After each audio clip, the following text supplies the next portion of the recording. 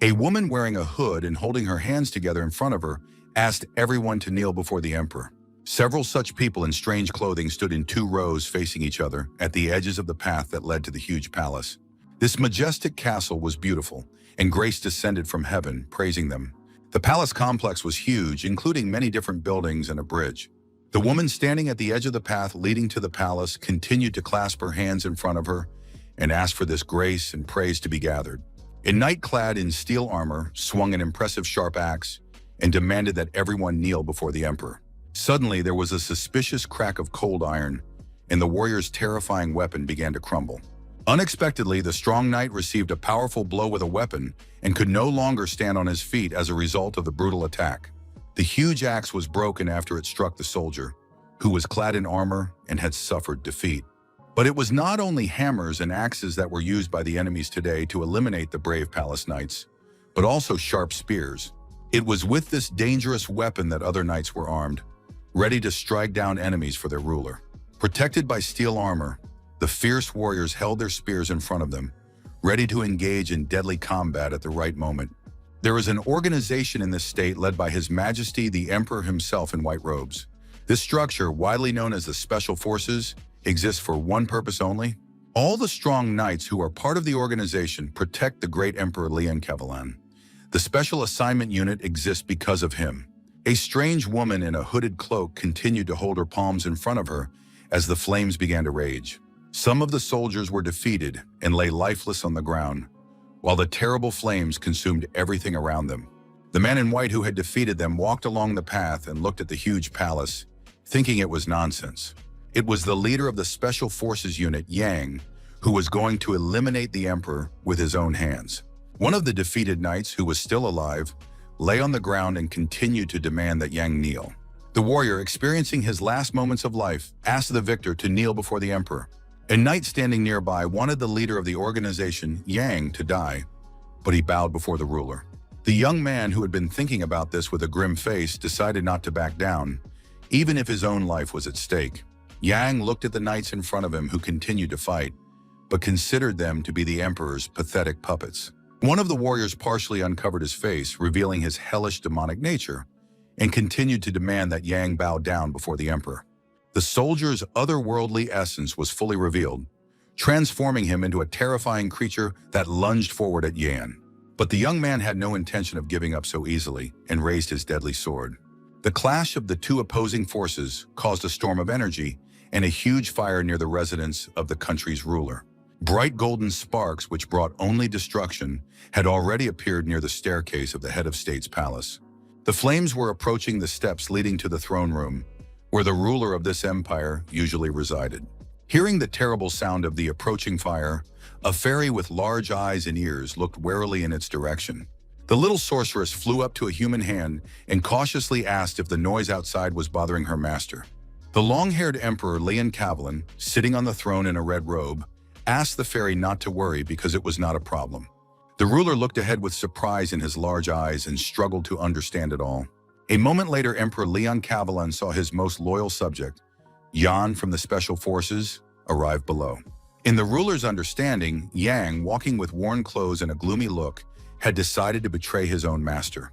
The red mask with white fangs fell from the face of the brave warrior, who looked at the emperor without joy and addressed him.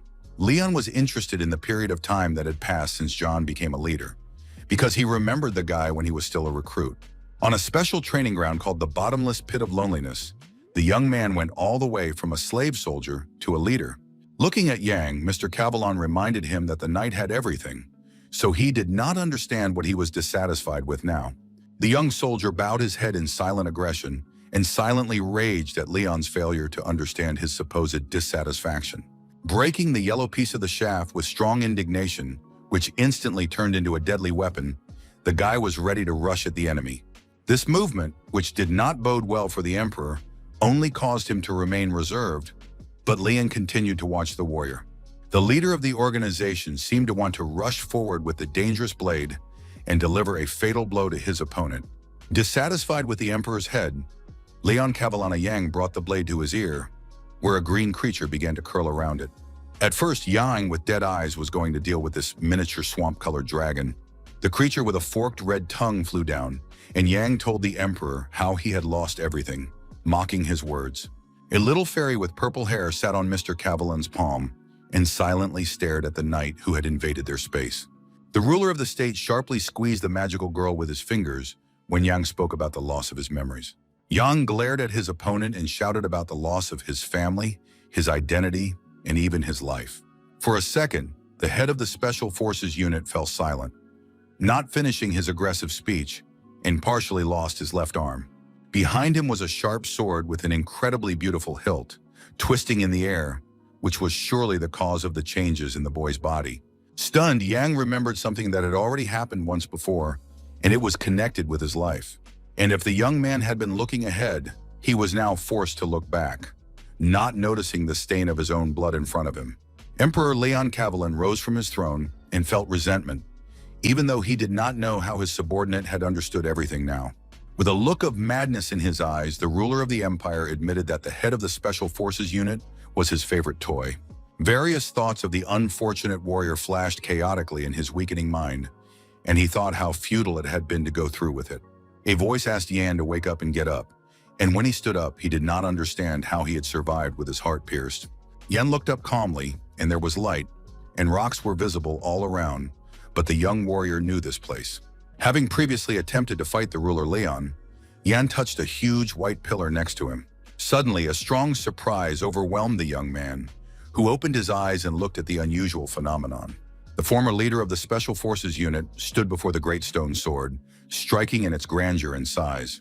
It was the symbol of the squad's training ground, and thousands of recruits had died in front of this huge stone sword. But the young man was also deeply concerned about the drastic changes in his own body. He was now wearing the clothes of the recruits training on the ground. An unexpected and incomprehensible noise appeared nearby, as if someone had run past Yan, who continued to stand there with a surprised look on his face. From the powerful blow of the tall man's large fist, the young man felt a sharp pain in his shoulders and held them with his hands. Unexpectedly attacked, the young man instantly flew to the side, and his formidable assailant advised him to watch his back. What had happened enraged Yan. He clenched his strong white teeth and bulged his eyes, filled with hatred for his opponent. The 12th recruit of the Special Forces unit, Roman, who had hit him, considered Yan a little insolent, but he had not changed in other respects. Clenching his muscular left hand, the soldier now remembered one moment. He looked with noticeable surprise at the one who had called him, the 12th member of the Special Forces unit. Standing directly in front of the slightly beaten young man who had fallen to his knees, Roman realized that he was not so simple. Getting to his feet, Yan asked if they were on the training ground. But for Roman, training was just an excuse. He wanted to deal with his rival. According to the 12th member of the squad, no one would care if a low-level recruit died unexpectedly. Standing with a sullen expression on his face, Yan found himself in a strange situation after invading the Imperial Palace and couldn't believe one thing. But there was a large sword that appeared before his eyes, as well as the boy's thin body and Roman's strange actions. Yang was happy to return to the past, and it didn't matter why it happened, because what was important was the new opportunity to start all over again. Now it was important for the young man not to make a mistake, because this time he was determined to get the Emperor's head. Standing before him was Roman, the 12th recruit of the Special Forces unit, to whom the young man wanted to tell something. When Yang told his rival that it was impossible for them to experience love before the age of 40, Roman stared at the young man in complete incomprehension. Clenching his fists, the strong recruit instantly rushed at his opponent, who dared to say such terrible words to him. Quickly stepping aside, Yang ironically told his enemy that he couldn't believe he had missed such a slow blow, considering himself pathetic. The eyes of the Special Forces recruit burned with wild rage when he heard the mocking words from his weaker opponent. Wanting to strike the young man who continued to mock him so cruelly, Roman ran zigzagging around Yang, unable to hit him. With a cool expression, the young warrior intended to give one piece of advice to his rival, who was glaring at his opponent with anger.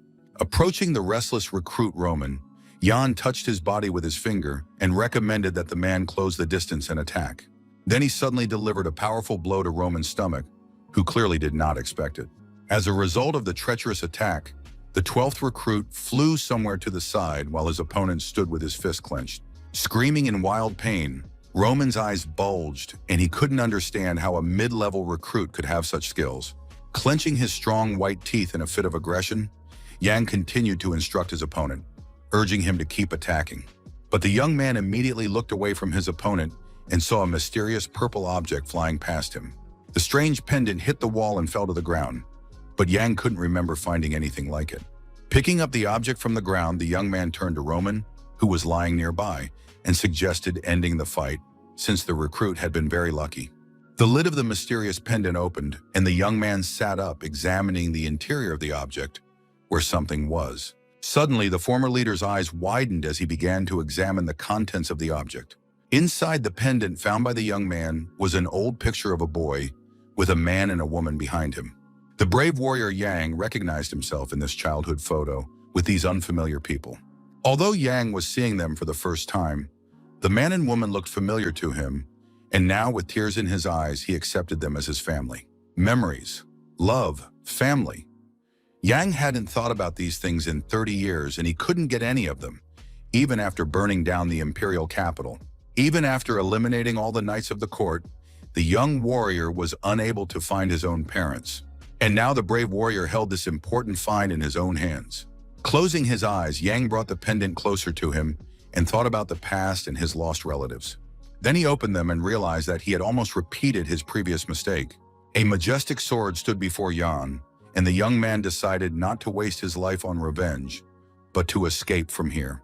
Filled with determination, the young man was going to get back everything he had lost, his life and his family. The Special Forces unit was under the direct command of the Emperor himself. At a certain period in the history of the state, the fortress of Berna fell, and a huge fire engulfed the stronghold.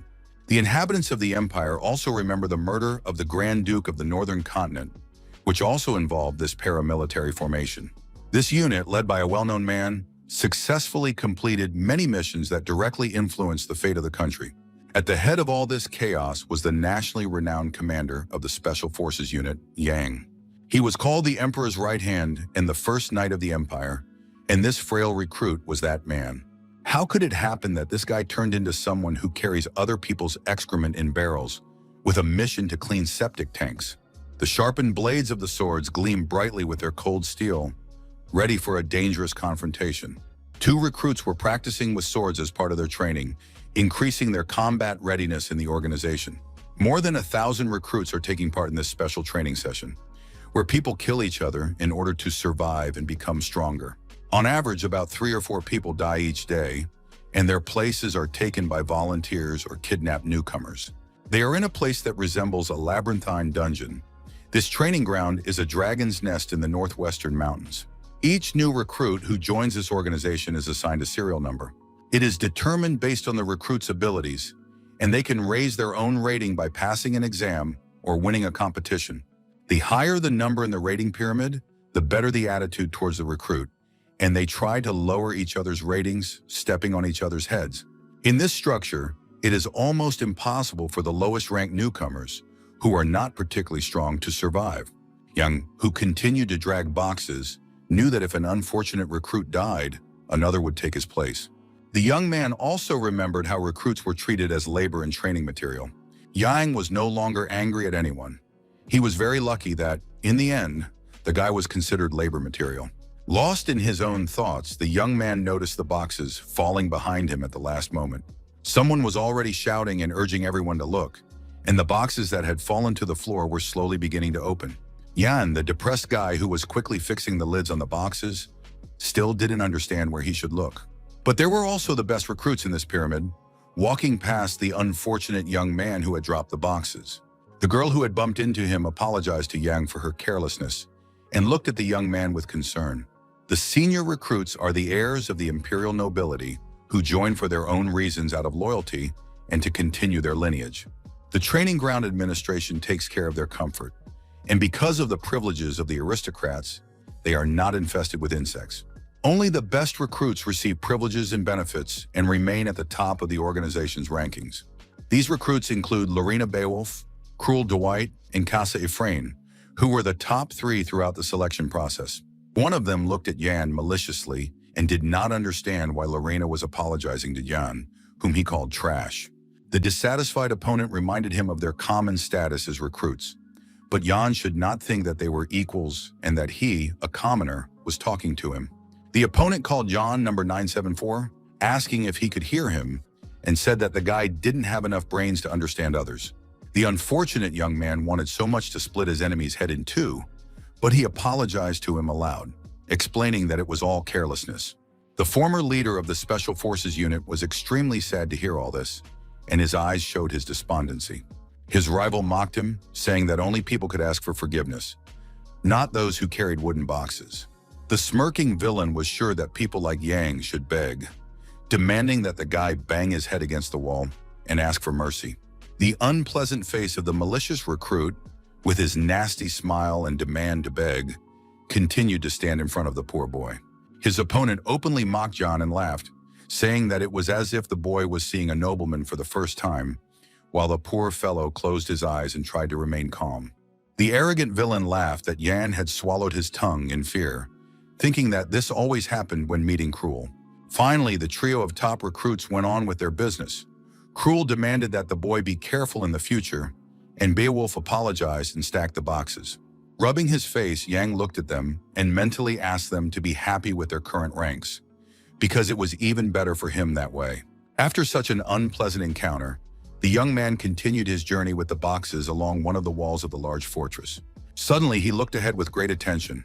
Something unusual caught the attention of the guy with the boxes. Mysterious sparks flew out of the nearest door on his way, and someone was always hiding in the dark corners. The young man's eyes widened, and he suspected that Roman, the recruit, was involved in this. But the young man had a strange feeling. Feverishly thinking about what was happening, Jan considered pretending he knew nothing and then simply approaching closer. Approaching the place where the glow was coming from, the guy started talking about how hard it was for him, but a girl said she had been waiting for him. With her expressive large eyes, she looked at the boy pulling wooden boxes.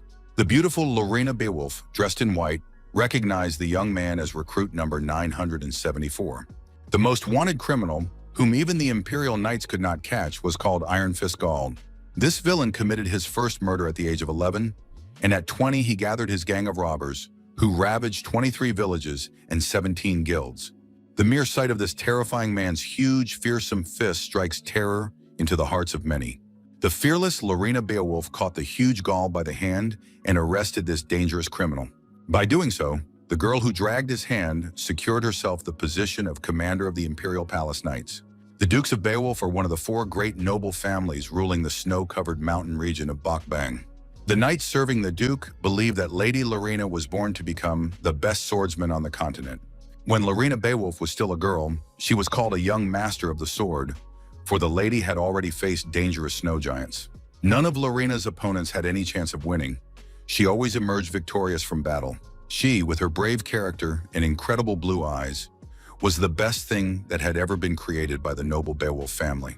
Entering the room on the wall of the fortress, Jan asked again if the girl was addressing him, thinking that the lady had made a mistake. Looking at the girl suspiciously, the guy agreed with the knights and considered Lina one of those people it was better not to mess with because she was an enemy.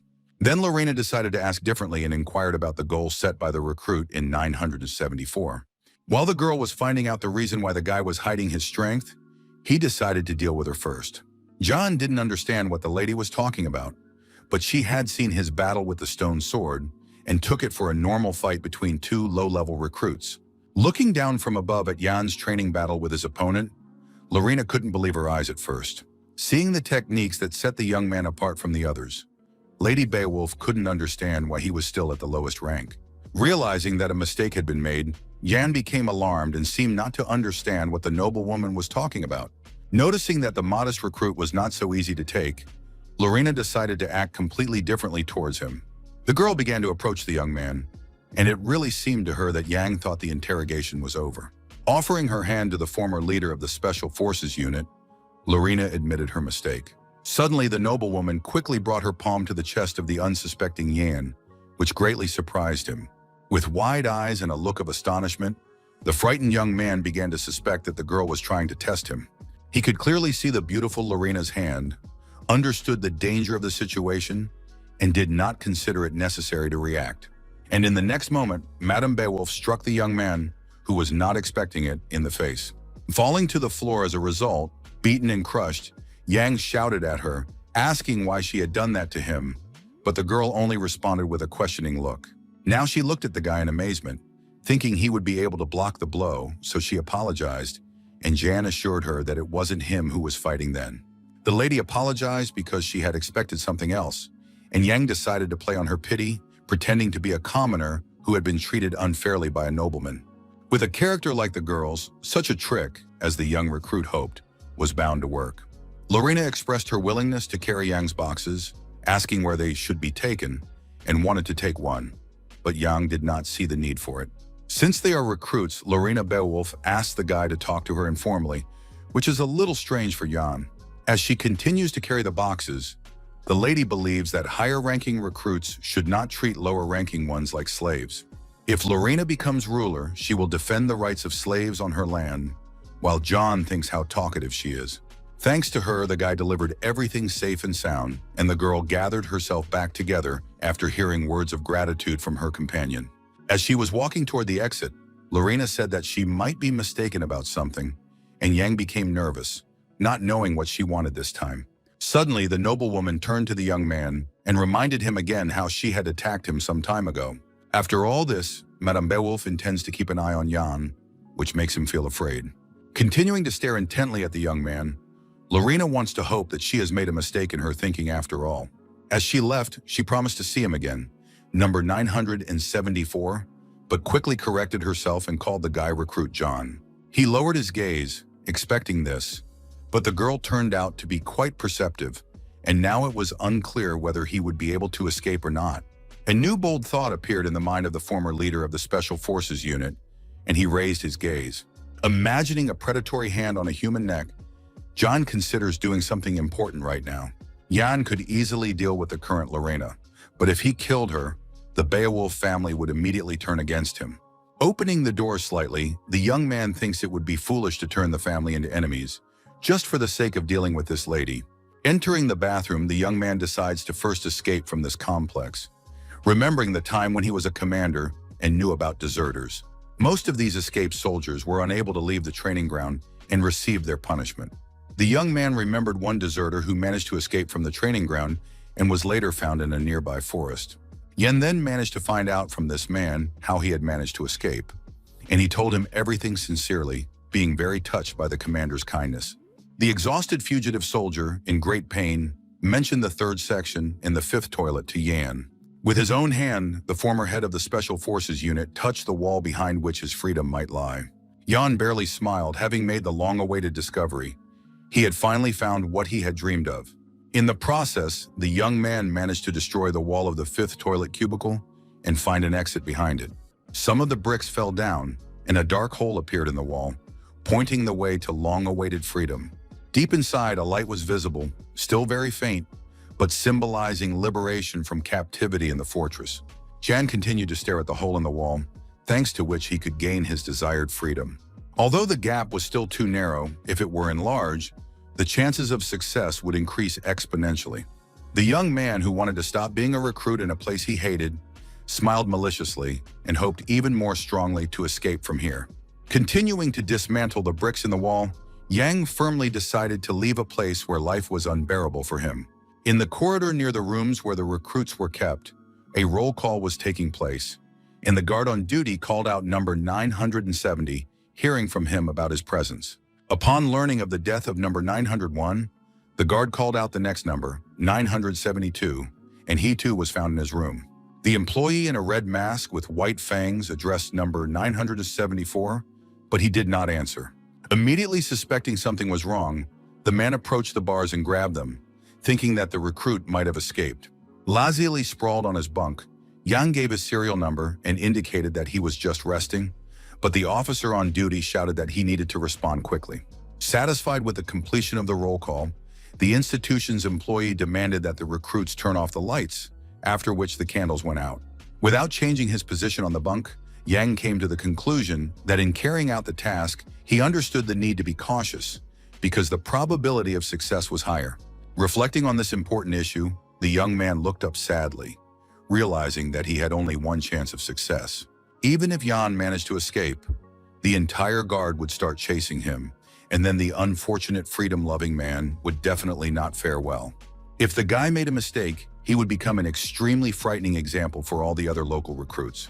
Lowering his hand to the wooden floor, the former leader of the Special Forces wanted to get a trump card that would become an unpredictable variable in the game. At first, the room where candles had been burning just a few minutes ago was dark and completely silent. Then everything was illuminated, and Yang realized that he had no choice. But he didn't know if it was possible to carry out his plan with a body like his.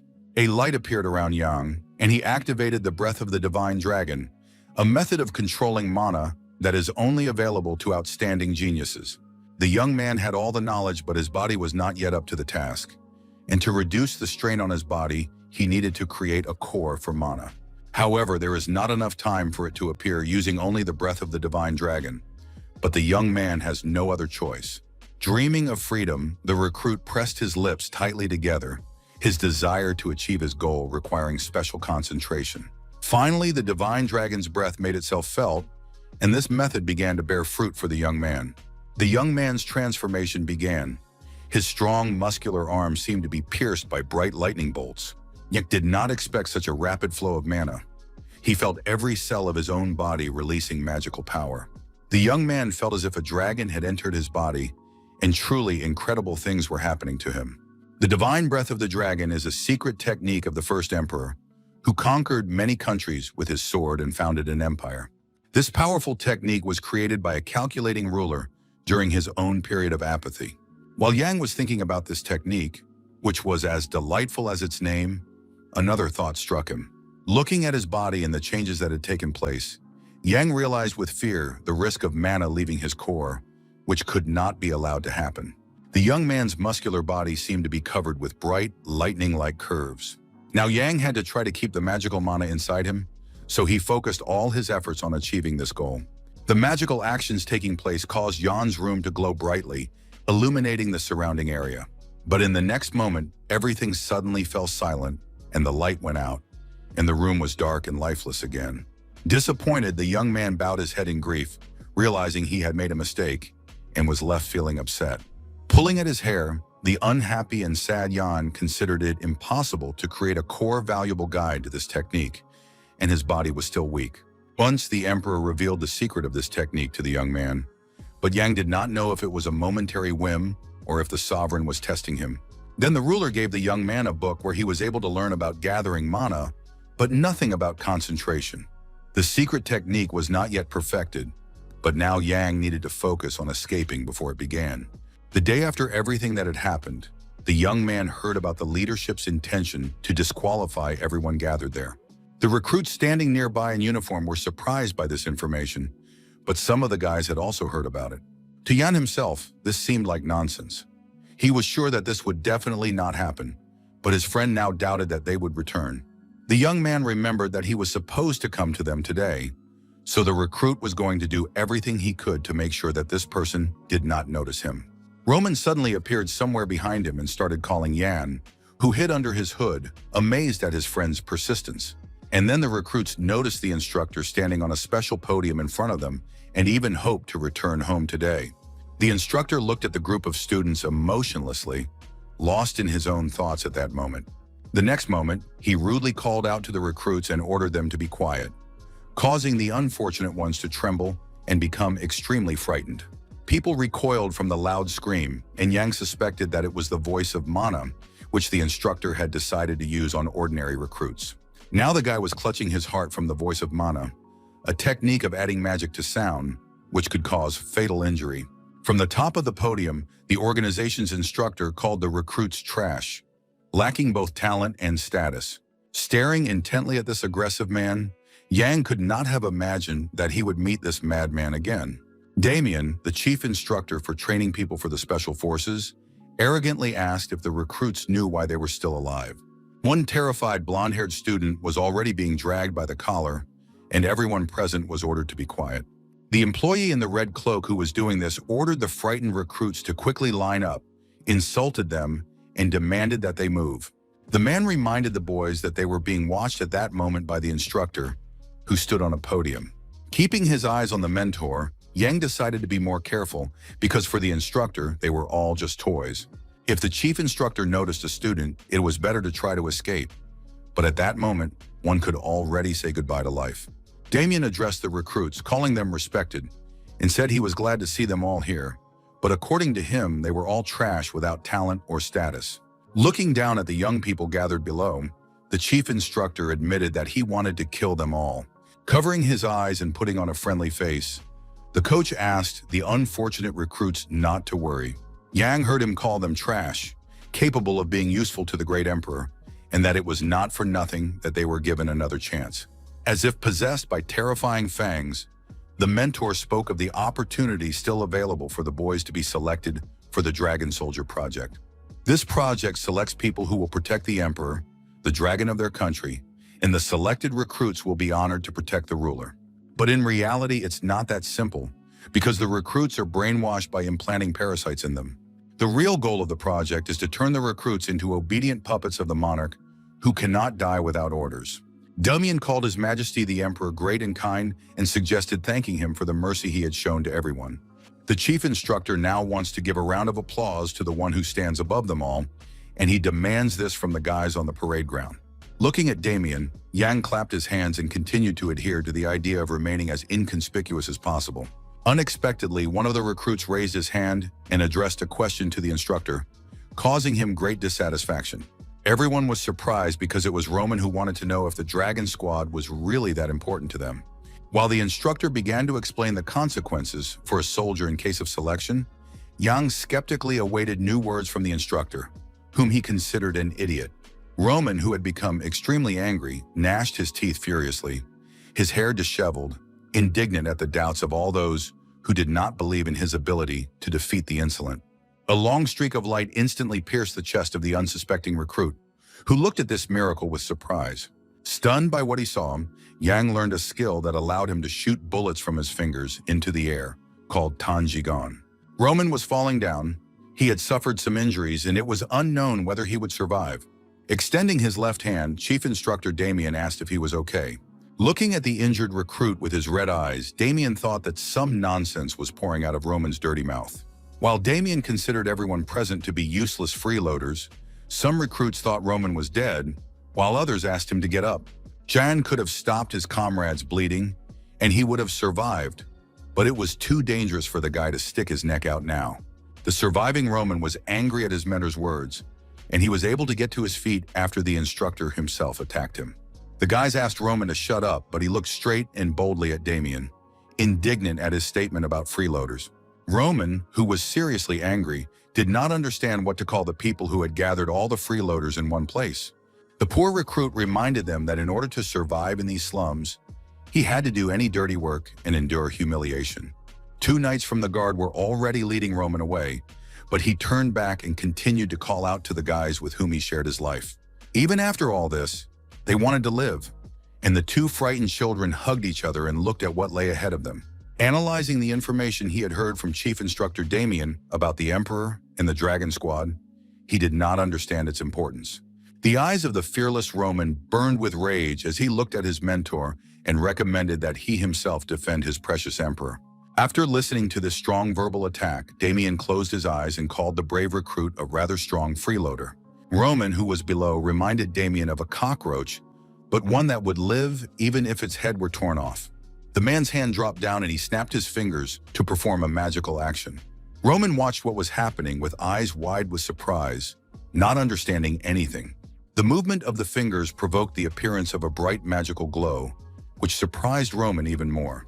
A crystal mole appeared, a rodent found in mountain caves and notorious despite its cute appearance. This animal is actively hunted, but it was precisely this animal that people on the site should have avoided at that moment. The crystal mole has the ability to explode and blind with its own light, which the unfortunate recruit Roman experienced firsthand. Instructor Damian watched the events below with imperturbable calm, having also noticed the wild and dangerous rodent. Roman, his face darkened by the excessively bright light, seemed to be flying in the clouds and did not understand where the mole had come from. After that, the recruit fell to the ground again, and his comrades, who surrounded him in a semicircle, asked him to move faster while Damian just watched. While the rest of the guys stood confused around the fallen Roman, Jan couldn't find his place and stared at one point. Glancing at his injured comrade, the guy immediately regretted letting the mole out. One day, Jan found a crystal-like wild rodent in the toilet and wanted to keep it. The young man hid the mole under his shirt and had no idea how the wild animal might be used in the future. The main problem for the former leader of the Special Forces unit was the chief instructor, so he hoped that he would not notice anything. If Yang was caught, it would be the end of him, and this thought filled the recruit with fear and paralysis. Chief Instructor Damian remained silent, pondering what had happened on the field. Finally, he loudly noted Roman's stubbornness, continuing to call him a cockroach, and he really liked this recruit. After that, Damian ordered that the rebellious Roman be kept among the organization's recruits. Although it did not apply to John, he breathed a sigh of relief and lowered his head, realizing that he had gotten away with it and would not be punished. Two comrades carried the exhausted Roman on their shoulders, whom Jan immediately called a stupid idiot. Roman's face was expressionless, his eyes staring into space, not making a sound, and Jan understood that this was an extreme measure on his part. In the fortress, where the warriors were gathered, there were stone steps leading down, and the path was lit by a torch. Here in proud solitude wandered the chief instructor, Damian, who recalled the events of the passing day. With a satisfied and malicious expression on his face, the instructor looked ahead, his red-eyed gaze expressing nothing good. At first, this dangerous man remembered the unfortunate recruit Roman, and then Jan finding them to be very entertaining toys. To carry out his escape plan, the former leader of the Special Forces unit decided to use the abandoned toilet in the third zone. There was a hole in the wall through which the young man tried to get out to find freedom. The dark tunnel dug by the young man turned out to be quite spacious and could accommodate one recruit. Jan crawled inside, remembering his own carelessness and realizing that 3 whole days had already passed. The 974th recruit was already on his third day of preparing to escape to freedom, but he had not taken the necessary mask with him. He needs to dig another tunnel, reinforce it with boards, and repeat the process. Overall, nothing bad has happened in these 3 days. The young recruit's eyes, strengthened by magical mana, were now able to see even in the darkness of the newly formed room. Yang continued to work hard with his hatchet, and the lack of light in the tunnel was not a problem for him. No one had come here in the last 3 days. After all, it was an abandoned place that wasn't even on the maps. Breaking new sections of soil with a sharp knife, the young man thought about the future if he continued to work in this spirit. A strange sound was heard after another blow with the knife, and Yan immediately thought that his cold weapon had hit something. Light began to shine from under the layer of black earth, stones, and the blade's edge, signaling the long-awaited freedom for the young man. Yang looked at the rays of light with great excitement. It seemed to him that he had made an unexpected discovery. In the courtyard, the officer on duty was questioning the recruits. 830, 892, and 920 were present. The officer reached number 974 on the list, but did not see him near the tall rows of huge barrels. Dressed in a red uniform, the officer on duty saw Jan approaching and demanded that he stop, as the young man smelled suspicious. Believing that the new recruit was hiding something, the instructor ordered him to remove his hood, and Jan indeed reached for his clothes, wanting to confess something. After confessing to accidentally breaking the container in which he was transporting garbage, people smelled the stench of feces coming from Jan. The instructor immediately felt ill and demanded that the new recruit leave, which was exactly what the young man wanted, as he had a plan to escape. Jan hung up his clothes and didn't know if he would be able to get rid of the smell, but at the same time he was pleased that no one else suspected anything. While working in the tunnel, the young man could not have imagined that he would hit a drain pipe in the wall with a knife. Then the recruit saw something dragon-shaped pour out of it, and now he doesn't understand what his comrades eat, but there is no reason to panic. While everything was going according to plan for Jan, he had already collected daggers, ropes, and other important tools for his future escape. The young recruit's body was also almost ready. He had previously been training with the help of magical mana, but before that, the guy thought he would pass out during physical training because of its noticeable intensity. Reflecting on how all this had paid off, Jan was already thinking about the final steps when he suddenly overheard a conversation between strangers. One mentor was telling another about a certain Gale, whose tongue had been cut off for laughing at the instructor, and the second was only afraid of such stories. Then Young heard the guard ask his comrade to hold on a little longer, because the instructor would soon be leaving. Smiling contentedly, Yang resolutely adjusted his clothes and realized what wonderful news he had heard, because the instructor would not be there. Returning to his previous place, the guy came to a firm decision not to miss such a favorable chance. The former leader of the Special Forces unit approached the abandoned toilet in the third zone again. There was no one in the open area near the forgotten sanitary facility, and Yang continued to think about his dream. Approaching the entrance to the toilet, Yang thought about the need to finish his work before the chief instructor returned. But suddenly he heard something. The guy realized that it was someone's footsteps, and indeed a person unknown to him was heading from there to the exit. The stranger's footsteps grew louder, but due to the darkness of the room, the recruit could not tell who it was. The agitated young man immediately thought of Lina Beowulf and Chief Instructor Damian and their knowledge of his escape plan. The silhouette of the person leaving the dark building finally appeared, and Yan recognized him with surprise without taking his eyes off him.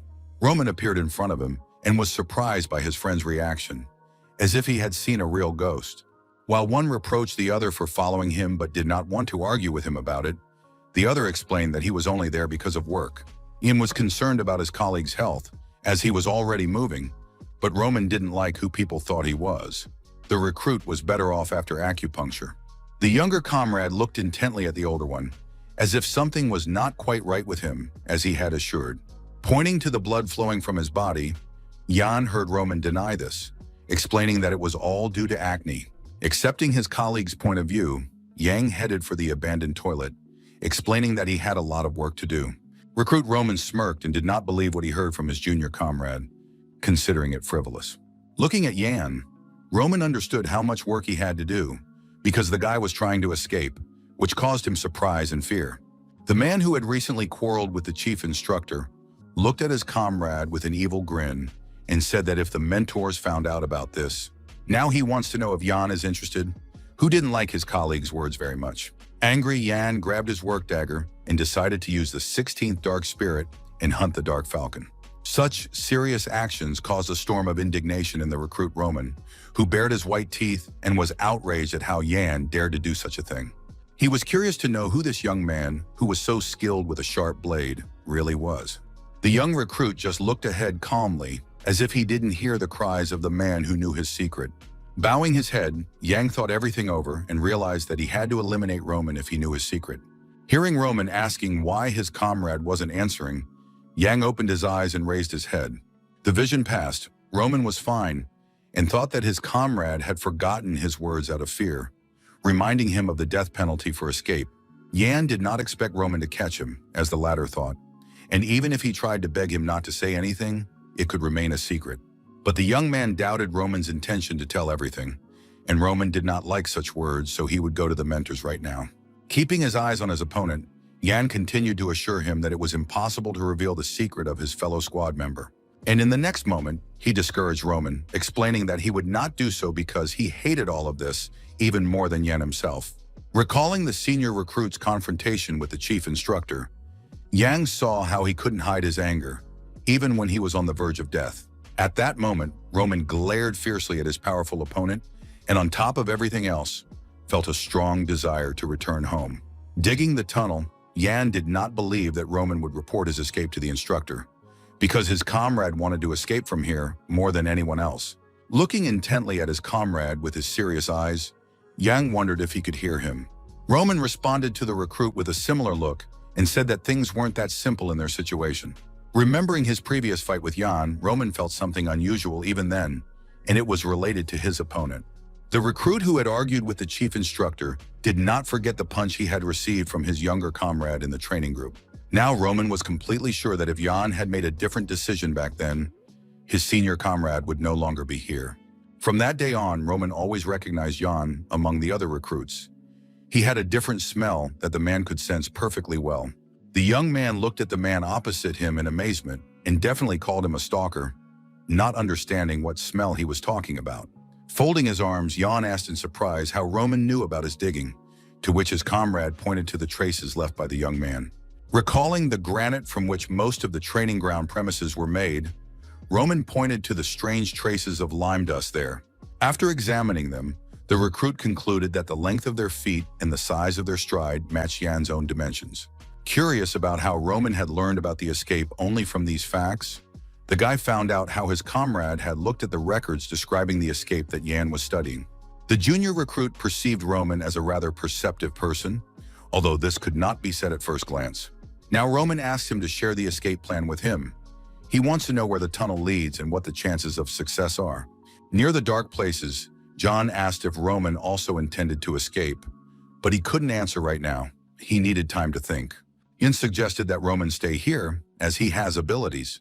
So if the recruit stays here for 10 years, he will achieve great heights. As he was about to leave his training partner, Jan was interested in the things Roman wanted to protect here. The older comrade had a picture of children in front of his eyes, and he could not be sure of the safety of even his own life. The photo is partially blackened, and Roman is not sure if he will be able to protect all these things in 10 years. Yana has no time to think. He asks his comrade to decide now, because if he takes the side of the younger recruit, tomorrow or the day after tomorrow they will be gone. Now Roman wants to know if his comrade in arms understands what he will do after they leave here. They continued their conversation near the dark rooms when Jan answered his comrade's question in the affirmative, and the latter in turn was ready to talk about his plans. Presenting a visual diagram depicting those who wanted to escape and the group of mentors, Roman pointed out the difference between the guys in 962 places. According to the senior recruiter's understanding, if they escaped, the instructors would notice his absence first. Considering Jan's prediction that the boys would be gone tomorrow or the day after, in that case, poor Roman would still end up in the grave. In a short period of time, the former leader of the Special Forces unit understood perfectly well how deceptive appearances can be. Not expecting such a turn of events from his comrade in arms, Roman's eyes widened in surprise, not knowing whether to take it seriously or not. They were like casting a fishing rod into the water at random, and one of the guys asked not to complain and was ready to take a big risk. When the question of what to do was raised, Roman closed his eyes and thought about it. After concentrating on the difficult moment, the senior recruiter finally opened his eyes, realizing that they had no other choice. Above the tall, pointed cliffs where the new recruits were training, stars burned in the dark night. Chief Instructor Damian smiled and hummed quietly to himself as he prepared to give a speech to the cadets. Continuing to appear cheerful, surrounded by his assistants, Damian noted the refreshing evening air. In his speech, Damian explained how he had gathered them all here at such a late hour because he had an important announcement to make. High-level recruit number 32, Kais, heard Damian apologize to everyone for having to meet at such an hour. His low-level colleague, number 525, Mabin, had heard the good news from the instructor, so he wanted to get straight to the point. Low-level recruit number 974, Yang, suggests holding the exam today if the chief has gathered them. Continuing his nighttime speech, Instructor Damian told the guys about preparing a schedule for their first exam in the organization. The rules for the surprised recruits are very simple. Each of them will be sent to a specific location, and if they last a week, they will pass the exam. With his head bowed slightly, Yang listened attentively to Chief Instructor Damian as he discussed the details of the upcoming journey. Finally, the instructor, with a smiling but not very kind face, announced the location of the first test, which was the Mountains of Blades. Young recruit Yang kept his eyes on the speaking squad leader, as he knew well about this dangerous territory. There was a story about an adventurer named Nilf, who had gone to the Mountains of Blades after learning about the herbs that could cure his mother. The pleasant young man, suspecting nothing bad, asked his mother not to worry and assured her that he would definitely find the necessary medicine. Then something incredibly terrible happened. But with his last ounce of strength, Nilf asked his mother not to worry, promising to bring back the medicine. His mother waited for his return until her death, but the good thing about what happened was that she never found out about the consequences of his journey. The Mountains of Blades are a refuge for many monsters, where goblins are the weakest, but the further you go, the more dangerous the monsters become. In this dangerous area, you can also encounter representatives of large species that easily defeat other monsters. Giant, bloodthirsty creatures, usually found only in fairy tales, inhabit the Mountains of Blades. There are monsters there that nothing is known about. Recruits can meet them today, and deep in the Blade Mountains lives it. Chief Instructor Damian, who told them about this, clapped his hands and ironically counted the guys burning with impatience. Not knowing which of these worms, as the instructor called the recruits, would still be alive in a week, he felt cheerful at the thought of them dying. The assistant standing nearby apologized to his boss, but was about to tell him something that piqued his interest. Recruit Yang, who was closely following the leadership, heard the assistants say that they had been contacted and told that an instructor was needed. Damian, who was watching the assistant out of the corner of his eye, listened to him and agreed with what he said. After speaking, the chief instructor's assistant smiled grimly, as if difficult times lay ahead for the students. Deciding that they had discussed everything, Damian suggested that everyone present disperse. Taking his hood in his hands, Recruit Yang assumed that the chief instructor was not in a good mood if he had finished so quickly. No matter how well trained the younger guys were, they had almost no chance of surviving in the Mountains of Blades, as the instructors would help the nobles, the older recruits. Yang's eyes widened when he heard the voice of a woman demanding that they move away from her. All the recruits immediately lined up in 2 rows, letting Miss Lauren pass, who outshone all the low-level recruits. Covering himself with his hood, Yan looked at this surprisingly popular figure, who was a real star here. Even people like Lorena participated in the organization's night event, and the guy hoped she would just walk by. At first, the girl walked by without paying any attention to the unfortunate recruits, as if she were lost in her thoughts. But then something happened that the young recruit Yang did not want to happen, because Lorena Beowulf turned her gaze in his direction. As if she had seen a real ghost, the girl stared wide-eyed at the guy standing among the other boys. Yang, who was so eager not to be seen by any of his superiors, looked gloomily at Lorena and realized that she had noticed him.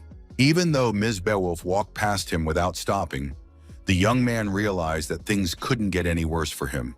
His shadow fell on the gray ground, and Yang reassured himself that he shouldn't worry, because he would definitely escape from here. Yan turned to Roman, who was standing nearby, and asked if he had done everything his younger comrade had asked him to do. But the recruit had done everything. Not quite believing his comrade, Yang asked him to look at the stone sword standing in front of them, but Roman saw nothing special in this annoying monument. When Yan said that starting tomorrow, Roman would no longer have to look at the annoying sword, his older comrade looked at him with great surprise. The young recruit was well aware of the message the instructor had received some time ago. Before the first exam, he must personally visit the royal family and report to the emperor on the situation at the exam. The chief instructor of the detachment, Damian, did not like visiting the royal palace, but he could not disobey the emperor's order. Thus, the biggest obstacle to their escape had been removed, and tonight they would be able to flee from this organization. A torch was lit in the dark room, illuminating the entire space around it, and the guard called out the number 220 of the next recruit, who responded. The instructor walking through the dungeon mentioned the 231st recruit who had been eliminated today, but the 256th was alive and responded. Continuing to review the list of people who had been accepted for training, the instructor reached number 274. The guard in red stopped near the cage where Yang was and demanded that he respond more quickly, thinking maliciously that he was counting flies. Without taking his eyes off the list of people in the squad, the instructor repeated the name of the prisoner in the barred cell and his serial number. Standing carelessly with his back to the bars, the instructor on duty did not see long arms with large thumbs reaching out to him from the dark depths of the cell. Holding the immobilized instructor, Yang announced the start of the escape operation with the participation of Roman and 2 other recruits. Since a new shift of instructors was about to arrive, the 274th recruit ordered his colleagues to hide the body of the instructor on duty somewhere. The instructors Todd and Jake, who were nearby, quickly understood the instruction and immediately took hold of the instructor who needed to be hidden. Roman, remembering his comrade's order, brought 2 more guys to them, and even though Yan didn't know if they could be trusted, his comrade assured him of the newbie's loyalty. Leaving the room, Roman asked if his friend was going to use the newbies as bait, because if so, he wouldn't be able to take them with him. Todd and Jake asked him not to worry, that they would never be caught, that they too could die here. Yan understood everything, but if they were heard, there would be problems. John, the recruit leading the procession, was completely serious as he asked all his companions to look ahead. The 4 of them approached the closed doors, and it was from behind them that the young recruit called out to all his comrades who had decided to flee. Standing in front of the doors, Yan told the guys that it was impossible to open them alone, which is why all these helpers were now necessary for the young man. According to a peculiar plan, in order to leave the dormitory and get to the toilet, the group needed to open these double doors. But in order to open them successfully, the escapees needed to step on 2 extremely important steps inside. When the doors through which the 4 guys must pass are activated, one of them must hold down the switch. As part of the next stage of the escape operation from the fortress walls, 2 other recruits must enter inside. Their next task is to press the switch on the outside of the doors so that the others can pass through. Jan knew he couldn't escape alone, and Roman was already asking Jake if he was ready, promising to give the signal and help at the same time. Pressing their feet on the squares on the floor, the participants in the rescue mission tried to get the doors to open. The first few seconds passed, but the exit doors remained closed to the 4 guys. But very soon, those who wanted to gain their long-awaited freedom succeeded, and the tall doors of the room finally opened. Moving forward, Yang called Todd to come with him, leaving Roman and Jake at the switch. But the senior wanted to know how long they had to stand there. Confident recruit 974 did not turn back to his companions and promised to give them a signal. Recruit Yang left, and the entrances to the rooms where everyone else was supposed to enter remained deserted and dark, which worried the 3 remaining recruits. Roman looked ahead and was visibly nervous because so much time had passed, but there was no signal from Yang, and this greatly worried the senior recruit. The silence continued for some time, and the darkness that emanated from it frightened the trio who were eager to gain their long-awaited freedom. But in the next second, the doors suddenly slammed shut with a bang, much to the bitter disappointment of the unfortunate Roman. The recruit slammed his large fist against the red door and spoke insultingly about his comrade Jan. Hitting the door with both hands, the angry recruit Roman suggested that Jan had wanted to abandon his comrades from the very beginning. Remembering his comrade's appearance, Roman cursed and thought about his mistake, that he should have understood everything back then when John volunteered to go first. The man's sad thoughts were interrupted by the sound of a familiar voice, and it was Jan calling Roman to follow him. Peering through the gap between the 2 gate leaves, Roman came to the conclusion that he had only heard the voice of his comrade Jan. On the other side, the shadow of the 274th recruit appeared, reminding Roman how he had asked him to wait, but he had been unable to do so. Suddenly, the doors opened, and the stern Jan appeared before the 3 recruits, having heard his comrade's words that he had abandoned them all. Since there was blood on Jan, this aroused the suspicion of his colleagues, and they began to ask where it came from, remembering Todd. Stepping forward, Jan asked the guys to stay calm, saying that someone had cursed him recently, and he was a little late, and something had gone wrong, much to Roman's surprise. The junior recruit thought he would just add a sleeping pill to the bait, but it didn't work, which surprised his senior comrade Roman again. As they moved forward, the guys saw a great wolf lying in the field with its mouth open and large fangs. The beast caused Jan some trouble, and he needed more time, but he didn't listen to Roman, who was surprised by the size of the predator, and suggested moving forward. After a certain amount of time, the trio of escapees came to an abandoned toilet building, and so far everything was going according to plan. Thanks to the crack made by Jan in the abandoned toilet, the fugitives were able to see the surroundings outside the training camp. It was already evening, the sun had set, and the surroundings were completely deserted, with the tops of the trees covered in the darkness of night. The only changes were on the surface of the earth, and in some places, the ground seemed to stir. A split second later, a human hand appeared from under the ground, reaching upward, and the fugitives let out a loud cry.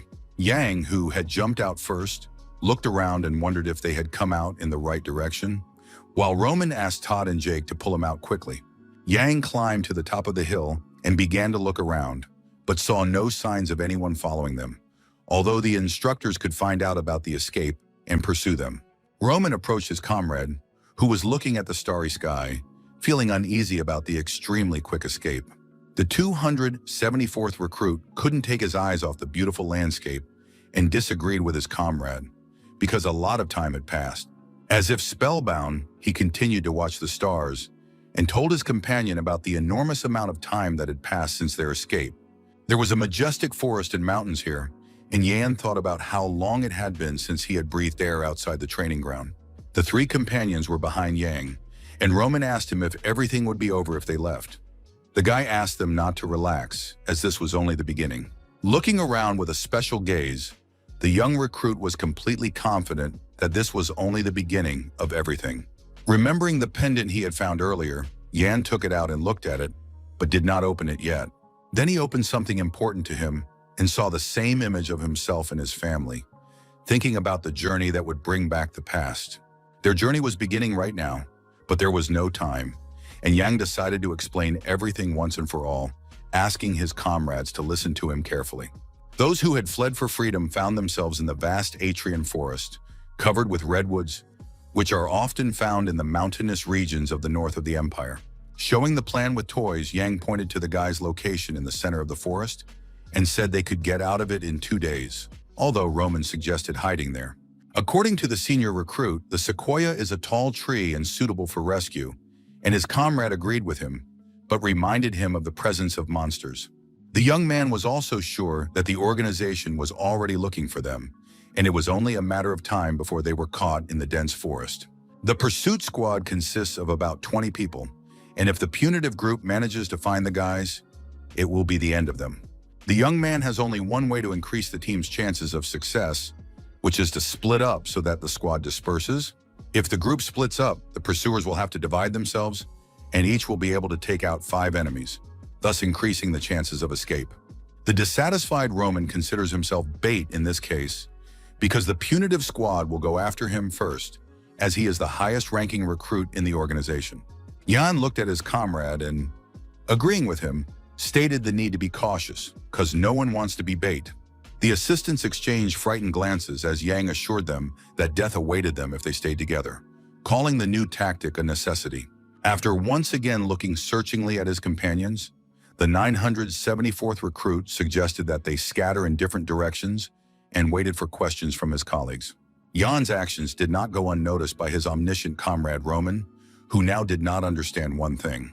He pointed to the game board lying on the grass, which had become their escape plan, and pointed to the number written on each piece. A disappointed Roman wondered why only his piece had such an unpleasant inscription. The stars continued to burn, and Jan, seeing that his companions had no questions, suggested they move on, which did not please Roman, who had not heard the answer to his question. The senior recruit thanked his comrade with discontent, who listened to him silently, glancing in his direction. One of the assistants who had escaped with them noted the role of Jan, without whom they would not have been able to get out of the detachment, which they considered hell. Taking off his hood, the blonde-haired guy with an empty left eye promised to repay Jan and hoped that he would recognize him when they met again. Jan looked seriously at this chance companion, remembering that the young man's name was Jake and that he had treated him like a simple recruit. The guy had an expressionless face, and Jan believed he must have a reason to risk his own life like this. Roman joined the conversation, asking him not to joke around because he had no plans to meet up with the guys again. But the leader of the escape group was surprised by this. Yang called his senior comrade a good captain, but such a callous person that it caused disappointment in the 12th recruit. Being sure that there would be nothing to talk about if they met again later, Roman suggested that the guys get out of there without any problems. Opening his big eyes at moments like this, Jan felt like an old man and considered his older comrade a degenerate, which surprised him. The guys who had bet on liberation and the desire to be free came to the conclusion that their comrade Roman was right now. Gathering in a circle, as if to take a kind of oath, the guys listened to Jan, who suggested that they should not meet again. Soon the clearing was empty, the escapees had disappeared, and Jan rushed forward with all his might, pushing his way through the thick forest. He ran forward, thinking that his comrades in the rescue operation were also rushing at full speed toward freedom. With determination in his eyes, the young man strode forward toward the free life he hoped for. To achieve his goals, the young man decided to use the divine breath of the dragon. This renewed skill even affected Jan's limbs, which were distinguished by their speed, with which he moved through the forest. The next step in increasing his speed was to use the ability of the wings of the windbird. Golden traces of the young man's lightning-fast movement remained on the sequoia tree he had climbed. From the top of the tall tree, Yang watched the beauty of the evening forest and the glowing lights within it. Yang's body was actually a problem, and it was difficult for him to even breathe evenly in this situation. He managed to compensate for the problem with his torso, which had defective blood vessels through which mana flowed using technical techniques. This peculiar character understood perfectly well that he could expect nothing from small children. Still standing there in his dirty clothes after some serious fighting, the young guy thought he was just as pathetic as they were. As the commander of the 5th Group of the Special Forces Unit, god of persecution, murder, and espionage, he was interested in her level, and he would find out. People walked up the steps of the fortress and discussed the lack of news from their pursuers, who had been gone for a long time, because the fugitives had to be caught quickly. The mentors in red uniforms walking down the corridor hoped for the quickest possible capture of the fugitives, before the return of the crazy instructor from the palace. The very same crazy instructor who had returned put his hands on the shoulders of the unsuspecting guard, and now the guys were in trouble. The terrified instructor glanced at his boss out of the corner of his eye and muttered with a tremor in his voice that he didn't mean to say that. Chief Instructor Damian's feigned cheerfulness quickly disappeared, and he glared at the offender among his subordinates. Then Damian smiled his smile, which usually did not bode well for those in front of him. He tried to pat the recruit instructor on the shoulder, urging him to breathe calmly and assuring him that everything was fine and that anything could happen. Passing by the columns, the instructor continued to apologize, explaining that he had misspoken, and Damian reminded the man of his words about wanting to see the Emperor's wrath. The silent instructor was stopped by the guards, and Damian led the culprit away and questioned him about the roll call of recruits, considering that it had been difficult for him. The instructor who had offended his superior asked him not to worry, because the pursuit squad would soon catch the fugitives. With a smile that lacked kindness, Damian asked how this would be done. The subordinate turned to the chief instructor of the organization, not understanding his simple question. This time, Damian looked at his employee with truly evil eyes, their pupils burning with madness and horror. And suddenly, in the next moment, the chief instructor abruptly placed his left hand on the shoulder of the unsuspecting mentor. As a result of the leader's terrifying movement, the mentor in the red uniform fell down with his legs twisted in different directions. The unfortunate man, having fallen down, writhed in pain in his own legs, while the heartless Damian reproached him for not anticipating the recruit's escape. The guards in white heard their boss accuse his subordinates of not noticing the digging of the passage and the theft of supplies for the escape by the fugitives. The injured instructor raised his tormented gaze and asked the chief instructor to give them another chance.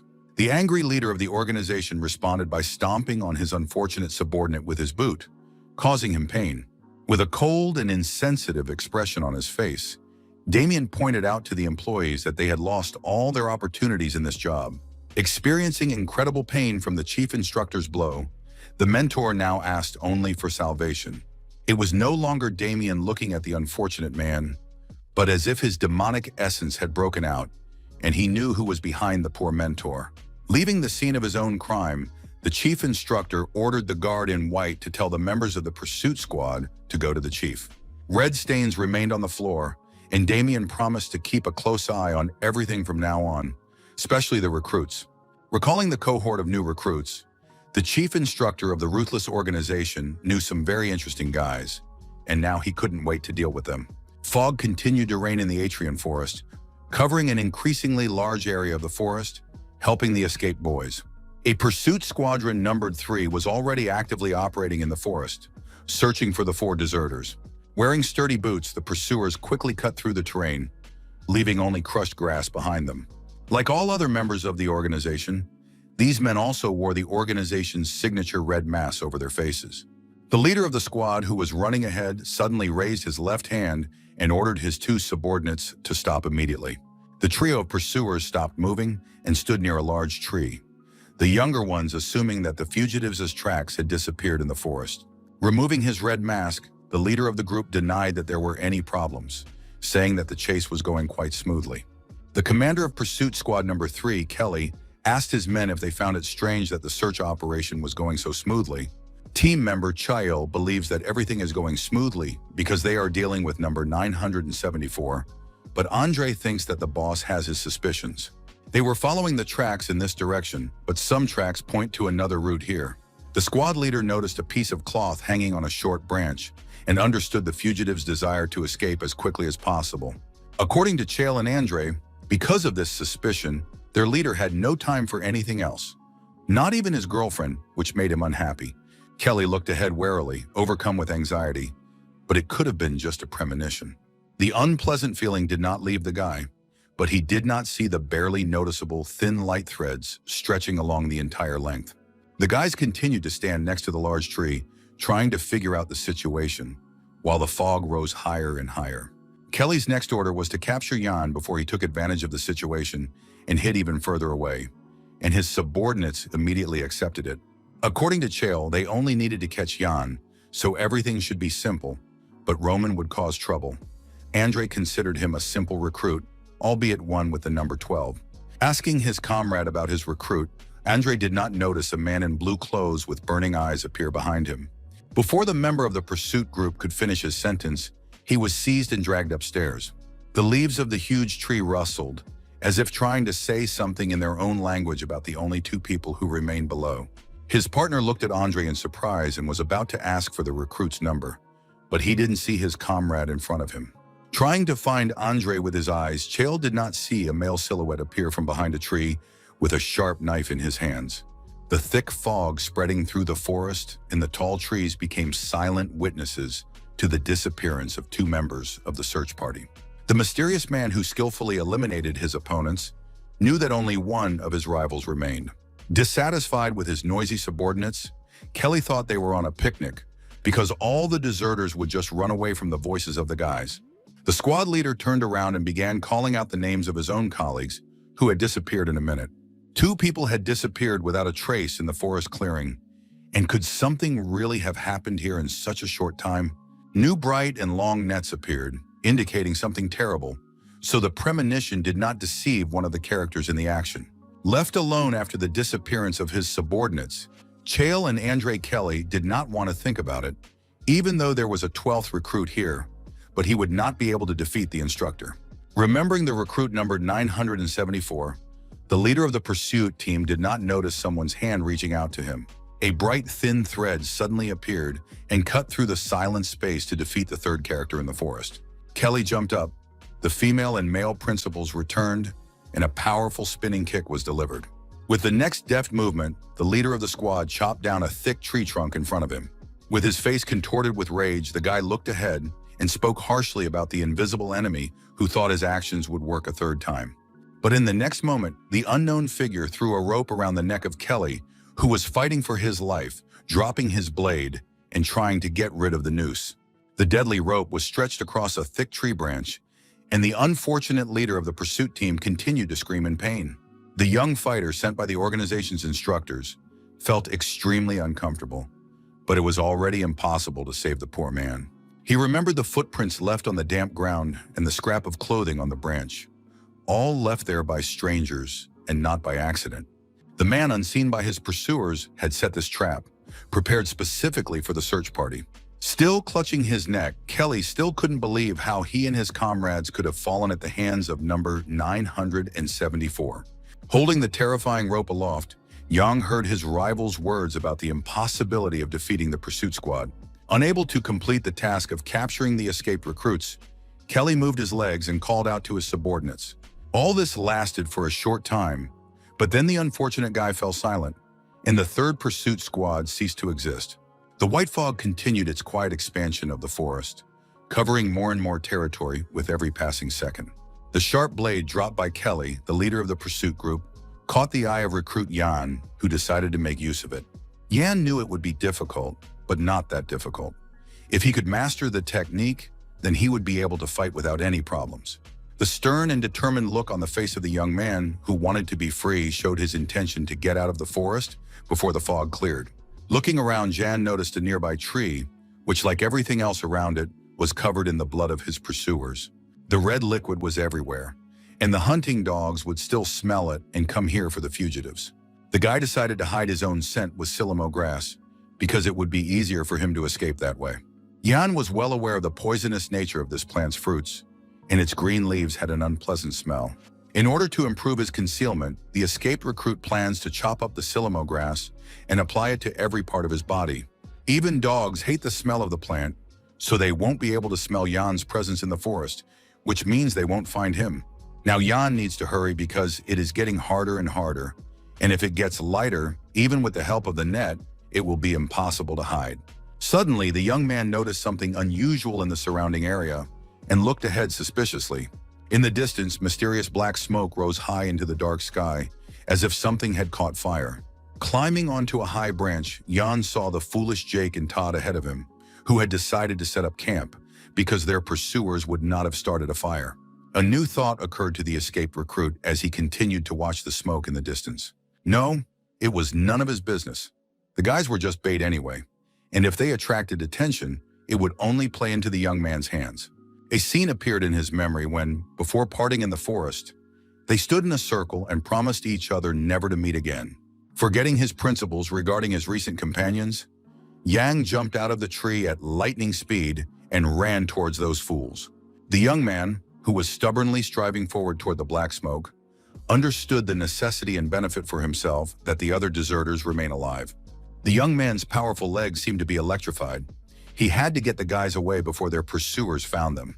A chill ran through John's body, who had made such a sharp start, and at that moment he sensed something behind him.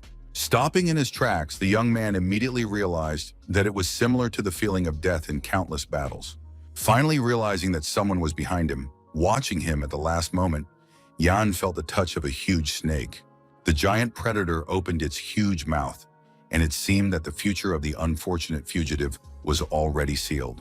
But when someone said they were glad Yang had been caught, the guy's eyes widened in surprise because he hadn't expected that. While the guy was looking at the butterfly, someone continued to say that he immediately perceived Yang as an interesting character when he first saw him. Sitting on the green grass, the little yellow butterfly fluttered its wings, and the stranger, as if upset, said that Jan had not revealed himself. During the strange monologue, the young man who had run away felt a strong typhoon and looked back. Behind him was not a small snake, but the smiling chief instructor Damian, whose eyes never deceive. He hadn't seen the 974th recruit in a long time, and the recruit in turn didn't know why his mentor had come here. Jan continued to stare with his violet eyes at Damian, who had appeared out of nowhere, trusting neither him nor his words. The black smoke in the forest disappeared, and in its place, a strange phenomenon resembling lightning appeared in the dark sky. The fugitive recruit John and the chief instructor of the detachment, Damian, who did not think that the guys would be able to pull off such a stunt, continued to stand in the forest glade. The young man continued to stare intently at his opponent, dreaming of escaping from him, thinking that this should not have happened. Yang was lost in conjecture, unable to understand how this was possible and how the chief instructor had ended up here in front of the young man. Before the escape, the young man was confident that his mentor would return to the squad later than scheduled. Yen had also heard about Damian causing riots in the Imperial Palace, as a result of which he was imprisoned, so his presence here was strange. Another thought struck the freedom-seeking young man. He had significantly changed the future of this world. A scene from his meeting with the 12th recruit, Roman, came to Jan's mind. Could his own actions have changed the future? If so, how? Recalling his meeting with Lorena Beowulf, Roman again, and the other recruits, Jan came to the conclusion that he had done nothing to influence the instructor. In the young man's opinion, his actions had caused cracks to appear that were different from those he had seen before. As a result of all this, the predestined future of this world was spectacularly destroyed. Jan was interrupted from his thoughts by the chief instructor, Damian, who wanted to know whether his opponent would now throw a mole or a mouse, hinting at the previous time. The disappointed young man could only conclude that the rescue mission had failed, as he had expected, and they had been caught. They remembered the mole that had once been near the 12th recruit, and Damian reproached Jan for running away, as if they thought he wouldn't catch them. But the chief instructor was surprised that the new recruit had let the mole escape so easily in front of the 12th recruit. At that moment, the cadet's reaction speed impressed Damian's mentor, who was watching what was happening from above. It was precisely because of his desire to find out what had happened that the head of the organization quickly returned to duty. Remembering Roman lying on the ground after colliding with the mole, Damian assumed that this place was only necessary for cockroaches. The other recruits who silently watched the events unfold were also witnesses to this incident. Among the guys was the 974th recruit, Jan, who kept his eyes on the chief instructor and Roman. Even then, Damian realized that there was a funny guy among all the recruits present. Continuing to look at the man in front of him, Yang thought about what had just happened to him. It was foolish of him. He didn't know how much the future had changed, but now everything had turned out for the worst. Although nothing was certain yet, and the instructor himself was the man who would later be called the Three Swords of the Continent. Yang's large eyes burned brightly, as if he were about to rush into battle to defeat the enemy who had caught up with him. Chief Instructor Damian remained calm and continued to smile, finding it all very entertaining. The young man looked at his dangerous opponent with the same suspicion, who was now laughing openly. Clapping his hands, Instructor Damian remained in a cheerful mood, finding certain events related to him and the recruit to be wonderful. It had been a long time since he had met daredevils who thought about how to kill him, So now the instructor asked him to tell him about the method of murder.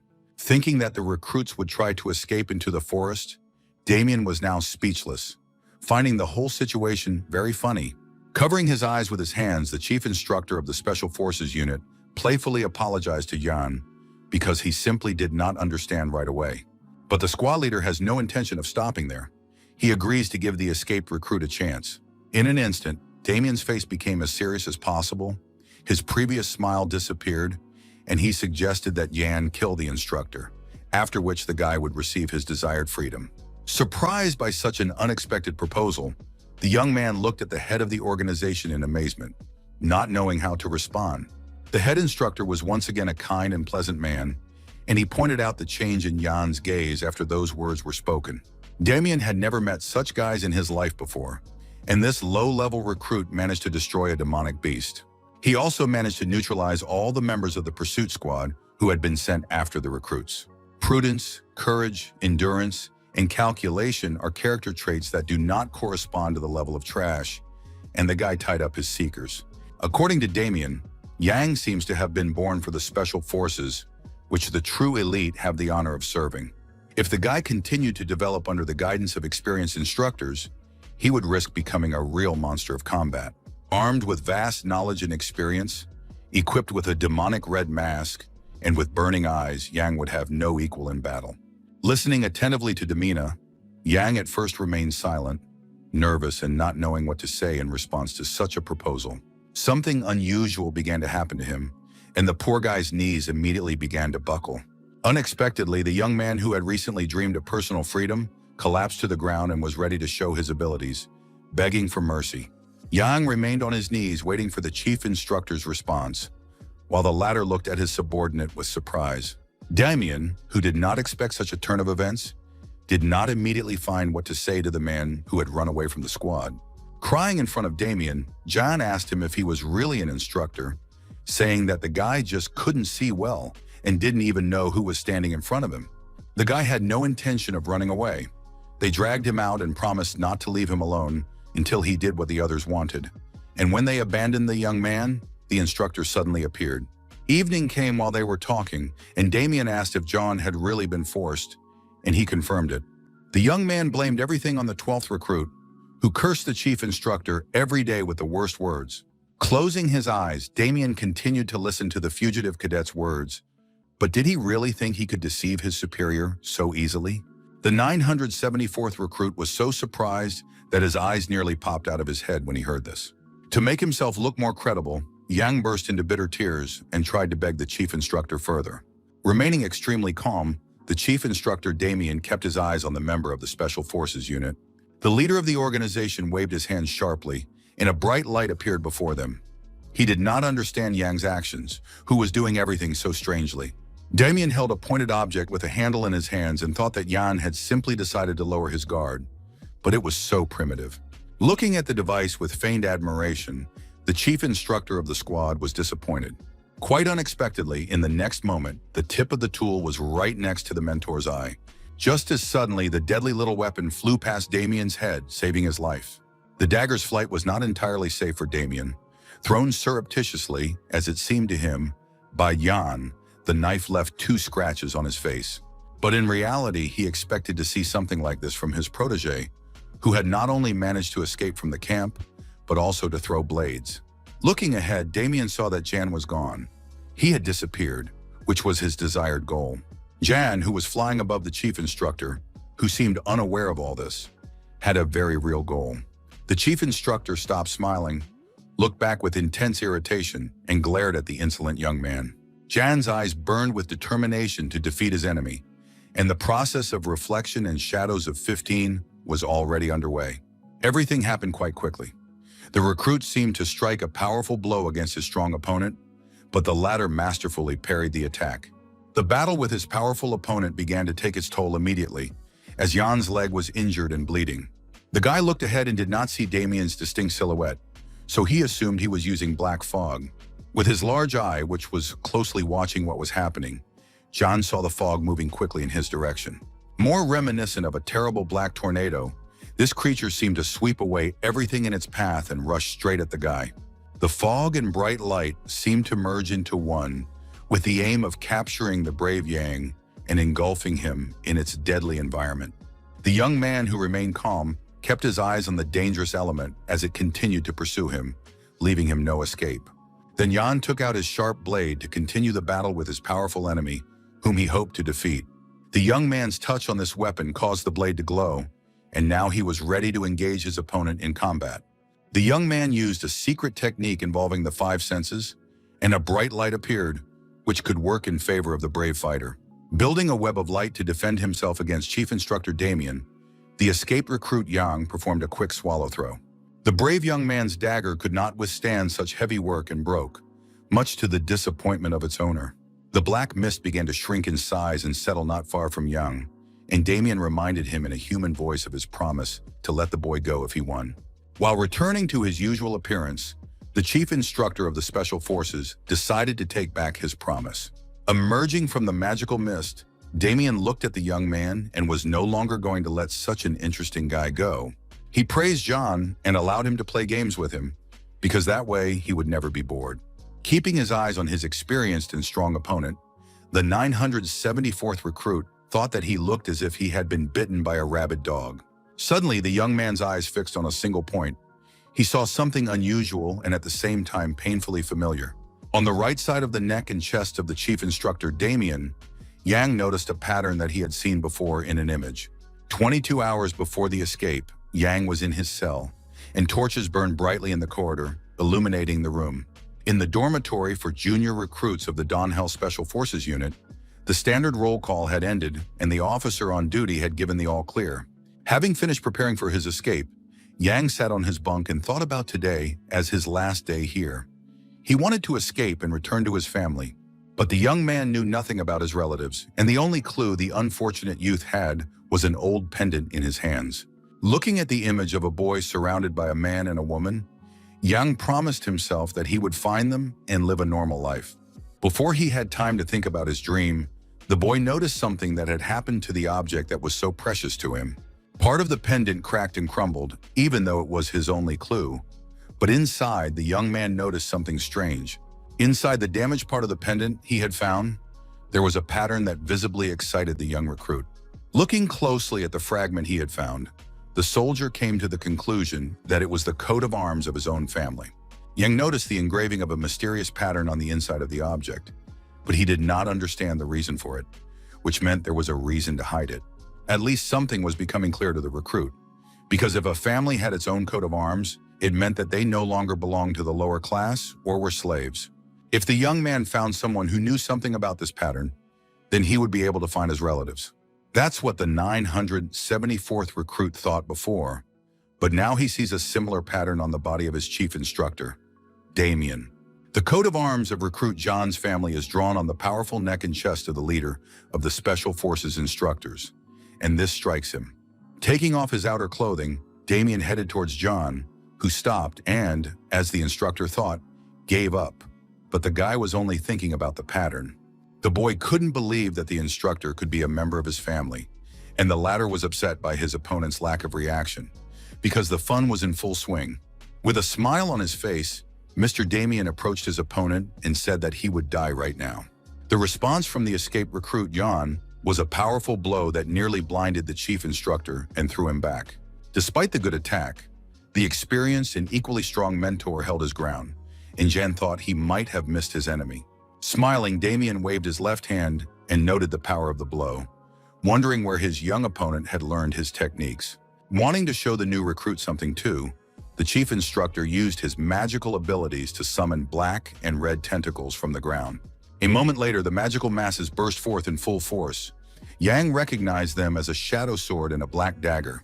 The terrifying magical weapons began to attack the young man, but he skillfully dodged them, evading the dangerous blows.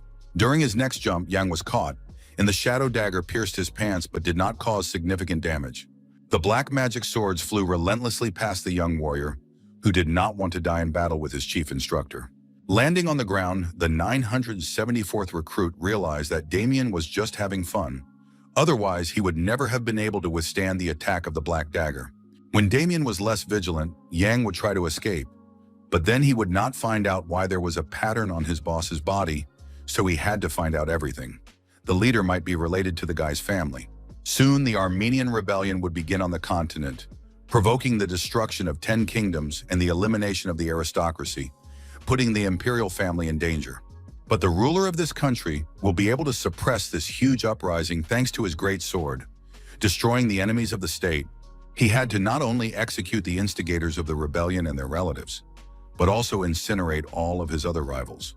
The fire, which burned for almost a month, was called the 20-day sunset, and the main instigator of the uprising turned out to be the bastard son of the previous emperor. There were many rumors about the reasons for the failed revolution, but no one ever learned the truth because all records of those events were destroyed by fire. The man without whom nothing terrible would have happened in the country, without whom the Armenian uprising would never have taken place, was executed in a terrible way. But all those who remembered the rebel called him the Three Swords of the Continent, although he was better known as the chief instructor at the training center for special forces. Approaching Jan, Damian noticed that the young man was not with his main mentor. He seemed to be deep in thought. If Jan's family was connected to the Armenian rebellion, then his relatives could die in the coming uprising, so the brave recruit needed to keep this a secret. Deciding to postpone his escape plan, Jan intends to stay at the center and gain the instructor's trust, who must believe that Jan is necessary for him. The young man looked at the chief instructor standing in front of him and remembered something that would help him carry out his plan. It had grown quite dark in the forest while the battle was going on, and Yang praised the chief instructor's skill and did not expect him to chase after him. Damian was very pleased to hear this, as well as what his protege said about the leader of the special unit, who was grateful for his hard work. Just as he was about to say how much he appreciated it, Yang was suddenly interrupted by the instructor, who covered the young man's mouth and face with his hand. Then in a fit of rage, he threw the 974th recruit away with a powerful blow. The unfortunate recruit flew toward a large, sturdy tree, while the vindictive Damian recalled what he considered to be a funny joke. Against the backdrop of the dark forest, an otherworldly glow appeared, reaching the tops of the tall trees. After a powerful blow from senior instructor Damian, Yang fell with a cry onto a pile of trees and hung his head. Approaching the unfortunate young man and grabbing him by his clothes, the squad leader told him how he thought he was a fine fellow, but the young man clearly did not know how to watch his tongue. Lifting Yan up, Damian wants to know if this is how he intends to end his life, but the guy insists that his cheeky tongue is sometimes capable of saying useful things. But now the young man's rival wants to see if what Yan said is true. Still hanging on the fist of his powerful enemy, the young man reveals his understanding of the captain's weakness, which will help kill him. The words spoken by the guy who escaped from the camp caused noticeable confusion in the chief instructor of the detachment, as how could he know about this? Lifting his head with a cheeky smile, Jan mentioned the county of Simons and the number 52. The young man was well aware of his opponent's vulnerability, and the latter was struck by his rival's knowledge. Several hours passed after their confrontation in the forest, and events began to unfold again at the training center. This large corridor with tall columns was well known to the 974th recruit and his comrades. The man put a gray glove on his left hand with the feeling that it did not fit him properly. After his adventures in the forest, Damian complained that his new clothes were a little too small for him, but he didn't want to ruin his favorite uniform. Humbly lowering his gaze and closing his eyes, the chief instructor of the Special Forces unit came to the conclusion that there was nothing to be done. His assistant, who was descending the stairs with him, wanted to mention the location of the other fugitives, but Damian ordered them to be thrown into the mass grave. The assistant accepted the order of his boss, who, by his own admission, had no intention of worrying about some bugs. With a look of dissatisfaction on his face, Damian, the chief instructor of the center, wanted to remind them of another order, but did not have time to finish. In front of him, he saw a man with a cane standing in the shadows, who thought Damian was pretending to be busier than everyone else. Clearly feeling his own superiority over the chief instructor, the man demanded that he look at himself now. Frowning, Damian looked at this important person, who called him junior in rank and pointed out the instructor's abundance of free time. He was a stately, military-bearing older man who called Damian lazy and demanded an explanation from him. Bowing his head slightly, the accused asked this man what business he had come on without warning. Before Damian stood the stern, blue-eyed Rodrigo Mayer, captain of the first-rank Special Forces. Sitting on one of the floors of the huge building, They talked, and Captain Mayer asked him to tell him how the training had been going lately. Chief Instructor Damian claimed that the men were working hard, but Rodrigo Mayer did not believe his subordinate because he had heard something completely different. Yan's recent opponent had heard about the superiority of the center's cadets over the skills of the squad members, but the captain of the organization did not believe it. Looking at his colleague with a piercing gaze, Mayer believes that the center's graduates have tremendous abilities.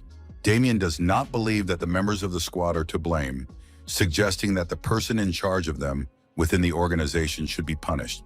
Not at all angered by this verbal attack, Captain Rodrigo Mayer thanked his colleague for his advice and promised to take it into account. A guard in a white uniform standing behind the senior commanders noticed mana vibrating in the air. There was indeed some strange movement near one of the columns of the large building. According to the guard in a red mask with fangs, this was incredible, because usually untrained people would lose consciousness. Damian closed his eyes when Captain Rodrigo Mayer mentioned how the chief instructor had not appeared at the palace by imperial decree. The senior colleague assured the mentor that he had more important things to do and did not want to waste time on pretentious meetings, which surprised the captain. The royal palace appeared before his eyes, and Rodrigo Mayer did not understand what could be more important than carrying out the decree of His Majesty the Emperor. Mayer began to speak, making assumptions about his subordinates' actions, but then paused for a moment.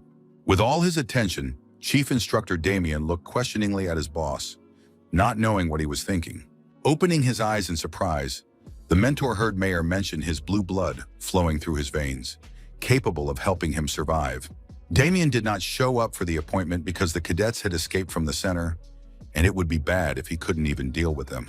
After first asking the chief instructor not to worry, the captain didn't finish his sentence. Damian interrupted him, and Mayer simply misunderstood everything. Deciding to leave his boss, Jan's recent opponent went straight ahead and began to deny the existence of any escapees. Captain Rodrigo doesn't believe it because he heard something, but Damian denies it because the elderly man clearly has hearing problems due to his age. Explaining that the cadets had gone outside with their instructors to prepare for the exam, the head instructor pointed out the appearance of cockroaches, which surprised Mayer. Remembering his unfortunate subordinate, Damian compared him to a bug that he would crush with his boot if he saw it in the center. But this irritates the chief instructor so much that no matter how many insects he eliminates, they continue to crawl forward. The captain of the Special Forces unit just listened silently and didn't say a word to his subordinate. Now Damian thinks he has found the cockroach nest, so he will be able to destroy all the larvae. After that, the chief instructor of the squad wished Captain Rodrigo Mayer a safe journey and announced that it was time to leave. Damian thinks he has managed to calm his feelings at the sight of the captain's confused look, and that it is time for the old man to start organizing his own funeral. Behind the chief instructor walked a guard in a white uniform, and the participant in the battle with Yan wanted to ask him something. Now he is interested in what the assistant said, because it may all be 100% true. Taking off his red mask, the assistant asks his boss not to worry, as he is not deceiving his allies, and Damian will soon be able to see this for himself. The chief instructor turned back suspiciously, glancing at the guard as if he did not believe his words. Looking at his boss with great confidence, the assistant declared that all the information he had provided was true. The abandoned street at number 592, located in Simons County, is shown. It was here that a boy once lived in one of the sturdy and well-built large houses. A child's cry was heard near one of these rooms, but the area was deserted and completely silent. In a place where there were almost no people, a boy stood and insisted that the window be open, saying he wanted to show something interesting. He stood in front of the house and looked up at the attic window, talking about catching a big rat, calling it a cutie that was worth seeing. This street was not suitable for children to live on, but this was where the boy was, asking for the window to be opened, not sure if the person he needed was at home. But the window still did not open, so the boy began to doubt that the owners of the house were home. Soon a voice was heard from the window. Someone called the boy a fool, and he just stared silently at the house. The person the boy was calling didn't understand why anyone would want to look at a rat, but no one opened the window. Finally, it opened slightly, and a little girl appeared who wanted to see a squirrel more than a rat. She was the daughter of the captain himself, and she lived in this abandoned place. Various papers lay on the desk, and there was a lamp for lighting, and a man was listening to the story. The boy told the man how he had been friends with the girl since childhood, and the man kept agreeing with him. In the chief instructor's office, Yang told Damian about the abandoned street where not many children lived, so they all knew each other. Listening to the recruit with his eyes closed, the mentor asked about the girl Jan played with as a child, and it turned out she was the captain's daughter. In the room with the window slightly open, the young recruit confirmed his own words, and for Damian himself, it was like luck. Young was sure that the chief instructor would not believe him, as it was too implausible a lie, but he had to make him do it. He already knew about the hostile relationship between the chief instructor and the captain of the special unit. Combing every inch of the county in search of the captain's weak spot, the instructor has so far been unsuccessful. Damian's reaction to the words of the 974th recruit proves this, so he needs to use this information. The mentor finds it strange that if Yang knows the whereabouts of the captain's daughter, why does he consider this to be Mayer's weak spot? Damian tries to assure the guy that he heard all this personally, but the chief instructor doesn't really believe it. Once, when Yang climbed onto the roof and sat near an open window, the girl said that she would soon leave, and this upset the boy. Bad people want to harm the girl's father, so they are looking for her to blackmail her, and her father thinks it is right to leave. A few days later, she disappeared, accompanied by people dressed in black, and when he got to the center, Yang recognized these people as soldiers from a special unit, and her father as their captain. The window in that big house remained closed and dark forever, and the pleasant girl's voice was never heard from there again. Listening to this fascinating story, the chief instructor rested his head on his right hand and smiled at the narrator. He found it incredible, and everything was turning out so well because his subordinate was friends with the daughter of the captain of the center himself. Then Yang learned about the tense relationship between Damian and Mayer, and that the instructor was looking for his weaknesses, and the young man knew about it, which was an amazing coincidence. Jan assumed that the head instructor was under the patronage of the goddess of luck, but Damian doesn't understand how he came to that conclusion. Suddenly, an unusually bright glow appeared near the recruit, and he stared at him with obvious suspicion. A dark pen was thrown at the office wall with such force that it caused cracks in the wall. The weapon grazed the young man, leaving a scratch on his face, and he looked at the chief instructor with alienation. Instead of considering it a lucky coincidence, Damian would rather position Yan as the captain's spy. It seemed more logical to him. The 274th recruit stared silently at his attacker for a moment, blood trickling down his face in a thin line. Then, with a cool movement, the new recruit wiped the red liquid from the injured spot on his face. For Jan, this line of thinking on the part of the chief instructor was natural, because such coincidences were truly incredible in this case. First, the young warrior found one piece, then he picked up the second, and so he continued to collect them for his survival here. The recruit's personal childhood memories gradually formed a complete picture of his existence. Then there was an addition in the form of an understanding of Captain Meyer's relationship with his family members. The guy also mentioned the hierarchy within the special unit, and even the feud between Mr. Rodrigo and the chief instructor Damian. Thinking about what information to keep for his own benefit, John put his memories and the information he had received together like a puzzle in his head for the sake of his own survival. Damian thinks Yang is the captain's spy, but the guy wouldn't risk his life to escape, and he kept the knowledge in case the rescue operation failed. Mixing truth with lies, the young man wanted the center's chief instructor to experience both disappointment and hope. And then, according to John's plan, the scales of faith in the heart of his current opponent would be balanced with the scales of doubt. Thanks to this narrative and his efforts, the young man hoped that faith would prevail in this case. This was not all the information for the chief instructor of the squad, so Jan continued his story.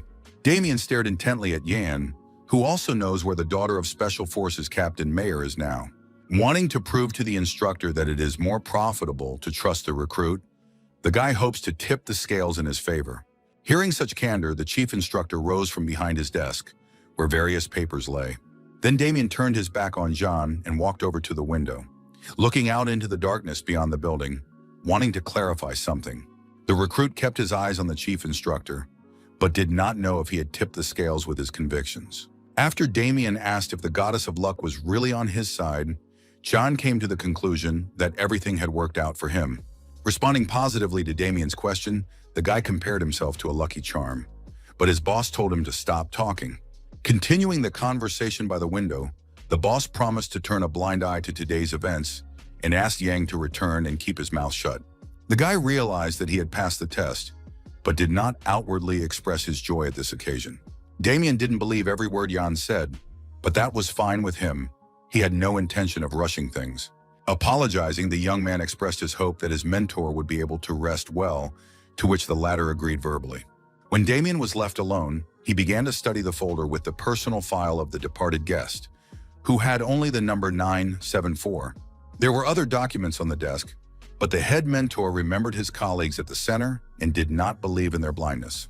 Closing his eyes, Damian immediately thought about the rating system, which could have failed, but then a completely unexpected thought came to his mind.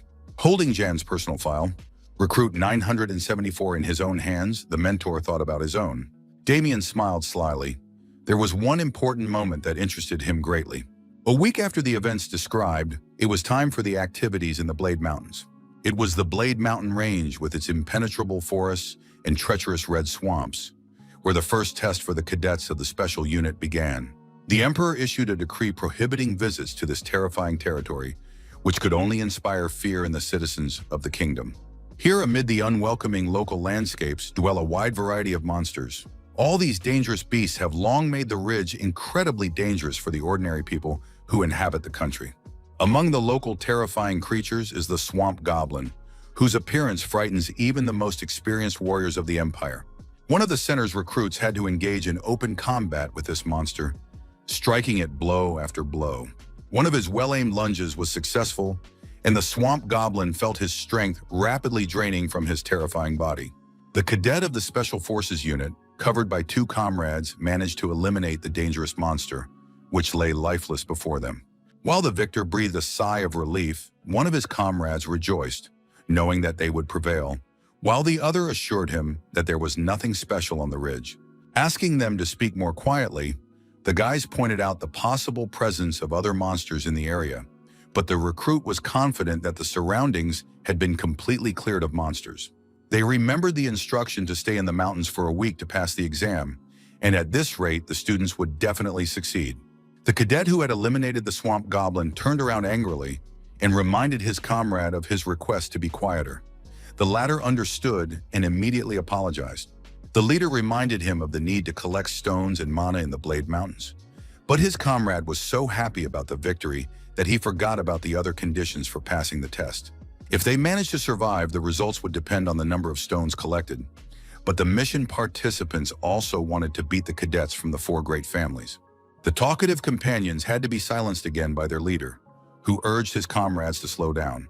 Talking about the need to remain vigilant so that their skills would be enough to win, the guy did not even notice the huge clawed fingers hanging over him.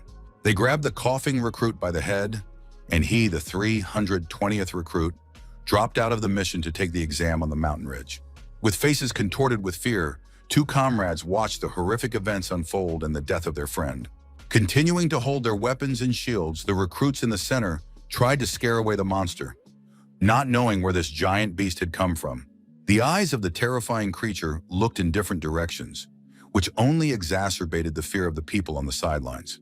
The unfortunate boy was held by the head by the great golden ogre, who possessed the magic of invisibility and was able to sneak up on his victim unnoticed. With its next move, the monster threw the cadet back onto the ground. With its huge paws, the great golden ogre began to destroy everything around it, continuing to make incomprehensible sounds. The poor recruits of the center could not resist the terrible monster, so numbers 345 and 347 were soon eliminated. The swamp-colored magic ball showed everything that was happening to the inexperienced students in the Mountains of Blades, where monsters roamed. Chief Instructor Damian, who was watching the unfortunate events unfolding for the boys in the dangerous area, just laughed and called them trash. Standing on a pedestal in front of the recruits, Damian mentioned the deaths of 30 boys and asked the rest to be more careful, as the instructors were tired of picking up their bodies. Demanding that the center's recruits get moving, the chief instructor announced that they would be sent to the warp gate every 5 minutes. A faint green light appeared in front of Damian's two assistants, but they accepted their master's order. Yang, who was among the other students in the squad and was not in the best condition, realized that he too would end up in those cursed places. The chief instructor was in a good mood, and he surely ordered his searchers to search the place that the guy had previously told him about. In the very house where Captain Meyer's daughter had previously lived, the detectives would be able to find some traces, but they would not be able to find anything worthwhile. In order to get even closer to the chief instructor, recruit John needs to get excellent results on the exam. Therefore, he needs to work on his own body. But because he has only mastered half of the Divine Dragon's breathing technique, there will be a limit to his progress. Being on the mountain ridge is not so bad, and the determined Jan must take advantage of this opportunity. There are 2 treasures in the Mountains of Blades that no one has heard of yet. If the guy can get them, he will become stronger and faster. Suddenly, the chief instructor Damian asked one of his subordinates something in a very surprised tone, not knowing if it was true.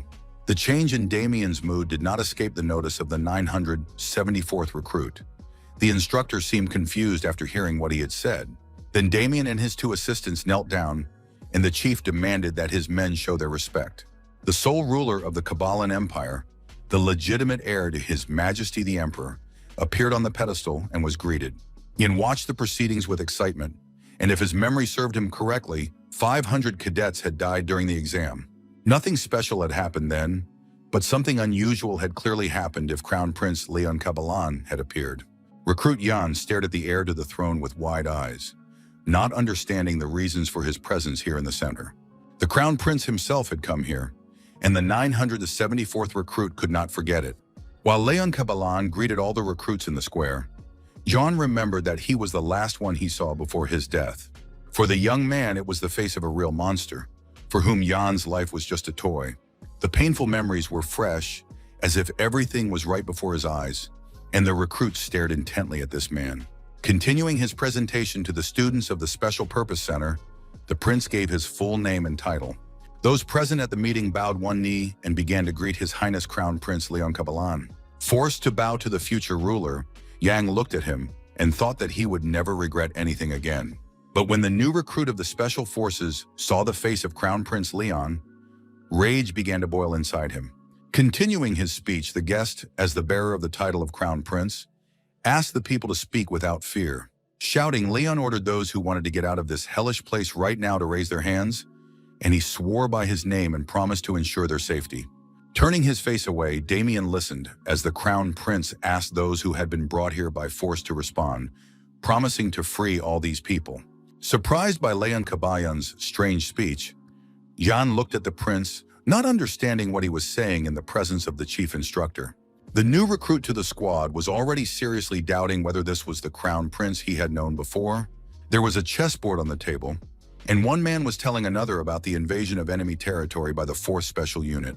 In the residence of the Emperor of the capital, Aelon, John bowed and told the ruler about the successful outcome and the actual burning of the Manastone mine. Looking out the window of his residence, the Emperor praised his subordinates for a job well done. Continuing to bow, Yang announced his intention to send reinforcements to the group to ensure a successful retreat, surprising the ruler. Yang explained that the invading force was too small to ensure a safe retreat, as there was no guarantee that they would return alive. Not turning his back on his subordinate, the Emperor had already made a decision on the matter and was preparing to announce it to the young man. After hearing the order, which was to take no action to help the group so that its people would sacrifice themselves to destroy the enemies, Yang objected. The warrior expressed his unwillingness to abandon his own soldiers fighting for the future of the empire. But for the Emperor, they and the whole world were chess pieces. The ruler of the state treated slaves and citizens of the empire, knights and representatives of the aristocracy as chess pieces. All these pieces exist only for the sake of the emperor, and that is exactly how Leon Kabbalan saw it. Hundreds and thousands of people die for their sole ruler. This is how the ideal world is arranged in His Majesty's understanding. Looking back slightly, Leon Kabbalan smiled and asked what could be more honorable than dying for one's own emperor. Yang looked gloomily at the ruler and considered him an extremely bad person. The young man remembers very well what he is really like. Continuing his speech to the recruits, the Crown Prince mentioned some of the children of aristocrats who had entered this place to gain power. Shouting, Leon Kabbalan advised people to go home if they did not want to face the consequences when he took the throne of the empire. Yang couldn't believe what he heard, and neither could another recruit standing nearby, even though the words came from the Crown Prince himself.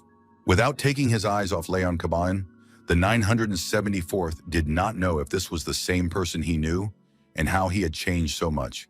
The chief instructor believes that the cadets are shocked by the prince's words, and the prince is interested in the reason for his inhumane treatment of them.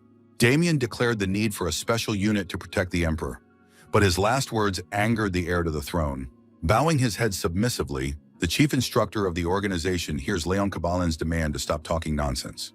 According to the prince, the emperor must protect the people, and the crown will not remain on the ruler's head for long if he condemns to death those he is supposed to protect. Leon Cabalin did not understand the point of such power, and he himself could not allow lawlessness to flourish. Wanting to destroy this place, the prince heard Damian say that it was created by the emperor's will and that everything here is done in accordance with the law. Hearing the chief instructor's arguments about the creation of this organization with a great sword by order of the ruler, the heir was surprised. Determined, Prince Cabalin is interested in the personalities of the cadets who agreed to take this exam, and if there are any, he will back down. The recruits who continued to kneel did not see a single person willing to take the deadly test. The future ruler immediately pointed this out to the chief instructor, Damian, who looked away gloomily and mentally called the prince a populist. Unexpectedly, one of the recruits stood up, apologized to His Highness, and addressed him, shocking the others. Standing resolutely before them, recruit 974 announced his desire to take part in the exam. The astonished crown prince looked at this strange young man, but the number he had announced seemed quite familiar to Leon Caban. As far as the prince knew, low-ranking cadets were treated unfairly, and the recruit clearly wanted to leave, so Yang confirmed the rumors about the treatment. His comrades thought their colleague was crazy after such a confession, but the recruit himself declared equality in some things, regardless of rank. Not wanting to cancel the exam, Yang said that they were equal here in terms of assessing the skills that would allow them to rise in the hierarchy. Staring intently at the crown prince, the brave recruit declared his intention to take the exam because he had something to strive for. After listening to Yang's powerful speech, Leon Cabalin was silent for a while and only then called the chief instructor of the squad. The latter responded, but the crown prince had already turned away from Damian and declared that the instructor did not deserve such a cadet.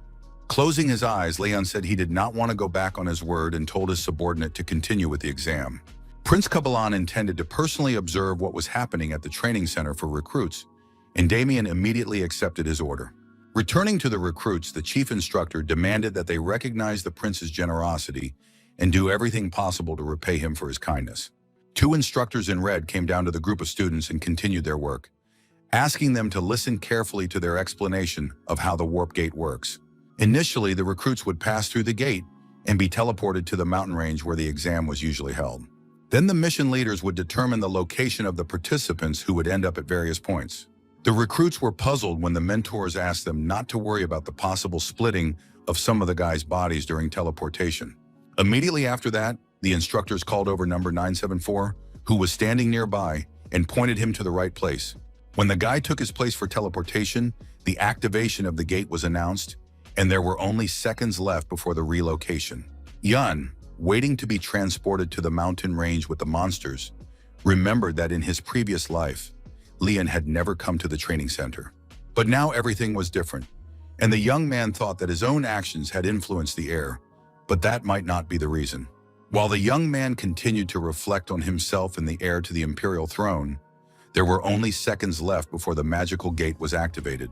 The teleportation began, but recruit Yang still could not understand the reason for Leon Caballin's change in behavior. A white stream of air descended from the dark skies onto the mountain ridge, and there was not a soul around. The head of the recruit John appeared on the surface of a bright, magical space on the gloomy rocks. The teleportation process was coming to an end, and the brave young warrior was gradually emerging from the magical place. Finally, the young man found himself entirely in the new territory, and upon checking his limbs, he was convinced that they were intact. Assuming that he had been thrown onto some kind of wasteland on the ridge, the guy decided to start by finding something that could be used as a weapon. Walking through unfamiliar terrain, Yang smelled a strange odor that he hadn't smelled in a long time. Being on the mountain ridge of Klinka, the Valley of Winds, the young man recognized the smell as the stench of sulfur mixed with the demonic energy of the valley. Suspicious sounds were heard behind him, and the brave warrior immediately turned his attention to them. Spreading its huge fingers, an unknown monster with burning eyes rushed at Yang, who did not even have a weapon with him.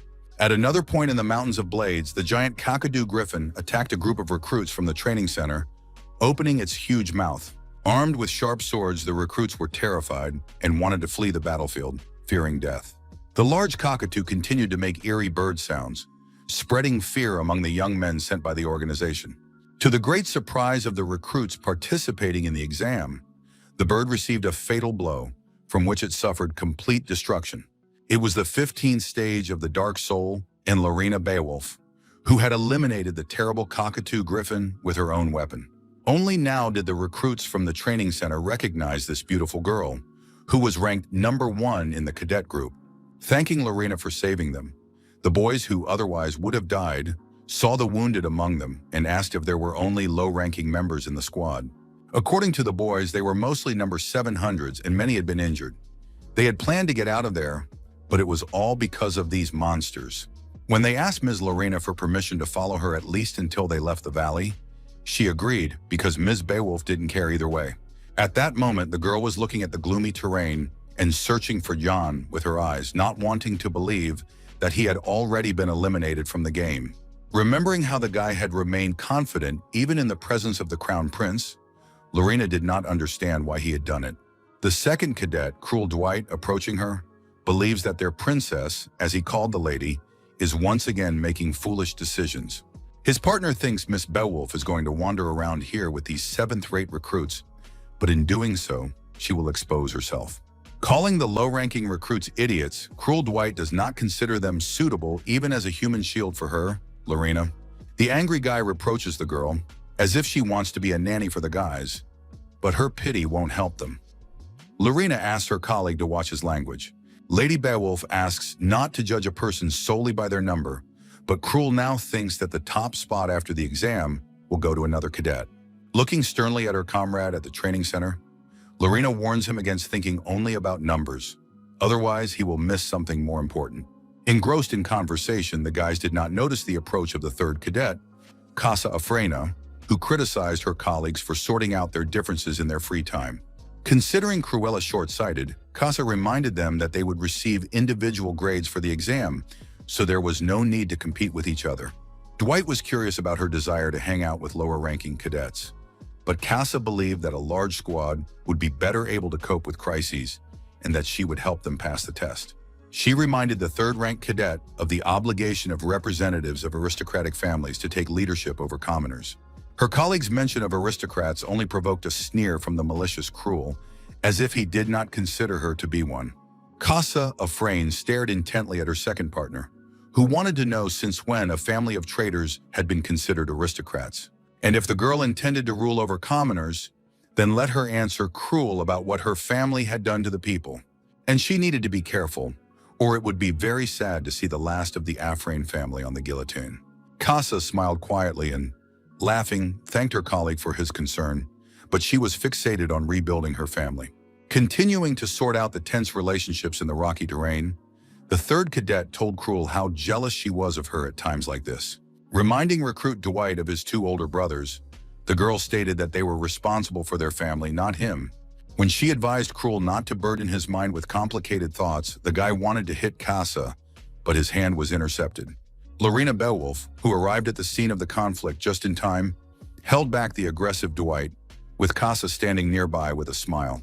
Insulting the girl, the 2nd cadet tried to grab her with the fingers of his left hand, but without success. Standing nearby, Lina calmly demanded that her partner immediately calm down. Not daring to go against Ms. Beowulf, Cruel only hissed with anger and gritted his teeth. Then he demanded that Lina let go of his hand and got rid of his squad mate's touch. Moving away from the 1st and 3rd members of the squad, as well as the low-ranking fighters nearby, Cruel called everyone worthless. The students fought terrifying monsters among the huge, sharp white rocks of the Blades mountain range. Walking through this area, Cruel Dwight came to the conclusion that it would only get worse for him if he continued to hang out with his current partners. Suddenly, Cruel stopped. An unexpected thought popped into his head, and it seemed right to him. He remembered how, when he was little, a man stood over him and taught him not to ask for anything, not to think about anything, and to live as if he were dead. Continuing to walk across the rocky terrain, Cruel did not think he would remember that day again, but suddenly he stumbled upon traces of someone's blood. Looking ahead, the 2nd recruit, Dwight, saw that the trail led to the rocks, that there was a strange smell, and that the blood was very fresh. If this was a monster's lair, then Cruel and his colleagues would be in trouble if there were many creatures there. so he decided to hide and assess the situation. Peeking out from behind his hiding place behind a rock, the second cadet saw a guy in a recruit's uniform and several corpses of local monsters next to him. The bodies of red goblins lay on the ground, and Cruel was puzzled by this man's apparent ability to kill so many monsters. Dwight stared intently at the guy, not understanding what he was doing down in the rock gorge. The young man there, his face contorted with insane aggression, was holding pieces of a red goblin's body in his hands, so it seemed to Cruel that he was eating them. And when Dwight made this gruesome assumption, the unknown man brought the monster's internal organ to his mouth. In the Blade Mountains, which are deadly dangerous due to the presence of terrifying monsters, there are two important artifacts. Now, the 974th recruit must obtain these items in order for the young man's plan to work. Thinking about how to bring it to life, Yang was about to go get one thing first. The guy quickly turned his gaze back. Something strange was happening there, and it required his careful attention. A terrifying monster with sinister eyes was trying to attack him from behind, wanting to get some human flesh for itself. Suddenly, a human hand pierced the body of the terrifying monster and pulled out its heart. In this operation, the young warrior used the 21st form of the dark spirit called Dragon Flame. Yang stared piercingly at the red goblin that wanted to destroy him and provoked it to catch fire. The aggressive creature could not resist the much stronger human, and screaming in pain, was eliminated. Yan, a recruit of the Special Forces, emerged victorious from this dangerous duel and held a heart with strange stones in his hands. The fighting did not end there, and another terrifying red goblin appeared, demanding meat. Yang looked ahead and saw many similar creatures sitting on the rocks, wanting the same thing as their kin. The undaunted recruit from the center looked resolutely at the monsters and rejoiced in his good fortune. The red goblins stared at the young man with terrifying burning eyes, ready to pounce on him and kill him at any moment. The guy was surprised that the first target jumped into his hands and took up a fighting position with glowing magic. Ignoring the enemy's magic, the monsters opened their terrible mouths and rushed to attack the lone man. In a state of warlike frenzy, Yang, his eyes wide open, was ready to defeat his enemies. Mana stones are given for defeating monsters. They were previously used as raw materials for creating magical items, but then their value was reevaluated. Old Professor Isaac, who worked at the Academy, once published a scientific paper after conducting painstaking research. In his paper, the mage Isaac wrote about absorbing the abilities of monsters and their mana using mana stones. The professor's descriptions of the endurance of orcs, the regeneration of trolls, and the physical strength of ogres caused outrage among scientists.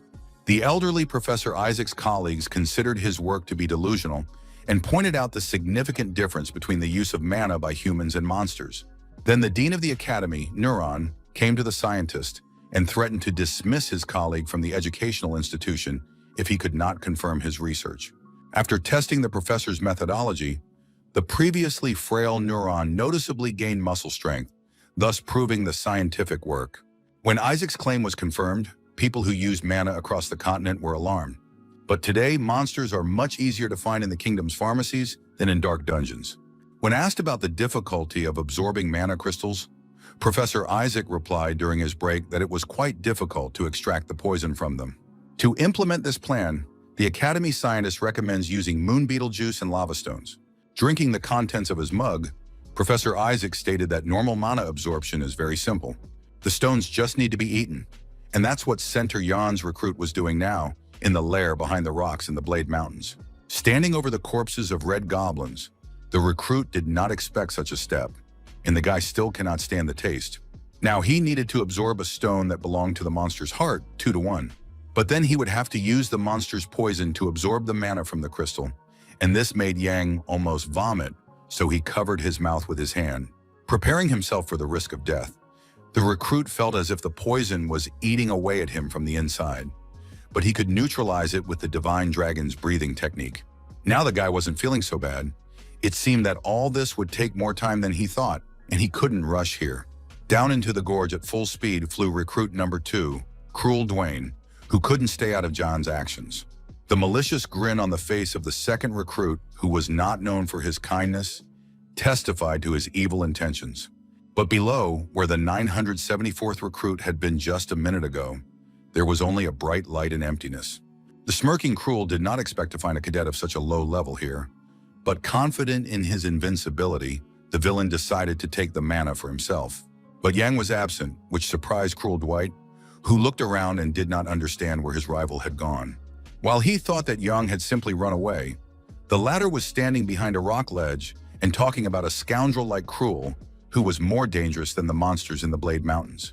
The second recruit had heard about the existence of savages who ate animals, but it looked worse than the guy had imagined.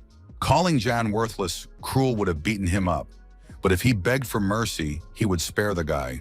And if the recruit gave up the stones, Dwight would show the mercy of the aristocrats. Putting on a surprised face, the 974th recruit admitted that he didn't have any mana crystals because he had eaten them. The villain asked the guy not to lie. He was already about to take pity on him, but Yan the savage turned out to be too stupid. There is no one here. No one will find out about Cruel's murder of such a minor pawn, and if Yang wants to live, let him give up the stones. But the recruit suddenly agreed coldly. With a devilish expression on his face, Yang looked at his opponent, nodding to him as a sign that there really was no one here. Not paying much attention to Yang's words, Cruel agreed to respect his opponent's choice, but he shouldn't even think about making a sound. While talking and threatening the low-ranking recruit, his high-ranking colleague did not notice a suspicious white stream coming towards him. In a split second, the arrogant, insolent man passed through this magical substance and received punishment from Yan. A large blue banner with a crown and cross fluttered in the wind and shone brightly in the sunlight. The little boy was supposed to become the next owner of the Dwight mansion, but at the age of 12, he realized that most of the world was inhabited by scum. The fact that this child was the heir to a huge estate was self-evident, but there were outsiders involved in the matter. Two very bad people stood over the boy, afraid that he would eventually become the head of the family, so they resorted to extreme measures. Under the guise of caring about his education, these two villains sent the unfortunate child to a special warrior training center. The boy was thrown into a dirty dump, and he will not forgive them. He, Cruel, is the true heir to the Dwight clan and will burn the bandits when he gets out of there. And when the low-ranking recruit Yang pierced the aristocrat with a magical glow, he screamed from the intense pain that appeared in his body. There is only one path under the rocks, and it is called Snake Gorge because it resembles this animal. And no living creatures go there. No one has reached its end. The injured Cruel insulted Yang, indignant at how he dared to treat him this way and speak to him in such an inappropriate manner. The aristocrat dragged a bag behind him, from which the paws of destroyed red goblins were visible, and did not know what Jan would do. A collar and rope were attached to the neck of Cruel's second recruit, Dwight, with which the 974th controlled his prisoner. Holding the handle of the large bag, Dwight assured him that Yang could not do anything bad to him because Cruel was the true heir to his family. When the captive asked the winner of their duel to wait, the latter ordered him to shut up and move even faster. Pulling the rope even tighter, Jan, a new recruit to the Special Forces unit, expressed his incomprehension as to why Dwight had started talking about his family. Yang didn't like that the heir to the Count's family was constantly whining and how long it would last. And since they had a long way to go, the guy needed to hurry up. Then Cruel suggested that his opponent carry the bag himself, not understanding why he was being forced to do so, but Yang blamed him for it, saying it was a simple punishment for a villain. Dwight doesn't understand anything. He doesn't know why Jan needs all these corpses of scary goblins. The younger recruit demands that he shut up. He complains too much. With a malicious grin, Cruel reminded his companion of the laws of the Empire, according to which he would be punished for mistreating an aristocrat. Trying once again to assert himself as the heir to Count Dwight, recruit number 2 received a large stone in his nose. Falling to the ground, he complained about being hit right in the nose, but Yang demanded that he get up quickly and that aristocrats also feel pain when they are beaten.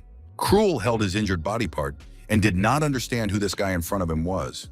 At that moment, the aristocrat thought he would catch his low-ranking opponent off guard in case of a sudden attack, but it turned out differently. Then Cruel Dwight shouted, demanding that the 974th recruit do nothing, promising to kill the guy for it. But the lower-status recruit Yang, who did not listen to him, silently delivered a powerful blow to his vicious opponent and stunned him. The arrogant heir to the Count, who had not learned his first lesson, continued to shout at Yang not to dare do anything to him, but Yang did not listen to him. The brave opponent, with a stony expression on his face, continued to attack Cruel, who no longer had any desire to be upset by what was happening. To Dwight, who did not expect such humiliation, Yang explained how to avoid being hit in the face, even when making a mistake. But to do so, one must apologize. Cruel could not lose to his opponent, even if he was unable to concentrate his mana flow during the battle. But once it was restored, he had to kill the enemy immediately. Yang's eyes became wild again, and he turned to his opponent walking behind him, thinking that he had not understood anything the winner had said. The eyes of the young recruit of the Special Forces unit lit up with a fiery glare, and he was ready to repeat his words. The Count's heir looked at his offender with no less malice, pulling the rope, ready to promise Yan a terrible fate. But in the next moment, Dwight's expression changed and he softened. He now respected Jan and wanted to be friends with him in the future. But 974 could see all the thoughts in Cruel's head, so he had to keep quiet if he didn't want to crawl around like a cockroach. Turning back and looking at his defeated opponent from an aristocratic family, John considered him a remarkable character. The junior recruit noticed a thirst for life in the Count's heir, but the energy flows emanating from him are disorderly. He knew of only one thing capable of radiating such energy, and that was demonic knowledge. There are also sorcerers who actively use black magic and the power of darkness in their activities. Therefore, there are also warriors who use darkness in sword fights and achieve success more quickly. But for those who use black magic, their minds and bodies gradually fall into ruin. When the terrible darkness completely engulfs these people, the most frightening thing happens. They go mad. In his past life, the aristocratic recruit of the Cruel Dwight squad was nicknamed the Bloodstar. The thing is, this young man managed to lead his own family thanks to his cruelty. Reflecting on this, Recruit Yang suggested that the reason for all this could be Cruel's demonic knowledge, but he had not yet fully mastered it. Dwight asked to have his collar removed and assured him that he would not run away, as this was the only way out, although Yang did not trust him. He did not consider himself an animal for losing the battle, and it seemed strange when someone led men on a leash. And his guide must understand if people suddenly think something about them. And here Yan put on a naive face, as if agreeing with Cruel. The 974th recruit of the squad really took off the prisoner's collar, and it hung in the air. Now Dwight could breathe. It seemed to him that Yan would lead him around for the rest of his life. But the younger recruit reassured the guy that his suffering would soon come to an end. Yan announced that they had arrived at their destination, but the aristocrat did not understand where they were now. Everything here was unfamiliar to him. Staring intently ahead, the 974th recruit spoke about the most important reason they were here. Both guys were on a cliff, and below was some mysterious complex, and here was the real treasure. Young, who was considered a low-ranking recruit, corrected himself, because it wasn't even treasure, but a monster. Cruel Dwight, having listened to his rival, now cannot believe in his desire to drag an aristocratic recruit to such a place in order to dump corpses. After throwing the bodies of the eliminated red monsters into the abyss, Cruel completed Yang's task. He was curious whether he had done his job correctly or not. In gratitude for the hard work, John is ready to give advice to his companion today, which involuntarily surprises him. John looked with some tenderness at his defeated enemy, who did not quite understand the man standing next to him. Then the conqueror of the Red Goblins advised Cruel to run away from there immediately and not look back. The young man's recommendation was extremely timely, because at the bottom of the black abyss, two lights suddenly appeared, as if they were the eyes of a demon. At the very bottom, near a large complex, lay the corpses of red goblins in various places. The terrifying creatures, showing no signs of life, had found their final resting place in this strange place. Suddenly, mysterious black outlines began to appear on the floor, gradually transforming into a single whole. After a certain amount of time, the final image of a magical black symbol appeared. The pattern began to glow red and seemed to come to life, and then a terrifying sound was heard, as if someone was asking a question. A black demon with burning hellish eyes appeared, whom someone had now dared to wake up after a long sleep. Standing on the edge of the cliff, the aristocratic recruit Cruel Dwight panicked and shouted at Yan, not understanding his actions in this snake gorge. But below, terrifying demonic eyes burned, and Jan asked his opponent what he was doing. Turning toward his former captive, the 974th recruit pointed to the arrival of him, this creature. Gradually, the contours of this terrifying hellish creature emerging from the depths of the eerie abyss began to take shape. Opening its lifeless eye, the demonic creature demanded people's souls. Kassa Afrain, who was on the surface, immediately sensed strange changes and asked Lorena about her feelings on the matter. The focused Miss Beowulf also felt the inexplicable changes and understood what had just happened. They stood on the rocks, and Lorena felt an overwhelming surge of black magic emanating from Snake Gorge, not understanding what was happening there. Turning back in fear, Lady Casa Ephraim told her friend that she had never encountered anything like this before and was uncertain. Now the girls were concerned with the most important question, which was how powerful this new magic was. Lorena Beowulf looked firmly at her companion Casa and announced an urgent change to their previous plans. Now she considers it necessary to return to the gates immediately, but Casa does not understand the reason for such suddenness. Approaching the recruits and despite the exam, Lorena ordered them to go to the gate and drop all their cargo, including the mana stones, urging them to run and evacuate. The recruits near the stone arch obeyed their commander's order, but not all of them understood the reason for such haste.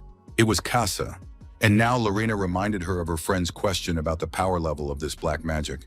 Turning away, Lady Beowulf said that this type of magic was as powerful as her own father's. Hearing this confession, Casa Ephraim was very surprised, because she knew her comrade's parent very well. This man was the divine guardian of the North, famous for his incredible strength, one of the 5 fingers of the Empire. Remembering Lorena Beowulf's father, recruit number 3 could not believe that the new magic could be as strong as him.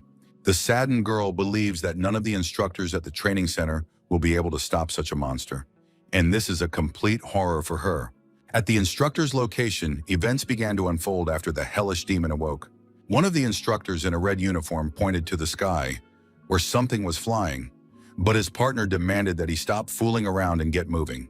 The creature's sharp fangs terrified even the bravest person, and the demon demanded more and more. It was not enough for him. Suddenly, strange things began to happen to the center's instructors. People seemed to fall into complete madness and go insane. A recruit who had not yet fallen under the influence asked Roman, who was standing nearby, what the hell was going on, but he did not know and asked his comrade to continue beating. Something like a hellish flame appeared, in which the souls of these unfortunate people, who had been captured by the demon, seemed to be burning. The terrifying demon, awakened at the bottom of the abyss, rejoiced, and on its bloody tongue appeared the very symbol that was stained with blood below. The creature demanded that the people give up their souls, and they, in turn, frantically ran forward, seeking salvation from the unknown monster. The recruits of the training center rushed away from the evil demon at full speed. The gaps between the sharp rocks could have been an obstacle to the successful evacuation of the recruits, but even the frightened people passed through them.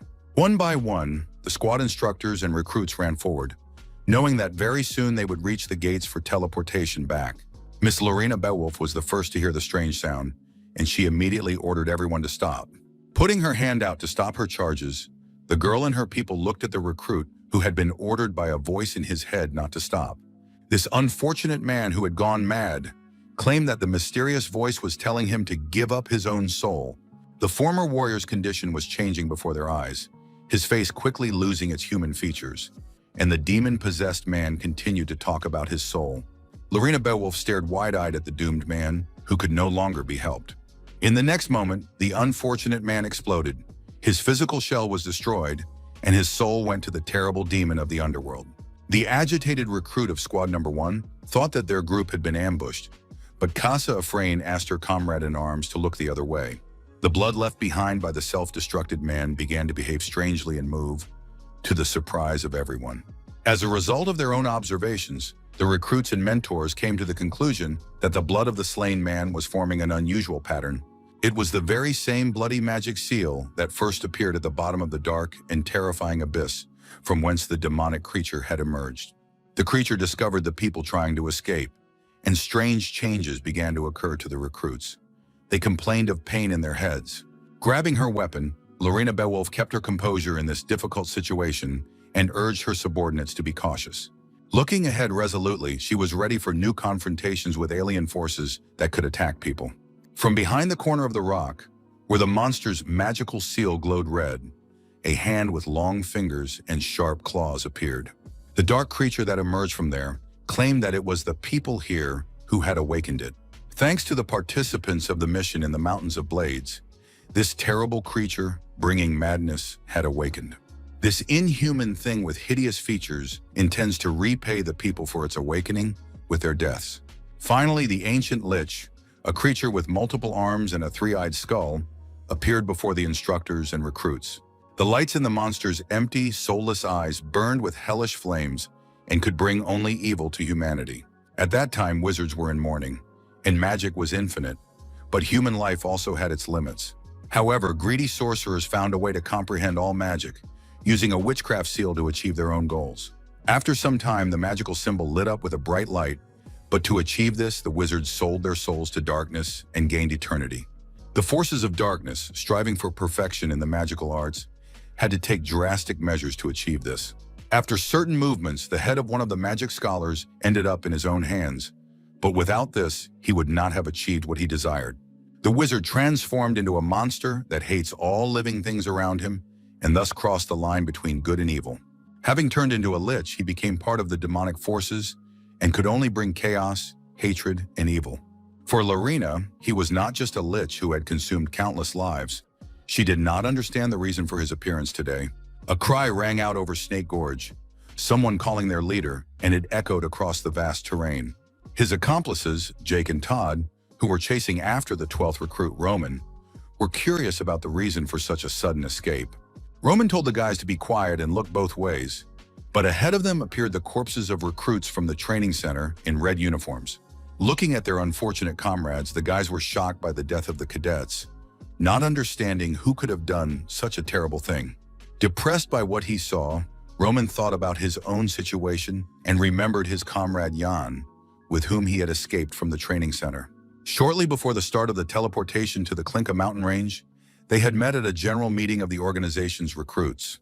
Disheveled, Roman walked with Jan and discussed their unsuccessful escape. But at the same time, things were not as bad as the guys had initially thought. One suggested that the other go with him to the mountains, and the other reminded him of the danger of staying there alone, but the recruit intended to go alone. Turning to the 12th, John decided to tell him something, because the two guys already had a lot in common, and Roman immediately became attentive. If his friend felt that something terrible was coming, he should immediately run through the gate and forget about the exam. Stunned by what he heard, Roman came to the conclusion that 974 had already managed to plan this. At that time, Roman did not know what his friend had done, but now at Snake Gorge, the recruits and instructors were confronted with an ancient evil. The bony paws of a terrifying demonic creature stepped on the cold rock toward Lorene Benwolf and her companions. Surrounded by flying skulls, the powerful lich called the people pathetic mortals who had awakened him from his sleep. The mentors urged the recruits to forget about the nearby gate and ordered them to run to the others closer to them. Number 3. While the recruits were preparing to retreat, their leader, Lorena Beowulf, demanded that everyone leave. Not wanting to leave her companion alone with the dangerous monster, Casa Ephraim also suggested that the girl run away with all the students.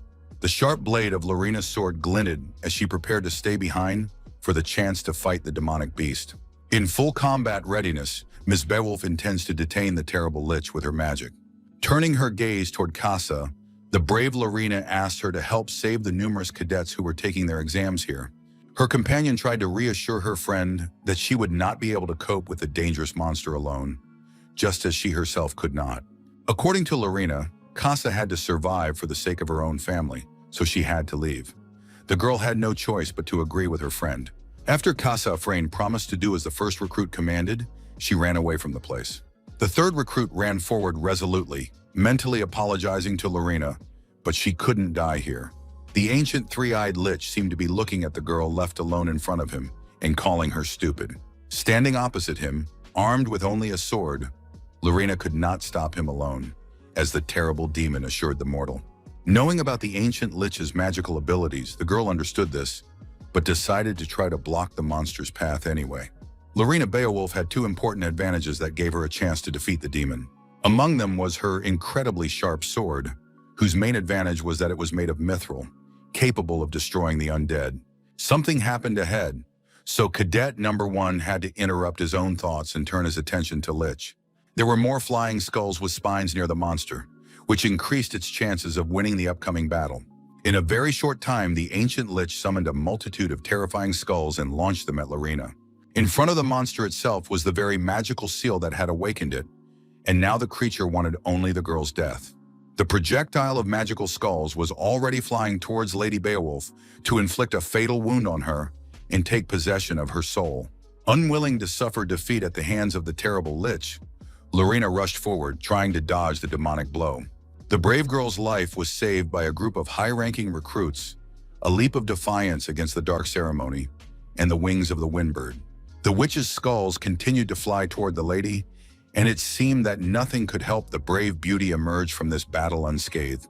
But the demonic creatures knew nothing about her sharp mithril sword, which easily struck down demons. Waiting until the skulls launched by the demon came closer, Lina threw her spinning sword at them with the aim of dispelling the magical enemies. An incredibly bright light appeared as a result of the clash between the mithril weapon and the terrifying flying creatures. The ancient lich could only watch silently as his first plans to destroy the girl, who was not afraid of him, were ruined. For the hellish creature, the brave Lina Beowulf had prepared another way to get rid of him once and for all. The demon was utterly terrified when a super bright pillar of divine light, released by the girl, appeared before him. In her understanding, wizards are unable to cast both attack spells and defense spells at the same time. Thanks to this technique, Lady Number 1 was going to emerge victorious from the dangerous battle. Suddenly, something unusual happened. Something that the brave aristocrat did not expect to see on the battlefield. A protective seal appeared in front of Lich, but Lina could not understand how the demon managed to cast two spells at the same time. Lady Beowulf did not believe in the ability of demonic skulls to cast spells, but if so, how many spells could all these skeletons cast? Surprised by these unpleasant discoveries, the girl did not notice another terrifying skull flying at her from behind. A moment later, the hellish creature sank its teeth into the body of the unfortunate beauty, who did not expect such a treacherous attack. Taken by surprise, Lina Beowulf dropped her powerful mithril sword, on which she had pinned so many hopes in battle. She regretted losing her weapon, but the cold and terrifying tentacles had already wrapped around the neck of the unfortunate captive of the ancient lich. Seeing the flying skulls rushing around her, Lina demanded that these vile creatures release her immediately.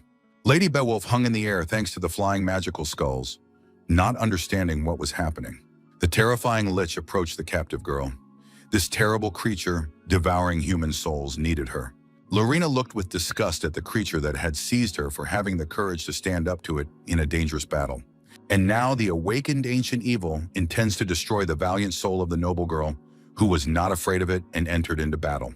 The lich promised Lady Beowulf that he would turn her into a corpse that would serve only him. The demonic eye in the center of the lich's skull burned with hellish flames, as if predicting misfortune and death for all living things. After the ancient lich awoke, his large stone lair was as quiet as an underground sarcophagus. In front of the entrance to this eerie room, the former dwelling of a dangerous demon, stood the shadow of an unknown creature. To get inside the huge building, it was necessary to climb the steps, and it was right in front of them that the creature stood. The strange visitor wore all kinds of skins, and instead of a head, it had an animal skull with long, curved horns. The creature declared someone defenseless, but there were no people or monsters nearby. In front of the strange guest was a mysterious complex with black entrances to the halls of the ancient lich's palace. Suddenly, the mysterious visitor felt something incomprehensible beneath his feet, as if some kind of magic was rising from the ground. Approaching the steps of the complex, the creature stepped into a magical seal, which was actually a trap and was already burning with a bright light. Suddenly, a tall pillar of flame appeared, caused by the influence of higher fire magic and a flash of lightning. The fire burned stronger and stronger, so the horned monster had no chance of surviving such an incident. Finally, the outline of the horned creature appeared, striving to get inside the sinister house of the ancient and terrible lich. Mysteriously surviving the fire, the stranger removed his skull, which turned out to be an ordinary mask for disguise. Behind the terrifying skull appeared blue hair, and its owner admitted that he thought robbing the empty lair would be easy. This was the 974th recruit Yang, and he was met at the doorstep with weapons drawn. The guy used the armor of a volcanic armadillo, whose skin is resistant to fire and fire magic. He was well aware of the presence of 492 magical traps in the palace complex, and Yang had already climbed to the 12th floor of the lair. But when he was walking on the 36th floor, he remembered the presence of 30 moving traps in the dark building, and not only those. Using goblins to lure Lich out of the lair, Yang wanted to get the treasure, which was his original plan, and it would not be easy to carry it out. It was entirely possible to do so with sufficient knowledge of the lair's layout, and Yang had learned about the lich while serving as captain of the squad. After the young soldier returned from a combat mission, he was given a report on this ancient demonic creature. The first training group on the Blade Ridge participated in the operation against the high-ranking monster, of which 900 died and 100 survived. Due to the losses, the center could have ceased operations, but the report mentioned the possibility of awakening the long-sleeping lich after consuming the cadet's blood. As a result of the investigation, the location of the treasure was established, and the beast's lair itself was built in ancient times and is full of mysterious treasures. Among them was a huge library with books, one of which could make you a sage just by reading it. And in numerous boxes, there were various jewels, and just one coin could provide its owner with a comfortable life. Recalling all this information, the recruit Yang knew that the most important thing was missing from the lair of the demonic beast. It was the vessel of life, a magical egg that contained the life force and magical mana of the monster lich. Lost in Yang's past life, the vessel should be in the lair, and the report indicated where it should be kept, but the artifact could have been destroyed in the battle with lich. After studying the report, the 974th recruit remembered that the vessel of life, which was important to him, might be in the preserved Imperial Scroll. There was talk of the possibility of accepting the contents of the vessel, but it is impossible to assimilate its potential. However, the scroll does not mention another important point. Upon receiving the vessel, the mana stones will give us much more power, and then it will be quite feasible, and Yang will be able to comprehend the breath of the divine dragon. If the guy takes advantage of this opportunity, he will be able to surpass his own level from his past life, which made him happy in his present life. Yang passed under the high arches of a huge castle, where the ancient demon lich had been in hibernation for a long time. Finally, the young recruit's journey to the center ended, and he found himself where he had been striving to be. Now the guy stood in front of a massive tall door, which according to his understanding was the lower floor of the awakened demon's lair. As Yan had learned from the center's report, this was where the altar of the ancient lich was supposed to be. Unable to bring himself to open the door, the young warrior recalled the details of the report that touched on this moment. To begin with, the skilled soldier tried to throw a lightning weapon to destroy the large doors. The steel blade, launched by John's skilled hands, flew straight at the barrier and seemed to shatter it into splinters. But something unexpected happened. The massive doors of the lair did not receive a single scratch, as if the dagger had not even been able to reach them. In the next moment, there was a loud crash that sent Jan flying to the side, and a magical mark appeared on the door. Quickly getting to his feet, the brave young man immediately guessed what the problem was. He had heard about the protection of these mighty doors before. Even before recruit Yang reached the gate, the incorporeal ghost noticed him, activating the Feistlock magic seal. The ghost, like a computer hologram, continued to hang in the air and did not recognize the face it was programmed to recognize. The incorporeal phantom, beginning to evaporate before disappearing completely, mentioned the correct face, the one it could let pass. Putting his hand on the wall, Yang tried to overcome the difficult obstacle anyway, knowing one sure way. Recalling the place described in the report he was studying, the brave conqueror of monsters ran his hand along the wall, searching for the very spot that was somewhere here. Finally discovering a square carved into the wall, Yang pressed it, gaining the necessary pass to the inner chambers of Lich's lair. There was a rumbling sound typical of castles, and doors that were invisible at first crept upward, revealing a dark and frightening space before Yang. It was a secret passage for moving slaves, and the report indicated that in the past there had been many such captives in the lair. The building resembled a real labyrinth with many primitive traps, so it would take some time to successfully overcome them. Remaining in a positive mood, Jan continued to consider himself the captain of a special squad, which meant that no one and nothing would leave him behind. Stepping onto the secret passageway, the guy headed for his goal, especially since he had plenty of time for it and would receive a big reward. At this time, Lauren, who had been captured by the evil demon lich, stared intently at the monster that threatened her with death. The brave Lady Beowulf tried to resist the demonic creature, which was launching its terrifying red tentacles at her. In this deadly moment, the girl mocked this rotten skeleton, which stank of decay and was incapable of doing anything to her. The terrifying lich laughed maliciously and could not wait to see the torment of the unfortunate girl's soul from the training center for recruits. The terrifying creature, which had emerged from the depths of hell, began to verbally taunt poor Lorena, telling her what it would do to her in the future. The lich is ready to turn Lady Beowulf into a man-eating zombie, and then she will hardly remain as defiant as she is now. After finishing his terrifying speech, the hellish monster ordered the girl to forget about her chatter, preparing to destroy the poor beauty. Red tentacles flew toward the girl who had fallen into the hands of the demonic beast, foreshadowing her imminent demise. It seemed that the deadly, otherworldly, slimy creatures had finally taken control of recruit number 1, and that there was no chance of salvation. The ancient monster, anticipating his imminent victory over the human, continued to laugh mockingly. Suddenly, something happened that Lich did not expect to see at all, staring at the girl he had almost buried in his terrible thoughts. Without losing her desire to defeat the inhuman monster, Lady Lorena bit the demon's bloody tentacles with her strong teeth. He had not yet managed to intimidate her, and this infuriated Lich, who threatened to leave not a single piece of flesh from the brave aristocrat. Using the magic of dark destruction and dark fracture, Lich was about to turn poor Lady Beowulf into dust.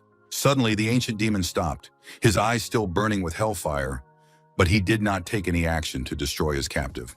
Remaining resolute and looking boldly into the enemy's face, Lorena looked questioningly at the demon who, just a second ago, was about to kill her.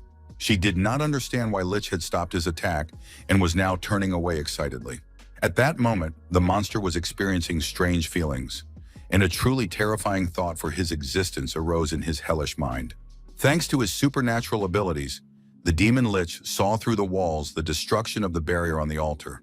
A large crack glowed on the magical sign that was supposed to guard the beast's lair, where a stranger unknown to Lich had crept in.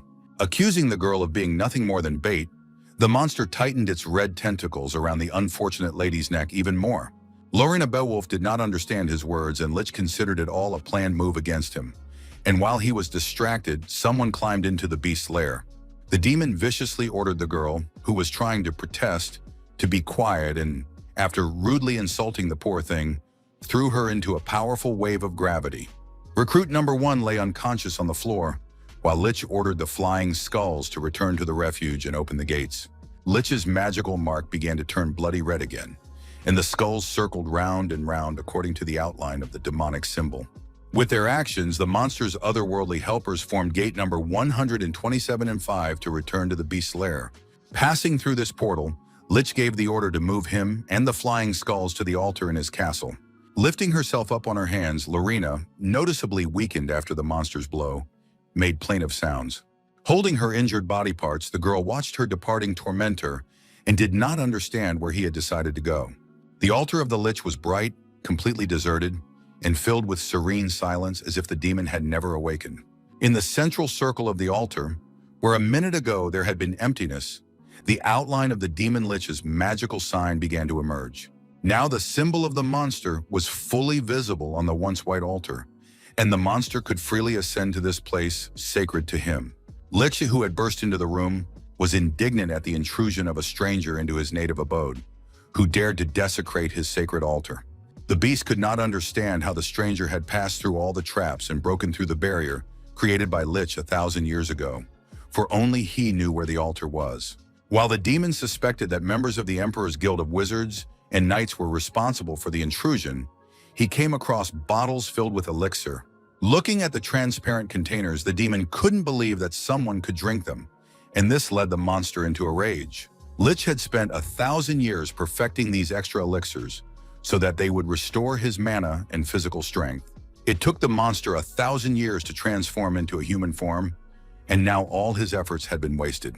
The stranger who had entered the demon's lair sat on the far throne and reacted mockingly to the words about the elixirs, appreciating their rather pleasant taste. Hearing a human voice, the monster instantly turned in his direction and saw the one who had managed to break through the protective barrier in his lair. The 974th recruit continued to mock his hellish opponent, and sipping the elixir, asked him to calm down first. Jan invited Lich to come and drink with him, and if he wanted, the guy would save some of this wonderful drink for the monster. From excessive consumption of magical power, the guy fell into a state similar to alcohol intoxication and called it a bad decision to save the good for later. Seeing the young man, The ancient demon crossed the Guild of Wizards and the Emperor's Knights off his list of potential intruders. Realizing that the barrier had failed to withstand a drunken youngster, the archaic monster turned white with the hatred that sprayed from him. Yang saw the haste of Lich, whom he had distracted from his revelry, and it was great for the recruit to walk through the front entrance. But the demon ordered him to be silent and promised to kill him. Did Yang really think that his enemy would not find out about the intrusion into the rat's lair? The good warrior himself stole one rare item from the monster, but the monster did not notice it. Then he told about his passage through the secret tunnel. But Lich is sure that Yang is mocking him and does not understand why he broke the barrier at the front entrance. Hearing the words of his terrible enemy, the boy remembered how he had walked up the steps of the barrier to reach the altar. And at that moment, it seemed as if Lorena was watching room 974 and approving of his performance in front of Lich. Then Yanu simply wanted to break the protective barrier at the entrance. He deftly overcame the terrible incorporeal ghost and emerged victorious from the duel. In addition to elixirs, there were many ancient texts here, even a book called Dungeon about the mana engine, and Lich collected these works like a man possessed. The ancient demon seemed to laugh. He did not like the brave boy's words at all.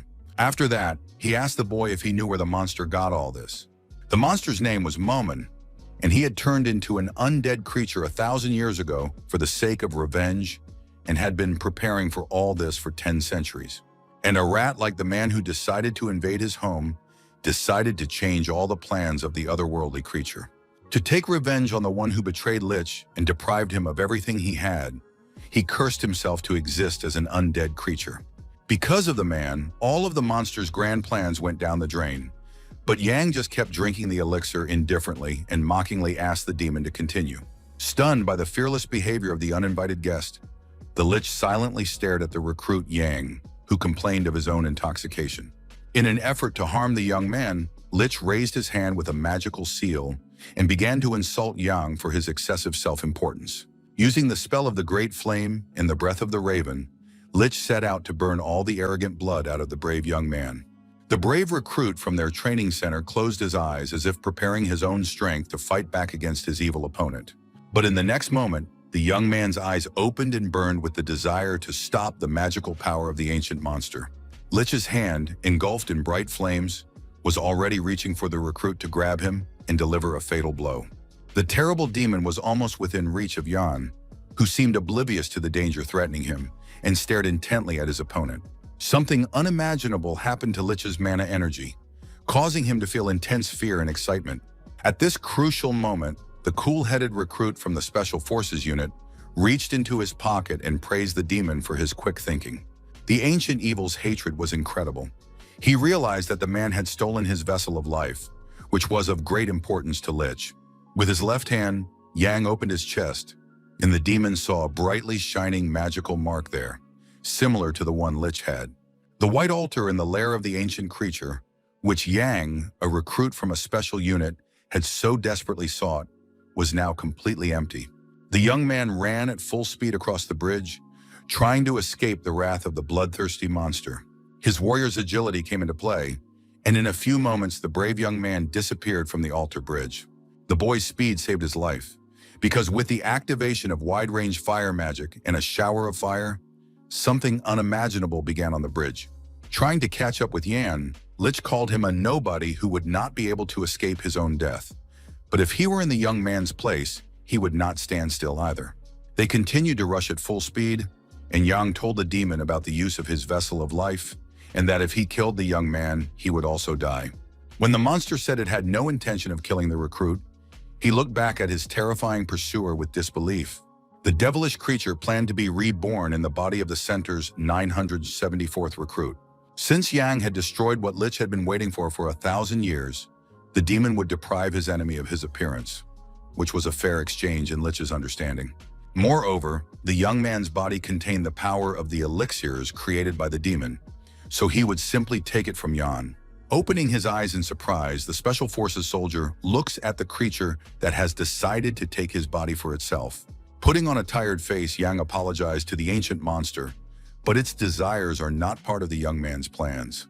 The Lich demanded that the young man surrender immediately and promised to treat his body with care when he was able to obtain it. After activating the parallel chain spell and the storm of curses, several magical seals appeared at once, which Yang saw. Now he had to use the dragon's divine breath because he had no other choice. A powerful yellow flame began to emerge from the red magical seals of the archaic monster lich. The mana heart was activated, after which the magical symbol that Yang had encountered near the secret entrance burst into flames. Due to the powerful influence of the witchcraft spells, the demon's strong floor began to crumble in its lair. Lich had not used his own power for a long time, and did not understand how his opponent could still be alive. Suddenly appearing behind the monster, the recruit Yang ironically took the demon's anxiety for himself. The archaic monster did not expect such a bold appearance from the young man, and calling him a rude name, fired magic from a red seal. The dark dragon's rebellion began, and Yang, running at high speed, laughed at his opponent, who was only capable of such insignificant measures. In one of the corridors of the beast's lair, large doors were broken, as if they had been blown apart by a powerful blast wave. A bright pillar of light appeared in this room and almost completely destroyed the doors leading to the corridor. Fleeing from the evil demon's magic, Yang, a recruit of the special forces, did not think that everything would turn out this way. Mana is in constant motion in the heart, just like air in the lungs, and it is the true power of the divine dragon's breath. At that moment, the guy remembered how he gnawed on the hearts of monsters in the mountains of blades and magic stones. And just recently, he had used up almost all of the elixir created by the ancient monster. The 974th recruit of the Special Forces unit is ready to eat anything to become stronger. He is even capable of consuming the vessel of the demon lich's life, which will increase his own abilities. When Yang ate half of the vessel, which was important for his health and strength, the very magical mark that the demon saw appeared on his chest. At this rate, the guy will soon regain his strength to the level of his previous life and may even become many times stronger. Lost in his own thoughts, Yang rushed forward at full speed, oblivious to his surroundings. The young man had to brake quickly, his shoes sliding across the soft red carpet covering the floor of the monstrous beast's lair. The door disappeared in front of the young man, and he found himself at a dead end, although he clearly remembered that the exit was right there, and he couldn't understand how this had happened. Behind him, Lich was approaching, laughing loudly at Yan and comparing him to a rat choking on poison, activating traps, which is why there were no doors. Jan had nowhere to run, and the demon was interested in his next move. But the center's recruit took all the circumstances into account and decided to kill Lich. But at the same time, this is an impossible task, because Jan has no weapons or other important tools left, and he is now unable to resist the enemy. Folding his devilish hands, the monster promised the brave young man to rid him of his own limbs. After that, the terrible Lich activated the summoning ceremony, and a bloody magic seal appeared. After casting a spell to summon the undead and calling forth a demonic dragon skull, the ancient monster ordered it to bring the young man's body. Yang watched the terrifying events unfolding in the room and realized that he was not yet able to fully oppose the fearsome Lich. The ghostly dragon skull continued to glow with devilish fire, and it seemed that the last moments of the unfortunate recruit were approaching. A scarlet cloak characteristic of aristocrats flashed by, and a familiar voice asked Jan about his condition. While he was thinking about how to defeat this mad Lich, Prince Leon Cabalan appeared on the battlefield and asked Jan to hand over the demon to him. The heir to the throne had learned of the extraordinary incident that had occurred during the exam, which is why he had come here, but he had not expected to find such a monster here. The prince then accused Lich of killing hundreds of cadets and his men, and of causing countless flowers to wither before they could bloom. Leon Cabalan, who was extremely determined, had no intention of forgiving the culprit responsible for the deaths of many innocent people. The monster just stared silently at the suddenly appeared heir to the imperial throne, not expecting this. Bowing, Yang greeted His Highness, and Leon, looking at the young man, recognized him as the volunteer cadet, but he did not understand his presence here. Having rushed alone after Lich, Yang was stuck here, and Leon immediately understood who had informed him of the monster's location and thanked the young man for his work, suggesting that he flee. The young recruit was pleased that the crown prince had arrived just in time, but his old friend Roman, recruit number 12, was the real hero here. Shortly before the first exam, Yang asked his friend to give the chief instructor the coordinates 224 and 7 as soon as he reached the gate. But it was necessary for the crown prince to hear this too, and he was already standing in front of the demon, who was studying the flesh and energy of his unexpected opponent. The ancient lich was curious about how Crown Prince Leon Kabalan was connected to Bahamut, but the latter did not understand what his otherworldly opponent was talking about. The monster became very agitated when the representative of the ruling house wanted to know why he mentioned the name of the empire's founder in Sui. Keeping his eyes on the terrifying demon, Leon Kabalan heard his indignation about the name of the founder, whose blood flows in the prince, which is ridiculous for a demon. Laughing, he called people stupid, but his opponent, Momona, rejoiced at the creation of the divine dragon's breath monster. For the creature, it was a special day, reminiscent of ancient times, and the man decides to kill Momona, who did his job perfectly. Only Bahamut could possess the breath of the divine dragon, and Lich rejoiced, for before him stood the blood descendant of his enemy. In the huge library stood a man whose shadow fell on the books, of which there were a great many. With his magical efforts, he created magical glowing seals on the wall. This man possessed powerful sorceress talent and knew how to create the magic he needed. The owner of the large library of books and the creator of the magical seals was the wizard Momen. Having spent his entire life in magical research and surrounded by books, he was interested in everything. Among the scientific researches of the magician Momen were the stable circulation and retention of the energy of the dungeons. He was very concerned with the question of expanding the boundaries and absorption power of the mana circle. The wizard was extremely curious to find out how much power he could obtain if he successfully combined everything into a single whole. To satisfy his curiosity, the wizard Momen began conducting experiments on the body of his close friend Bahamut. The wizard's experiments proved successful, and he was able to fill his friend's body with new mana, and thus her heart appeared. Having become physically fit, Bahamut did not miss a single opportunity to show off his muscular physique. But during one of his regular displays of his large muscles, the wizard's friend complained and, asking him not to put on a show, urged him to simply get dressed.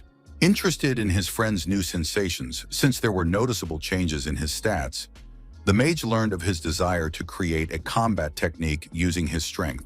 Together, the two friends created a weapon based on the heart of mana, and Bahamut gave this new combat innovation a name.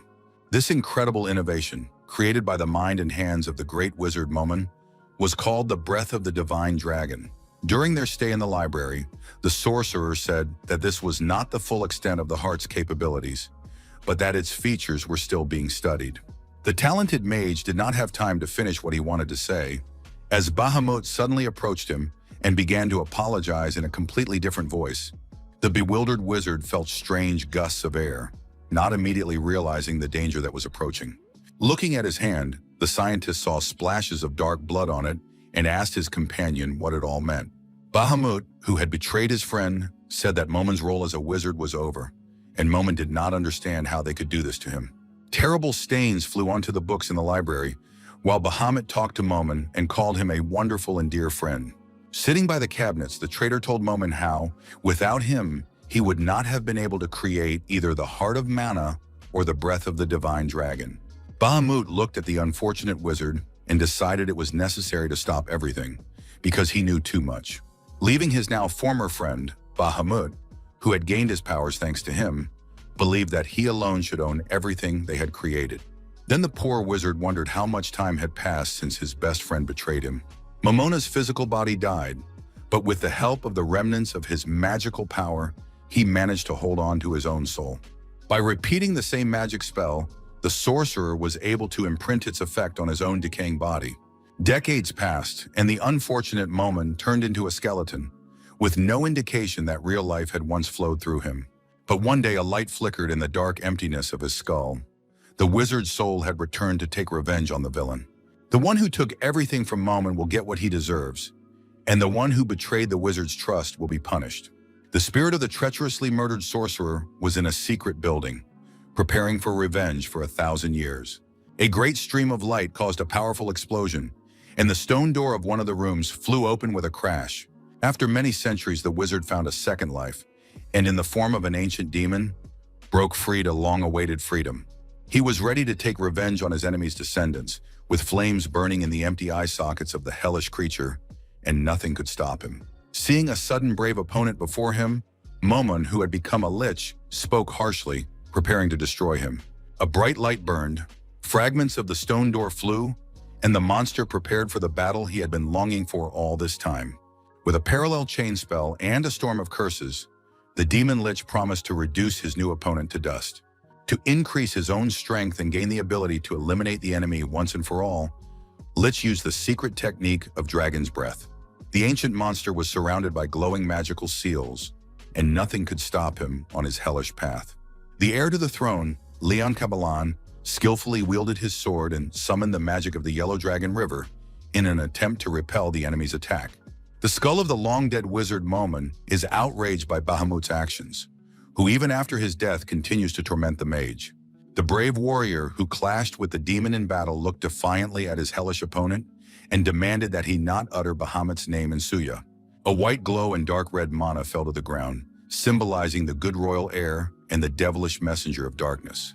Cutting through the magical seals of the ancient demon with his magic sword, Leon Cabalan broke through them to his mortal enemy. The light of the yellow dragon burst into one of the remaining bloody seals to weaken the terrible monster.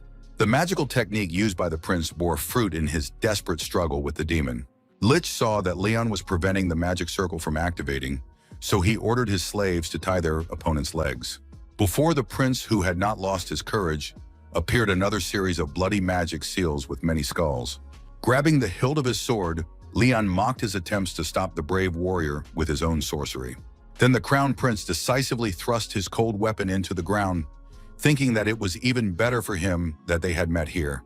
The third form of the yellow dragon he summoned was an evil dragon spirit that easily destroyed Lich's magic seals. In this case, the ancient demon's black magic was no match for the light power of Prince Leon Cabalan. The evil demon was terrified of his actions and wanted him dead. But the heir with the seventh form of the yellow dragon summoning and the third form of the sword would remove the dead man from the past.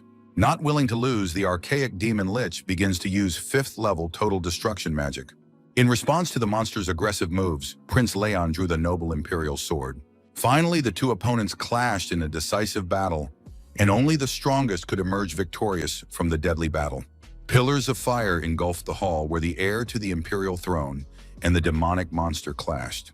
For the special forces recruit watching the confrontation, it was all unbelievable. Folding his arms, the young man could not believe that Leon Cabalan was capable of fighting the monster Lich on equal terms, so it was unclear which of them was the monster. Recalling the heir's materialized sword, Yang believed that such power belonged only to a dragon with its breath effect. Keeping his eyes on the ongoing battle, the young man sees it as a great opportunity to find out what the prince is capable of. Leon continued to swing his magic sword and use the yellow dragon, and Yang considered a possible battle with him in the future. Smiling, the 974th recruit of the center understood well that his battle with the prince would not happen soon. Right now, it was much more important for the young man to find his own family, and he decided to try to escape. Just as he was about to do so, the boy heard a question addressed to him about where he was going. It was the center's captain, Rodrigo Mayer, who grabbed Jan by the shoulder and told him about the fun that was just beginning. Out of the corner of his eye, the young man glanced back at the officer who had arrived, realizing that he had completely forgotten about him. Without letting go of the young man's shoulder, Rodrigo Mayer began to talk about some peculiarities that concerned him. He first reminded him of the escaped cadets, then of the appearance of the demon Lich, and that number 974 always found himself at the center of events. Hearing the boy address him as Captain Rodrigo Mayer, the man looked disapprovingly at the cadet standing next to him. Then he corrected the young man, who should address him as Sir Captain, and recruit Jan involuntarily repeated the words spoken by his superior. Rodrigo was dissatisfied with modern education if the boy behaved this way with his superior, because this was not even military training, but basic etiquette. Chief Instructor Damian then tried to hide the fact that his subordinates had escaped from everyone at the recruit training center. But the papers containing information about those who had decided to escape soon reached the captain, who immediately studied them. He learned of the recruits' actions, and Mr. Rodrigo Mayer was very unhappy about the incident. Upon learning of the incident, the captain was unable to recover for a long time and stared intently at a single point in front of him with his blue eyes. It became known that 4 people had escaped from the training center, cadets numbered from 10 to 900. 3 of them were caught in the nearby forest by organization employees during a special search operation. The first to search for the escaped recruits was a group of 3 representatives from the training center who roamed the forest in search of the fugitives. Members of this third pursuit team were found dead, but the location of the cadets could not be determined at that time. Rodrigo Mayer, a recruit who was nearby, said that the runaway was indeed him. Now Jan learned from the captain of the center about the need for the chief instructor of the organization to go in search of the escaped young man. The elderly man does not understand how, with such a low rating, the young man managed to survive the pursuit squad and the chief instructor, and now the battle with Lich. Captain Rodrigo Mayer did not think that the young man was simply lucky, but Jan did not call these events mere luck. Hearing these words from the new recruit of the Special Forces unit, the old man looked at him intently with his clear blue eyes. For Jan, it was super luck. He must have done a lot of good deeds in his past life. But Rodrigo Mayer thought the young man was joking like an old man. They stood near the steps, and Jan recounted how he had no chance of escape, and a little more, and he would have fallen victim to Lich. But the prince saved the young man. Captain Mayer, who had turned away, did not believe the young man and did not consider it mere luck. But according to recruit Jan, he was indeed very lucky.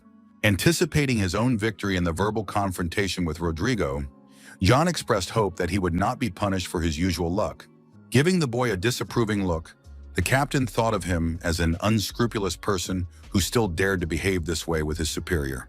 Rodrigo 974 seemed like an insolent man, but he could be the bastard son of some important aristocrat, although that was impossible. When recruit Yang asked the captain about the possibility of helping the crown prince, the man told him that it was nonsense. According to his superior, in such a case, the young man would only interfere with the crown prince in his battle, and Jan was upset that there was no room for anyone else. The new recruit Yang also watched the confrontation closely, where the fighting Lich lost the vessel of life but still did not die. The young man began to doubt his complete absorption of this vessel, which the ancient demon Lich had prepared in his dungeon. Just as he began to think about what would happen if the Mana Heart was activated and the remaining power of the vessel of life was depleted, Yang was forced to turn his attention to the battlefield. But there the battle was coming to an end, and Crown Prince Aelon had already raised his sword victoriously over the ancient monster Lich, seeking to strike him down. A huge stream of magical light appeared in the room, to the surprise of everyone present. Aelon laughs at the demon Lich trying to flee the battlefield and does not understand the reasons why he is doing so, but the monster demands that the prince be silent. In this difficult moment, Lich felt his mana output decrease, and he had the feeling that his magical power was being sucked out of him. The ancient monster looked at Captain Rodrigo Mayer and recruit Jan standing nearby, and a sudden thought occurred to him. The 974th recruit gave a thumbs up, and the demon decided that this boy was the cause of his misfortune. To the monster, the young man was like a pathetic puppy who treated him with contempt, so Lich would not understand anything. The crown prince kept his eyes on the evil creature and tried to understand its behavior at that moment. Grabbing his clothes, Lich began to tear them apart and informed his rivals of his intention to take the body of one of them for himself. An exciting guess appeared in Leon Cabalan's mind at these words of the monster, who shouted that he no longer needed any body. Everyone saw a huge glowing eye with a red magical seal, and Lich continued to threaten the brave warriors around him. Tearing his clothes, the demon revealed a cosmic infinity with a glowing eye inside, and he was going to destroy all humans. This was expansion of possessions, a state in which the spellcaster's hidden desire is realized in reality, and it is used by the heads of the Empire's most powerful families. Yanu and Captain Rodrigo Mayer could only watch what was happening, but they immediately recognized this terrifying technique of the monster. No longer hoping for victory, Lich screamed in a demonic voice and wished death upon the brave and courageous descendant of Bahamut. The frightened crown prince, Leon Cabalan, suddenly realized the archaic monster's terrible intention to take them all to the other world. The monster's witchcraft-like eyes were reflected in Yan's eyes as he watched what was happening and could not allow anything terrible to happen to himself and the others. Now the 974th recruit of the training center needed to completely empty his mana heart to eliminate the otherworldly enemy. Gathering all his magical powers and the energy of the vessel of life, the recruit directed them at the monstrous Lich, wanting to finish him off once and for all. This came as a complete surprise to the terrifying enemy, but there was nothing he could do about it now. The demon tried to speak, but his fate was sealed. Leon, who was in full combat readiness, watched Lich's actions. Noticing the gap, the brave man activated the 5 senses of the yellow dragon, causing a magical glow. Prince Cabalan had to strike his opponent, but his incredible sword was immediately split into many pieces. Lich considered all the boy's attempts futile because his technique of expanding his domain was activated, and Leon's pathetic attack would not stop it. Holding the stump of his sword forward, the brave heir to the imperial house summoned the hellish monster to approach him. After that, Mr. Caballan's weapon received a magical light instead of a blade to counter the evil magic of the terrible lich. Thanks to the 5 senses of the yellow dragon's manifestation, a dragon's sword appeared, and with its help, the noble warrior Leon was ready to fight the enemy. And suddenly, the room where the clash between good and evil was taking place was pierced by the terrible scream of the demon, who sensed the end of his days. Leon bowed his head. Today's victory was on his side. He had defeated a strong opponent in an incredible battle. The lich, who was gradually losing his shape, did not consider this to be the end. But his opponent was firmly convinced of the opposite. The demon was finished. The rapidly melting lich complained that everything had happened before his eyes and that it had all been in vain. For 1,000 years he had secretly prepared his plan and held a grudge. But because of some boy, everything was lost. Lich reached out to Leon, but could no longer harm him.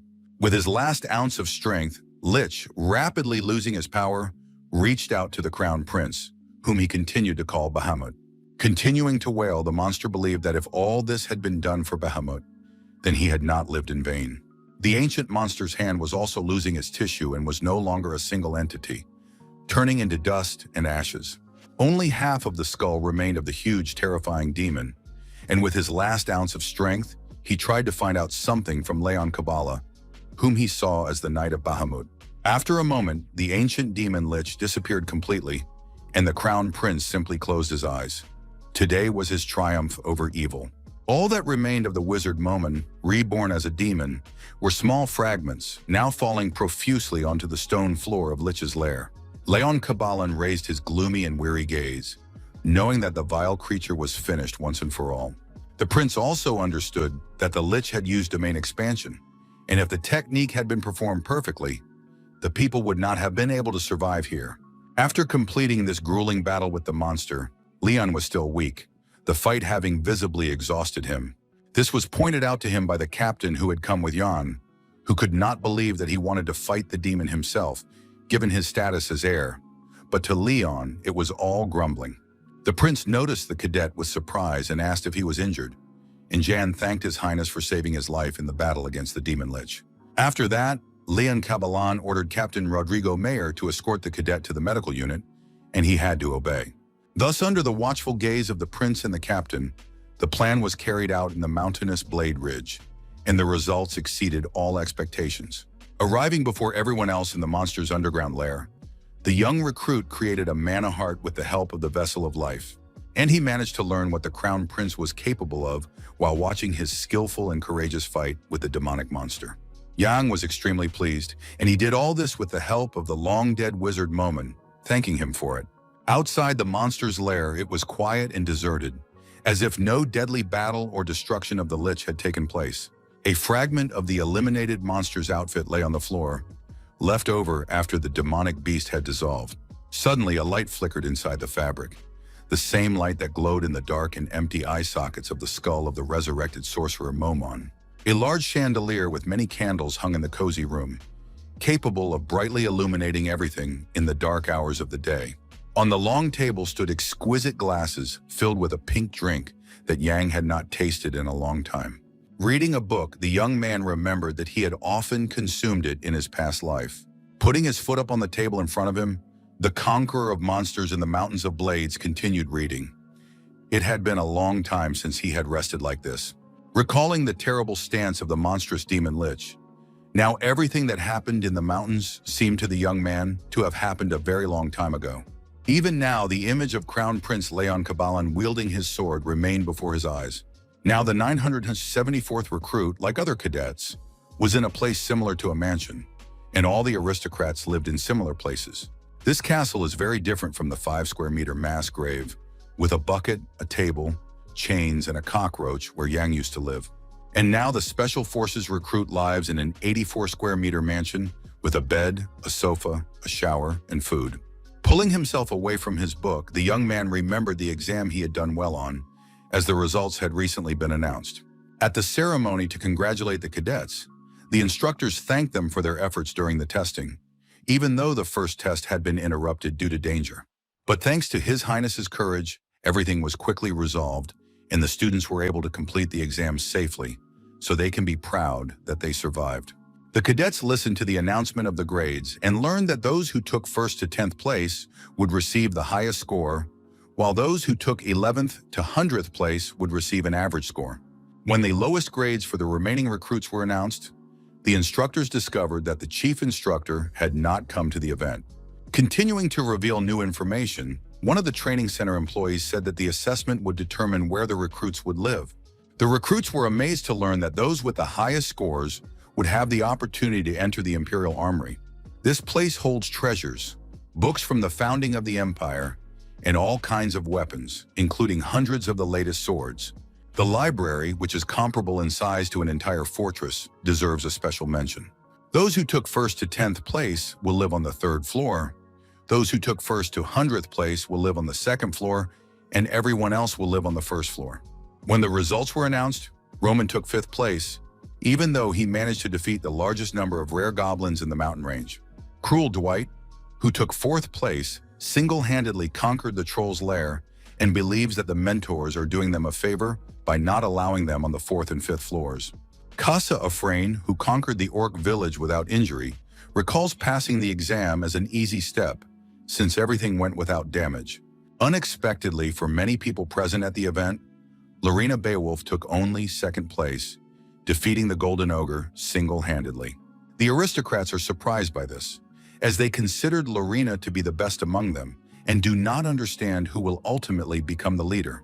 The girl herself, with a sad expression on her face, looked ahead and considered the rating completely meaningless.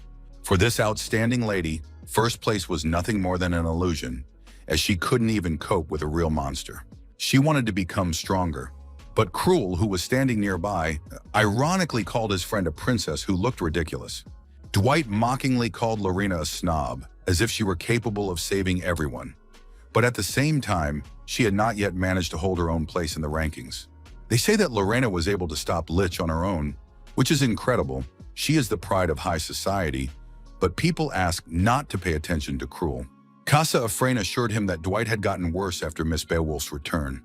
But the villain asked the girl to be quiet and told her about a new rumor. He looked at the recruit with the 1st number and assured her that she had not actually fought the terrible Lich. According to Cruella, his companion barely persuaded this pile of bones to spare her life after the unsuccessful confrontation. The unfortunate girl just looked silently at the unfriendly guy, but she was not going to tolerate these offensive accusations. Then, to the complete surprise of the 2nd cadet, the girl fully confirmed his words about the battle with the monster. Her own skills were not enough to achieve complete victory over the dangerous monster. Leaving Cruella, Lina thanked him for his concern about the rumors concerning her and suggested that he worry about his own exam grades. Deciding to continue mocking the girl, Cadet Dwight called Miss Beowulf a good person and added something else. To the departing girl, the evil guy ironically expressed his hope that she would be able to take the place of the deceased Duke Beowulf. Hearing the words of her comrade in the Special Forces unit, Lina wanted to respond, but the villain interrupted her. In his opinion, Lauren's brother was originally supposed to be the heir to the Beowulf family, but after his death, the title was vacant, although she wanted to get it. At first, Cruel said that today was a good opportunity for the lady to carry out this plan, but then suggested that she had arranged everything herself. If all this is true, then the 2nd recruit considers Lina to be a hero, but the girl is also ready to ask the young man her question. Turning to her offender, the unfortunate lady asked him a rather simple question about his death, because he could die right now. The embittered Cruel Dwight waves his left hand and asks Mrs. Beowulf to look at him now. Calling on his magic, the guy considers the girl to be no different from him, and Cruel can't stand it when she acts like she's the only one. Then the magic only gained momentum and increased, and Cruel asked the girl to attack him, promising to deal with her in return. Just as the villain threatened to remove a certain mask from Lauren, someone approached from behind and grabbed the evil man by his right ear. Frightened, Cruel Dwight screamed in pain, not knowing who dared to do this to him, but someone behind him advised the villain to stay where he was. Recruit number 2 begged his opponent to let go of his ear, because he was about to tear it off. The aristocratic cadet from the training center, still kneeling, could not understand who his attacker was. At that moment on the upper floor, The instructor was about to announce the student who had taken first place in the exam results. It went to number 974 John, who was holding Cruel's ear, causing him to go into shock and call the guy a savage. The young man who had fought with Lich continued to hold his enemy by the ear, while everyone else was surprised that a low-ranking cadet had taken first place. The recruits at the training center couldn't believe this outcome, and some had only heard of John without knowing him personally.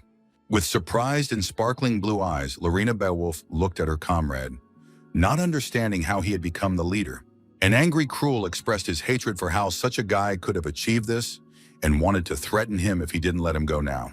Yen looked coldly at the angry Cruel Dwight and wanted to know what would happen to him if he didn't stop holding him by the ear.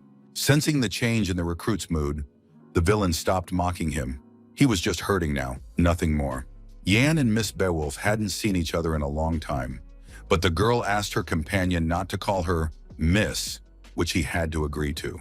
While the young man recounted how he met Cruel during the exam, the instructor finished announcing the results, and Jan was pleased that Lina had no serious injuries. Even before that, Lady Beowulf had perceived Jan as an unusual person, but she couldn't believe in his ability to make Cruel fear him. In addition, the girl sensed a power in the young man that was ready to explode at any moment, so she didn't understand what had happened to him. Lina wanted to ask the young man a couple of questions, but now she could only say one thing, so she immediately turned to John. Coming closer, Lady Beowulf told him how Cruel had been insulting him for a long time, but the malicious aristocrat tried to deny it. Cruel immediately denied the girl's words, calling them a lie, but then screamed louder and louder in pain as the recruit Jan squeezed his ear. Jan received his quarters as a reward for first place, and now sitting around doing nothing turned out to be more difficult than the young man had thought. Now having access to the Imperial Armory, where the library was located, Yang took a book from there and read it in his spare time. Suddenly, someone knocked on the door, and all the attention of the 974th recruit was focused on it. Remaining focused, Yang allowed the visitors to enter his new room. The conqueror of monsters in the Mountains of Blades stared intently at the door, not knowing who could be coming to see him and for what reason. Finally, the door opened slightly, and the visitor wanted to know how Yang knew that a guest was standing outside, even though he himself had made too much noise. Chief Instructor Damian appeared in the doorway, and with his usual smile, reminded the recruit of some unresolved issues, making a lot of noise. Entering the room, Chief Instructor Damian began to taste the rosé wine, and Jan wondered if his boss liked the drink. The guy stood in front of his boss, who was sitting on the sofa, and talked about how he could have prepared in advance, knowing that Damian was coming, while Damian drank wine and called it tolerable.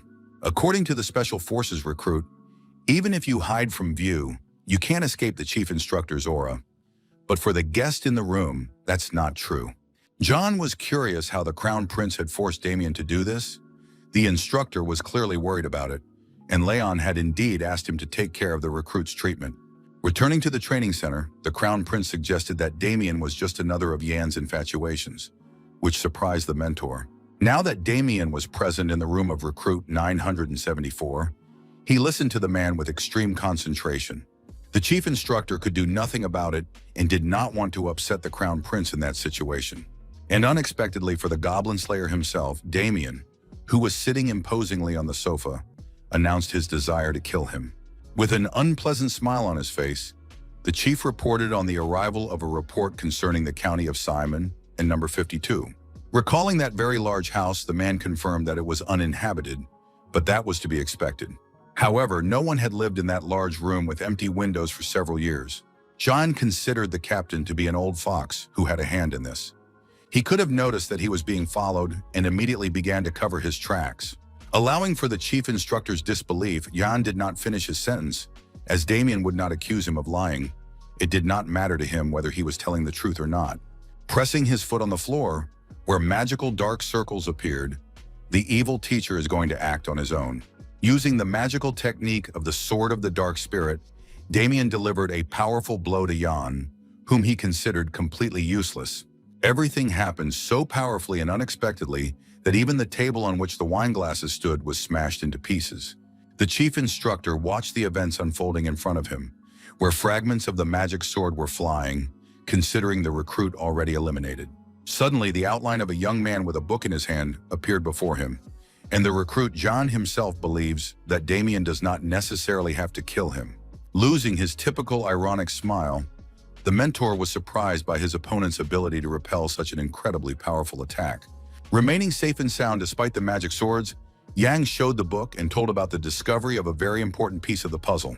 The evil Damian knows nothing about the puzzle or this book, although he sees that it is a study on energy interruption, judging by the title on the cover. Yang took this book from the Imperial Armory as he was granted access to the third floor, where the main arsenal is located. But the young man decided to go to the first floor, where there is a special library with books and scientific research collected by past rulers. Most of the literature the young man saw was devoted to studying methods of subjugating the monsters of the kingdom. Choosing the right book, Recruit Yang examined them one by one, throwing them down on the floor, but he still could not find the material he needed. After a long search on the shelf, the 974th recruit of the training center stared ahead. Finally, he found the very scientific work on energy interruption, which was written by the captain of the organization, Rodrigo Mayer. Energy interruption is a disease in which internal energy does not circulate properly. With age, the energy of the sick patient dries up, and in most cases, they die before reaching the age of 20. Taking the book found by John and opening it to read, Chief Instructor Damian wants to know what the problem is. But this is strange to the recruit. He does not understand why the captain of the special unit would want to investigate energy interruption, since he does not seem to have such a disease. As a result of studying the material, Yan learned that Captain Rodrigo Mayer had chosen a very interesting topic to explore. He himself did not suffer from the condition, but his daughter, who stayed at home all the time due to a lack of energy, may have had it, as her symptoms matched those of the disease. In order to find a cure for his own child, Captain Rodrigo Mayer continued his research into this disease. Jan thought the officer was hiding his own daughter because she was his weak spot. But in reality, everything turned out to be completely different. Captain Rodrigo then decided to move for his daughter's treatment, because finding a good doctor was not easy, and Jan had been wrong from the start. Listening to the recruit, Chief Instructor Damian closed his eyes and suggested that the daughter was not Mayer's weak spot, but he did not understand Jan himself. According to the 974th recruit of the Special Forces unit, Damian would not be able to keep the captain on a leash with the help of his daughter. The young man was also confident in the ability of the recruit training center instructor to keep Rodrigo Mayer's life in his own hands. There is still no cure for energy interruption, and a large number of drugs are needed to maintain stable health. The captain himself would not be able to earn that much money, so it is clear that budget funds have been embezzled. The ideal place for this is a special unit commanded by Officer Rodrigo Mayer. And if evidence of financial embezzlement emerges, hunting down the old fox will be no trouble for Damian. Closing the book he had received, the chief instructor of the recruit training center, with his eyes closed, dismissed the young man's words as mere speculation. Agreeing with his mentor that these were just guesses, the young man was confident that he could bury the captain if it turned out to be true. Yen believes that they are not risking anything, and there is every reason to investigate this matter because stealing money is illegal. Still unwilling to look at the storyteller standing in front of him, the chief instructor repeated his last words and remained silent. Then Damian suddenly glanced at John's student and assessed something that had not been explained to them as not bad. The book discovered by the 974th recruit in the Imperial Armory Library flew back toward John. Catching it without any problems, the young man looked at the chief instructor with some apprehension, not knowing what his next steps would be. Damian had his own man in the Special Squad's audit team, so it would not be difficult to implement the plan, and Jan needed to learn more about this disease. For the surprised young man, it was incredible, and it seemed that everything had worked out, even though he had told the chief instructor only the truth. The captain really did steal money to pay for his daughter's treatment, and this news resonated with Jan in his past life, so he remembers it well. As if still dissatisfied, the chief instructor is about to clarify one point with his recruit. Having refused the opportunity to go to the third floor, did the new recruit of the Special Forces unit go to the first floor for the sake of this book and give up weapons? Jan does not understand the point of it if it cannot help the chief instructor, who was forced to agree on this issue. As he walked toward the door, Damian agreed to personally compensate the guy for this loss. And from now on, his training in the main program is complete. Surprised by the words he heard from the mentor of the training center for recruits, He does not understand what he has just said to him. Damian stopped and glanced out of the corner of his left eye at the astonished student, who had recently been fighting monsters in the Mountains of Blades. Now, number 974 is his student, and Yang is confused by the news that has suddenly fallen on him. But in the next minute, the brave guy smiled slightly, understanding all the benefits of such a training interaction. In fact, Damian really likes Yang. He is different from the other students he has met at the academy, whom the chief instructor has called puppies. Considering this a good way to get closer to his mentor, Yang wondered aloud if he deserved to be a student of the teacher at the training center. The mentor immediately reminded the recruit how he had skillfully attacked him from an ambush in the forest, proving himself to be a talented warrior. But in the end, the chief instructor caught the recruit anyway, and the latter is afraid that, considering himself an inexperienced cadet, he will tarnish Mr. Damian's reputation. The angry mentor shouted, demanding that the conversation stop, and was confident that the guy would become his student, almost calling him a toy. Finally leaving Jan's private room, the aggressive Damian ordered him to remember this and begin his training, no matter what. The 974th recruit of the Special Forces unit was left alone and was glad about it, as the instructor was already annoying him with his presence. Holding the pendant with the image of his own family in his hands, Yan wondered how he could get even closer to Damian from now on. Recalling his previous combat encounter with the center's chief instructor in the forest and the symbol on his body, Yang thought of him as his family's secret. Opening the pendant, the young man saw a reflection of a drawing that could tell him a lot about his missing mother and father.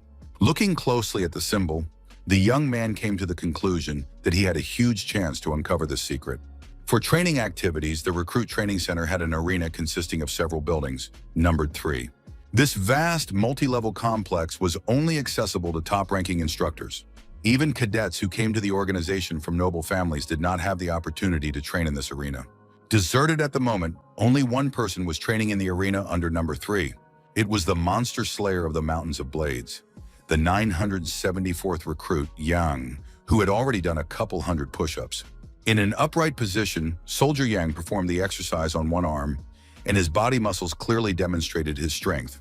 In one of the rooms of the third arena, where the guy was exercising, it was quiet and calm, and a long and large flag of the organization hung. After doing 200 push-ups, Yang decided to take a break. In his opinion, this place was dreary because he was training here all alone. Looking at his own figure, the young athlete felt changes in his body due to the introduction of the mana heart. But these changes were happening too slowly, and the recruit had to train for a long time to match his inner energy. Yan now had access to an arena with various cold weapons and shields where high-ranking instructors train. There was no one in the training hall, and the guy remembered how those around him reacted differently to his privileges. For example, the 12th recruit, Roman, was angry and thought his comrade had decided to become a pathetic slave to the vile Damian. And Lauren, touched by Jan's success, wanted to see her secret friend in the incredibly talented cadet. The girl asked the surprised guy to say something, but he didn't like her constantly following him around. It seems that the instructor was impressed by John's choice of the first floor of the treasure room, but the book he found was just a ploy. He had another goal in mind. The old book fell to the floor below. The young man no longer needed it. Taking the other book in his hands, the guy smiled slightly, because that was what he was really looking for. Before him was a book about the founding of the empire, similar to an ordinary textbook, but in the future it would become a sensation, and it would be revealed that it was written by the founding emperor. Now the young man had the heart of mana, but he was still unable to use the divine dragon's breath to its fullest extent. In ancient times, this breath was created by Emperor Bahamut himself, together with the wizard Momin. Now, the 974th recruit needs the power of these two characters to quickly master the technique. He desperately needs the knowledge of the founding emperor. Yan feels sorry for Momin because they took away what the wizard had worked on for a long time, and then they killed him, which is a compelling reason to become a vengeful person. Finally opening the book, the young man decided to see if there was anything in it that would really help him in his investigation. At that moment, an expression of utter surprise and amazement appeared on his face, as if the young man had seen something absolutely incredible there. The pages of the book were completely white, with no letters at all. Not only the page that Yang had opened, but all the others were blank, even though the young man remembered rumors that the book had been written by the emperor who founded the country. He killed Momon in order to become the sole possessor of the divine dragon's breath, and that was probably why he did not write about it. A new thought appeared in the mind of the 974th recruit after receiving the Emperor's book. While Yang was lost in thought about the strange find, he did not notice the terrible black hand hanging over his head. Sensing something was wrong, the young warrior turned around, but the training hall of Arena Number 3 was still silent and empty. With strong suspicion, the recent conqueror of the monsters in the Mountains of Blades looked into the far corner of the room where he was standing. He himself had just felt as if someone was watching him, but he didn't know who it was. Then Yang looked back at the book he had been studying intently a minute ago and noticed some changes. Everything was still there, but the pages were worn, and the upper left corner of the page looked as if someone had torn it off. The young man had an idea and struck the dark spirit where his invisible opponent might be. Using magic, Yang noticeably tore and slashed the white column that aroused his suspicion and fear. The student of the recruit training center tried to cut it now, but he still couldn't do it. The nimble and brave young warrior was still not as good as Damian, the chief instructor of the Special Forces unit. Suddenly, someone behind the column laughed in a voice very familiar to Yan and called him an idiot, causing him to be puzzled. The stranger, who was still hidden behind the column, loudly doubted the recruit's ability to unravel the mystery of the book. The young man, brave in battle against enemies, watched as the shadow of his rival gradually came into the light, recognizing his features. A second later, Moment appeared before him, his dark eyes glowing with fire, reminding the young man how long it had been since they last saw each other. Recalling their last confrontation in the underground lair, Yang did not understand how the demon had ended up here and managed to survive after those mortal wounds. The monstrous lich made eerie sounds that vaguely resembled laughter, and then, in that battle, he understood something. The monster hovered in the air and told the young man about some pathetic bugs that could become annoying if ignored for too long.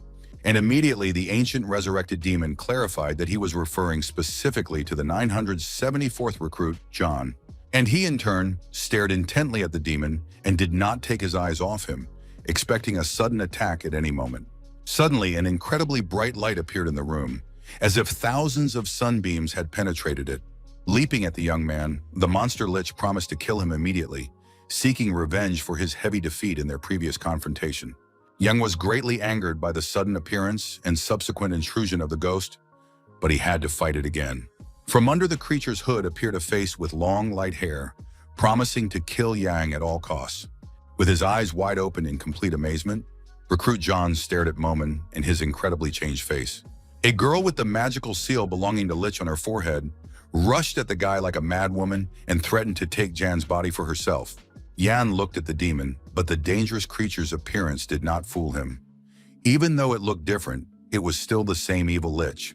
To eliminate the demon once and for all, the young recruit struck the monster with his powerful blow, but Lich, with a smug grin, simply flew past him. Laughing at the Special Forces recruit, the creature continued to fly back and forth past him, and the young man did not understand how this was possible. At first, Yang thought Lich was just a regular ghost, but then he remembered something called thought manifestation. Perhaps even after the transformation of Lich's vessel of life into Moment's mana heart, it remained in the form of a manifestation of his ideas. The creature posed no danger. In fact, it didn't even exist. But the demon flying back and forth, wanting to kill the guy, began to annoy him. Still in the training hall, Yang asked Momon to go to the other world, but he had an incomprehensible appearance and wandered around this world. The creature with the red magic seal only laughed in response to the questions of the young athlete from the recruit training center. The physique of the ancient witchcraft creature was not uniform, and it continued to mock the recruit Yang. All this time, Momon had been a walking corpse, but now she was able to regain the appearance of her days as a living sorceress, thanks to the effect of Yang's mana heart. Did he really think that the mage would simply disappear? And now that she had returned, she would be able to kill everyone, just like that guy, the descendant of Bahamut? A magical seal burned in the girl's eyes, and she vowed with fierce anger to eliminate everyone who had betrayed her. Strange changes began to occur with the flying Momon, which immediately caught the attention of Yang, a recruit of the Special Forces unit. The sorceress was getting smaller in size, but she couldn't do anything about it because it was more economical to use the girl's magical abilities that way. Remembering the previous terrifying image of the demon lich, the warrior did not understand how the sorceress would be able to take revenge on all people, as if she had undergone plastic surgery. Now the sorceress had a completely different appearance. But in her opinion, all people looked exactly the same on the inside. And moreover, it was their own fault. She maintains her manifestation only thanks to the energy of Jan's mana heart. But this connection is too weak to display her full appearance. The angry sorceress does not understand why, after drinking all those elixirs, Jan has such a low energy level, because any mutt would be stronger than him. It was rude for the guy to hear such words because at the moment it does not directly threaten him. But there is a certain point. Even Jan feels a weak flow of mana being transmitted to Momon.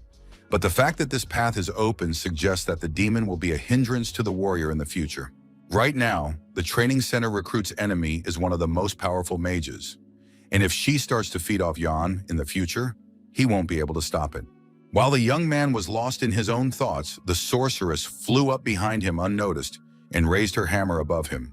When the recruit noticed the girl, she pretended to be busy and put away her dangerous weapon. But there was nothing he could do, and the 974th recruit of the squad lowered the book he had picked up before Momon appeared.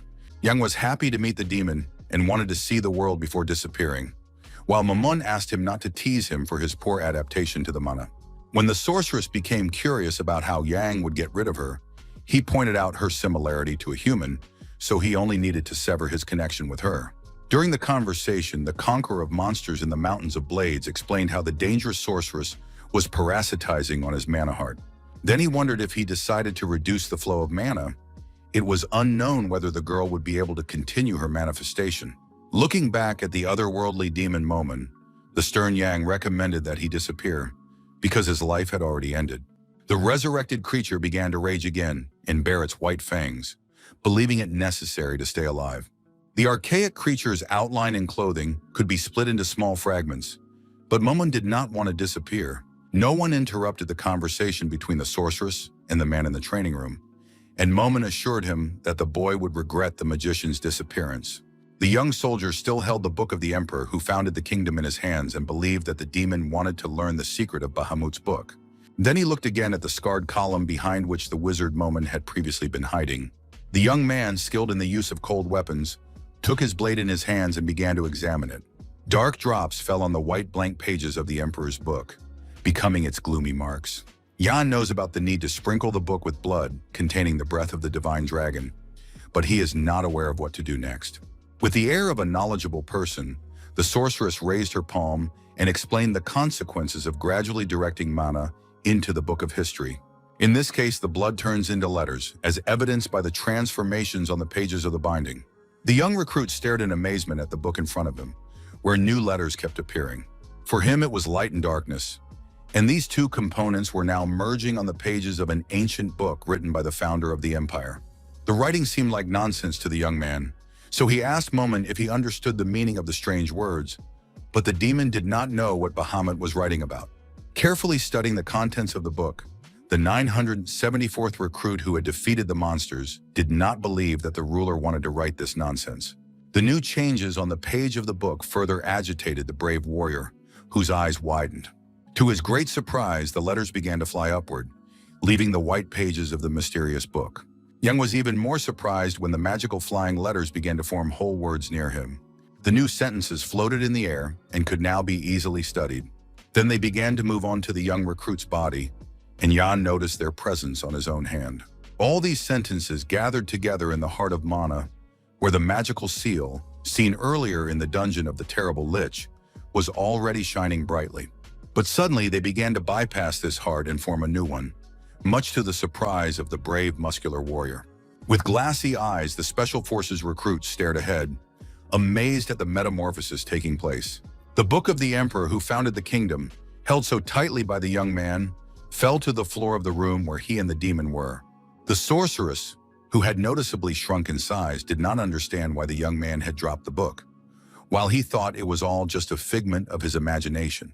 Raising his hands in front of him, Yang looked at them and thought about the letters that had reassembled into different words in the new heart of Mana, which could not be an illusion.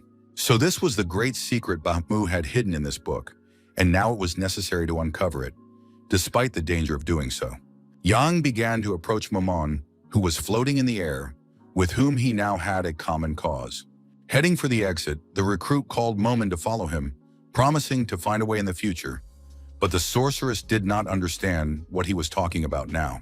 Turning to the flying magician, the warrior spoke of a way to find a new body for him, because the creature could not parasitize the young man forever. The sorceress looked with a hint of bewilderment after the departing monster slayer, who promised to study the matter with her. Realizing what the young man had said, the girl was delighted with the possible prospects. Delighted by the young man's smooth talk, the sorceress does not understand what has come over him, but Yang asks her not to get too excited, as he will not help her for nothing.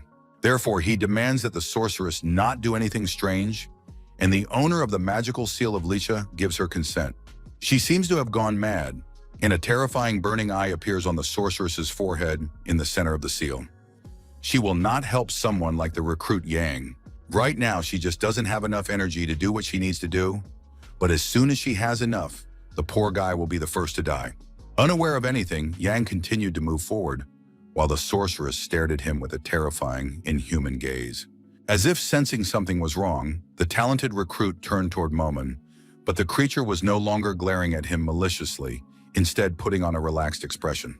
But this was questionable for the guy, and he thought about banishing the mage right now, which she did not agree with as they shared one body, but Yang still considered it his own. The huge multi-level complex was located in the thick of the forest, where interesting events were taking place. A crimson sky sparkled above the seemingly deserted buildings, and tall black trees loomed overhead. Something was happening here, and the green leaves of the trees from this forest flew back and forth.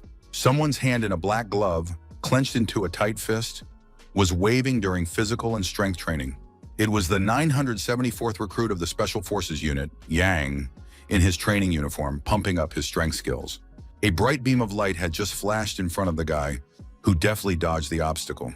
The long, bright beam barely touched the young man's strong arm, which gleamed with impressive muscles. As if possessed, the new recruit at the training center, Yang, trained relentlessly in this stream of bright light. The brave young man's strength skills allowed him to skillfully and deftly dodge the magical light in this place. Appearing to the left of the young man, the large glow almost struck him, but he deflected the light with a correct movement of his foot. But the light grew stronger and stronger, and Yang himself was almost invisible, as if the stream had engulfed him. In just a fraction of a second, the light completely enveloped the brave warrior, and it seemed that he had no chance of winning this confrontation. But this did not last long, and once again the brave man used his hands and feet to escape the dangerous glow.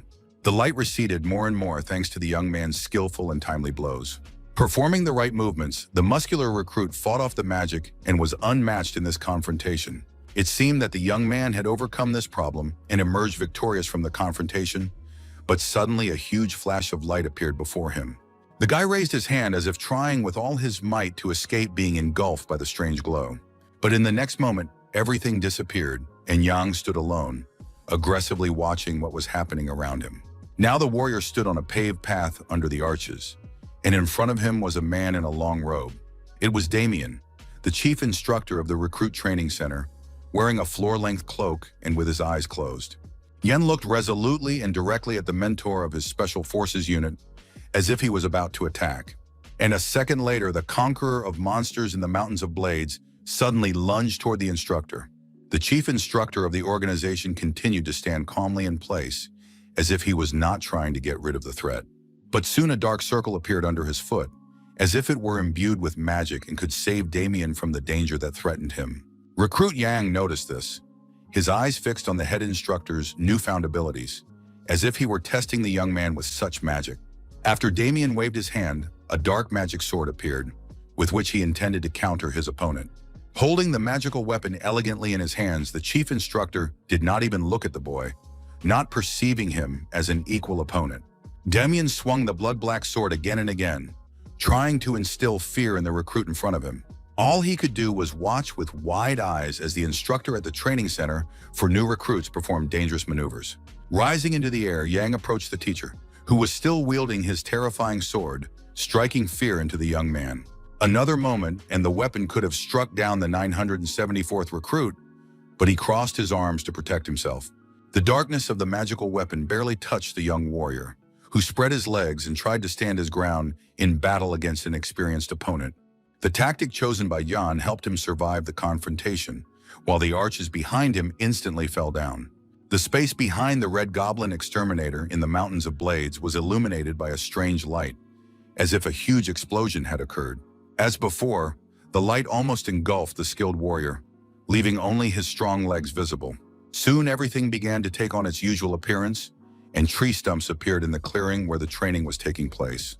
Damian, who was laughing, found it incredible that Jan wanted to fight him in order to kill his mentor, despite his weakness. Even himself did not know if he would survive. At that moment, recruit Jan was not in a standard position after the end of the fight and was trying to talk to his mentor. Hanging vertically on the pole, Jan would not have killed Damian during sparring because he had not yet told him how to block such attacks. To do this, the instructor advised him to use self-defense skills and jump higher using centrifugal force, which Yang did, thinking Damian was crazy. He attacked the guy with a real sword, and the recruit himself remembered a useful paragraph from a book about the founding of the empire. Otherwise, there would have been nothing left of the trees. Then Yang suddenly heard someone's voice praising his skillful handling of the dark dragon's breath, and he thought about it. The sorceress who appeared wanted to know what kind of strange guy Yan was, who was not like a weak fry, unlike the recruit, and he did not like this comparison. Upon learning that he was the chief instructor, the sorceress realized that his energy was familiar to her, but she was angry that he was a descendant of the founding emperor, Bahamut. She wanted Damian to pay for the sins of his ancestors with his life, and the unsuspecting instructor felt a pain in his shoulder. Damian was enjoying relaxing with his student, while the latter wanted to know how easy it had been for his teacher. The young man had just seen the first form of the dark breath sword called the Coward Slayer. None of the cadets had seen the second one yet, because none of the recruits at the training center had survived the first one, and that was boring for Damian. Addressing his student first as number 974, but then calling him by name, the mentor wants to know how long he will last. The coach's desire to hold out caused his protege to have mixed feelings and questioning thoughts. But almost immediately, the doubts that arose in the young man's soul after hearing the words of the head coach disappeared, and he smiled. Not knowing the number of existing sword forms, Yang hopes there are many, and if lessons are to be held daily, there should be 365. Damian likes his boldness, but it takes decades to learn one, and Yang asks his mentor not to worry about how many forms he will show his protege. From now on, according to the recruit, who has suddenly become serious, the chief instructor needs to worry only about the consequences of these lessons. Then the young man's face stretched forward as if he had been struck hard with something heavy. It was Damian, the chief instructor of the training center, who was unwilling to tolerate such bold statements from his student. Despite the strong attack, recruit Yang managed to stay on his feet and was ready to counterattack. In order to dislodge his opponent from his position, the conqueror of mountain monsters raised his fist and was about to rush at the enemy. Using magic, the young man turned his own hand into a powerful weapon that resembled a blade. The dangerous weapon was almost complete, and Yang, with a mad smile on his face, did not want to give his opponent any chance of victory. Every day, the chief instructor conducted training with Yang on the same site in the forest near the abandoned complex. Time passed, and 2 years later, another important meeting took place at the recruit training center. Based on the test results, 50 best cadets will be selected. The test is no different from the previous one, but those at the bottom of the list will train separately. Naturally, recruit Yang once again beat Lauren Beowulf, who took second place, while their colleague Cruel Dwight came in third. The girl now could not understand how Yang, who had recently disappeared, had stopped coming to training, yet he always took first place. Remembering how this young man had stood here last time, Lorene was curious about how he trained. Clenching her fists tightly, the aristocrat really wanted to know where the guy she had fought monsters with in the Mountains of Blades was. A black and terrifying demon tried to confront Lady Beowulf, but was defeated in the very first battle with her. As part of the next test from the training center, the girl fought several monsters with eerily glowing eyes at once. In the next exam, she wanted to get first place at all costs, but she let Jan pass her again, and Roman came in third. Lorena continued to actively participate in the cadet testing, slashing with her sword and defeating new monsters, persistently destroying the terrifying creatures. This time, the girl hoped to emerge victorious from her peculiar competition with Jan, but she was unlucky again. Recruit Jan invariably took first place, Lady Beowulf had to settle for second, and Cruel Dwight came in third. It seemed like a cute cat at first glance, looking gently ahead and making standard cat sounds. The animal had an abnormally long neck, and it was clear that it was not a typical cat, even though it continued to meow. Lina Beowulf stood before the giant long cat, which was a worm dragon, an A-rank monster. With a piercing meow, the multi-legged monster instantly lunged forward to catch and eat its next victim. And it was the familiar magic web, woven from magical light, which had already helped the kids from the training center in their fight against monsters. Longcat may have had a huge, terrifying body and sharp, deadly fangs, but it was powerless against Lina's magic sword. Thanks to the brave girl's efforts, the giant monster was scattered into fragments and no longer posed a threat to humans. Determined to win, Lina mentally asked John to wait, hoping to claim her victory during their next meeting. 2 years later, new events in the lives of the cadets took place in the third arena, where recruit John was already training. The final test organized by the organization was taking place there, and in the middle of the arena, one recruit was facing 2 people in red uniforms at once. The essence of the test was sparring with assistant instructors, and the results of this action would determine who would join the special unit. However, for the 2 people sitting in the stands, it was not so interesting. One thought it was boring, while the other was waiting for the exam in the ring to end. For the top-ranked cadet in Lina's overall ranking, this grand event was a formality. She remembered the top recruits. Such cadets easily surpass assistant instructors, although a year ago there was no one who could beat this category. If you don't take this test, you won't be able to join the special unit, so the cadets have no choice but to be here. Yin had no choice but to come to this test, and Lina personally wanted to test his abilities, asking him to come up quickly. While the girl was thinking about how to deal with the recruit, something happened in the arena below, and she had to turn her personal attention there. The assistant instructor in a red uniform, who was conducting the test with one of the recruits, lowered his sword and announced the end of the exam. The trainee participating in the test received his evaluation from the instructor, who then asked him to return to his place. The assistant did not have time to finish speaking because a sword tip and a bright stream of light appeared in front of his face. His opponent, who was using magic, laughed maliciously and demanded that the man fight for real. Cruel Dwight laughed at his opponent's idea that saying stop in real life would end the fight, but it would only end with the death of the enemy. The assistant instructor found it all amusing, as Cruel asked him, but does the assistant's uniform allow him to treat an aristocrat so rudely? After uttering these menacing words, the arrogant recruit from the training center raised his hand with his fingers spread wide, aiming to deliver a powerful blow to the man. The assistant instructor tried to stop the inadequate villain, but it was impossible to stop his aggression. Now the man was forced to engage in another battle with Cruel Dwight and began to fight him. Lina Beowulf, who was closely watching the action on the third arena, considered what was happening to be a disgusting game for an aristocrat. One of the 2 men considered Cruel to be crazy and behaving inappropriately, while the other called his words rude, but agreed with his companion. Roman, a cadet belonging to the upper class, recalled how, during the absence of the chief instructor at training, Cruel began to behave as if he owned the world. Casa Afrain, who ranked 5th, felt sorry for the assistant who got Dwight and asked Roman to help the poor man. Roman immediately reminded her of the murders of low-level cadets by instructors, so it was every man for himself, and Casa thought he was a coward. At first, Lina Beowulf didn't think Cruel Dwight was that crazy, even though he had a nasty temper. She remembered how this aristocrat had recently killed an assistant instructor, and how he had finally lost his mind 2 years ago. Roman was indignant that no one was doing anything about the villain, and Casa reminded him of the influential Cruel family, whom Roman shunned, but he didn't want to get his hands dirty. For Lina Beowulf, these 2 guys were like 2 peas in a pod, but school would soon be over and no one wanted to cross the Dwight family. In the arena below, the assistant instructor in red fell to the ground, a small blade flying past him. Cruel laughed at his opponent, who was unable to fight back without a weapon, even though he called himself an assistant, and rushed at the unfortunate man with the aim of finishing him off. Not wanting to see how things would unfold, Lady Beowulf wearily closed her eyes. She decided to use the freezing technique to save the man in the arena, who could be killed by the evil Cruel Dwight. Suddenly, the girl opened her eyes decisively, knowing how to solve the most difficult problem. High-ranking cadet Cruel flew away from the pile of sharp ice rocks, not expecting such a turn of events. Now there was a pile of dangerous ice in the arena between the 2 opposing sides. The assistant did not know what it was, but Cruel recognized the ice axe. The rocks were really sharp, and anyone who stumbled upon them would face immediate death. Lina approached the combatants, not wanting to cause a commotion, but she couldn't help but watch what was happening.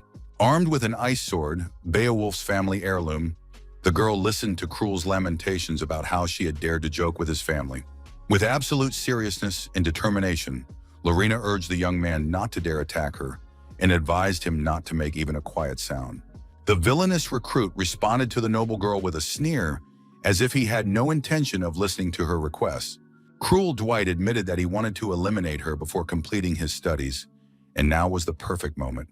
She responded rudely to the villain. Like the ancient demon lich, the aristocratic cadet's eyes now burned with hellfire. Cruel called it the last test in Lady Lorina's life. While one of the employees took the assistant away, Lina pointed out Cruel's constant choice of easy opponents, suggesting that he fight someone stronger. The malicious aristocrat just kept giggling and expected to easily defeat the girl in this confrontation. Clutching his head, the fighter Cruel Dwight responded sarcastically to Lady Beowulf's words, mockingly calling them noble. Lina looked at this aggressive man and thought that his fighting spirit was growing stronger. Determined to destroy the honest girl, the guy now wanted to see her noble face contorted with shame. One of the rivals jumped up, preparing to engage in a dangerous battle against his enemy. An incredibly bright glow appeared on the field, as if hundreds of heavenly bodies had exploded in one place. To confront the aggressive Cruel, Lady Lina Beowulf armed herself with her family sword. Young Mr. Dwight was also preparing for battle, sharpening his claws on his hands, ready to attack the girl. The aristocrat, in the heat of battle, hovered in the air, confident of his triumph over the lady. Lady Beowulf was not going to give in the upcoming battle, counting on victory with the help of her own sword and bravery. Then she turned to her opponent and asked him to admit his desire to take away the sword that belonged to her. Gritting his teeth with intense hatred, he glared at Lina Cruel, promising to deal with someone as worthless as her in hand-to-hand combat. In a moment, the two opponents clashed in a fierce confrontation, neither willing to yield to their enemy. For Roman, who was watching the fight, it was already clear who the winner was. But Casa disagreed with him, because the rivals were equally matched. The 12th recruit noticed that Lina had gained a slight advantage, and that after the 30th blow, it would be harder for Cruel to keep up with her. High-ranking cadet Casa Afrin was happy about all this, but still had some doubts. Cruel periodically emits a strange energy, but at the same time, his family members have never used the secret dark techniques of the special unit. But he could use it now, and besides, Cruel was fighting for real, unlike Lina, as Casa believed, which raised questions for Roman, who was standing nearby. Putting his hand on her head, the fighter doesn't understand what this girl could know, being in 5th place in the overall ranking of recruits at the training center. Roman reminded him that Cruel had been in 3rd place for the last couple of years, and Casa reminded him of the existence of the heavenly trio of leaders, but the guy didn't care. Seemingly discouraged, Casa listened to her comrade in the organization, who knew perfectly well what she was focusing on.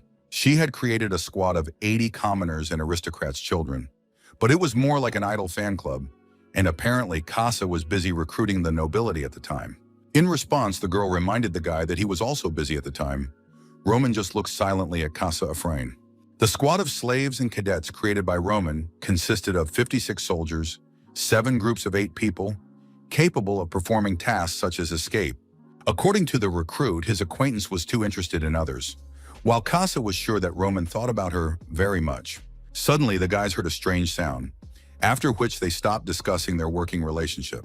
Lina's sharp sword was at Cruel's throat, and it seemed that the duel between them was over, which pleased the two spectators. Falling to his knees, the bold cadet Dwight looked up at Lady Beowulf and tried to speak to her, but the girl clarified that it was over and suggested fighting again. If he continued to rely solely on his own strength, he would lose. So Lina asked the young man to learn to be humble and not disgrace himself again. The aristocrat could only get angry and accept defeat. He breathed heavily and glanced at the tip of the sword near his neck.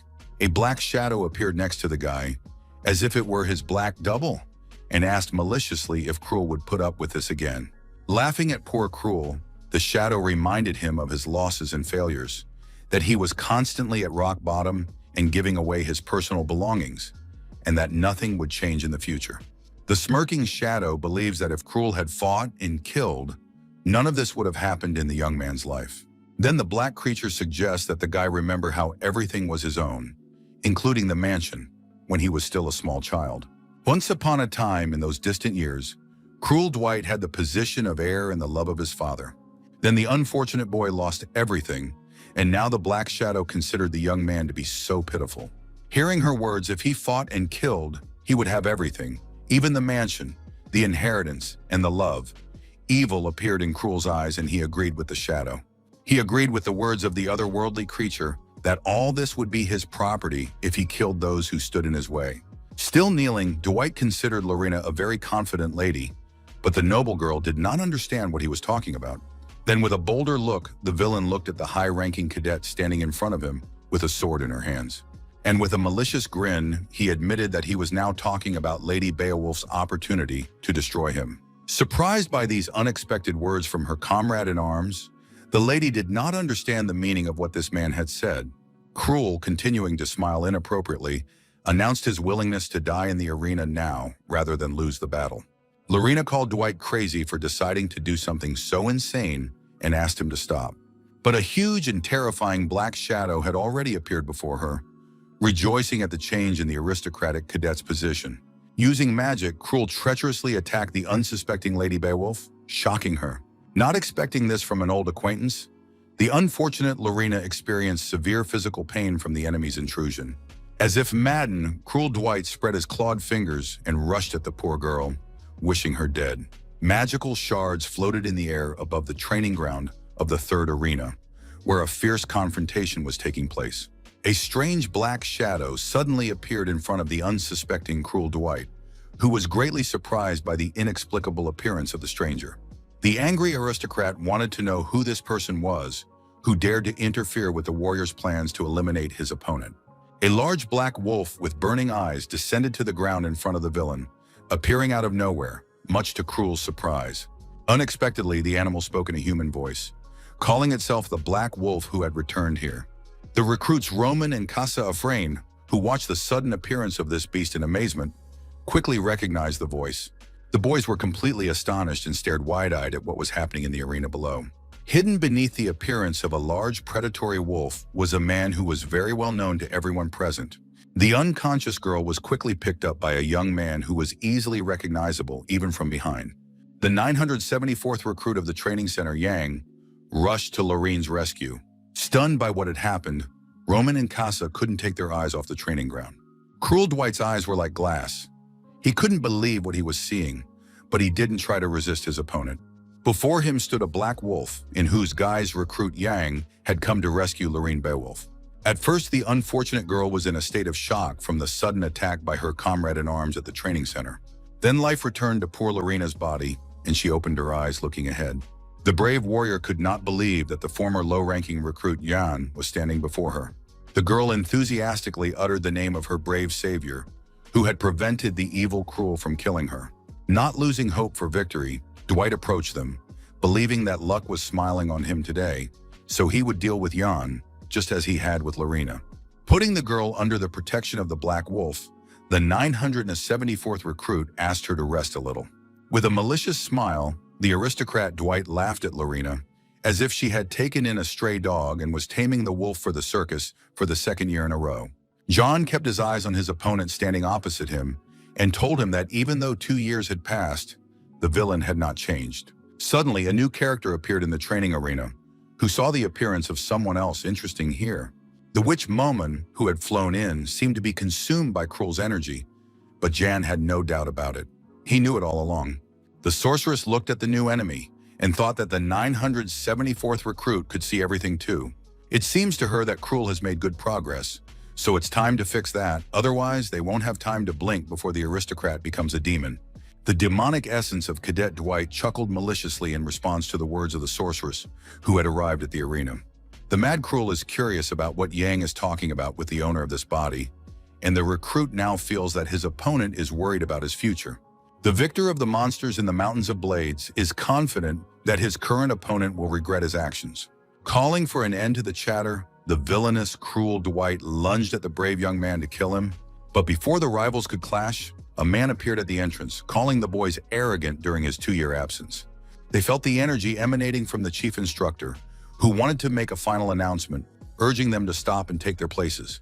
With his usual smile, Damian demanded that John and Cruel hurry up if they didn't want to die here on their last day.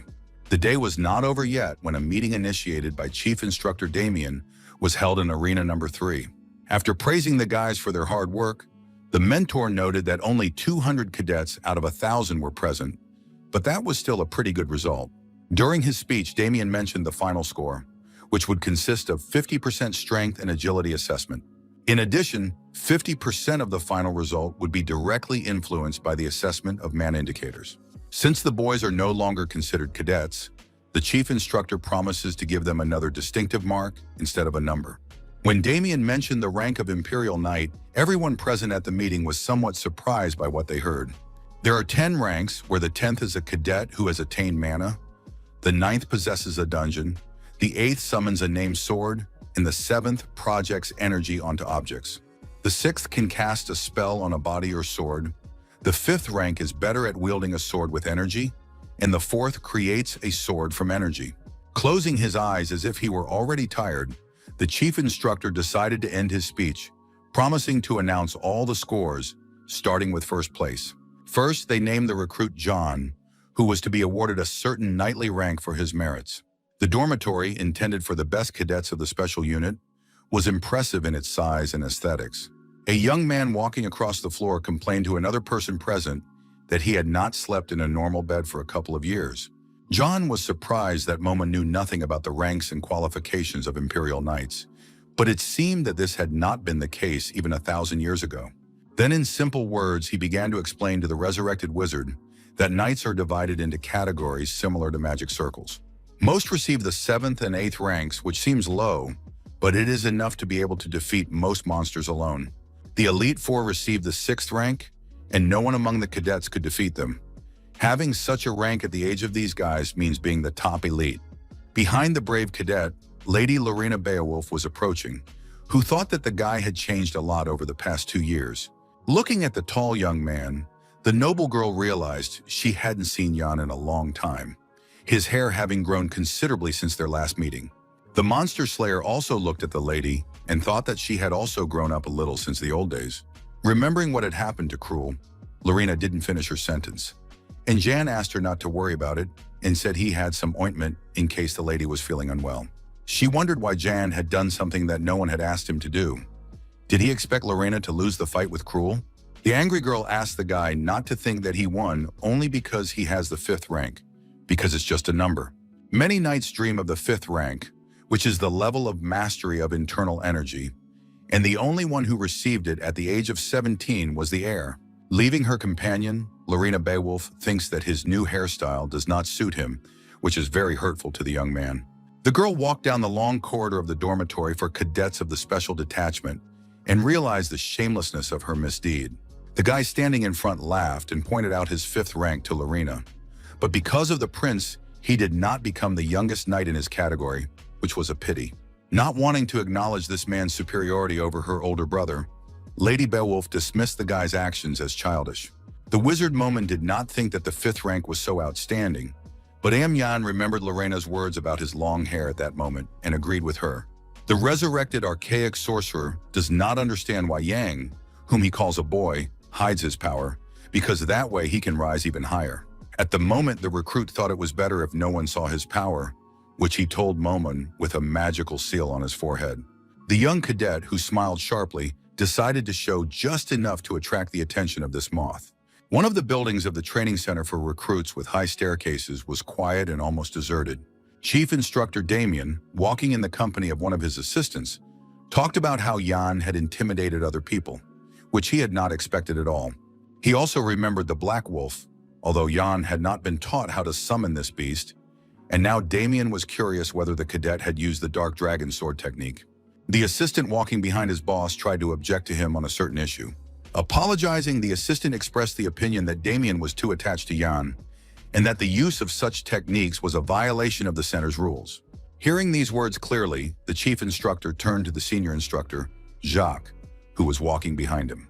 The assistant responded immediately, not yet knowing how his boss would react to his bold words. Damian thought Jacques had lost his fear and reminded him of his recent promotion to senior instructor, asking him since when he had been expressing his opinion. The frightened assistant immediately apologized, but the boss only demanded that he tidy up the room because it was time for him to leave. Left alone, the senior assistant sighed with relief and came to what he considered to be the correct conclusion. He concluded that it was impossible to rely on the chief instructor's judgment any longer, and his colleagues behind him agreed. Remembering the recruit John again, the senior assistant, his eyes flashing with hatred, thought about the need to get rid of this cadet right now. Tall doors guarded the peace of the occupant of the large room with an impressive chandelier. On the other side of the room, a tired young man slept quietly on a large sofa. It was the young cadet Jan, who had grown noticeably stronger and more muscular over the past year. The young man who had destroyed the monsters in the Mountains of Blades slept peacefully, and it seemed that no one could disturb his peaceful rest. Something hidden in the darkness, with glowing eyes, stood near the young man and laughed softly. Above the sleeping Jan was the sorceress Momin, who considered the young man's body to be her own. Jan might have thought that the mage had given up, but in reality the latter had been taking every opportunity over the past 2 years to gradually gain strength. Calling on a magical seal for help, Momin looked at the talented cadet with burning hellish eyes, wanting to give him a hint. Using magical symbols, the sorcerer cast a spell on the sleeping cadet with the aim of hacking into his mind to take control of his body. Not in a hurry, the sorcerer intended to do everything little by little and ultimately gain control of the young warrior's body. Wanting to mention what would be done last, Momin did not do so because some changes had taken place in the room. The conqueror of monsters on the mountain ridge opened his eyes and looked at the greedy creature encroaching on his life. Demanding to be released, Yang threatened the wizard with a magical black wolf, which was already poised to pounce on Momin's head. Smiling, the magician said that he wanted to test Yang's magical abilities, but Yang reminded him of his promise to wipe Momin into dust if he caught him doing such a thing. The ancient magician was angry at the boy's unwillingness to give him his body, and Yang almost fought him, but suddenly someone asked if the cadet was in training. Walking to the door of his bedroom, the boy was surprised by the nighttime visit, not understanding who had come to him at such an hour. Finally, the door of the Special Forces cadet's bedroom opened slightly. On the threshold stood one of the instructor's assistants, who said that the head instructor was currently looking for Yang. Hiding his face behind a standard mask, the man looked at Jan and was about to escort him to Chief Damian. The free trade alley of the special unit was empty and quiet at night, with absolute silence reigning here. The numerous windows of the complex were dark. All the people who inhabited these rooms were now asleep. Walking behind the assistant, Jan wanted to know why his chief instructor had called him and why he had been summoned at such an hour, given that the exam was over. The talented cadet of the squad found the place they were moving through strange and had some more questions for the silent assistant. Continuing to question the man in front of him, Jan wanted to know if it was Damian who had called him, but the man kept his mouth shut. Trying to discreetly pull a weapon from his sleeve without the unsuspecting young man noticing, the assistant decided to use a dark attack. Thinking that Jan was quick-witted, the assistant turned sharply toward the young man, brandishing his deadly weapon, but Yang suddenly disappeared, much to the surprise of the treacherous employee of the recruit training center who had attacked him with his sword. Just as suddenly, Yang appeared behind the unsuspecting assistant. Because he was not only quick-witted, an unusual bright light appeared in this place, where the cadet was forced to engage in battle with his next opponent. Using the 7th form of the Dark Spirit, the recruit threw back the villain who dared to attack him in close combat. After receiving the blow, the attacker landed on the ground and looked up at John, who had repelled his attack from his knees. Senior Instructor Jacques, who was watching the young man from below, wanted to know if his opponent had noticed this moment. How could Jan not have noticed after everything he had been through? And Jacques should be better trained to be sufficiently discreet. The assistant considers the guy to be a show-off. The brave cadet paid special attention to the energy that had just come out of his opponent's weapon. It was an impressive blood-red sword, and Yang knew perfectly well where and how such weapons were used. Continuing to look at Jacques, Yang tried to clarify whether he was really a senior instructor and wanted to know if the chief was aware of everything that was happening. Jacques cursed when his opponent mentioned that it was unacceptable for senior instructors to act this way and pointed out the unpleasant consequences for him. In his opinion, Jan had gotten too big for his boots because he had achieved the 5th rank, and he and others like him were lucky in the exam. But these guys were getting cocky. Several people in uniform immediately rushed at Yang, and Jacques wondered how long his insolence would last. Smiling, the talented cadet realized that he could not cope with so many opponents. Soon, silence and calm returned to the free trade alley of the Special Forces unit. Yang, who had emerged victorious from previous battles with monsters, sat on the ground, bound. This time, the brave young man had been defeated by his rivals. The wizard Momon, flying nearby, did not understand the young man's actions, but he asked him to be quiet. He asked the senior instructor why he was doing this, while the other accomplices suggested that the captain quickly deal with the prisoner and leave. When Jacques asked Jan if he really wanted to know the reason, he answered in the affirmative, as he wanted to understand where he had gone wrong. After that, the senior instructor asked the young man if he remembered the events that had taken place 2 years ago. On that day, Jan and the other cadets had escaped from the center, and many other instructors from the organization had been sent after them. In the end, all these people died at the hands of Jan, who was then a 974th recruit. Then Jack told him about his younger sister, who was among the instructors sent to chase after Yang. The senior assistant is sure that the current elite cadet does not remember this girl, but she was the leader of the third pursuit group. The vengeful Jacques has not forgotten any of this, believing that his sister's life was sacrificed for a cockroach like Jan, while she writhed in pain with agony on her face. With eyes burning with hatred, Jacques is ready to kill the cadet, avenging his younger sister, remembering only that ill-fated day. Grabbing his blood-red sword, the senior assistant was about to deliver a fatal blow to the young man, sending him to hell as he thought. The cadet continued to sit calmly on the ground, bound, and only asked his opponents to let him go. With a vicious cry, Jacques raised his sharp blade over the young man, wanting his enemy to pay with his life for the life of his poor sister who had died.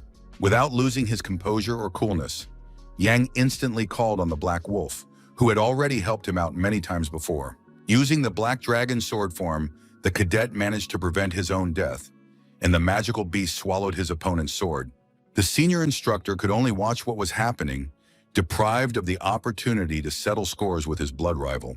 Realizing that he was facing a black wolf that had lost its own weapon, Jacques held the remains of the fabric in his hands. His sister did her job well, according to Jan, but they were fighting to the death, and the cadet won, so he had no pity for her. Moreover, it was difficult for Jan to believe that Jacques and his men had come here solely for personal revenge. But these words surprised the instructors. Ready for a new battle with his enemies, the elite cadet Jan does not know whether he should call them all rebels now. The Armenian uprising became a loud rebellion that shook the entire empire and the entire continent. But in the end, it all ended in failure. A small group of rebels managed to gather a huge army of comrades, and they all called themselves the Army of the Revolution. The Order of the Red Revolution appeared, named after the sword used by the representatives of this organization. The weapons of these people were always sprinkled with their own blood to give the blade a frightening color. The battles in which the soldiers of the Red Revolution took part were always bloody. The leader of this order developed a skill so that all other knights could inflict as much damage as possible on their opponents. But when this skill was used, the blood began to burn, which was a drawback of the order leader's innovation. To mitigate the negative consequences, representatives of the military organization were forced to resort to vampirism. Yen told them about the rebels' preparations for a mutiny. They had wanted to meet with him anyway, but he approached them first and saved them time. Now the cadet was curious whether they obeyed the orders of the chief instructor or if there were other conspirators at the training center. After hearing this, the senior instructor muttered an insult about the guy who had stood up to them alone. Ian looked at his opponent with tension, not expecting anything good from him. Jacques doesn't know how the cadet knows everything. But since he mentioned the upcoming rebellion, the senior instructor is ready to kill him with a clear conscience. After that, the villain gave the order to his accomplices to start the Red Revolution, and they took up their large swords. Keeping an eye on the criminals, Cadet Yang realized that everything had happened just as he had thought. A sword blade with a red magical aura appeared near the young man standing alone. The villains surrounding the young man, armed with cold weapons with elements of magic, threatened to kill the 974th recruit. Since they used a skill against a 5th-ranked knight, he would have to use force against them in retaliation. After that, he summoned a black wolf, and this magical creature with sparkling eyes would help the young man in his struggle. With his mighty hand, Cadet Yang controlled the actions of the magical beast to repel the blows of his opponents. The powerful blade of the dark dragon's sword was at Yang's disposal, and he was ready to face his enemies. Senior instructor Jacques stared at his opponent with wide eyes, amazed and unable to believe what he was seeing. Suddenly, the chief instructor attacked, and people were amazed at how strong he was at such a young age. But Yan, who had become part of the elite cadet squad, was still present in the square, wielding his magic sword. The bold young man's nimble and confident movements caused his magical weapon to unleash ever greater waves of power. At one point, the magical black streams almost completely covered the villains surrounding him. A giant magical strip resembling a tsunami wave rose above the shopping alley to the sky. But gradually it decreased in size, having already inflicted serious damage on the attackers who had attacked Yan. Jacques sat on the ground near the wall, bewildered by what had just happened to him and his colleagues. The senior instructor remembered perfectly well how Cadet Yan had struck with his sword only once. But as a result of this attack, Jacques' comrades had died. Now the criminal did not understand how this was possible, and how a young man alone managed to defeat them all on the street. Looking at Yan and the huge black wolf in front of him, the mentor called the brave young man a monster. Completely baffled, the senior instructor wants to understand who his conqueror really is, believing him to be a spy sent by the Empire. Stammering with fear, Jacques wonders how Yan found out who they were, even suspecting betrayal on the part of the chief instructor. But only the cadet from the special unit decided to ask questions, and he immediately stepped on the villain's injured leg with his boot, causing him to scream in pain. Yan reached into his pocket and asked his opponent not to worry, saying that if he answered well, he would not touch him again. Taking out the very pendant with the image of his parents, the cadet wanted to know if the senior instructor had seen the picture before. The man's eyes widened at the sight of the picture, and it was clear that he was feeling intense excitement and fear. Jacques immediately recognized the magical symbol, but couldn't understand why it was here. Grabbing the defeated senior instructor, Yang shouted that he had finally found the symbol, and Jacques groaned in pain. Wanting to know the meaning of the symbol and assuming that it was a family or guild crest, the cadet wanted to know how the chief instructor Damian was connected to it. Yang did not rule out the presence of the symbol on other people, but Jacques did not understand why the young man was asking him about it. The agitated young warrior stared intently at his defeated opponent and did not understand what was happening to his face. Jacques only mentioned the symbol and was covered with strange bubbles. The man seemed to be inflating with air, like a balloon. The next moment, the senior instructor at the training center exploded, and dark spots appeared on the wall he was leaning against. Jan, who emerged victorious from the battle, thought that his opponent had destroyed himself, realizing the meaning of the mysterious symbol. The wizard Momon disagrees with this, saying that a magical taboo was placed on Jacques, but he himself was probably unaware of it. There is a kind of magic that, when a certain word is spoken or an action is performed, begins to drain energy and blood, leading to an explosion. Momon does not know who these people were, but they are very strict about safety, and the sorcerer hinted at this to the young man. After everything that happened, the young warrior came to understand that he had received a hint, albeit a weak one. This symbol is connected to the chief instructor and the rebellion, and the parents of Cadet Yan are also involved in these matters, so he has a bad feeling about it. Now the brave guy plans to tell the chief instructor Damian about what happened, and the sorceress wants to clarify whether he will do it now or not. After all, Yan killed his subordinates and decided to eliminate him as well, but Damian himself could have sent the fighters, and most likely that is the case. However, at the same time, the guy did not think that it was Damian who gave the order to his own student. Perhaps he sent them so that Yang would destroy them. And then the young man turned to the chief instructor, standing behind him, asking if he was right. The instructor's face wore his usual smile, which was so familiar to Cadet Yan. He disagreed with the fighters because no one in their right mind would send their subordinates to certain death. Damian remembered how Jacques had recently been taunting his boss, so he decided to teach the scoundrel some manners. Turning away, the chief instructor let Yan go to submit his report, promising to give him a real job starting tomorrow. When he asked the young man to get some rest after the events that had taken place, Jan just watched the man walk away. Leaving the shopping alley where Jan had fought the villains, Damian assured him that the new job would seem difficult to the young man, given his current skills. The weather outside was beautiful, the blue sky was calm and peaceful, and the tall trees in the forest were covered in fog. A train was moving quickly along the railroad, passing by the trees one after another. It was a transcontinental train with many cars, heading for the northern lands of the Beowulf family. The train car windows were covered with neatly folded curtains for a better view for the passengers. In the luggage compartment near the window, through which light penetrated, the suitcases of travelers stood on a special shelf. A conductor walked through one of the sparsely populated carriages to check passengers' tickets. When he approached a man in a dark blue uniform, he apologized and asked to see his ticket. It was Yang, a fifth-rank knight of the special squad, who reached into the inside pocket of his jacket to pull out his pass. After checking the ticket, the conductor of the transatlantic train wished the passenger a pleasant journey. With his exams over, the talented warrior could travel quietly and calmly on the train. But in reality, this was not the case. Yang was traveling to the northern lands to carry out a certain mission. After the exams, all the surviving cadets officially became knights of a special squad and were sent on their first assignments without delay. The fighters were sent to the east, west, north, and south of the empire. In other words, they traveled across the entire continent. Each direction had its own tasks. Casa and 80 soldiers under her command went to the east of death, which bordered the lands of the dead. The strange west, with its unusual natural phenomena and teeming with monsters, was assigned to Roman with a detachment of 50 military men. The south of storms, where storms and pirates rage, became the location for 60 high-ranking soldiers. The frosty north, bordering the frozen lands and the territory of the barbarians, went to Yan, who was first in the ranking, and 3 other fighters. Only a few people expressed a desire to go to the northern lands, perhaps because even dragons froze there. Cadet John considered this a more positive option for himself, because without extra people, he would feel more at ease in the cold territory. When he looked the other way, he saw his squad, which seemed rather dubious to the elite knight.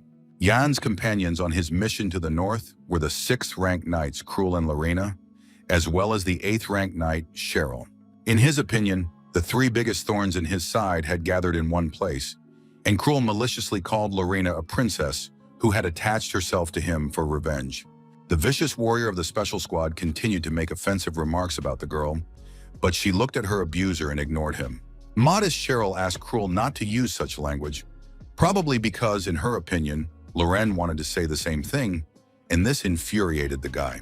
An angry Mr. Dwight was outraged by Cheryl's words and considered her to be a servant, which offended the poor girl, and she began to deny the accusations. The 8th-rank lady repeated her name and told how she had been friends with Miss Lina since the trial in the Blade Ridge.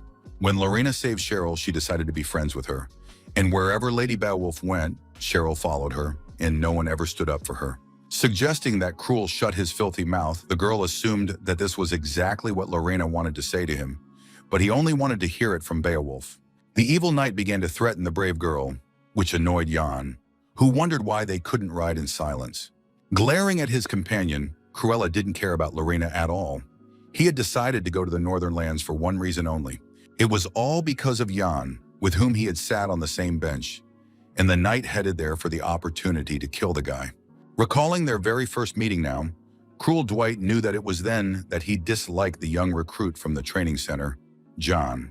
There was also an episode when Jan quietly approached from behind and grabbed the vicious Cruel by the ear, constantly getting on his nerves from then on. Now that they were no longer at the training center, the aggressive villain, burning with hatred for his comrades, could attack at any moment. The aristocratic knight took out his sharp blade from his cloak to attack Yang. Cruel was unable to do this unnoticed, as he was distracted by the question of how many times to strike him, which made the guy's eyes pop out of his head. It was Jan sitting nearby, who wanted to know how many blows Cruel would allow him to strike. The daredevil demanded an answer as quickly as possible, and Cruel, taken aback, hesitated and questioningly said the number 1. Disagreeing with this figure, Knight Yang punched his opponent in the face.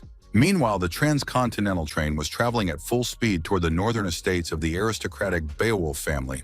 Ignoring the quarreling boys, Lady Lina looked out the window, watching the flashing landscapes. She did not think she would return home so soon, and before the noble lady's eyes stood her family castle. A long time ago, someone had demanded that she stop a certain discussion, not wanting to hear anything, promising to expel the girl from the territory if she uttered one name.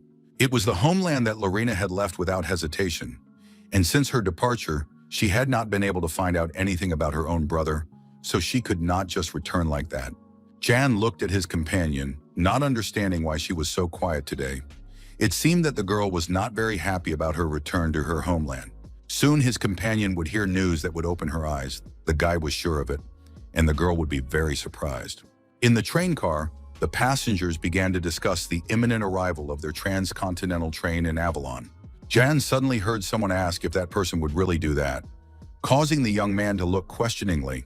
One of the passengers asked the conductor if the train would not stop in Aelon, since it was nearby, and the conductor thought the man was worried. According to the conductor, the passenger could not pass by because of the prince's disappointment, but the man reminded him of the end of the prince's studies. Yang heard the words of the passenger, who did not understand why the prince was asking him to come, and that was why the brave cadet chose the northern lands. At first glance, he may seem like a harmful old man with a bad temper, but he is the teacher of the emperor and Prince Uyghur, considered the chief sage. Yang is here to meet him. Although Uyghur is a commoner with no knowledge of magic or martial arts, he is an outstanding man respected for his knowledge and philosophical teachings. For such significant achievements, the emperor of the kingdom awarded the wise man Uyghur, who came from a humble background, the title of count.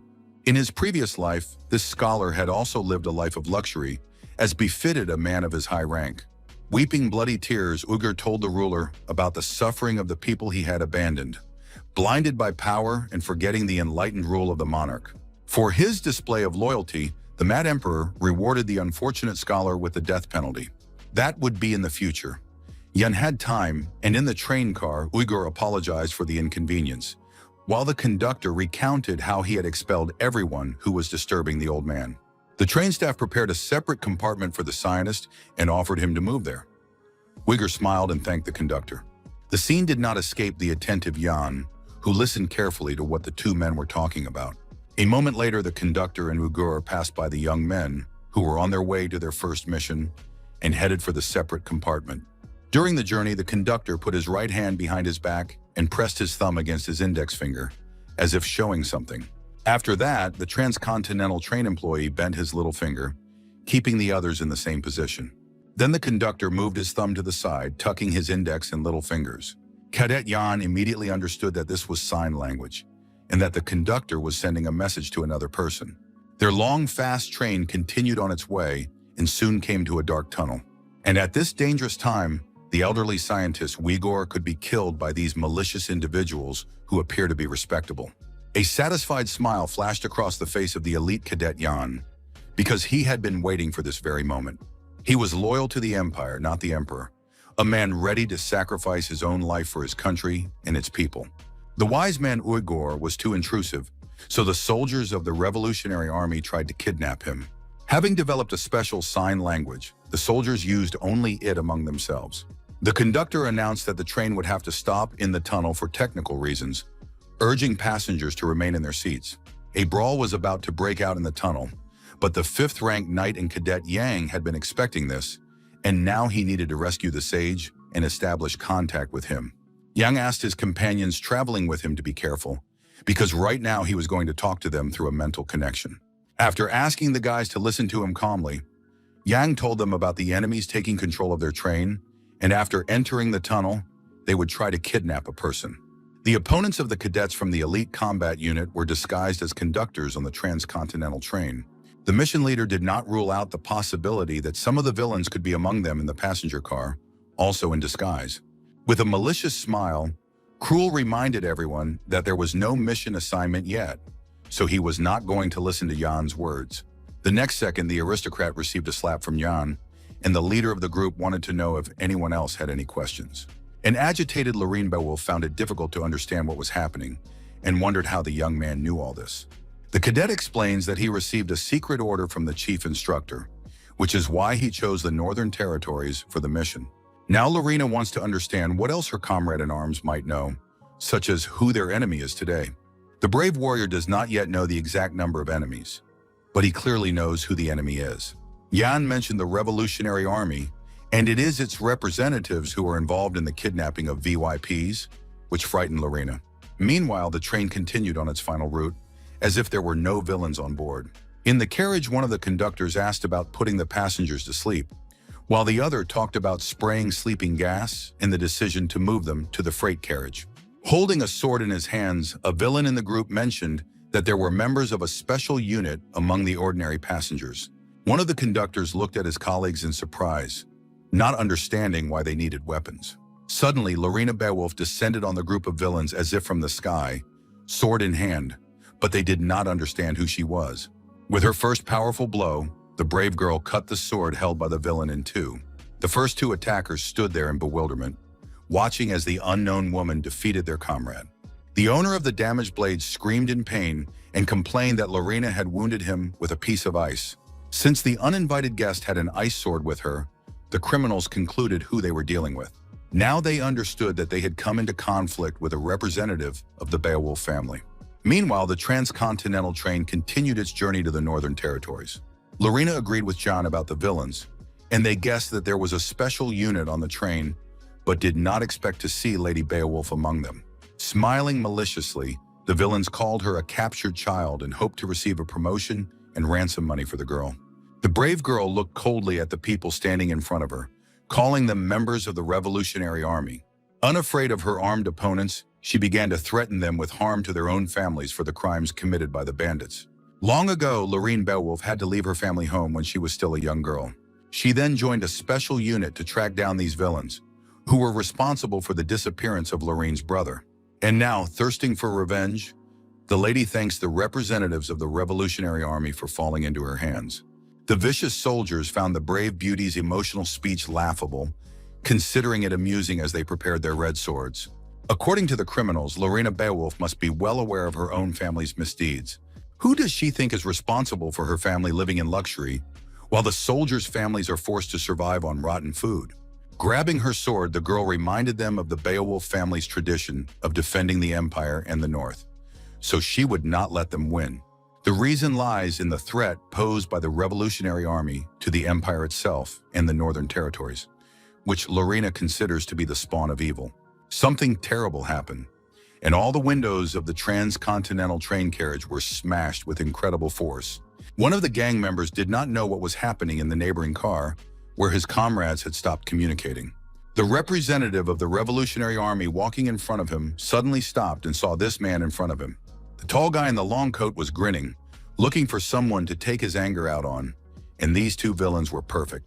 Meanwhile, the train continued on its route at tremendous speed, traveling many miles. On the floor of one of the train cars lay a human hand, and dark bloodstains were visible nearby. The man responsible for this incident called the magnificent sword from the imperial treasury that he wielded. Cruel Dwight, the high-ranking knight who had eliminated his opponents, sighed, realizing how much he had missed the sight of blood. He looked ahead with a malicious gaze and mentally asked John to prepare himself, because he was going to kill him next. In the first car of the transcontinental train, the revived sorceress Mumon sensed magic, which she told Jan, calling him small. The sorceress, floating in the air, demanded that the high-ranking warrior stop calling her for trivial matters. In response, the young knight reasonably pointed out to the mage the need to work off his previous debt. They settled on the roof of the car, and the young man called the sorceress back to the train because they needed to save the old sage. Before that, Lina Beowulf went to the front cars of the train to fight the Revolutionary Army, while Cruel Dwight took care of the cars at the rear. Yang was going to sneak into the front of the train through the roof, and this bold move earned him the approval of the sorceress, who called him a trickster. Lina is more talented than Momon thought, and Yang is glad that the sorceress did not kill the girl last time. Beowulf is like a time bomb. Not sure if it's necessary to save the old sage? Momon asks Jan about it, but he confirms it, because Uyghur is part of his plan. In the future, the guys will face the Revolutionary Army more often, and there is no one more useful than the sage. If he is on Jan's side, the battles with enemies will be easier.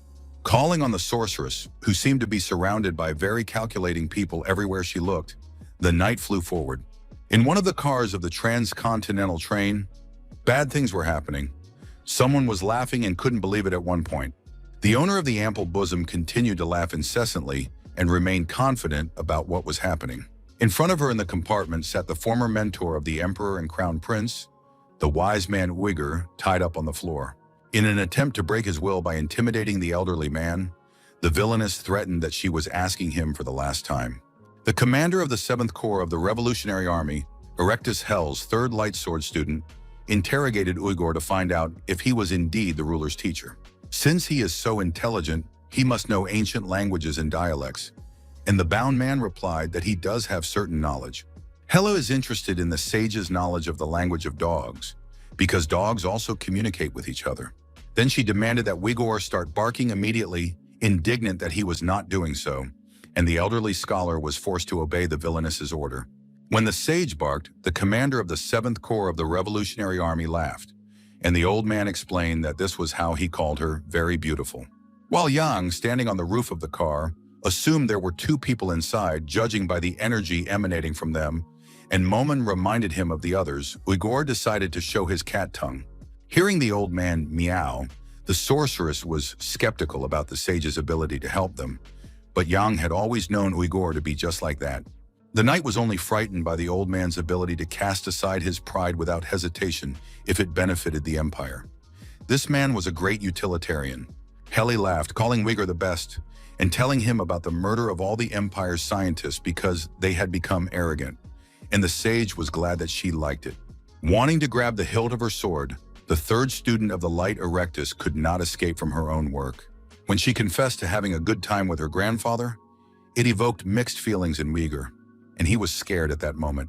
The right arm of the commander of the 7th Corps of the Revolutionary Army was bandaged with a white bandage. In the next moment, the muscles of his arm greatly increased and tore the bandage. Heli decided to catch her enemies now, calling them rats. Jumping up from her seat, the villainess delivered an incredibly powerful blow with her sword, and her opponents were present here. The release of such significant energy did not escape the attention of Jan, who was watching Heli. Everything around them on the roof of the transcontinental train was illuminated by an unusually bright light. The commander of the 7th Corps of the Revolutionary Army continued to laugh, but now complained about the cold outside the warm carriage.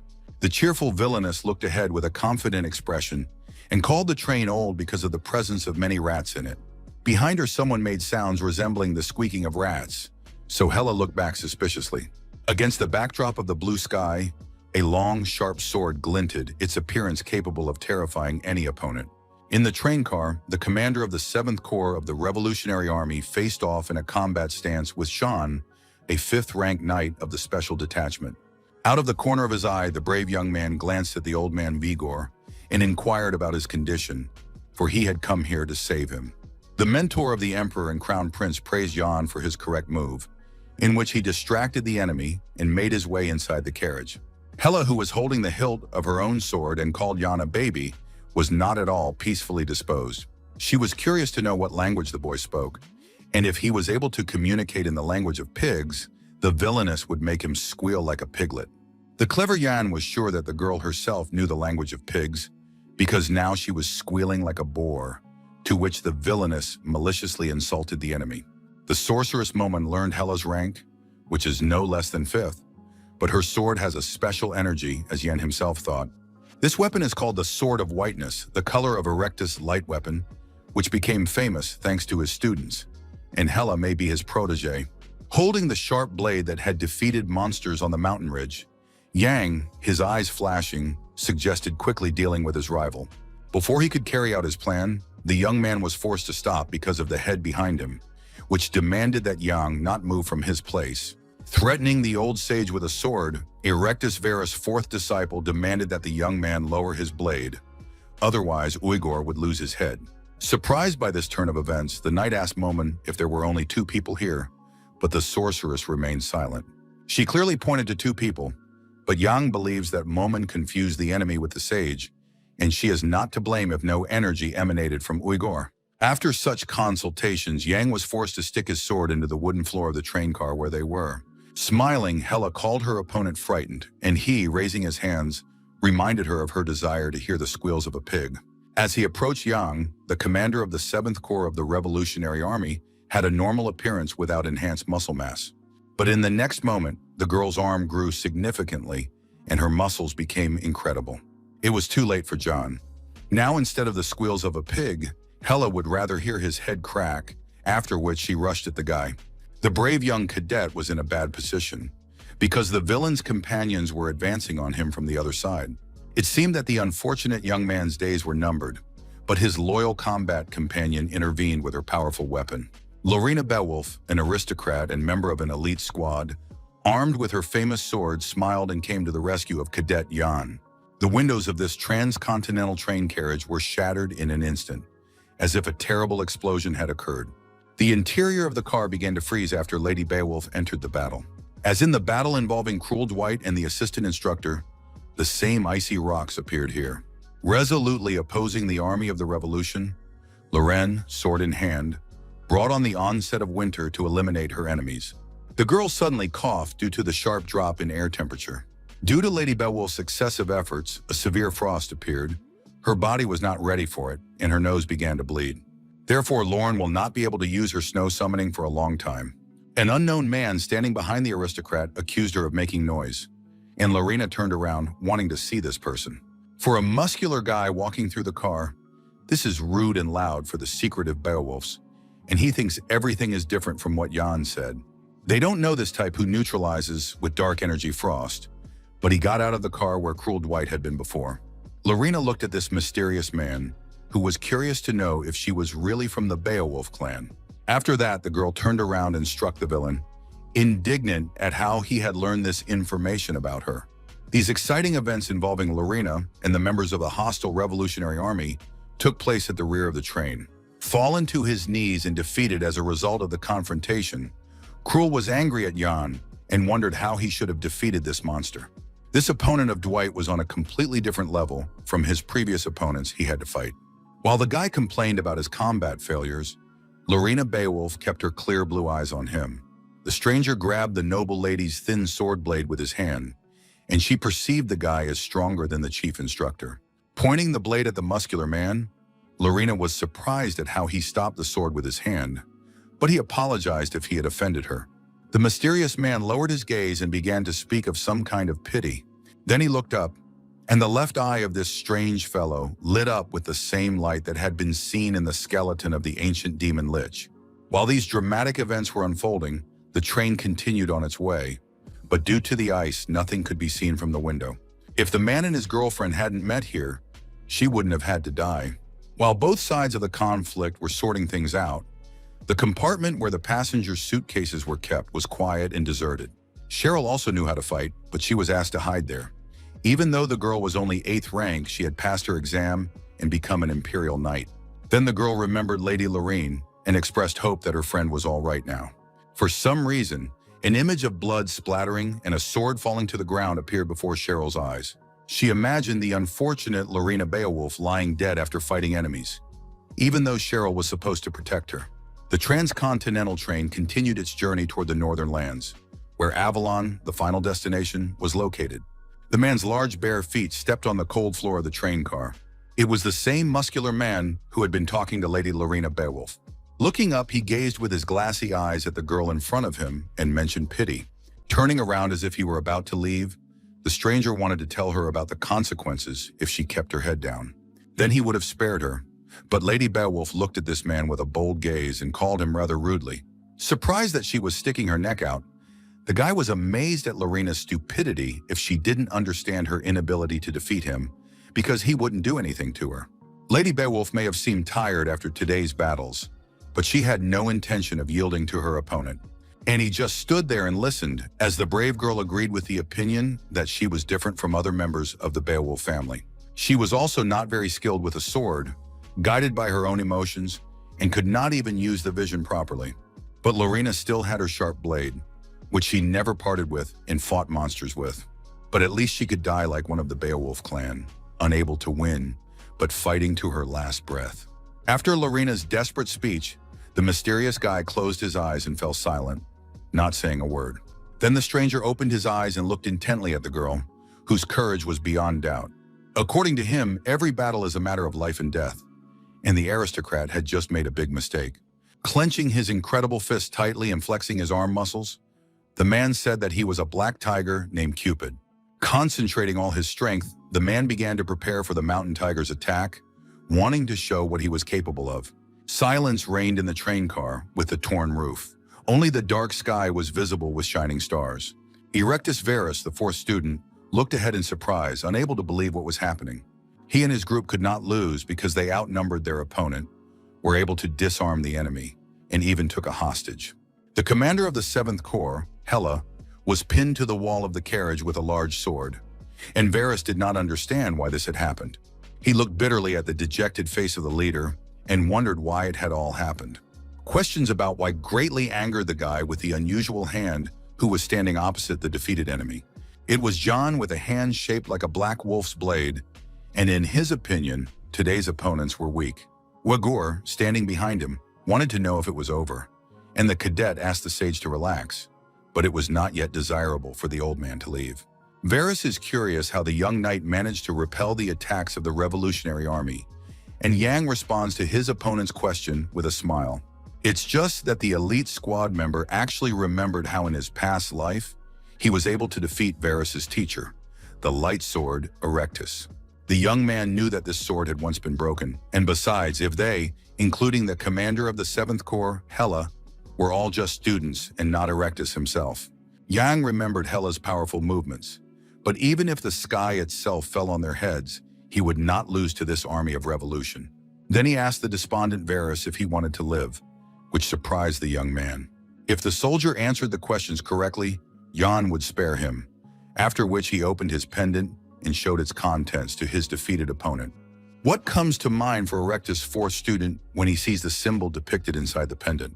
The young man's face darkened and a red mark appeared on his forehead as he examined the mysterious symbol. Then Varys mentioned the symbol of the beginning, but the surprised Yang did not understand what his captive meant. Varys' expression changed noticeably.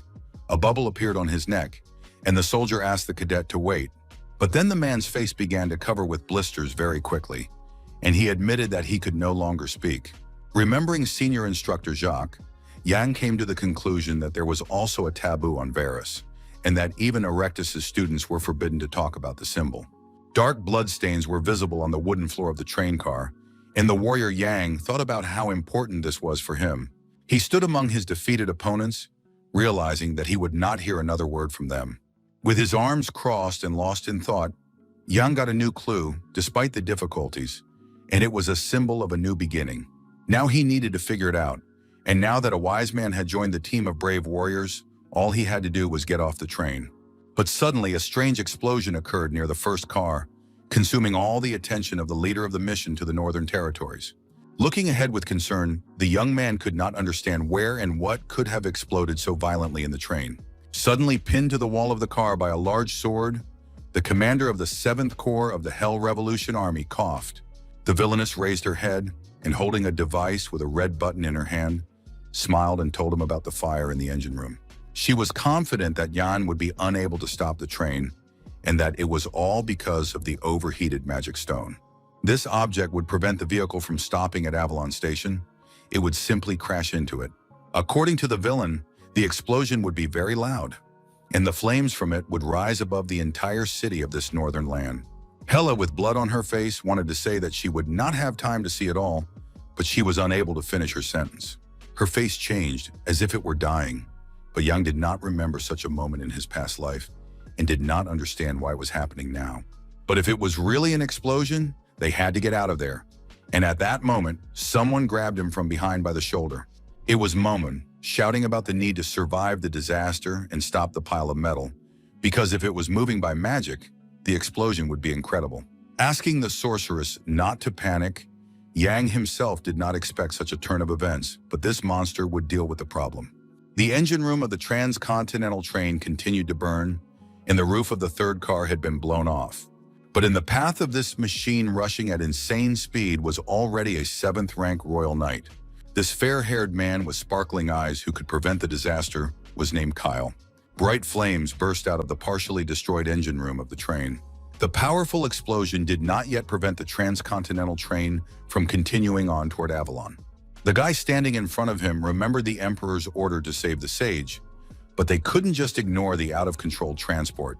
Even though he was Kyle, a 7th-rank Imperial Knight, it would not be easy for him to accomplish this difficult task. Imperial Knights belong to the country's greatest military order, protecting the Emperor and the capital of the kingdom. It is said that this organization, of which Kyle is a member, consists exclusively of transcendents of the 3rd rank and above. The power of each of the Order's knights is equivalent to the natural disasters that rage in the kingdom. But there was nothing to be done, and Kyle grabbed his sword, trying to stop the burning train and prevent a catastrophe. The huge iron machine, moving at tremendous speed, was almost upon Knight Kyle. Closing his eyes, the Imperial Knight concentrated and remembered Lord Vigor. Then the warrior opened them, and his eyes flashed with a bright light, and Lord Vigor must forgive him for his new deed. Now all that remained for the brave warrior was to deliver the final blow with his imperial sword. The fire spread faster and faster through the cars of the transcontinental train, threatening to destroy the entire train with people inside.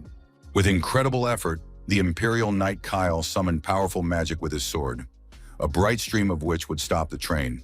The glow almost engulfed the train, and the terrible catastrophe might not have happened. Inside the train, Knight Yang stared at the magical glow as if spellbound. What had happened caused the young man to feel intense aggression, and he looked at the light with hatred. For him, it was too much. There was no longer a strong flame, only this magical glow reigned over the train, as if it had prevented a tragedy. Imperial Knight Kyle, who had stopped the burning train, wore a cloak with the number 8 on his back. Sparks flew around him, having just recently engulfed the train cars. He looked at the overturned carriages and thought about the cruel rebels, unwilling to believe that they had committed such a monstrous act. Sitting in front of him was the wise man Uyghur, who said that Kyle was to blame for the crash, and Kyle had to agree. Glad that the scientist was safe, Kyle hoped that he was unharmed. For the former mentor of the Emperor and Prince, it was a miracle that he had survived. In front of the sage and the warrior lay an overturned carriage, behind which flames were blazing, and Uyghur said how it had almost destroyed him along with the train. The Imperial Knight immediately tried to contradict the old man, believing that he had misunderstood him. Kyle had complete faith in Lady Beowulf, who was on the train, and was confident in the aristocrat's ability to protect the sage. As expected, this brave lady immediately decided to strike the railroad tracks. She derailed the train, avoiding the knight's attack, and as a result, several cars were damaged, but the hostage and the sage remained safe and sound. This was exactly what he expected from the Academy's best graduate. But Lina, standing there, denies having derailed the train through her own efforts. A man approached the girl, placed his black-gloved hand on her shoulder, and dismissed the incident as trivial. It was the aristocrat Cruel Dwight, who believed that basic awareness of the situation was essential for a member of the Special Forces. Now, Kyle is sure that there are other natural talents in the Special Forces besides Lady Beowulf, and Cruel considers himself quite close to the #1 rank. Cheryl, who was also among the others, seemed to have some doubts, and Cruel did not understand what was going on with her. Continuing her conversation with Kyle, Lina Beowulf politely addressed him as Sir and mentioned the man who had also attacked the sage. Hearing the name Black Tiger Amur, the Imperial Knight immediately became alert, knowing this dangerous man. The special class assassin Black Tiger Amur got this nickname because of the similarity of his unique energy to that of a tiger, and he reached the 3rd rank 10 years ago. Kyle had fought Amur before, but he was no match for him. The assassin disappeared, sensing Kyle's approach after the train derailed. At the moment when he was talking to Lady Lina, Amur said goodbye to her until they met again, calling her Beowulf's daughter. After listening to the girl, the Imperial Knight Kyle came to the conclusion that the Black Tiger had joined the rebels of the Revolutionary Army. And yet the young man was greatly impressed by the fact that Lina had confronted the Black Tiger himself, even though she began to deny it. The wise man Uyghur turned to the noble aristocrat and looked at her as if he did not believe her words. Near the iron structures of the transcontinental train, the sorceress Momen saw a wound on Jan's body. The unfortunate knight of the special detachment was in great pain and did not understand what to do now, demanding that the sorceress not cling to him. She reminded him that his body did not belong only to him, so he should take care of it. But Jan asked her not to talk nonsense, and in general his affairs were not going well. Things were happening that had not happened in his past life, including the attack by the Black Tiger and Kale, as well as the explosion of the passenger train. This did not happen in his past life, but it is happening now. Volunteers were not sent to the north either, but things changed when Yang went there, and that is why Cupid could have appeared. All these actions of the night caused a chain reaction, and now it is unknown how far it will go, so it is necessary to behave as cautiously as possible. While Yang, with his arm bandaged, was deep in thought near the overturned carriage, a man who had finally found him approached him. It was a scientist and former tutor to the Emperor and Crown Prince Uyghur, who wished to speak with the leader of the mission to the northern lands. The sage thought it necessary for Yang to stay in the capital, as he himself was distressed by the thought that so many people had suffered because of him. The elderly man also noticed the knight's wounded arm, which had happened after the train had left, and Uyghur considered himself guilty of that as well. Agreeing with Uyghur, Jan recalls how difficult it was for him which greatly surprises the sage who did not expect the young man to say such a thing so bluntly. Closing his eyes, the former teacher of the emperor and crown prince now considers himself indebted to the elite knight. Then the old man handed the special squad cadet a rectangular plate and asked him to take it. Yang looked at this strange object with some amazement, guessing its purpose. The old mentor, Ogre, handed the brave warrior a plaque with his name on it, which would serve as a symbol that Yang was the representative of the sage. According to the scholar, this thing could be useful to the brave young man, who in turn smiled as if he did not understand its value. Yang believed that he was now obliged to accept the plaque and forget how Uyghur had barked like a dog. And once again, Uyghur was upset by the young man's straightforwardness. In any case, the scholar had to leave, but if fate willed it, he and the cadet would meet again in the future. But the knight understood how incredibly lucky he was, even if he had to work for it. Momin is interested in the value of the plaque from Uyghur. They passed by the overturned cars of the transcontinental train, and Yang said that everything depended on how the new item was used. The young man moved forward and thought everything through carefully, analyzing his possible future moves thanks to the tablet from the sage. Now the young man and his team needed to head to their next destination in this kingdom. They had to get to the land of Black Frost, where there was a castle with a tall tower. It was an area of the city where tall houses were extremely close to each other, with only a narrow path between them. A black sword was stuck in gray material, and this weapon became the main topic of discussion. A bald man with a dark beard smiled as he grabbed the sword's hilt and declared that his client needed this weapon. He offered Jan, the knight standing in front of him, 500 guilders to repair the sword and take it away. But for the young man, this was a large sum. Surprised by the client's opinion about the high price, the blacksmith did not understand how John managed to damage the ink iron sword, but the young man had treated it roughly.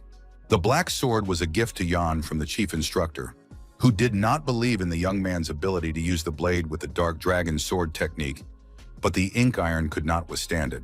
The blacksmith asked if the customer needed anything else, but Yang didn't need anything else and thanked the man.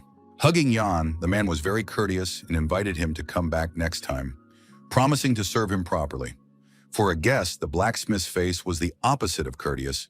After the incident with the transcontinental train, a team from the training center arrived in the town of Willian, not far from the Beowulf territory. Due to the inclement weather, the mission participants decided to continue on to their final destination via the gates of Villian. Judging by how long it takes to recharge mana in the magic circle, the city guard allowed the gate to remain closed until noon the next day. However, Willian is a small town, so it doesn't take long to recharge mana. The members of the special task force needed time to rest before their important journey, so they walked around the town.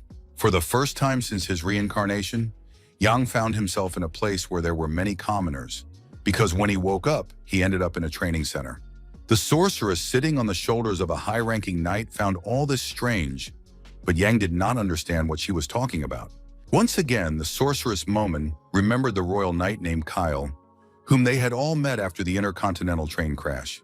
The girl wondered if Cadet Yang had not felt the energy of the yellow dragon emanating from Kyle at that moment. Looking at the townspeople, the knight knew nothing about this, so Momin was amazed at the guy's lack of understanding of the power he possessed. The Heart of Mana can store only 6 powers, including black, red, blue, green, earth, and gold, and the latter contains the yellow dragon. Yanu doesn't understand. Isn't this power enough without the mana heart? It's just one of many elements, but the guy's knowledge surprised the sorceress. According to Momin, if everything were simple, anyone could have founded an empire. But the energy of the dragon can be summoned by the breath of the divine dragon in the Heart of Mana. The sorceress does not understand how her companion can be so superficial about it and does not know if there is anything in his skull, but Yan assured her that there is. The only ones from whom Momin felt the dragon's energy were the chief instructor and the crown prince, for they are descendants of Bahamut. But Cadet Yang really wanted to know how the royal knight was connected to him, so he decided to find out more about this man. Suddenly, someone recognized Yan and said the number 974, and the surprise guy remembered his old number. The head of the mission to the northern lands saw Lady Lorena Beowulf and Cheryl, who thought they were very lucky, holding bags of groceries in their hands. They suggested he return to the lodgings, and Yan told them about the order to repair weapons and the need to prepare for the mission. The girls were getting ready too. Not quite believing his colleagues, in the young warrior's opinion, their so-called preparation was more like shopping. Holding full bags of various goods, Cheryl, with her 8th rank, just smiled. According to the aristocrat Lina Beowulf, they had only purchased essential items, mainly food. Cheryl could only listen as John asked if they could eat everything in one day, and her friend didn't know how to answer the guy. Then the girl smiled, as if hinting to Jan that they could consume absolutely all the food.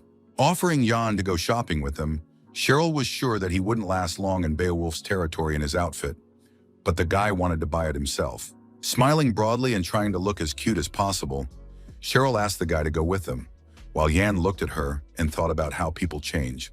The salesperson promised individual service in the store and could specially select clothes for the customer, so Jan asked him to speak more quietly. Behind the wall near the store window stood a man who listened to everything the customers and the salesperson were talking about. On the windowsill on special stands were dresses offered as merchandise to customers. Another window of the retail space was almost completely covered by curtains, and there were chairs nearby for the convenience of customers. Jan, a knight from a special unit who was visiting the store, was trying on black gloves. He decided to take one size of coat and gloves for cold weather, as well as winter boots, because if the clothes were heavy, they would only get in the way. Floating in flight, Maman discontentedly calls his companion a bore, but the guy disagrees with the sorceress, considering her to be exactly the same. Wondering if Yang would take everything from the store, Cheryl suggested he look at Lorina's outfit, and the young man was surprised by the idea. Finally, the curtain in the fitting room opened and the fashion show began. First, Lorina tried on a dress that was too tight, but who would wear something like that in a new city? Then the noble girl put on a timeless classic in a combination of black and white. There was also a killer outfit, like light armor, but Lorina didn't understand why she would wear a swimsuit in such cold lands. They wanted to show Lady Lorena one more outfit, but she flatly refused. She was tired of it all, but as the girl thought, nothing suited her. Cheryl disagreed, considering each of the outfits very cute for her colleague. Then she asked Jan, who was standing nearby, seeking support for her own words. Not wanting to stand aside, the high-ranking fighter also confirmed that all the clothes suited Lorena. In his opinion, she just didn't wear such things often, so these outfits seemed unusual. But Lady Beowulf only agreed with her colleagues in words. Cheryl did not give up and asked the knight Jan what then suited their companion best from everything chosen in the store. Jan thought it was the outfit Lorena was wearing at the moment, covering the noble aristocrat's entire body. All the outfits suited her, but her sword skills and beauty were best emphasized by this particular outfit. The young man's words of praise made the girl a little embarrassed. She didn't even know how to respond to him. Lorena Beowulf fell silent and at first simply remained in a state close to stupor. Then she turned around and announced her intention to go to their lodgings, while Cheryl tried unsuccessfully to call Lady Lorena back. The frightened lady turned to Jan at number 974. Wondering what he had said to Lorena, but the cadet did not consider his words offensive. After this unpleasant incident, Cheryl quickly gathered her things and left with Lorena, leaving Jan alone in the store. Momum doesn't understand what just happened, but for her it's madness. And Jan doesn't know if it's madness and if he really caused it. Meanwhile, Cheryl catches up with Lady Lorena, apologizes, and takes responsibility for the incident. But the girl just thanks her for helping her pick out clothes. Cheryl asks her friend not to pay attention to the words of men who don't understand anything, but Lorena doesn't care, just as she doesn't care about nonsense from others. Lowering her gaze wearily, the noble aristocrat considered the whole incident to be nothing but nonsense. Near the entrance to the clothing store where the members of the mission to the Northern Territories had just been, someone called out to Lorena. It was Cadet Jan, who suggested to his colleague that they meet tomorrow at noon near the gate and asked the departing girl not to be late. Saying, "See you," sadly, Lady Beowulf did not understand why her comrade was saying things so loudly that could be misunderstood. The girl left without even hearing him, and it seemed to Jan that she hadn't heard anything. But even Momen didn't pretend not to have heard, which made it even more awkward. While the guy was thinking about the clothes they had bought today and what to do next, the flying sorceress disappeared, much to his displeasure. In the dimly lit establishment, a girl in a long skirt brought the visitor sitting at the table his order, for which he thanked her. It was a pub called the Shining Moon, located next to the transport department of the city of Willian. Both locals and visiting mercenaries like to come here, as this establishment is famous for its delicious and inexpensive food. There was a large wooden mug filled with alcohol on the table, and the customer who had ordered it was swearing. An angry, cruel Dwight had no idea how to defeat John, because even when he was asleep, this cadet was like a monster. After calming down a little, the knight of aristocratic origin secretly felt all this. Recalling his previous confrontation with this strong warrior, Cruel assumed that Jan had not yet shown his true skills. Drinking his beverage, Mr. Dwight could not understand why his rival constantly hid his own strength. He had to listen to other people's conversations, where one accused the other of cheating, even though he was buying alcohol, and it almost came to a fight. Unable to restrain himself, Knight Cruel Dwight loudly called the pub patrons noisy and ill-mannered idiots. Turning to them, he shouted and pointed at himself, indignant that no one could see that Cruel was now having lunch and that the commoners had no manners. While he was eating, they couldn't even breathe loudly, and if the patrons continued to make noise, Dwight would show them how ordinary people differed from aristocrats. One of the muscular men in the establishment asked Cruel about his desire to show the difference in status, and Dwight was angered by such boldness. He looked in surprise at Jan, who was standing nearby, asking to be shown how aristocrats dine, amazed at his presence. Calling the people degenerates, Cruel pointed out their lack of basic rules of conduct and excessive noise, but Jan thought it best not to interfere. Glancing sideways at his companion on the mission to the northern lands, the aristocrat did not quite understand what he was talking about, but he was sure that the fighter from the special night squad sitting in the pub had suffered from all this himself. He found himself in this new place precisely because of the difference in the current situation. If Cruel stopped depending on his position, he could become much stronger, but Jan's words surprised his comrade. Suddenly, someone put his incredibly strong hands on the shoulders of the unsuspecting aristocrat Dwight and called him a stranger. The leader of the mercenaries, Billy Thunderhorn, who did this, heard the guys talking about their desire to become stronger and was ready to reveal a secret. A man becomes stronger by lifting weights in 3 sets of 8 hours, and if Cruel joins the mercenaries, they will supply him with protein supplements. The aristocratic knight finally lost his temper when Billy promised to give him anything he wanted to increase his strength. Turning sharply, the warrior delivered a powerful blow to the huge strong man with his trained leg. The leader of the mercenary group, Billy, did not expect such a response from an opponent who seemed weak and unprepared. As a result of the blow, Billy lay on the wooden floor of the establishment, while Cruel showed everyone his fist and called his opponent's muscles inflatable balls. Stunned by what had happened, the members of the mercenary squad looked at their leader lying on the floor and couldn't understand how a stranger dared to humiliate him like that. Dwight just looked at these strong men and called them a mountain of muscles that smelled of sweat. But that was even better, because he could take them all out at once. Calling Cruella a great skinny friend and born to control muscles, the mercenaries asked him to teach them how to use their strength in the same way. The guy looked in surprise at the people who praised him for beating the leader of the group with one blow, calling him handsome and an aristocrat on another level. Stunned by such a reaction to his aggressive act, Cruel looked at the pub patrons and did not know why they were doing this. But in the next second, the aristocrat rejoiced.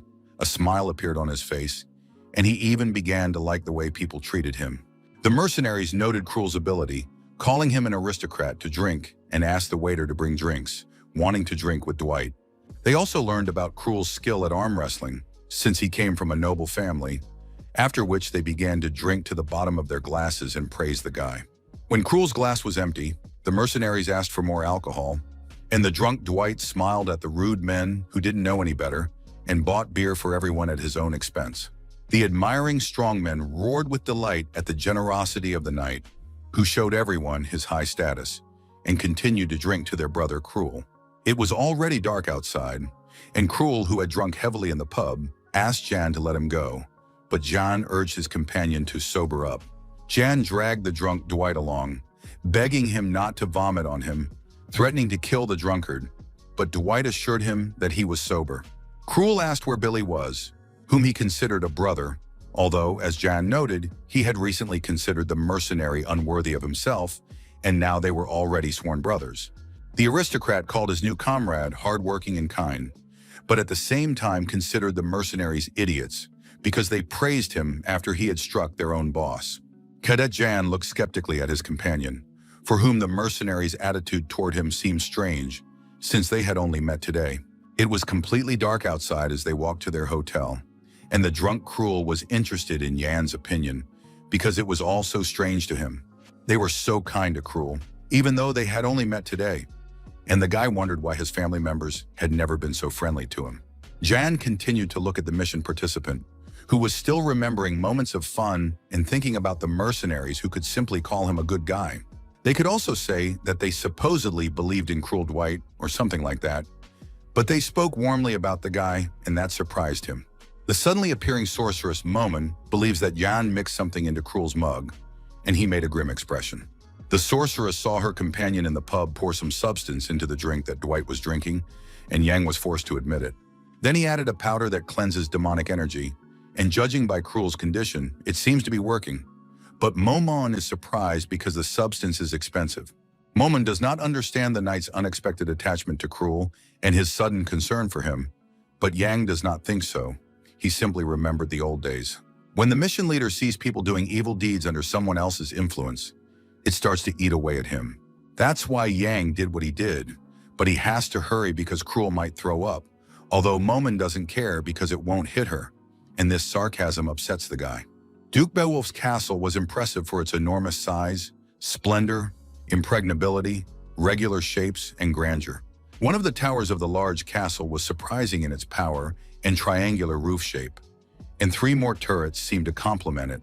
In the large room of the fortress, there was a peculiar mirror resembling a portal to another world. The huge structure stood upright, and people dressed in special uniforms stood in a row next to it.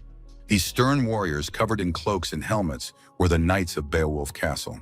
Human legs appeared from the sparkling magical portal. These people had finally arrived at their final destination. The head of the mission, Yang, and his loyal high-ranking knights, Cheryl, Lorena, and Cruel Dwight, arrived at the castle. While the mistress of this huge castle remained silent, Cheryl looked around and was delighted with what she saw.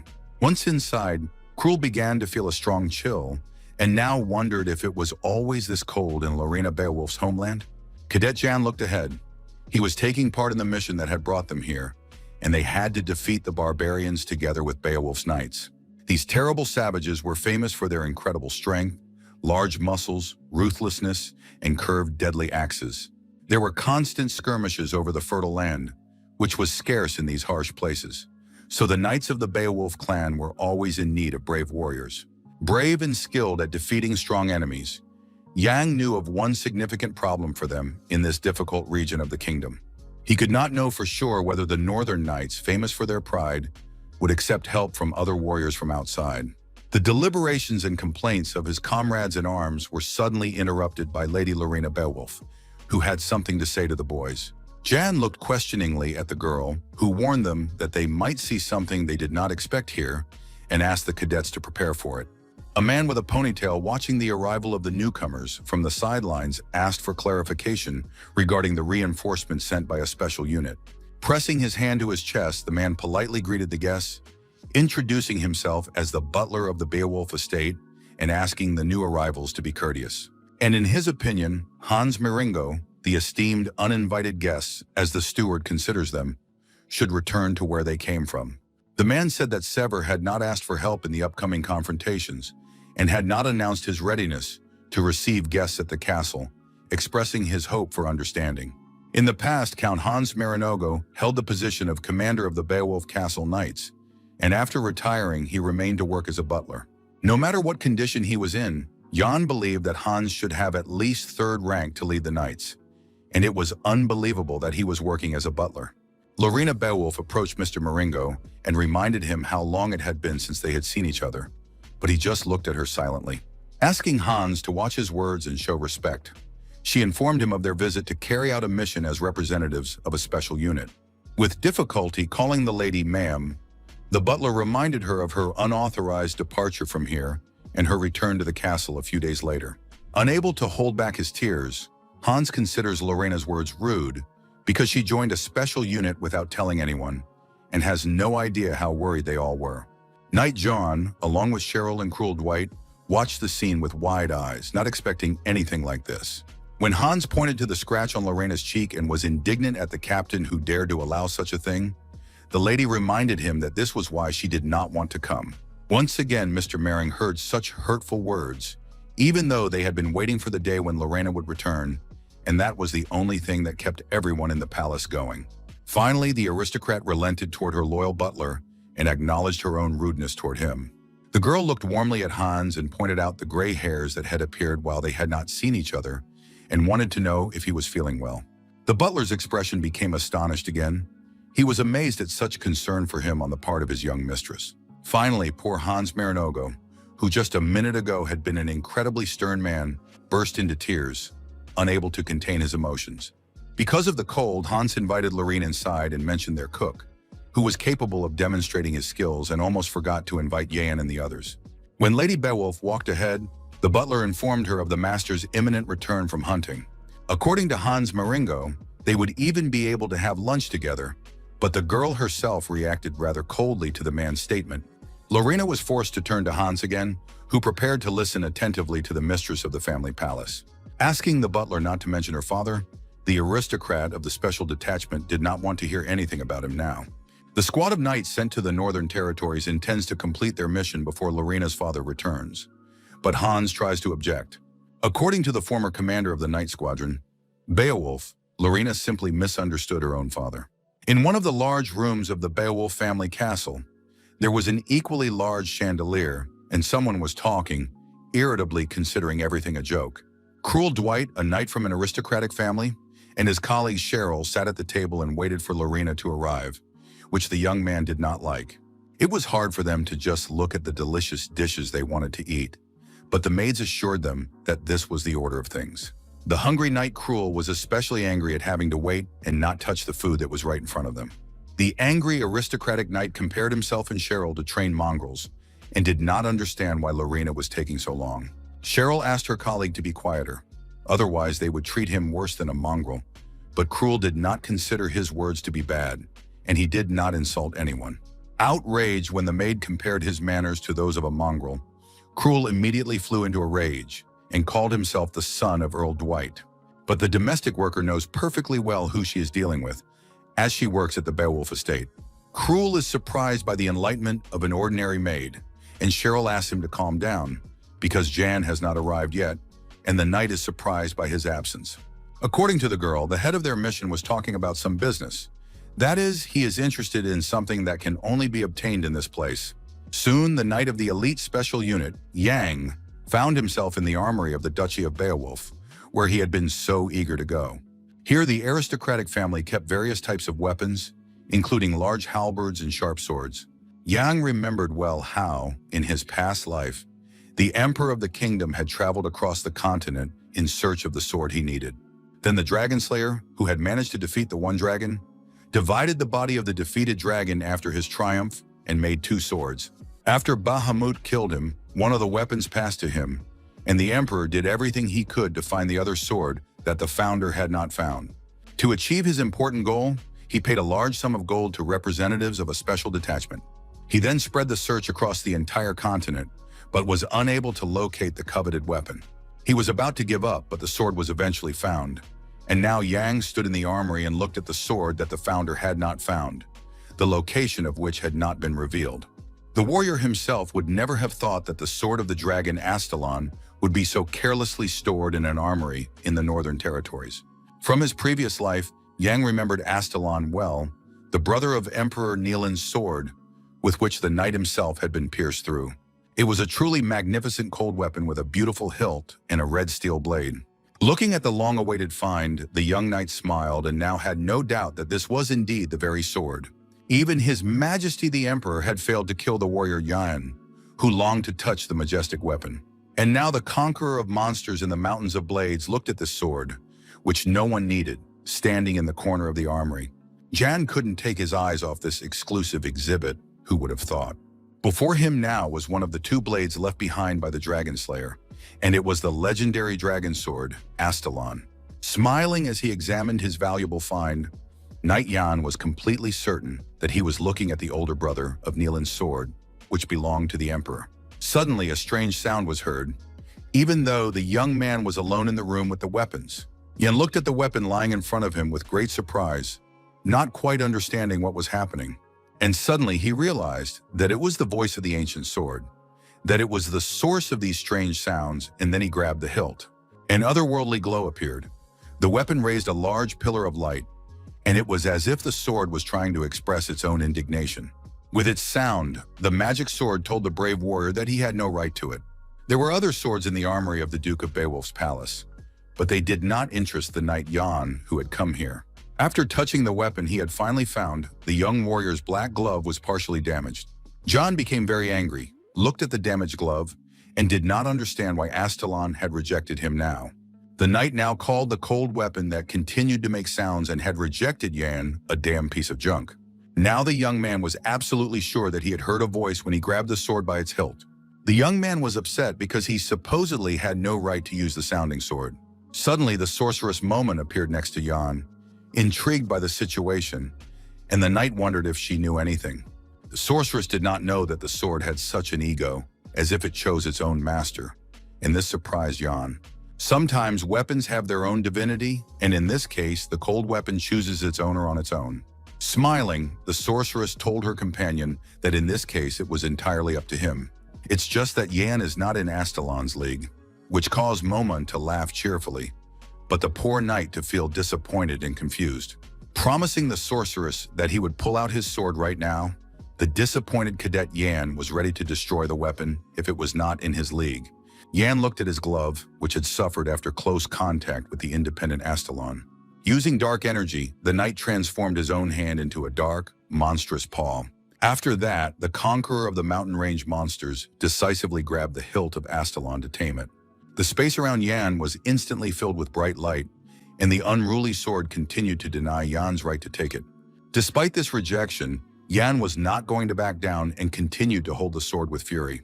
Bright lights were everywhere, and the brave knight held the hilt tightly in his own hands and called himself the right person for the weapon. Now the stubborn warrior wanted nothing more than for Aelon not to reject him and simply accept him as its new owner. While these turbulent events involving the mission participants were taking place, night fell on the huge castle of Beowulf. The flag of the aristocratic family, represented by the elite knight Lauren, flew cheerfully. In one of the halls of the estate, soldiers dressed in special uniforms lined up at attention on command. Holding a sword in her hands, Lina wondered if this was the weapon she had used, while a frightened Hans asked his mistress to think about it again. The girl asked the knights to listen to her and called on them to stop the barbarians today, reminding them that this was what they had always done. But today there was no room for error, because today Lina Beowulf would be with her knights, which greatly upset Hans Maringo, who considered this a dangerous move. Continuing to beg the girl to think carefully, the butler asked her to wait for the head of the family, but she did not want to listen to him. She told the servant that if he thought his mistress was foolish and incapable of even fulfilling her duty, then he should stay out of her sight. Reminding her of the need to capture only 10 barbarians, which, in the girl's opinion, was even easier than fighting the ancient lich, Hans asked her not to take it lightly. According to the beliefs of the barbarians, banners represent the spirits of their ancestors, so they are ready to defend them at the cost of their own lives. Hans Maringo is dissatisfied that the young lady Lina Beowulf does not hear what he is trying to convey to her at the moment. Addressing Lorina's colleagues, the butler believes it is necessary for them to protect their mistress. Cheryl asks them to do so, but Cruel disagrees. Cheryl then thanks Hans for the clothes, without which they would have frozen to death. Lina notes the servant's attentiveness, and he is delighted by the praise. When Hans noticed the uniform on Lady Beowulf, she explained that it was her first assignment as a member of a special unit. Remembering one more important participant in their mission to the northern lands, Lina was about to say his name, but did not have time. John approached them, looking as if he had been burned, explaining his tardiness with a problem that took longer than he had expected. He didn't come to lunch, and the guys were surprised when they saw how he looked, while Cruel openly laughed at his partner, asking where he had gotten so beat up. But after getting punched in the nose, the aristocratic knight immediately stopped mocking the head of their mission and fell silent. Mamam reminded John of his words about how kind he was, but she considered the young man dirty and insolent, and he demanded that she shut up. She suggested that he give up the sword, because such annoying people are not popular, but Jan assured her that he had plenty of time. This Aelon, who was Neelan's brother-in-arms, and the cold weapon did not accept Jan, so he did not dare to pick it up. But that was not the end of the story. Suddenly, Lina intervened in the conversation to tell the guy something, as he might misunderstand everything, which surprised the knight. This was her first mission, so she wore comfortable clothes even though they weren't very warm, but she could put a coat on top, and the girl wanted to clear up the misunderstanding.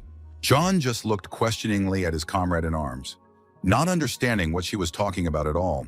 Without taking her eyes off the young man, Lady Beowulf listened attentively to Jan, who wanted to say something. When Yang unexpectedly praised the girl's figure, Lorena just stared at him in amazement. Unhappy with the knight's behavior, she demonstratively turned away and ordered the estate's soldiers to prepare for the campaign. The next order was to open the huge, powerful gates of the fortress, from where a group of knights advanced on the barbarians. Addressing the soldiers, Lorena Beowulf urged them to be unmatched, because today she was going to war with them. Cruel Dwight, who was standing near the lady of the castle, mockingly considered these people to be peasants who were making such a fuss over some barbarians. Jan glanced sideways at Cruel and wondered what else could be expected from the capital's aristocrats, who were not afraid of the barbarians at all. It was all thanks to the Beowulf family's ability to defend the empire from these strangers, but now the barbarians had united their tribes. Thanks to the competent leadership of their chiefs, these people were able to create a strong kingdom that threatens the security of the empire. And very soon, the king of the barbarians will make himself known to all who are forced to face him in fierce battle. He was called the strongest man in the world, and the name of this incredible warrior was Vili. This kingdom was created as a result of the unification of barbarian warrior clans, whose strength threatened even the Kabalan Empire. The barbarian king, one of the 5 warriors who threatened the empire, was the strongest man in the world, Viliga. There was no move that he could not perform with his incredible physique, but there was a certain factor about this leader that frightened everyone else. Viliga could understand at a glance what abilities his opponent possessed, and the chieftain was a real nightmare for the Imperial Knights. Remembering his own past life well, Yang knew that no means of killing Vilaga had ever worked. Many brave soldiers of the Empire had fought the strongest man in the world, but they had fallen bravely on the battlefield.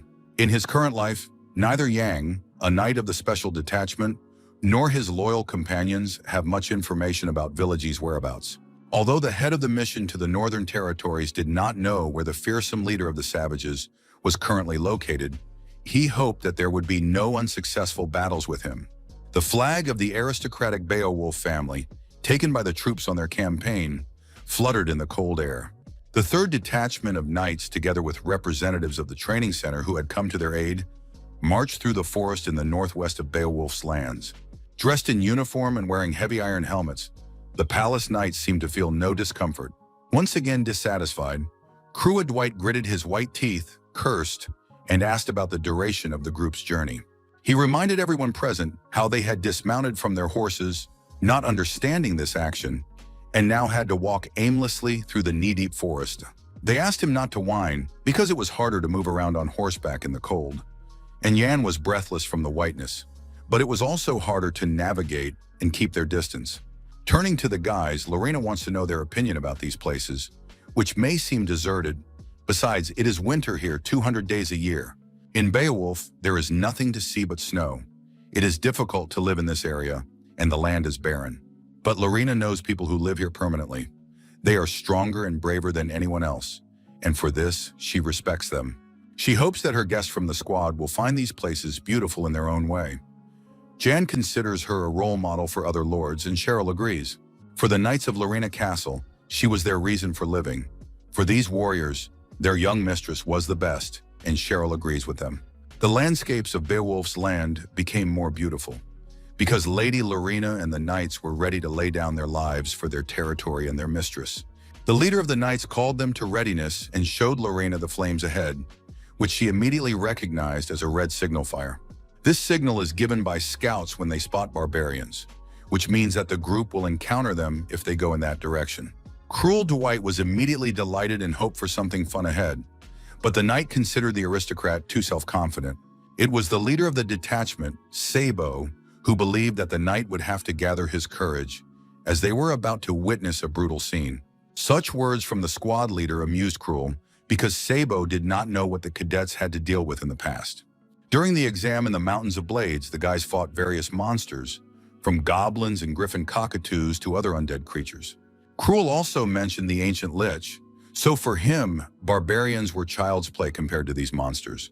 Sabot listened to the knight's speech and took his words into consideration, calling all the warriors to follow him. They were members of a special squad that fought monsters and repeatedly put their lives in danger. Stepping through the snow and leaving footprints, the guys were confident in their ability to deal with any monster, no matter how cruel it was. But very soon, the white and crystal clear snow on the land of the Beowulf aristocrats would turn red with blood. And ahead, the guests of this harsh territory will see something that will be on a completely different level for them. During their winter campaign, the army group approached a small village that could not even be called a base. There, the knights of the ducal family and the training center for recruits staged a veritable massacre. Armed with long iron spears, the Empire's warriors relentlessly advanced to eliminate the enemy. After the deadly battle, Lauren, Jan, and Cheryl stood and watched the defeated barbarians, who begged for mercy, at least for the children. For young Cheryl, what was happening was truly horrific. She stood there, unable to take her eyes off the prisoners. She believed that knights were those who were obliged to protect the weak, and they had sworn to devote their swords to their own lord. One silhouette seemed to her to belong to a demon, so it was still unclear who the barbarians really were. A man from the girl's entourage approached her, covered her eyes with his hand, and cursing, asked her not to look at what was happening. It was cruel Dwight, who, with a serious expression on his face, was sure that there was nothing to see here. Standing aside, Yang noticed Cruel's steadfastness, which meant that he had learned to control his inner demonic energy. The former low-ranking cadet at the center saw the shock on the faces of his colleagues at the training center, but such interethnic wars had always been like this. The guy also understood that there were no wars where armies simply remain within the territory of their own states. The slaughter continued until one side disappeared completely, so the soldiers of each army killed both children and adults. As the daughter of the Lord of the Beowulf territory, Lauren couldn't help but know about this. But hearing and seeing something with your own eyes are two different things. The girl will have to bear this heavy burden in the future, and it is unknown whether she will be able to endure it all alone. The thoughts of Jan, a knight of the special detachment, were interrupted by a child's cry coming from where the barbarians were. On the cold snow, which could no longer be called white, lay a dead woman, and next to her was a crying baby, calling unsuccessfully for his mother. Not indifferent to the grief of others, Sherry suggested that Cruel, who was standing nearby, approach the child, considering him to be good, but the guy asked her not to take such a risk. The unfortunate barbarian child continued to cry bitterly and call for his mother, who could no longer hear him, and suddenly someone thought the child was lucky. One of the knights raised an iron axe over the child, preparing to kill him there and then so that he would not live on as a vicious barbarian. In a split second, the sharp, cold axe would have fallen on the unfortunate victim when someone screamed piercingly, demanding to stop. Cheryl screamed with all her might, waving her arms and begging the knight not to do his terrible deed. The terrible situation caught the attention of all the guys who had arrived in the Northern Territory, including Cruel, who was indifferent to strangers. Cheryl had already stopped screaming. She just looked at the knight with his huge axe with her huge eyes full of sorrow. Knight John, who had been silent until then, not daring to engage in a verbal altercation with the Imperial warriors, also cast his gaze on what was happening. The knight's metal mace never came down, blocked by the hilt of someone else's cold weapon. To the surprise of everyone present, it was Lady Lorena who stopped her subordinate, who was ready to kill the child. She ordered an end to the killing of the defeated barbarians, causing some shock and surprise on the part of the knight. Considering this sufficient, the lady reminded them to eliminate all armed men, calling for them to replenish their supplies and move on. The aristocrat Lorena Beowulf gave the order not to kill the child, which was also her personal decision. John agreed that this was solely his friend's decision, but the Imperial knights who heard Lorena's words immediately began to grumble. One of them repeated Lady Beowulf's words that it was wrong to kill a barbarian, while another laughed, not taking his mistress's order seriously. The stern knights, clad in armor, held axes in their hands and continued to consider Lorena's instruction a mere joke, but they felt the urge to kill. Determined, Lorena had been trained in the art of sword fighting since childhood on Beowulf's territory. As a member of an aristocratic family, she knew what it meant to fight barbarians and was ready to bear that burden. Noticing the appearance of the dead barbarian woman, Lorena saw that she was dressed too lightly to withstand the northern frost. At the same time, the stranger's crying child was wrapped in magnificent furs that prevented him from freezing to death. At the sight of this, something changed in Lorena, and she stopped the huge axe of the Imperial knight from her palace with her sword. The knight did not understand why she did this, but the aristocrat ordered him not to kill the child, taking full responsibility upon herself. While the little boy from the barbarian family continued to cry bitterly, the stern warriors from the Beowulf clan's palace still did not understand their mistress's actions. Even one surviving barbarian could seriously harm the country and its inhabitants. And even though she was the Lord's daughter, she had no authority to save the savage. For Lina, standing with Cheryl and Cruel, this was too much. Even if the child belonged to the barbarians, he was still a baby who had not yet committed any crimes. The lady is outraged by the knights who serve her and doubt her decisions, and they asked her to send the guests away, saying that she was interfering with the warriors on their land. For Cheryl, they are not really knights, and she did not think that it was the duty of soldiers to kill babies, so they should be ashamed. An angry, cruel Dwight threatens them, because if he allows the child to be killed, then the boy's reputation will be tarnished and he will not be able to sleep at night. Lifting his helmet, the knight Baz asked Lina to be careful with her jokes, as she was defending the barbarians right under the soldiers' noses. With his instantly angry gaze, Baz expressed his hope that Lady Lorena Beowulf would understand his actions. As Young had expected, a conflict arose between the two sides, and the knights defending their territory would not change their minds under any circumstances. Emotions are not controlled by logic and morality. Much blood has been shed for them to overcome hatred, and it is unclear who could easily talk about forgiveness. Suddenly, the young man's train of thought was interrupted by a strange energy that appeared from nowhere. There was a strange rumbling sound, and both Lorena Beowulf and Knight Baz were forced to interrupt their conversation. Against the backdrop of the winter blue sky, something strange appeared, flying straight towards the Imperial Knights. With a loud cry, the warriors announced the appearance of the leader of the barbarians, who had been killed in battle, and began to prepare for a new attack. Quickly taking up combat positions, the Imperial soldiers, armed with spears and axes, prepared to repel the invasion of the dangerous enemy. With his appearance, the mighty leader summoned a violent, sparkling flame to destroy the knight's enemies. The warriors who became the first victims of the stranger's attack cried out loudly in pain and hatred for their powerful enemy. Lady Lorena Beowulf experienced firsthand this incredible energy brought by the strongest leader on the planet. The entire territory of the base, where the Imperial Knights and members of the Special Task Force were located, was engulfed in a red glow. But a second later, everything became incredibly white, like freshly fallen snow, as if there had been no battle here at all. One of the knights could not allow the strongest barbarian leader to attack the Imperial warriors, indignant at the clumsy actions of the scouts. While the warrior was lamenting the poor performance of the scouts, someone large placed his equally huge hand on the Imperial knight's head. It was one of the 20 barbarian chiefs who lifted the knight up by his head, wanting to know whether they had killed them or not. The terrifying chieftain Habru, with a burning right eye and an unknown symbol on his shaved head, was interested in the fate of his family and tribesmen. Without waiting for an answer from the warrior, the bloodthirsty savage began to perform terrible acts with the head of the unfortunate soldier of the kingdom. The chieftain, staring with glassy eyes at the armed representatives of the empire, promised to eliminate them as well. The unfortunate knight was still making sounds, but blood was flowing from him, and the terrible barbarian threatened to kill the imperial people slowly and painfully. Lorena Beowulf could not bear the destruction of her subordinates and attacked the unsuspecting Habru. A white glow suddenly appeared in the blue sky of the northern territories, to the noticeable surprise of everyone present on the battlefield. The aristocrats stared intently at the huge enemy who dared to challenge the empire's trained professional warriors. Looking at the terrifying leader of the barbarian tribe, the girl could not believe that her sword had broken against the giant's shaved head. An unknown symbol glowed brightly on the forehead of the huge Habru, which was felt by the chieftain. The wooden fence around the base where the warriors were stationed was destroyed by the invasion of the savages.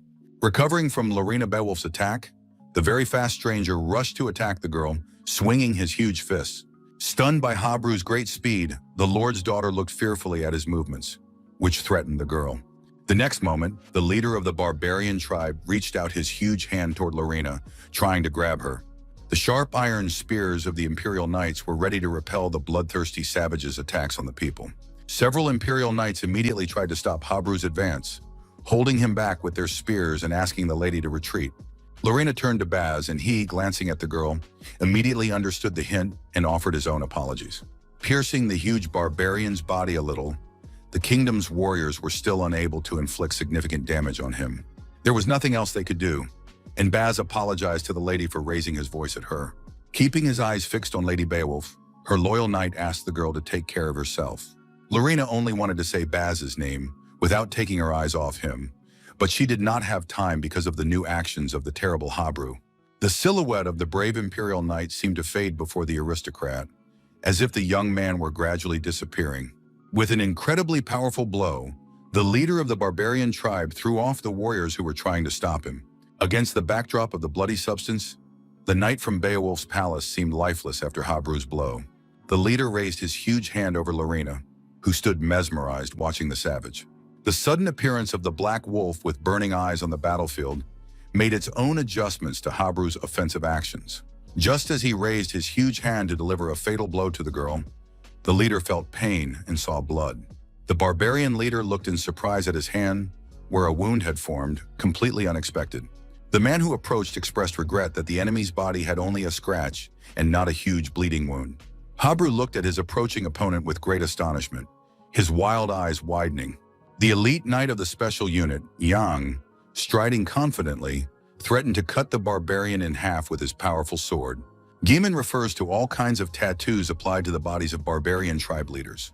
Representatives of barbarian groups came up with the idea of using mana with the help of tattoos instead of dungeons. The tattoos on the barbarians' bodies direct mana straight into their skin and muscles, increasing the body's invulnerability. On the battlefield, Yang, using his arm transformed into a weapon, struck blow after blow at Chief Habru, trying to eliminate him. It seemed that the barbarian's defeat was imminent, but suddenly an unusual obstacle appeared before the brave Yang. Habru put up a defensive line, and now the elite knight's task became significantly more difficult. Combined with incredible martial arts skills, the mana tattoos made the savages incredibly destructive. Angered by all these transformations, the knight Yan came to the conclusion that the barbarian leader was stronger than he had thought. At the same time, Habru shouted and was about to launch another attack on the guy, wanting to destroy him. The knight's comrades from the special squad rushed to his aid, using all their strength and energy to fight the barbarian leader. Lorena Beowulf and Cruel Dwight simultaneously tried to strike the huge Habru, but their swords clashed unsuccessfully against his defense. An angry Cruel pointed this out to the girl and reminded her that this was why he had asked her to stay away, calling her a princess. Habru, with a glowing symbol on his forehead, looked suspiciously at the new attackers and considered them to be children who had appeared out of nowhere. Calling the boys pathetic, the leader of the barbarian tribe tried to strike another blow, raising his huge hands. Having failed in the first stage of their confrontation with Habru, Cruel and Lorena retreated. Dwight was angry that his sword had not scratched the villain, and now the guy doubts the savage's human origin. Lorena wants to deal with him, and the chief caught the knights off guard. Cheryl approached and reported that she had taken the child to safety, while Cruel blamed Lorena, believing that he would have killed the brute if it weren't for her. The indignant girl does not understand her colleague, and the annoyed Cruel recounts how he attacked the chief, but she only got in his way. Lady Beowulf, who was in a calmer state of mind, denied her comrade-in-arms accusations, saying that he was hindering her in the battle with Habru. Cheryl just listened as Cruel reminded Lorene of her defeat in their last training session, but she did not see the connection with real life. Suddenly, John ordered them both to be quiet, because their quarrel in front of the enemy only hindered the knights from winning. Now Lorene wonders if Jan thinks he can defeat Habru alone, but the guy denies it, although she is right to a certain extent. Demanding that Jan stop, the girl is sure that he cannot attack the savage right now, and that there is a risk if the leader attacks the guy. The chief quickly approached the guys and someone shouted to run, but the barbarian delivered a magical blow that threw the knights aside. Accusing the people of killing his tribesmen, the savage Habru promised to destroy everyone present on the battlefield in retaliation. Angered by the enemy's actions, Cruel decided to attack him and asked Lorena, who was nearby, not to interfere this time. Meanwhile, the barbarian continued to swing his huge arms, but the knights diligently turned away from his attacks. Standing as if on the sidelines of the battle, Yang looked at his formidable opponent and realized that things could not go on like this. If Lorena and Cruel Dwight were experienced, it would be fine, but since each of them wanted to prove themselves, it turned into a cacophony.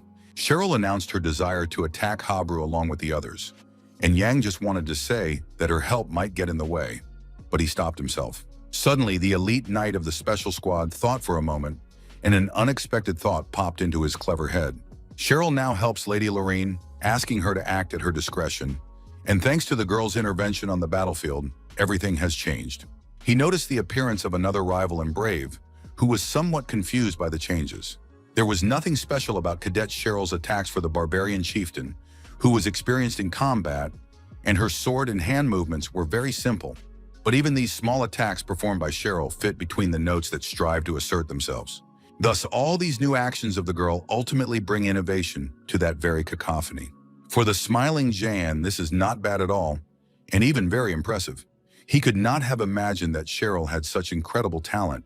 The brave knight had never heard of Cheryl in his past life, but he has no idea why he knew nothing about her back then. Meanwhile, the girl complained to Lorena about the rude Cruel, suggesting that they attack the enemy with full force, but the knight did not agree with the insults. The battle continued, with the kingdom's knights attacking the barbarian leader Harabra from various sides while he tried to fight them off. Even the frosty air of these harsh lands seemed to turn against the savage, trying to pierce Harabra. The gusty wind seemed to try to bite the savage's huge leg, flapping his skin in different directions. The leader of the barbarian tribe could only watch as two knights jumped into the air to deliver a powerful blow with their swords. Putting up his right arm, where his protection was, the savage managed to deflect the magical attack of the men in time. But the Imperial Knights still managed to shatter the barbarian's protective device, causing him confusion.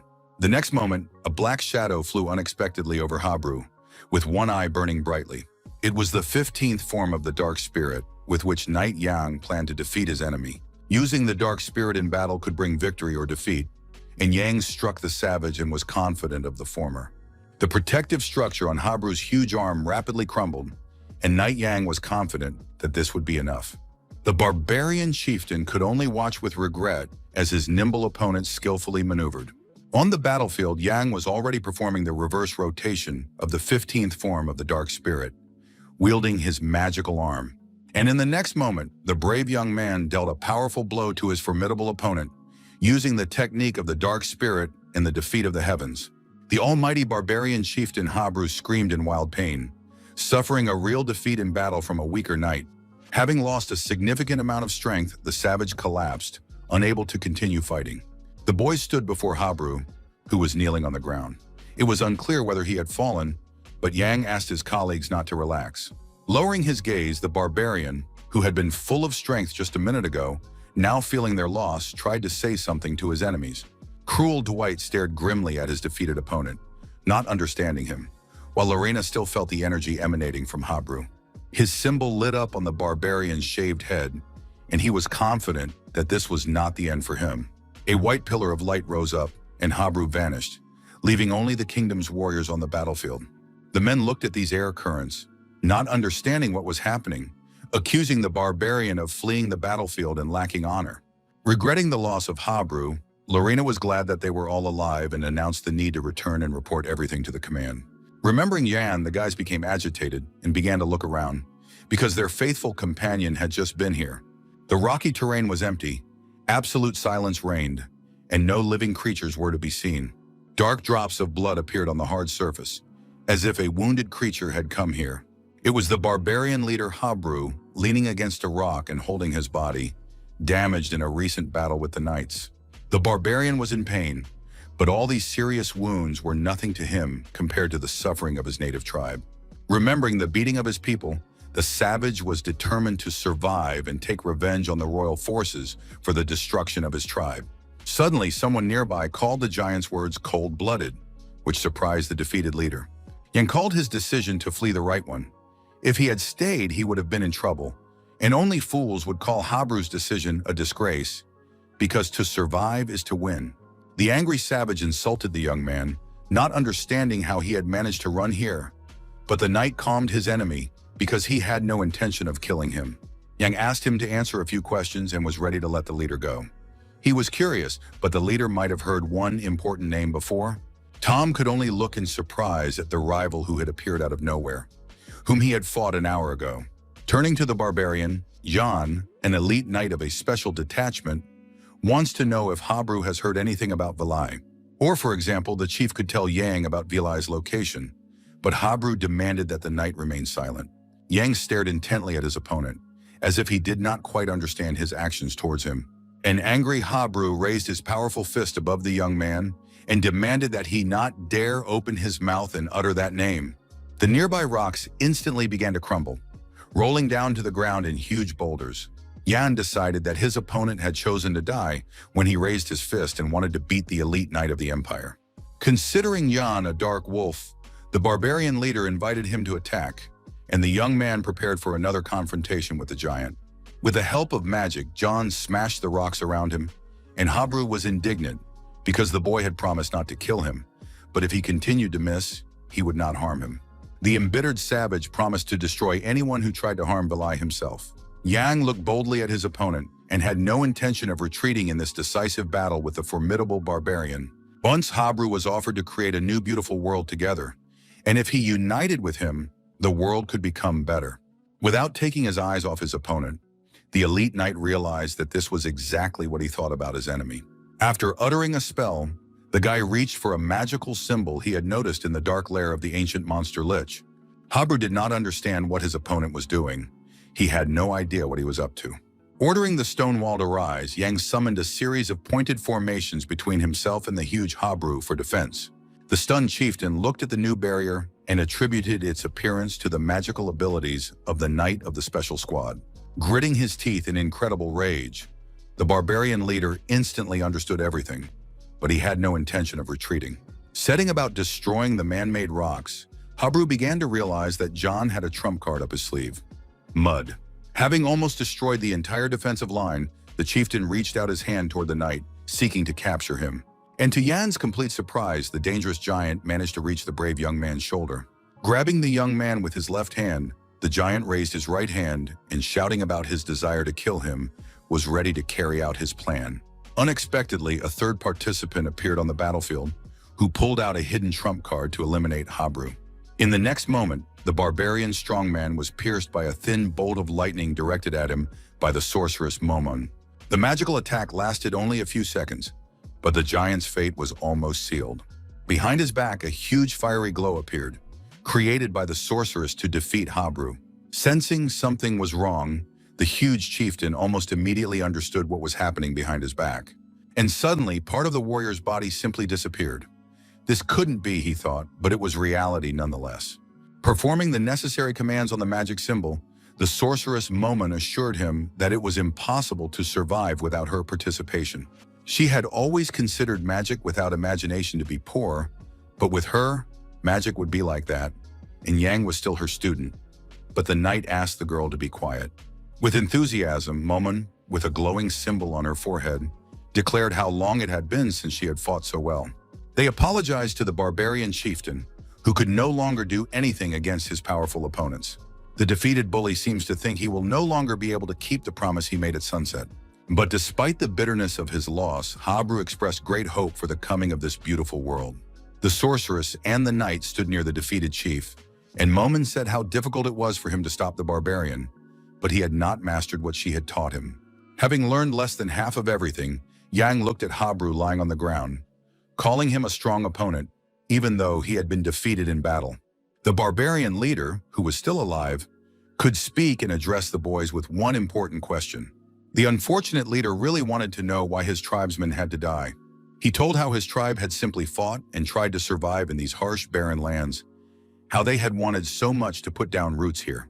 Yang, who did not remain silent, reminded him of the aristocratic Beowulf family who lived in these parts.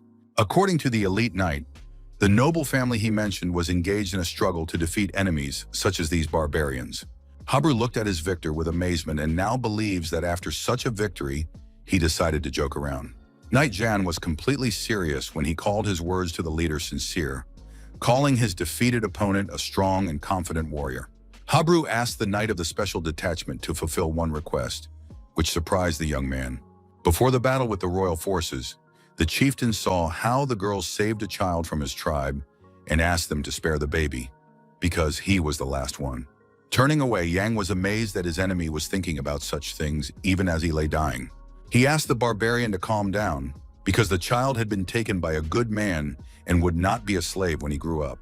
Then the leader of the destroyed tribe began to rummage with his hand, looking for one item to give to the young man. Pulling out a fang on a string, Habru called it a symbol of the chief in his own life, and from now on, the item would be a symbol of a promise. The broken giant handed Yan the chief's bone necklace, and receiving it meant taking on his title. At that moment, the knight understood that he was not obliged to keep a promise made on his deathbed to a man, but he had doubts in this case. However, Jan did not want to refuse an opponent whom he respected, and so he took the necklace. Even smiling after that, Habru seemed to have fulfilled the most important mission of his life, and only wanted to talk about some hope of his. Suddenly, the chief's expression changed.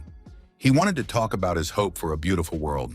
Yang told his dead rival that he would be reborn in a better place in the next life, but Habru could no longer hear him. Night fell, and in the Duchy of the Aristocrats of Beowulf, a meeting was held at which the knights were praised for their tremendous work.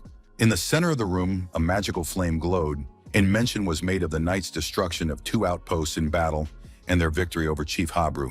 Holding large mugs in their hands, the warriors listened to the speaker, who spoke of glory that belonged not to any one person, but to all who had shed their blood.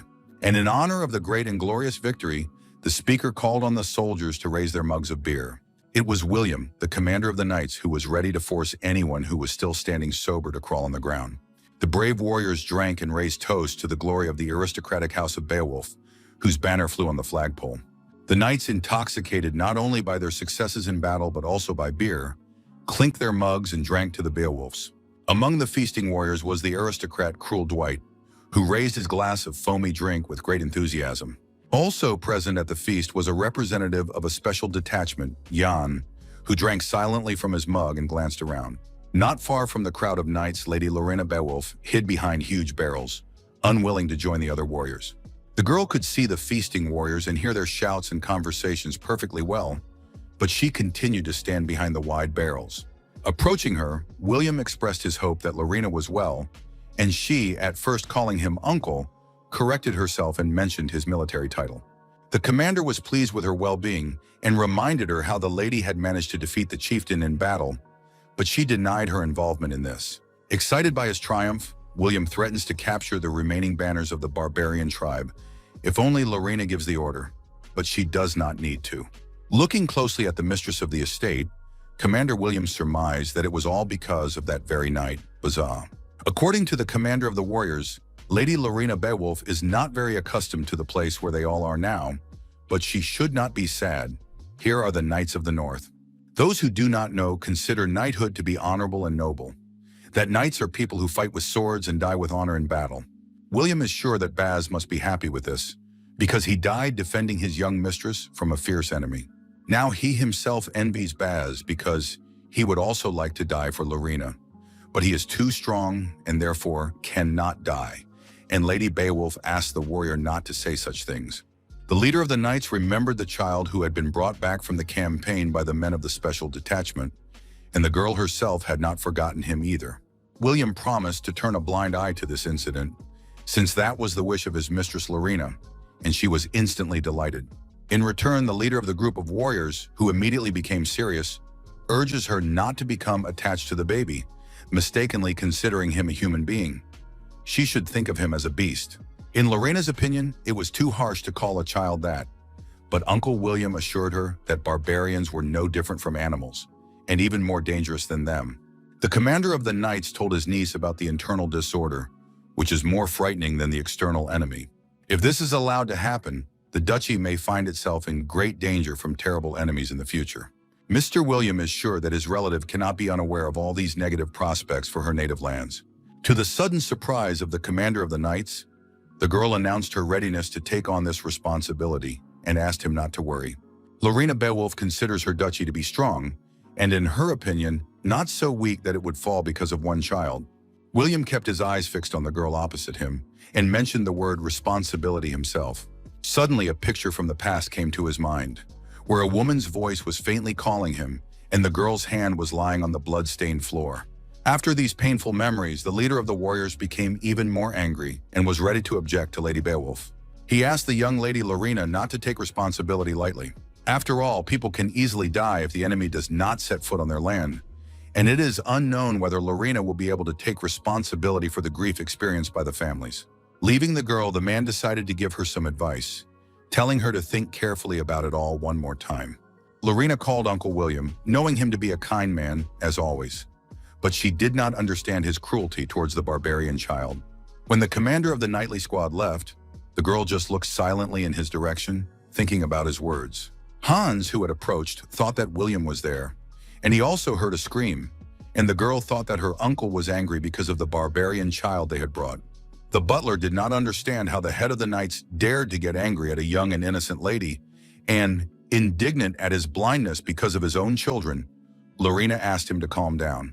Taking the girl's recommendation into account, Hans Marengo asks her to try to understand Mr. William, because there is a reason why he speaks that way. About 30 years ago, the time came to deal with the barbarians once and for all, and the warriors took up axes and other weapons. A young knight who took part in the campaign found himself in a burned village where he met a little barbarian on his way. He was standing in the cold without any clothes, not to mention the fact that he had no weapons with him. The knight reached out his hand to the child, expecting no harm from him, even though he was a representative of the enemy nation. After that encounter, the kingdom's warrior took the child in, even though other people tried to dissuade him, including the then warrior Hans Marengo. The boy seemed quiet, but his burning eyes hinted at a demonic nature, though the kind knight didn't pay much attention to that. After the end of hostilities in the territories controlled by the savages, the found child was brought to the mansion. The knight was often away from home, but his young bride looked after the baby, dressing and caring for him. For a whole year, the kind girl cared for the child with all her heart, and nothing seemed to foreshadow a cruel fate for her. Then on one ordinary day, the little barbarian's hellish tendencies awoke, and the days of his unfortunate stepmother were numbered. The estate seemed to continue living its normal life, and nothing outside indicated the tragedy that had occurred there. Dark and terrifying stains appeared on the carpet of the room, directly testifying to the tragedy that had occurred. The poor bride of the night lay on the floor with a knife in her chest. She had believed in the possibility of re-educating the savage with love, paying for it with her life. After committing the bloody murder, the barbarian child fled, and the knight discovered the dead body of his beloved too late. When he returned home, he mourned his beloved and asked for forgiveness for his absence, regretting that he had had to leave the house. Impressed by this terrible story, Lina learned from the butler Hans that after all this, the knight became the commander of the detachment. In subsequent battles, this warrior spared not even the children of the barbarians, and Lady Beowulf was struck by a sudden realization about this man. Hans immediately confirmed her thought, although he had not heard it, as that knight was Mr. William, her own uncle. Even as he mourned his innocently murdered bride, he was suddenly overcome with anger and regretted that he had not killed the savage back then. Lowering her head, Lina, who immediately became sad, knew nothing about such an unfortunate incident involving her uncle at that time. According to the butler, this had happened not only to him, but also to many other knights whose relatives or friends had died at the hands of the barbarians. The girl tried to say something to her father's butler, but she couldn't because she was too preoccupied with thoughts about the fate of the unfortunate knights. Asking the young lady not to be too hard on herself, Hans Marengo was unaware of Jan's presence, who was hiding behind one of the barrels. The knight understood what had happened, which meant that the commander would not change his mind, but Jan remembered the promise he had made to Habru after the battle near the rocks. Hans, the butler, who continued to talk to Lina, had not yet finished the story he was telling about the knight's misfortune. Currently, the barbarian tribes are uniting under various banners on their lands. And at the head of this powerful alliance stands the great chieftain Villiga, who is the very child adopted by William. Knight Jan was astonished by this important information. He thought about it and couldn't understand why this name had come up now. Before that, he had tried so hard to get any information about this leader Villiga from various sources.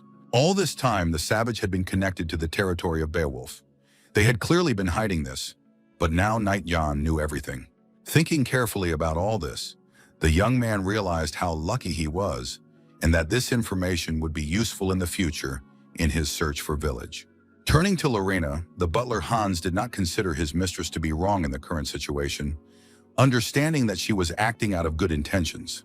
The man then suggested leaving the barbarian child alone for a while, promising to take care of him, but Lina disagreed. She will never forgive Hans for this, and the butler suggests that his young mistress has another way out of the situation. Unexpectedly, Knight Jan appeared, who had a solution.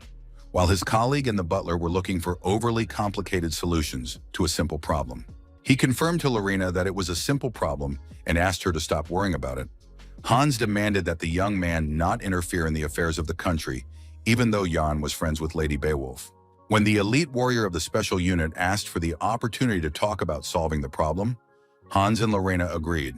The fighter reminded his comrades about Duke Beowulf, whom they would simply need to convince and obtain his permission. After all, the Duke holds the title of Lord of the Northern Territories, and no one would dare to argue with him if he gave his own permission. For the steward, all this was nonsense. He was sure that the head of the family would never allow it, and no one would dare ask the Duke for such a thing. Hearing these categorical words from her servants, Lina Beowulf thought for a moment, an interesting idea clearly forming in her mind. And to the butler's great surprise, the girl decided to do it and approach the Duke about a matter that was important to her. With firm determination, Lina promised to persuade her father and then accept whatever final decision he made regarding the fate of the barbarian child. Footsteps could be heard. Someone else was moving around the grounds of the huge castle. This person turned out to be William, the commander of the knightly squad, who had recently spoken with Lina. He recalled every moment of his conversation with Lady Beowulf and her pity for the barbarian child. Suddenly realizing that he had been rude to her, William assumed that the girl would now hate him, and this disappointed the knight. However, the brave commander could not allow the girl to suffer in the future because of the little savage who had appeared on her estate. The knight William recalled the scene when he returned home and saw the body of his unfortunate bride on the blood-stained floor. Walking through the courtyard of the huge ducal castle, the knight was surprised to hear bells ringing at such a late hour. He noticed the flag of the Knights of Miraz, who were the first detachment of Beowulf's territories, fluttering in the wind. While William was wondering about their quick return from the campaign, attributing it to the Duke's power, someone noticed the warrior's unimportant appearance, assuming he was worried. Before him stood Gion, captain of the Frost Knights, whom William had not seen for a long time, and he was glad to see him return. A surprising thought occurred to the astonished William regarding the return of the knights of the squad. After all, if these warriors led by Captain Gion were on the castle grounds, then the Duke himself must also be present. It was dark outside. Night had fallen on the huge Beowulf castle, where William talked to Gion and learned that the Duke had not returned. According to the captain, the Duke had sent the knights ahead and stayed behind on business. But William hoped that everything would be all right with his lord, who was himself in the North Sea. His comrade asked the commander of the knights not to worry about the Duke, because the North Sea was like a swimming pool for children to him. Captain Gion advised William not to worry about Lord Beowulf, but rather about the demonic creatures he had left behind in those lands. Gion also heard about the appearance of a barbarian child on the estate, brought there by Lady Lina, which could cause a lot of trouble. William tried to deny it, but Gion did not consider him extreme, and was worried about the lady, who had a kind heart and even thought about wounded animals day after day. William felt the same way, but Gion was interested in the special squad that had arrived with the lady and whether they could be trusted, but William called them skilled, albeit young. The commander of the Knights of the Estate remembered Jan, calling him a very remarkable young man, but with him the lady had nothing to worry about. The captain of Miraz's troops understood this perfectly well and wanted to say something about the boy's age, but couldn't bring himself to do so. Let Lady Lina be with them again, but Gion had a bad feeling, and William became curious about what was bothering him now. The captain of the Frost Knights had a feeling that a typhoon was about to engulf Beowulf Castle, over which a quiet and peaceful night had fallen. The next day, interesting events took place in the wing of Beowulf Castle, connected with the life of a special detachment in these lands. In a large room, there was a kind of arena where the knights of the estate could train. The sorceress Momin drank a yellow drink through a straw, enjoying her time in this large place. Everything here was free for her, including drinks, which made the sorceress very happy. Momin remembered how the castle's inhabitants had argued over the barbarian child for several days, but recently they had calmed down noticeably. Yin warned of a suspension of attacks on the barbarians for several days. They managed to take 3 banners, but it was unclear when the rest would be taken. But that didn't stop the sorceress. She asked Jan to keep his eyes open, stop mindlessly thrusting his sword, and learn to use magic. Because of this, Maman spent all the mana she had secretly saved up. But John recognized her as incredible, and the sorceress asked for even more praise for herself. But at one point, her companion began to behave strangely and rejoice, which prompted the girl to have certain thoughts. Yang deceived Momon, which greatly angered her. Had he completely lost his fear since he decided to take all the mana of the ancient demon lich, demanding that she return it? Meanwhile, in the wing of Beowulf Castle, a battle was taking place between two men who were fighting each other with wooden and iron swords. During training with Cruel Dwight, William, the commander of the knights, asked him to dodge to the right and be bolder when attacking the enemy.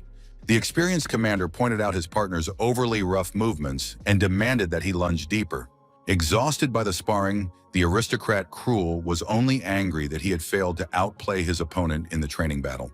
Thinking about this, Dwight did not consider the conditions of the confrontation to be fair because he had a wooden sword while William had a real one, so it was impossible to win with a stick. Continuing to consider it unfair to fight with such an advantage, Cruel nevertheless rushed into the attack, which pleased William because his opponent was determined to win. Jan watched the sparring match between his colleague from the special unit and the commander of the knights. Momom didn't understand why they had suddenly started training, but her companion was bored for some reason, which Jan reluctantly agreed with. During the battle with Habru, the talented knight realized that he still had many shortcomings, and if it weren't for Momon, he would have been in danger again. While the sorceress laughed and asked the guy not to deceive her, thinking he was sucking up to her, Yang learned that he had found a clue about Aelon. Recalling the moment he encountered the legendary weapon in the armory, the knight remembered how the sword began to resist when he touched it. But the northern knights felt nothing when they encountered this sword. To one of them, it simply seemed heavy and nothing more. Yang linked his problem to Beowulf Snow Spirit's special magical technique, which is capable of increasing the amount of mana in the so-called dungeon. Understanding well that Snow Spirit works like the heart of mana, the young man tried to find out if it was possible to learn this technique somehow. The sorceress Momon, who was standing next to him, could not understand why the aristocrat Cruel Dwight continued to spar with Commander William. According to John, Dwight was tired of being beaten by him, so Cruel asked others to beat him up. Momon called herself Lich, and her comrades seemed very inhuman to her. Suddenly, a man approached Jan and addressed him by name, which surprised him.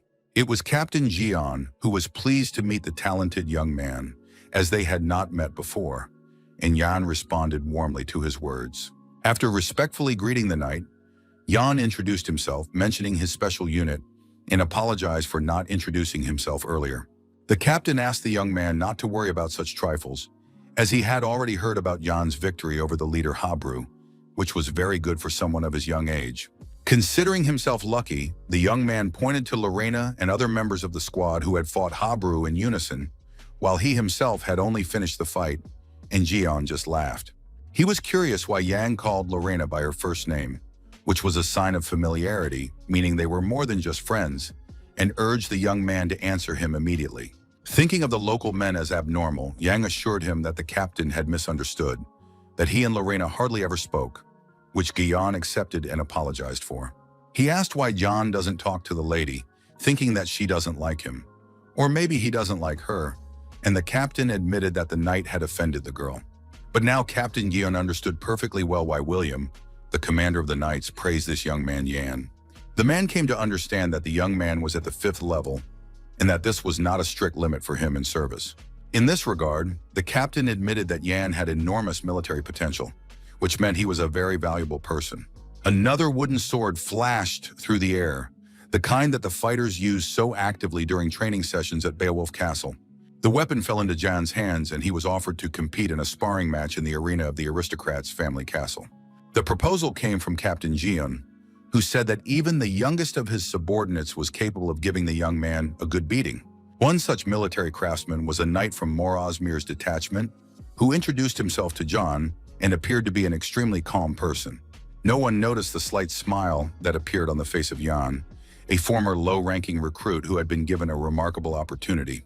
Although it made no particular difference to him, the young man could not refuse Captain Jion himself and was obliged to spar with this man's people. When the brave Jan offered Jion and the other fighters real swords, the Knight Mira's face showed noticeable surprise.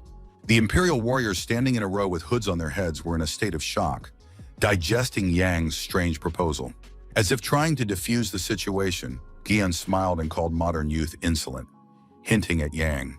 Then with a cool exclamation, he addressed Knight Mir, who still couldn't get over Jan's initiative. The captain urged his subordinate not to hold back in the upcoming battle and to fight with all his might, and he accepted the order. Jumping up, Mir tried to strike his insolent and self-confident opponent, believing that he would be better off wielding a real sword. Holding a wooden weapon in his hands, Jan kept his eyes on his opponent, reading all his moves in the confrontation. Suddenly, everything glowed with an incredibly bright light. Yang's face changed, and his eyes sparkled with a magical glow. Something spun rapidly in the air under the ceiling of this huge room in the wing of Beowulf Castle. And now the stump of the very wooden sword with which Yang had fought his rival Mira was falling down. Witnessing this unusual event, Captain Yeon's eyes widened in surprise, and he could barely utter two words. The commander's knights seemed to share his mood. They could not understand how such a miracle had happened during their comrades' sparring match with a stranger. The wooden sword was near the throat of the defeated knight Mira, which meant that the Imperial warrior had been defeated by the new recruit. Everyone around was amazed at how Yan defeated the Knight of Miraz's squad with just one blow in a quickly ended duel. Yang's eyes burned as if he had transformed into a demon during the battle. But now he asked his opponent if he was okay. Meanwhile, in the northern forest of stone spikes, other characters were involved in their own events. On the ledge of one of the rocks, a man asked the man sitting behind him about a certain person who might still be in the North Sea. The bald-headed old man in a single robe confirmed that Beowulf would not be returning to his duchy. The man who asked him about the head of the castle silently accepted the information about Beowulf's absence from his ancestral estate. Then he ordered the old man to summon the leaders of the barbarian tribes, and the old man opened his eyes in surprise at the unusual instruction. This had to be done on behalf of the chieftain Villagi himself, who was standing on the cliff ledge giving orders to the old man. The iron sword was stuck into the floor with its tip, which meant that another confrontation had also ended. The owner of the weapon turned out to be Cruel Dwight, who knelt on one knee, breathing heavily, and admitted defeat to his opponent. Laughing, William praised him for his skills, which improved right during the sparring, a frightening talent. Cruel called it a joke, saying he hadn't even struck a single blow. According to William, Dwight almost hit him, because the distance was 600 sheets of paper, which is a lot for Cruel, but the commander was just joking. William is confident that Cruel will become stronger in the future, even if he leaves Beowulf Manor now and stops training together. The defeated aristocratic knight only grudgingly thanked Commander William for his words of praise. Noticing the knights from Miraz's squad approaching, a surprised William inquired about the purpose of their sudden visit to the sparring ground. The fighters quickly told him in detail about the results of the confrontation between Jan from the special squad and the Imperial Knight Mir. Hearing all this, the astonished William could not believe that the young man had defeated Mir himself using only a wooden sword. The knight standing near Jan grumbled and talked about the disgrace to the Miraz squad, and the young man realized how his victory had hurt their pride. But some of the knights standing in the front row looked at Jan with enthusiasm and considered him an incredible guy, which surprised him. Then the defeated Mir approached the young man and thanked him for the sparring. Jan asked him not to do so, but did not have time to finish his sentence. With a complete lack of emotion, Mir acknowledged his defeat and praised his opponent, noting his excellent abilities for his age. Mir's comrades laughed at him and considered him useless for his old age and pretending to be tough, which upset the young man himself. Yang immediately noticed the warrior's attitude towards their comrade, surprised by his carefree reaction to the offensive remarks.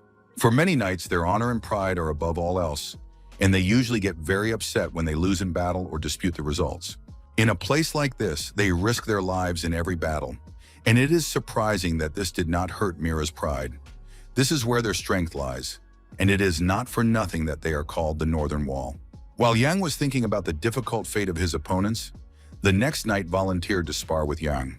Distinguished by his strong physique, the young man introduced himself as Loran, a knight of Miraz's squad, number 99. Yang gave his name and asked his new opponent to go easy on him, as he had not yet learned how to use Northern mana, but that was okay. Accepting the challenge, the former low-ranking cadet entered the next confrontation, crossing wooden swords with Miraz Loran, a knight of the squad. Already in the heat of battle, wielding his weapon, Loran wanted to apologize to Jan for Mira's behavior, as he had treated his opponent without due respect. That is why the knight, determined to win, intends to fight his opponent from the special squad with all his might. Jan saw all this and was also ready for a fierce confrontation with a strong man, not intending to retreat. Noticing the trajectory of Lauren's sword, the member of the special unit immediately drew conclusions about his skill level. Having learned the first form of the frosty sword of ice and snow, the elite knight from the training center considered it a fairly systematic factor. Taking all this into account, Yang decided to act on his own to fight the battle and achieve victory. The unexpected move made by his opponent noticeably surprised the knight of the Frost Squad, Loren, as he had not expected it at all. Using his usual method in battle, Yang looked at Loren and thought that his opponent was confident in his speed. Carried away by the battle, Loren lost sight of Yang for a moment and did not know that he was already approaching him from behind. Turning sharply, he seemed to catch his opponent and tried to deliver his most powerful blow to win the fight. There was a flash of light after the collision of the two strong warriors, and it is unknown whether either of them survived such an attack. One of the guys coughed, sighing heavily.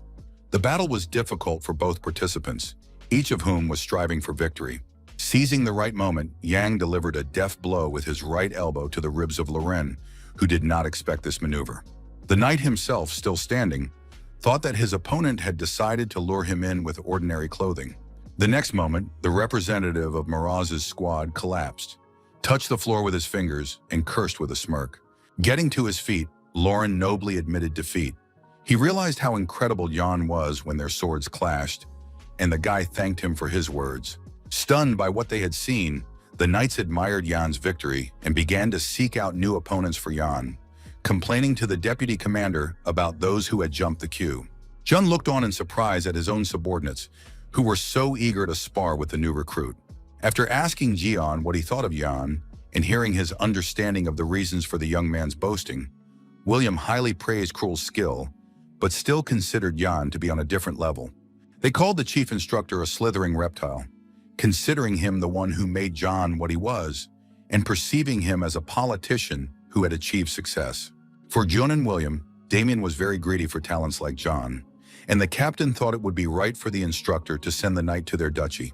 Guyon cannot allow a fly like John to fly around the lady, because he can seduce her, so the warriors must be on guard, and William agreed with him. Agreeing with the captain, the commander is sure that John cannot be so rude to their lady, and then the leaders called on the men to finish for today. And tomorrow it was decided to attack again, and the chief instructor, Damian, mentioned by the knights, appeared with his terrifying burning eyes. While incredible sparring matches between the knights of Miraz's squad and a special squad were taking place in the wing of the Beowulf aristocrat's castle, evening fell. Suddenly, a certain instrument sounded. Jian assumed it was a horn, and William confirmed this, because such a thing only happened in emergency situations. The commanders addressed all the knights on the estate, and Yan, among others, strained his ears so as not to miss anything that was said.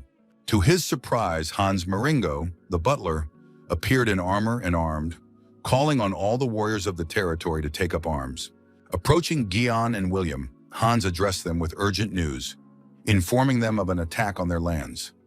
They looked at him and did not understand who it could be. The sturdy oak gates seemed capable of reliably protecting Duke Buvolf's castle from enemy invasion. In the next moment, a pointed battering ram pierced the fortress gates, and fragments of the structure flew through the air. Those who witnessed this immediately understood that it was he who had come to them, for this creature had been spoken of many times before. Behind the broken castle gate stood an endless number of shadows with burning eyes preparing to storm the castle. At the head of the huge army of terrifying monsters and barbarians was the great leader Villaga, whose expression spoke of his desire to destroy the castle. John watched the invasion and was surprised that it had come at this particular moment and that Vili was involved. But the young man remembered very well that now was not the time for his attack. Had the course of history changed again? The powerful and high walls of Duke Beowulf's fortress remained untouched, and it was extremely difficult to climb them. It was here that Hans Mering, the butler dressed in iron armor, William, the commander of the knights, and Captain Guion were surveying the area. The steward saw the enemy army break through the third wall and became concerned about the enemy's rapid advance across the territory. William asked the approaching warrior about the situation and learned that the third detachment of knights was busy fortifying the second wall. It was impossible to defend the third wall. The inhabitants had to be evacuated and retreat to the second wall. But there were too many enemies, and it would not be easy to fight them. The commander learned how strong the enemy was. According to rough estimates, up to 30,000 individuals had approached the duchy. The leader is outraged that the rangers of the duchy did not learn of the enemy's advance, but the night allowed them to die, and the enemies took advantage of the moment and attacked them. First, the butler, Hans, ordered Guion and the Knights of Miraz's squad to help evacuate the residents and retreat to the walls of Beowulf Castle. William, who was leading his squad, had to head for the second wall to meet the enemy. Hans understands their feelings but calls on them to defend the castle. Standing a little to the side, Jan heard the commander's calls to hurry up, accompanied by shouts and curses. Once again, history changed at the event that worried Jan the most. He does not know what difference from his past life had such an impact that changed upon his arrival here. Jan remembered well how Duke Beowulf skillfully restrained the great chieftain Vili and prevented him from invading the territory of the aristocrats. Now the young man did not know if the barbarian chieftain Vili could defeat the Duchy of Beowulf. Remembering Lorena, Jan could not understand what could have changed when Lady Beowulf, he himself, and everyone else decided to go to the northern lands. He thought about it intently, analyzing the events that had taken place, trying to understand what had led to the changes in history. Meanwhile, one of Vilaga's subordinates approached him, called him a great leader, and told him about the breakthrough of the third wall and the subsequent advance. Ordering the troops not to rush, Vilaga demanded that fast and sharp-eyed individuals be sent there, as they really needed to break through it.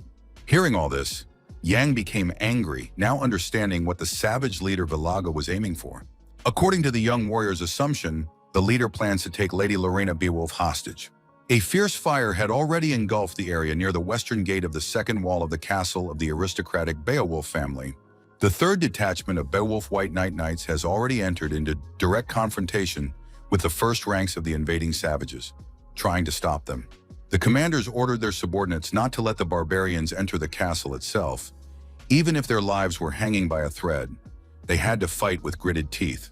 The second captain of the White Knight detachment continued to give orders and demanded that the knights hold their ground until the Duke returned. But in the next moment, a huge axe wielded by one of the savages took the life of this brave warrior, and he fell in battle. The barbarians, continuing their assault on the estate, urged their comrades to rage in order to achieve the desired victory over the knights with the help of powerful weapons. Fighting against the brave defenders of the fortress, the formidable invaders spoke of the coming time of bloody revenge on their enemies. During today's battle, the barbarians will honor the memory of their fallen brothers and pray for them in their quest to achieve the long-awaited victory. The great chieftain Vilaga, who led the horde of savages, called on the barbarians to avenge their brothers who had died in previous clashes with the knights. Now he was completely confident that today would pass, and the new masters of the northern territories would be them, the barbarian tribes. One of the invaders experienced intense pain when he was nearly pierced by a powerful stream of light magic launched by one of the girls from the special squad. This would not have been possible without the sharp swords of the brave defenders of Beowulf Castle. Lorena, the owner of the weapon, looked around and worried about Cheryl, but her comrade assured her that she was fine. Lorena noticed groups of barbarians running towards them, and at this rate the defenders would have to retreat, and Cheryl couldn't see the end of them. Then Lady Beowulf asked her friend not to fight here, but to go and help evacuate the children while her friend worried about her, left alone. But it would be easier for Lauren to escape if she stayed alone, and she repeated her order for Cheryl to leave and save the children. Obeying the order, Cheryl leaves but promises to return soon, asking her to hold on. Lauren continues to talk about the need to take care of the children. Left alone, the brave girl looked at the castle tower and the glow around it, thinking about the sudden invasion of barbarians on her native estate. Suddenly, a terrifying laugh rang out behind Lorena, which clearly could not have come from the Imperial Knights or her friends. Very quickly, a huge barbarian appeared next to the girl, swinging his axe, delighted to have found Lorena. Seconds passed, but the savage did not rush to strike, as if something was preventing him from carrying out his evil plan. Lady Beowulf did not try to run away to save herself, but stood still, not understanding why the barbarian warrior was hesitating to strike.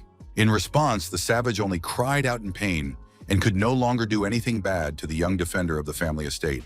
Jan stood next to her, looking sternly at the girl and helping her avoid a terrible fate.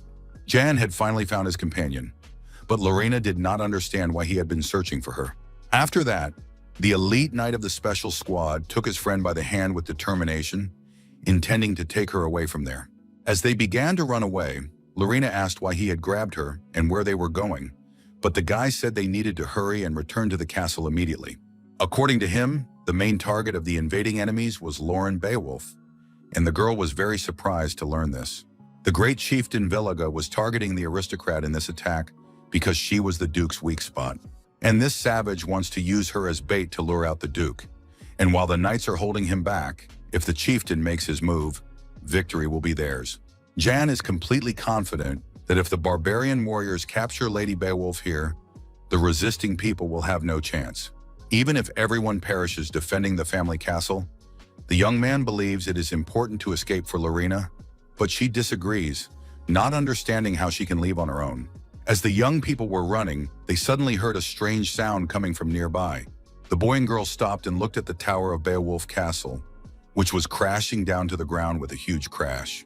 They couldn't believe it and quickly let go of each other's hands to avoid being hit by the huge tower. Glancing at his companion, Yang asked her to run away from there. The collapsing tower was rapidly falling to the ground, and a bright glow of fire caused by the actions of the bloodthirsty hordes of savages was blazing around them. The other towers of the huge castle of the aristocratic Beowulf family were still standing, but the fire was beginning to reach one of them, and the partially destroyed tower was in danger of soon repeating the fate of its predecessor. A girl sat on the ground, complaining about her leg, which had been injured during the rapid movement. It was Lina, who felt incredible pity for the tower destroyed by the barbarians, not knowing who could have done such a thing. Looking with great regret at the crumbling tower of her native estate, Lina continued to call out to the knight Jan. Suddenly, a new voice sounded nearby, calling their acquaintance too abrupt, and Lina immediately recognized the stranger. With her eyes wide open in surprise and fear, she looked at this new acquaintance, who was none other than the great leader of the barbarians himself. Standing at the top of the tower, the formidable Villaga was himself a little surprised that the aristocrat knew him. The leader of the savages, his eyes burning in the darkness, no longer saw the need to introduce himself to the girl watching him. This terrifying stranger frightened the young lady, who involuntarily averted her gaze, with his appearance and mannerisms. For the first time in her life, someone other than her own father had made the unfortunate girl feel such fear. If the battle lasted a long time, Lina, with her injured leg, would have no chance of victory, so she had to finish off the barbarian leader with one blow. At that moment, Villaga noticed that Lina was focusing all her mana in one place, which greatly surprised her. Then in an instant, the huge savage was next to Lady Beowulf, which shocked her almost completely. The poor girl did not even notice the approach of this bloodthirsty stranger and did not feel it at all. The terrible Villaga, the great leader of the hordes of barbarians who had attacked the duchy, stared at her with burning eyes. Promising the girl that he would not touch her if she remained quiet and calm, the fearsome savage called her a valuable trump card. Lina did not like such words and suggestions coming from the terrible barbarian, and she looked at him with obvious disapproval. Feeling his superiority over the supposedly defenseless girl, the great barbarian leader smiled and appreciated Lina's youth. And the famous Dark Wolf, thanks to whom Knight John defeated his opponents on the battlefield, was already getting involved. The leader of the savages, Villaga, reacted in time to the appearance of the young man, whom he could see through and struck him with his powerful blow. Lina, who saw everything perfectly, screamed in fear for Jan's life, but was unable to help him at that moment. The triumphant leader of the strangers admitted that he had known from the very beginning that the young knight was in his ambush, his eyes following him. But then something unexpected happened that took the barbarian's joy away, and he became visibly astonished. The invader thought he had killed the knight and that he would fall dead to the ground, but the young man disappeared, and Villaga attributed this to magic. Right next to him, the great chieftain heard Jan remark, ironically, that his opponent had not noticed the difference, relying only on his own eyes. Holding Lauren Beowulf in his arms, Yang called what had happened a simple magical illusion, and she was curious how he had managed to create it. The disappointed Vili only had to watch the knight, who had deftly slipped away from his huge fist in the battle that had barely begun. As soon as John told the great chieftain that their meeting would have to take place later, Lina suddenly demanded to be released. Before the young man could object to his friend, she punched the guy who had saved her in the face and continued to ask to be released immediately. Villager believes that Yang is bragging too much about how he tricked the chief once, promising to tear the brave knight to pieces in just 1 minute. The elite warrior of the special unit, who looked more optimistic, did not think that his formidable opponent had that much time. Dissatisfied with Jan's words, the great chieftain kept his eyes on him, but did not yet openly express his hatred for the insolent knight. While Vilaga is busy with Jan, his target will slip away, but the leader pointed out that she is right in front of him now. The knight disagrees, but he has the barbarian's true goal in mind. Jan speaks of the legendary sword Aelon, for the leader of the barbarian hordes truly desires to obtain this very weapon. As others say, this dragon sword gives its owner the power to win every new battle with enemies. With Aelon, the conquest of the empire will cease to be just a dream, and this is what the savage Vilaga wants so badly.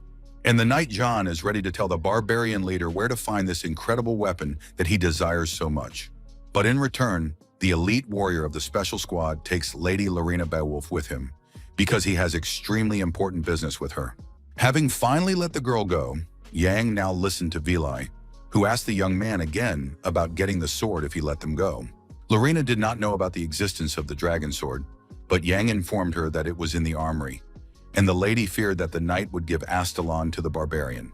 That was exactly what the young man intended to do, but instead of the real sword, he would give his opponent a fake. Jan himself was concerned about the fact that Vilai had spent his childhood in the Duchy of Beowulf, which meant that the barbarian might know about the dragon sword there. The burning eyes of the barbarian chieftain would allow him to easily determine the nature of this incredible weapon. Even without realizing the true value of Aelon, this savage would not ignore it, so now Jan hopes that Vilaga will take his bait. After thinking for a while, the giant remained silent and then asked for the name of the dragon sword, as that is what people call it. Yang also kept his eyes on his opponent and assessed the barbarian's interest in the weapon. The excited savage called Aelon a legendary ruler's sword, passed down from generation to generation in their tribe. Delighted but not showing it, Jan pointed out to his opponent that he had no time, because soon the knights would take Aelon to a safe place. Moreover, Duke Beowulf would soon return to his estate, so village would have to choose between Lina and the coveted sword. When the barbarian chieftain said he didn't like the choice, Jan was a bit surprised, not expecting that reaction from the strong guy. In this regard, Vilaga decided to go with the third option, and Lina and Jan cautiously watched their cruel enemy. The chief barbarian rushed forward, finding himself between the two, intending to kill Jan, take the girl, and seize the coveted sword. The knight of the special squad instantly reacted to his opponent's quick attack, assessing the speed of his movements. The daughter of Duke Loren Beowulf watched the lightning-fast movements of the bloodthirsty enemy with great fear. With burning demonic eyes, he looked at Vilaga's men as if he had become a terrifying shadow, wanting to destroy poor Jan right now. The barbarian chieftain used his battle aura, and as a result, a powerful gust of wind began to blow Loren and Jan away. Now the knight feared for his companion, who could not stay on her feet, and tried to shout to her. The villain, continuing his attack, called Jan an arrogant brat who was thinking hard about how to save Lina. Vilaga, who tried to crush the knight Jan with his huge foot, was outraged by the young man's desire to negotiate with him. The barbarian was going to force his young opponent to beg for another chance to tell him where the sword was. Suddenly, a bright light shone in front of the brute, preventing him from carrying out his bloodthirsty plans to kill the warrior. In his fit of rage, the savage fails to notice the smile on his opponent's face. For a moment, the great chief Vilaga was confused, not quite understanding what was happening. His next move was to apply gravitational pressure, causing many fragments to fly in different directions. One of these fragments landed nearby, and Knight Yang, who was fleeing from the formidable savage, landed on it. With great difficulty, the young man managed to evade the attempts on his life by the barbarian who dreamed of destroying the Imperial Knights. Noticing how his opponent had restrained his attack, Jan began to have doubts, but Vilaga demanded silence, and he stopped because of a question. The barbarian leader pointed out that the elite knight of the special detachment was wearing the very bracelet on his belt that he had received from Habru. Fully understanding what this item was, the leader Vilaga now wanted to know where the young man had gotten this bracelet. The giant was very surprised when he found out who Knight Yang had received this unusual item from. Recalling during the conversation how he had dealt a fatal blow to Habru, the warrior from the training center for recruits said that Habru had entrusted the bracelet to him. Standing next to the dying chief of the savage tribe, Jan heard the defeated enemy's request to fulfill his last wish. Vilai was interested in the last moments of Habru's life, and Jan told him how the chief, being a strong warrior, thought about his tribe until the very end. After hearing this story, the leader of the northern savages now wants to know from Yang the location of the legendary sword Aelon. If the knight of the special detachment agrees to do this, the chieftain agrees to set him free, out of respect for the man who took on Habru's will. But when Vilaga suggests that Yan abandon Lorne, the savage threatens to kill the young man if he refuses. The knight knows that he is unable to defeat the barbarian, so he brings up the sword. According to the barbarian, his opponent is not even from the Duchy of Beowulf, and he suggests not engaging in a senseless battle in which he risks losing his life. The proposal displeased Jan, and he tried to object to his enemy, but did not have time to do so. Lady Lorena Beowulf sat on the ruins of the fortress wall of her ancestral castle, feeling less than her best. The girl seemed to be in a state of oblivion, but suddenly someone disturbed her peace, telling her how he had disturbed the peace of the beautiful aristocrat. It was the barbarian leader Vilaga, who crossed his huge arms over his broad chest near the daughter of Duke Beowulf. Raising his large hand above the defenseless girl's head, the invader announced his desire to see the Duke's reaction to this. The barbarian was very interested in the expression on his rival's face after he saw his own daughter in such a terrible state. While the leader of the savage hordes was anticipating his victory over Lorena and her loyal knights, someone called him an idiot, which surprised the stranger. It was Lady Beowulf, who believed that the self-confident village relied too much on his own eyesight, which angered him. That is why the barbarian is deceived time and time again, and then the girl's figure scattered into many pieces, and it was the magic of puppets. The aristocrat asked her opponent not to worry, because the information about the sword voiced by Jan was true, and suggested that he hurry up with his search. Realizing that he had been cleverly deceived by the representatives of the knightly group, the savage struck Jan's figure with great hatred, calling him unpleasant names. At this time, the real Jan was telling Lorene how he had pointed out the location of the sword village, but they had managed to get far away, and the barbarian would go after the weapon, not them. Momum spoke admiringly of the savage's level of magic, calling it exceptional, which could not be said of Jan's toy, and he agreed that it was impressive. After asking her companion about his intention to take Habru's bracelet with him, the sorceress learned that Yang knew it was impossible to reach the savage. It seemed that the bracelet had helped him, and now the loyal knight was going to wake Lorena to get the sword Aelon, which was very important to him, with her help. Yan did not give up, and let the mage not think that he would retreat after going through so many trials. Responding to Momon's question about the victory over Vilaga, he mentioned a protective spell. Without it, the fearsome savage will not be able to get to the legendary weapon just like that, and when that happens, the knight will have everything under control in this matter. The Duke of Beowulf's armory contained a large number of various weapons, including axes and swords. Behind the wooden doors of the room, there was some kind of strange noise, as if someone was approaching the armory. Suddenly, in the next moment, the sturdy doors of the complex were blown to smithereens by an incredible blast wave.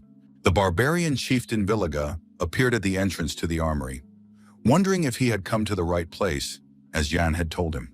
Looking at the armory of Beowulf's estate, the floor of which was littered with debris, the savage sensed an unusual magic. In front of the invader stood the legendary sword Aelon, which seemed to be surrounded by some kind of magic. Without taking his eyes off it, the fearsome barbarian continued to admire the ruler's sword, planning to use it for his bloodthirsty purposes. Approaching the long-awaited weapon, Vilaga examined the sword and planned to use it to confront the Duke. Trying to grab the hilt of Aelon, the great leader of the barbarian tribes was already thinking about how he would kill the Duke with this iron weapon. And what had already happened to the knight John, who had also attempted to easily seize the ancient sword, happened again. An incredible light rose up and someone's metallic voice boomed, declaring the rough savage unworthy of wielding Aelon. Vilaga stood with a surprised expression on his face, trying to understand what this great sword, skillfully wielding magic, was doing now.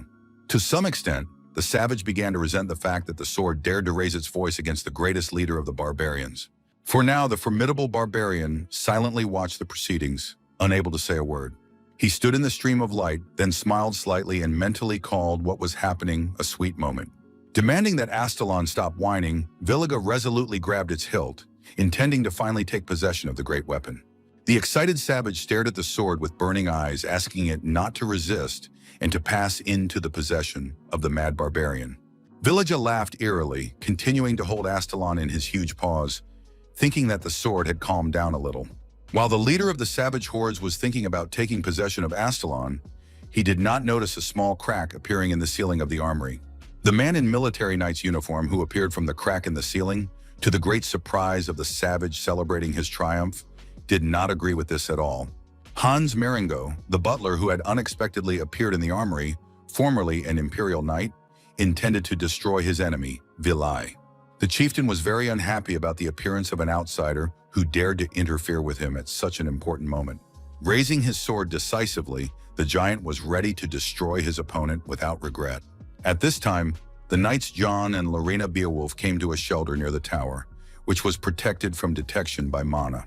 Jan asked the girl to stay here and rest until everything is over, but she refuses to listen to such nonsense, determined to continue fighting. In the young man's opinion, the beautiful aristocrat will not be able to fight the barbarians with her injured leg, but for her it is a trifle. Everyone is fighting, and Lina cannot hide and sit idly by while blood is being shed on her land. And it seems to Jan that the lady ceases to be cold-blooded when her family's mentioned. Does she really see her role as having to go out onto the battlefield? Jan doesn't think Lina should sit idly by. She must do something to defeat Villaga. The daughter of Duke Beowulf immediately asked what her task was in this important mission to defend against the bloodthirsty enemy. As soon as the girl promised to do everything she could to capture the fearsome savage, Jan made an important appeal to her. Moving closer to his friend from the special squad, Jan asked her to give up everything most precious that was inside Lina herself. The aristocrat looked at her companion in utter bewilderment, not understanding what he was talking about. But Yang assured her that with this thing, they could defeat Vilai. Suddenly, she understood the meaning of the knight's proposal and looked at him in surprise. The sorceress Momin, who appeared nearby, was angry and indignant at how Yang could say such a thing to a girl he knew. Immediately realizing his mistake, the young man instantly began to assure the saddened Lady Beowulf that she had misinterpreted his words. Yang asked his companion to teach him the magical technique of the Snow Soul Steps, and this proposal somewhat surprised the daughter of the Duke of the Northern Lands. Almost pressing Lina against the wall, the knight said that it was not a lack of time for details, but that this technique was their chance to defeat Vilai, and without the steps, Jan would not be able to do it. Disappointment appeared on the young man's face when his companions in the special unit thought he was crazy. Lina pushed the warrior's hand away and explained that the technique of the Snow Soul Steps was secret and was only passed down within the Beowulf family. The girl cannot teach this technique to anyone, including the knight Jan himself. This is a rule that the Beowulf family has followed for centuries. The main events of the evening unfolded in the spire of the second floor of the Duke's estate's armory. In the next second, the upper turret flew down, and the spire partially split due to a powerful magical shot of light. Fighting with Hans, Villaga accused him of theft while the old man's subordinates were dying in battle, so he understood what he was doing. Armed with a sharp, cold weapon, the butler said he had come here to destroy the rat that had entered his house.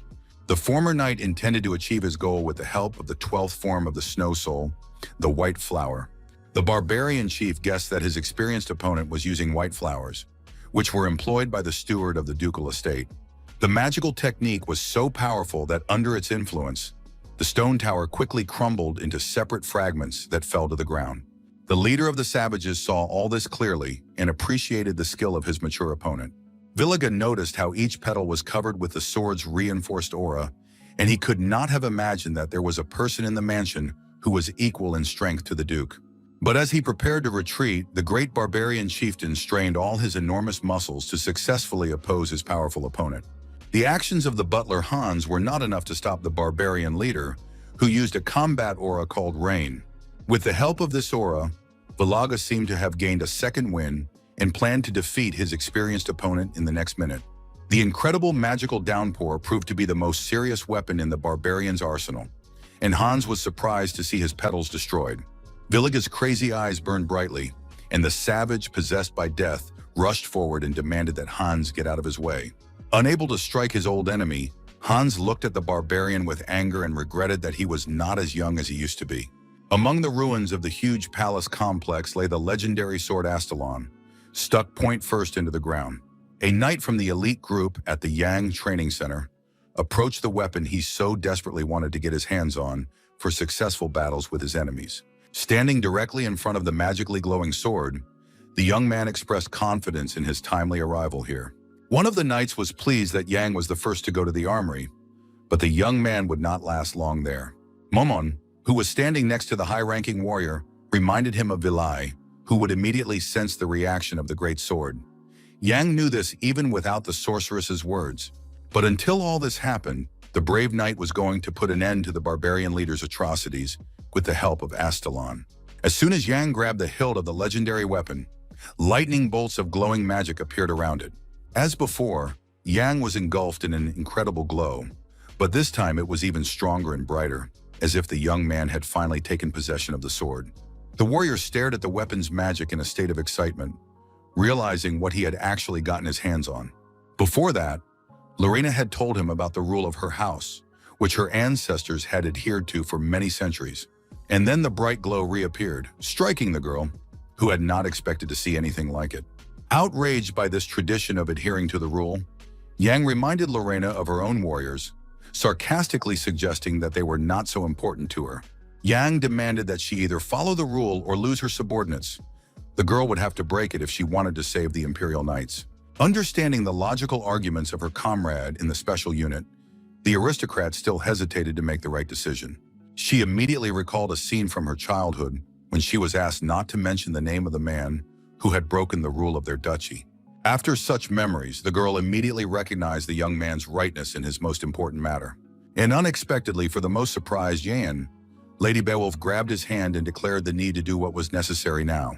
The aristocrat promised the young man that she would entrust him with everything she possessed, causing a strange feeling in Yan, who did not understand her actions. At a crucial moment, the Duke's daughter asked the young man to focus on the flow of mana and feel it now. Finally, the knight began to feel what his companion in the special unit was talking about, and she demanded that he listen to her and accept the mana. Closing her eyes, Lina Beowulf conveyed to the young man the idea of the perfection of silence hidden in the ice. Once Yang learned this tranquility, even during a snowstorm, he would be able to make his own soul blossom. The magical symbol of mana burned with a bright light, and Yang could clearly feel the new magical powers within himself, capable of destroying his enemies. And at that moment, a huge shining stream shot up into the sky from the tower of Beowulf's ducal castle. Having gained the necessary power, Yang felt the long-awaited technique of the Beowulf family, Steps of the Snow Soul. Everything was just as it had been when the brave young man encountered the unusual magical power. Yang, a high-ranking knight of a special squad, held the hilt of the great sword Aelon in his hands. The young man felt the new magical power with his whole body at that moment. As if transformed by his newfound power, Yang closed his eyes for a moment.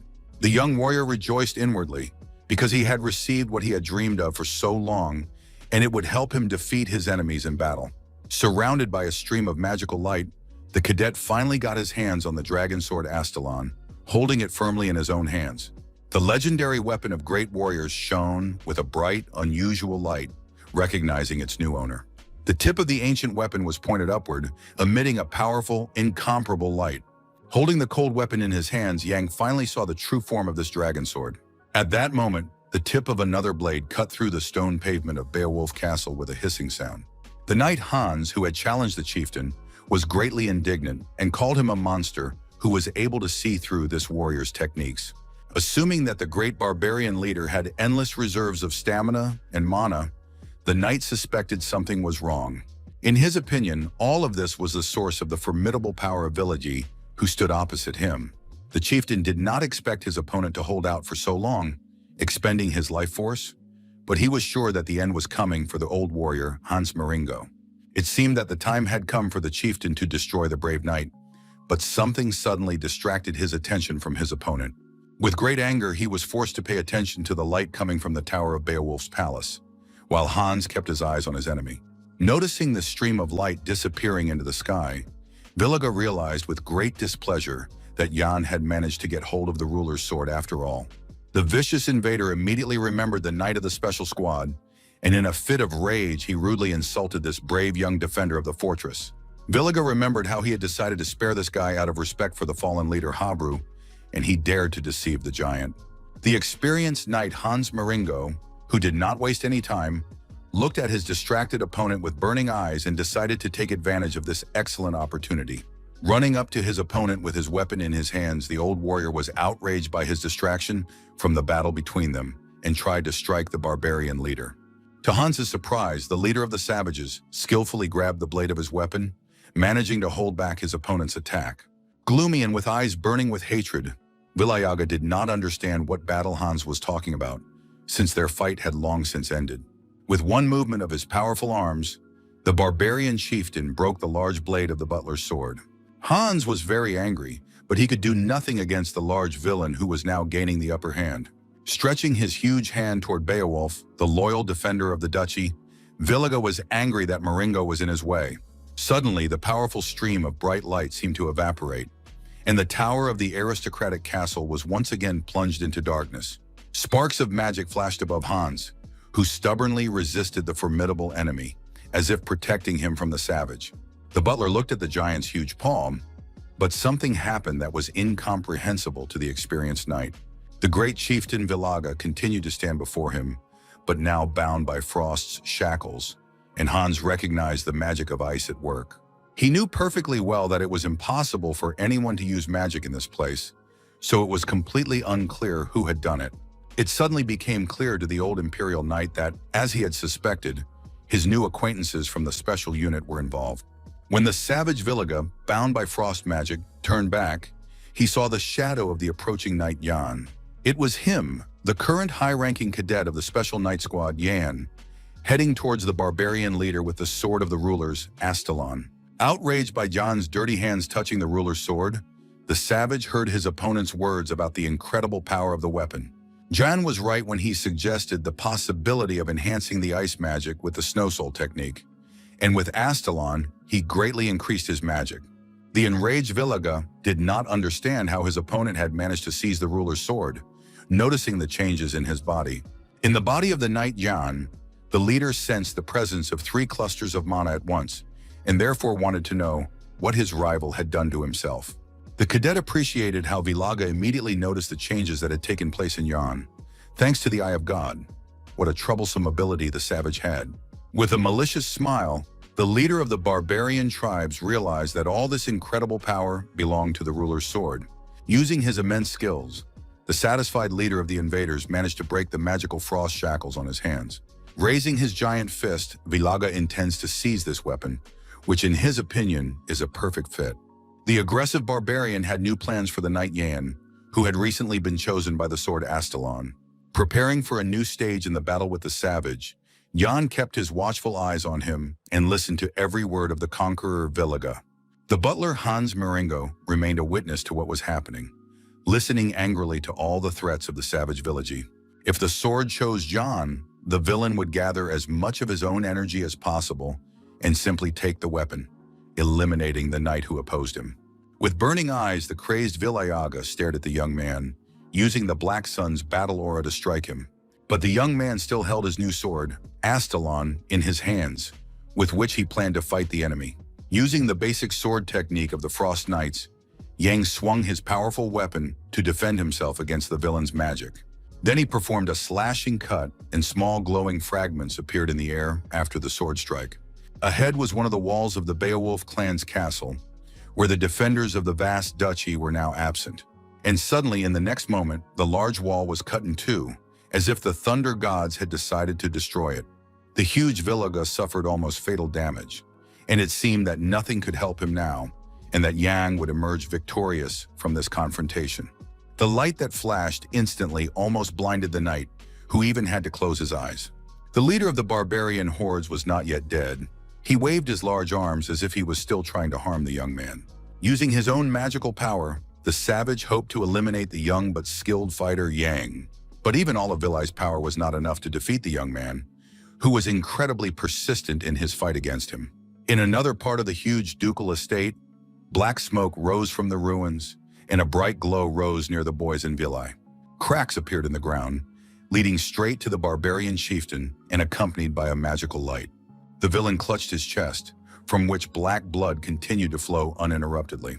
It had been a long time since the great barbarian leader had suffered such serious injuries in battle.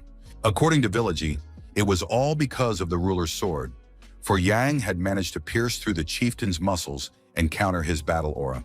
But even the reinforced sword could not withstand Ville's great power, and Yang barely managed to block his opponent's blow. Now, Villega understood everything. All sword attacks pass through mana, which means that this weapon is ideal for him, because he is able to see the flow of mana. Yang told the self-confident savage leader that he was very wrong in making such conclusions. Staring intently at his formidable opponent, the young knight assured him that it wasn't that simple with this weapon. The young man reminded him of the purpose of Aelon, a sword with the ability to stop mana flows. Smiling, Yang was confident that if his opponent today did not understand the difference, then he would not be able to handle the weapon. Wounded but still in relatively good shape, Villega demanded that Yan stop talking nonsense, saying that he would understand as soon as he got the sword and asked for it for himself. Having decided to go to the Knight John, the formidable barbarian chieftain noticed something happening to his leg. His limbs seemed to be covered with ice, which greatly confused the giant and prevented him from quickly seizing the ruler's sword. For the first time in his life, the savage Villega felt cold air, despite being born in the northern territories. Behind him there was still the eerie breath of death, which the giant had not yet felt. Behind the stone wall of the fortress of the Duchy of Beowulf, a mysterious light silhouette appeared, indignant at the appearance of the pathetic barbarian. Emerging from this huge silhouette, reminiscent of a dragon, a man with long blonde hair wants to know the reason for the savage's presence on his property. It was Duke Beowulf, the rightful owner of the vast estate, defender of the northern lands and father of Lina. Fragments of ice began to magically assemble in the air, and the Duke called the barbarian's actions a great insolence. Icy steps appeared for the lord of the manor, down which he descended to where the knights Jan and Hans were waiting, along with the barbarian giant Villega. Continuing on his way to the guests and invaders of his ancestral mansion, the majestic aristocrat was outraged at how the wretched barbarian dared to come to his estate. The savage kept his eyes fixed on the Duke who had appeared, expecting nothing good to come of it. Not particularly friendly at the moment, Duke Beowulf again asked the uninvited guest what he is doing here.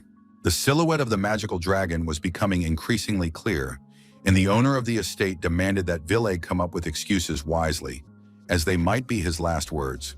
Finally, Duke Beowulf descended the icy steps and stepped onto the frozen ground of his castle. The vicious barbarian was glad to finally meet Duke Beowulf and expressed his hope that the lord of the castle would understand who was standing before him, giving his name and title. The stern master of the mansion ordered the savage to be quiet, saying he had no reason to know the name of the pathetic barbarian. Glaring at Beowulf with hatred, the invader rudely insulted the man, noting his arrogance but agreeing that the Duke had the right to do so. Until that moment, the great chieftain of Villega had never seen a man with such a huge amount of mana and wondered how he had not noticed his approach. He attributed this to the influence of the ruler's sword, which meant that Knight John, whom the aggressive savage considered a rat, was to blame for everything that was happening. Villega decided to act and instantly pushed off from where he was standing to continue fighting his opponents. Considering their meeting to be predestined, the leader of the savages raised his huge fist and challenged Duke Beowulf to fight him. But for the lord of the northern territories, the barbarian, full of malice, was nothing more than ordinary dust under his feet on the ground. The magical symbol that appeared beneath the Duke expanded to the sides and released streams of light upward, and he said that the savage had no right to call his name. But it was too late, as Villega, mad with hatred, shouted and tried to deliver a powerful blow with his fist to the Duke with the aim of killing him. Incredible magical abilities helped Beowulf summon the necessary powers to successfully confront the enemy. While the barbarian chieftain waved his arms, the wise Duke used the magical technique of territory expansion. Completely unexpected by Villega, he stopped his fist movements for a moment and watched the miracle unfolding. A tall pillar of light rose to the sky, and Duke Beowulf unleashed the absolute form of the Snow Soul against his opponent. A giant seal appeared directly above the huge castle, with a stream of light rushing into its center, and it was the Eternal Frost. On the battlefield, a barbarian ran towards the Imperial Knights, shouting that the time had come to avenge his brothers and calling for the destruction of the warriors. And in the next moment, the big savage was instantly covered with a pile of ice, frozen with an axe in his left hand. The same thing happened to many other invaders who were frozen by thick ice. His next comrade also stopped moving across the battlefield, covered in frozen water. The Imperial Knight, who was desperately defending himself, watched in amazement as the barbarians gradually turned to ice. A cry rang out for the Duke to return to his domain, which visibly agitated the defenders of the estate, who considered themselves safe. Magical petals still floated in the cold air, as if the fierce battle was still going on. Standing next to one of the frozen barbarian figures, the Duke inquired about the condition of his faithful Hans, who quickly reassured His Highness. The butler looked at his master with surprise, who noted Hans's great strength, although Beowulf had not seen his servant's techniques in action for so long. Everyone's attention was drawn to the huge fist of the frozen barbarian chieftain Viliga sticking out of the pile of ice. It became interesting. Could this be the incredible power of the magical technique of eternal frost? Hans was not getting any younger, as the Duke noted, and he was curious how it happened that his loyal servant was wounded by a barbarian. Maringo replied that the savage had almost killed him. There is an expansion of Duke Beowulf's territory and an absolute form of the snow soul called Eternal Frost. Under the influence of Eternal Frost, enemies turn to ice, but the Duke's allies are not affected by the technique. He is Bacchus Beowulf, the tireless defender of the North. Bacchus is surprised how something like this could have happened to Hans, but the butler is ashamed of it. However, the Duke is glad that Lina and the inhabitants are safe. During the conversation between the servants and their master, the former pointed to a man who had greatly helped the defenders of the fortress, calling on Jan to come forward and introduce himself. Everyone began to look around and search for Jan, who had disappeared somewhere, assuming that he had a talent for escape. The defenders of Beowulf Castle did not consider the young man to be such. Bacchus suggested that Hans leave, and no one paid attention to the frozen Vili. Everyone left the battlefield, and the defenders of the fortress never saw the left eye of the defeated barbarian chieftain light up with devilish fire. In that very hand, Vili appeared with a magic ball, which he had already used in battle against the knight Jan. With a wild cry, the barbarian leader broke free, much to the surprise of Duke Bacchus Beowulf. The villain instantly cheered up, prepared to strike another blow at the knights, and pointed out to Beowulf how he had weakened his own vigilance. The owner of the mansion coolly assessed the savage's efforts as not bad, but not enough to destroy the Duke himself. With an evil smile, the chieftain looked at his opponent and agreed with his words about the impossibility of a barbarian killing the Duke. But there were still others, and Viliga threw his magical, deadly circle toward the tower, causing people to scream. Refugees were resting in the tower at that moment, and the bloodthirsty savage made his cruel calculation on them. While Duke Bacchus was saving his wards and buildings, Viliga was going to get out of there and back to freedom. The barbarian looked at the tower with great hope, but suddenly his plans were unexpectedly disrupted. Next to his magic ball appeared the cloak of an elite knight from John's special squad, who was determined to stop his enemy. The leader of the barbarians greatly irritated the fearless warrior until the very last moment. The young man appeared before the savage again, and the latter demanded that Jan not stand in his way. But the young man cut Viliga's magic ball with his sword. A dark red glow appeared in the air, beginning to transform into something round. A red sun-like object appeared, actively emitting streams of light in different directions. And at that moment, while continuing to confront the savage, Knight John suddenly felt his own fatigue. Not only was he trying to master his new sword and magical powers, but he also had to protect Lina during the battle with the monster. Yang had no mana or strength left. The unfortunate brave man had spent every last drop, so it was finally time to get some rest. White snowflakes fell on Duke Bacchus Beowulf's castle, and the walls of the fortress were covered with a thin layer of ice. Yang looked at the imperial knights who had loyally served the Duke and were now defending his castle to the death. William, commander of the warriors, covered in the blood of his enemies, was also here, continuing to fight the invaders. The young man saw Cruella Dwight with Cheryl, all of whom were already supposed to replace him in the bloody battles. Calming down, Jan closed his eyes and fell into a slumber. It was as if someone was calling him, but the warrior heard nothing. The call seemed to grow louder, and Jan opened his eyes, looking in the direction from which the insistent call was coming. He looked and saw a hand appear near him, and someone continued to call the young man. It was Lina Beowulf, who was calling loudly to her comrade and asking him to take her by the hand. Continuing to look at the girl from his squad, the young man realized with a touch of sadness that there was no chance of rest. Giving Lina his hand, the guy came to the conclusion that it wasn't so bad for him at the moment. News of the invasion of the barbarian hordes quickly began to spread throughout the vast empire. In the room, the large window was covered with blue curtains, and darkness reigned outside. A black raven stood on the shoulder of Damian, the chief instructor of the recruit training center, who was thinking about something with his eyes closed. The next moment, the cadet instructor opened them and smiled his usual smile. It was the very first sheet with a picture of recruit John and information about him from his personal file. Crown Prince Leon Cabalan took an interest in this document and got to know John, and the era, albeit slowly, began to change. Blue sky and falling snowflakes, wide open gates leading to the cemetery. A neatly paved brick path leads to a single grave with a monument and a cross.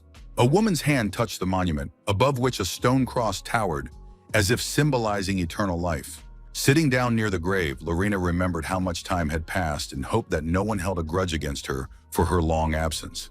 The girl looked at the grave with sad eyes and wanted to know if her deceased mother was all right. The lady couldn't come because she was busy. She had to train a lot, but she did everything she could and asked her mother to look after her daughter. The world is vast, and in the duchy, there was a man comparable in strength to her brother. He was truly incredible. That is why the aristocrat intends to continue her efforts and search for her brother. The determined girl will definitely find the scoundrels who killed her mother and make them pay dearly for their crime.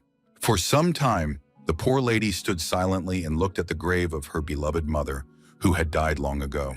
But it was time for Lorene to return, so she said goodbye to her deceased relative and left this place of sorrow and decay. Meeting her father, the girl informed the Duke of the appearance of a certain obstacle.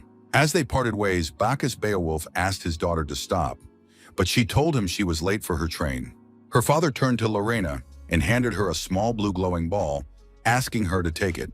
According to the caring parent, if his daughter swallowed the ice crystal, it would make it easier for her to use the snow soul. Lady, you don't need a rare gem from the coldest part of the North Sea. It's the best elixir for knights who use cold magic. It seemed to her father that Lorena wanted to ask him something, and the girl continued to stare at him insistently, as if she wanted something. According to Bacchus Beowulf, his daughter wanted him to protect the barbarian child, and he offered to compromise if she wanted to make a deal.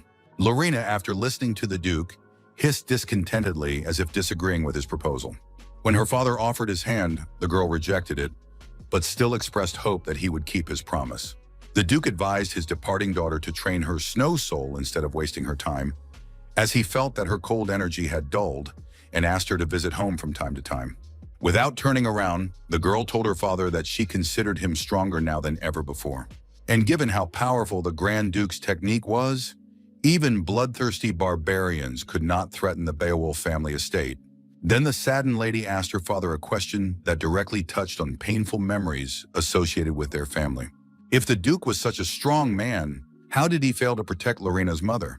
Bacchus wielded such power, yet they still lost their mother, and her brother left the duchy, so Lorena did not want to return to a place where these people were no longer there. The girl had already left the family cemetery, but Duke Beowulf remained standing in place for some time, watching her go. It was difficult for an elderly man, and he turned to his deceased wife Helena, asking for advice on what to do, but he was still far from her wisdom. According to Duke Bacchus, his own daughter still hates him for what happened to her brother. Tell her the truth. The parent did not know if the situation would improve or not, but he remembered well the day the revolutionaries broke into the family castle. The intruders who ransacked the castle did not shy away from beating the unfortunate inhabitants until they lost blood, which was visible everywhere. There was the one who led those thirsting for revolution, and this villain who took Lorena's brother away from her family. The unfortunate man kneeling on the ground. Duke Bacchus looked with intense anger at the man who had knelt before Lord Beowulf. The Duke yelled at Deo Beowulf, pointing out what he had done, and the young man, raising his eyes, tried to address him, his own father. It is unclear whether Lorena accepted the fact that her brother was behind this, but the Duke did not kill him for her sake, simply banishing him, but he still does not know if he did the right thing. Remaining in the family cemetery, the Lord thought about the consequences if his own daughter managed to find her brother. Behind Beowulf stood a certain man, but the wise man noticed him anyway and told him he was late. This young man, who had come to Beowulf's family crypt, thought that the Duke seemed deep in thought. Approaching the lord of the estate, he was greeted by John from a special unit, who had heard that the Duke was looking for him, which is why the young man was here. Bacchus had already been informed of the talented young man's successes. The Duke rewards people according to their merits, but instead of a useless gift, he wants to know what Jan wants. All the defenders of the aristocrat's castle had already received their rewards, so only Knight John from the special unit remained. And would it be enough to give the young man the very sword he stole and hid under his own clothes? The silent Jan pondered the offer from Duke Beowulf, whose estate he had so diligently defended. The Duke was very surprised when the young man said it was not enough, because he had saved the life of his comrade Lina so many times. In the Lord's opinion, Jan did not know the true value of Aelon, but the young man believed that the weapon was rusting in storage, that Bacchus himself did not use it, and that others could not handle it. By taking the sword, Jan helps the Duke get rid of something heavy and does so voluntarily. The old man did not believe the stories, but he sees that the warrior is not in his right mind. Finally, the owner of the aristocratic estate laughed, as if he appreciated the strange words of the man standing in front of him. He considers Yang's desire to be known as crazy a good start. The guy does not seem to want to enslave the sword, and that's great. The Duke is ready to give him money or jewels. But at the same time, the lord of the estate has a request or even a condition for Jan. He controls the north, but has no power in the central region. From this moment on, the knight must look after Lina, and Bacchus Beowulf demands that he swear on his life to take responsibility for her well-being. Jan does not want to marry her, but the angry Duke did not mean that. He could not possibly ask the young man for such a thing. But it was the Duke who spoke of oaths and responsibility. Bacchus meant responsibility for the girl while her father was away, and the young man had no right to refuse to marry her. While the Duke was proposing and then refusing Jan's marriage to Lina, calling him insolent, events moved to another place. The train was at the station in the central district of the Duchy of Beowulf. Jan apologized for being late, as he had encountered an old man with a nasty temper. Lina reassured him that the train had not left, and Cruel wanted to leave as soon as possible. Dwight considers them all heroes returning home, because the guys saved the Imperial advisor and defeated Vilai, so a reward awaits them. He certainly doesn't consider Cheryl to be important, and Lina is sure that everyone worked hard and managed without casualties, perhaps for the first time in the history of the Special Forces Regiment. It is quieter here than the girl had expected, and it seems that they have managed to leave all conflicts behind in Beowulf's ancestral castle. The arrival of the train bound for Aelon was loudly announced at the station, and representatives of the special unit hurried to the carriages. The trip to the north turned out to be more successful than Jan had expected. He was able to obtain not only an invitation from the Imperial advisor, but also the sword of Aelon. Jan also became the owner of an incredible amount of gold from Duke Beowulf and many valuable items. The flapping of black wings could be heard as a bird flew past the boys rushing home. The loudly cawing raven landed gently on the shoulder of Yan, who was surprised by this night. The bird's eyes glowed with a bright, unusual light, as if a demonic creature had possessed it. Carefully examining the uninvited guest, the young man asked Lina to wait, even though she was already at the entrance to the carriage. Since he had forgotten something, Jan suggested that the others leave without him. This came as no surprise to Cheryl, but Cruel did not understand what had happened. The commander asked Jan to go to Soma and buy him some snacks. Cruel, who was angry, was amazed at how his colleague ran around for his boss like a dog. The train bound for Aelon had already arrived at the platform and was waiting for its departure time and loading passengers. Soon the train sounded loud signals, announcing its departure to everyone at the Duchy station. The wheels of the train departing for Aelon spun quickly. Jan watched the departing train, sighed with relief, and realized that the moment he had been waiting for had arrived. Holding a scrap of a note in his hands, the knight now had to carry out the true mission given to him. Who could perceive this raven as the commander's shadow? But the order was incomprehensible to the young man if the leadership required such a secretive delivery. Still standing on the platform, Yang carefully studied the contents of the strange note addressed specifically to him.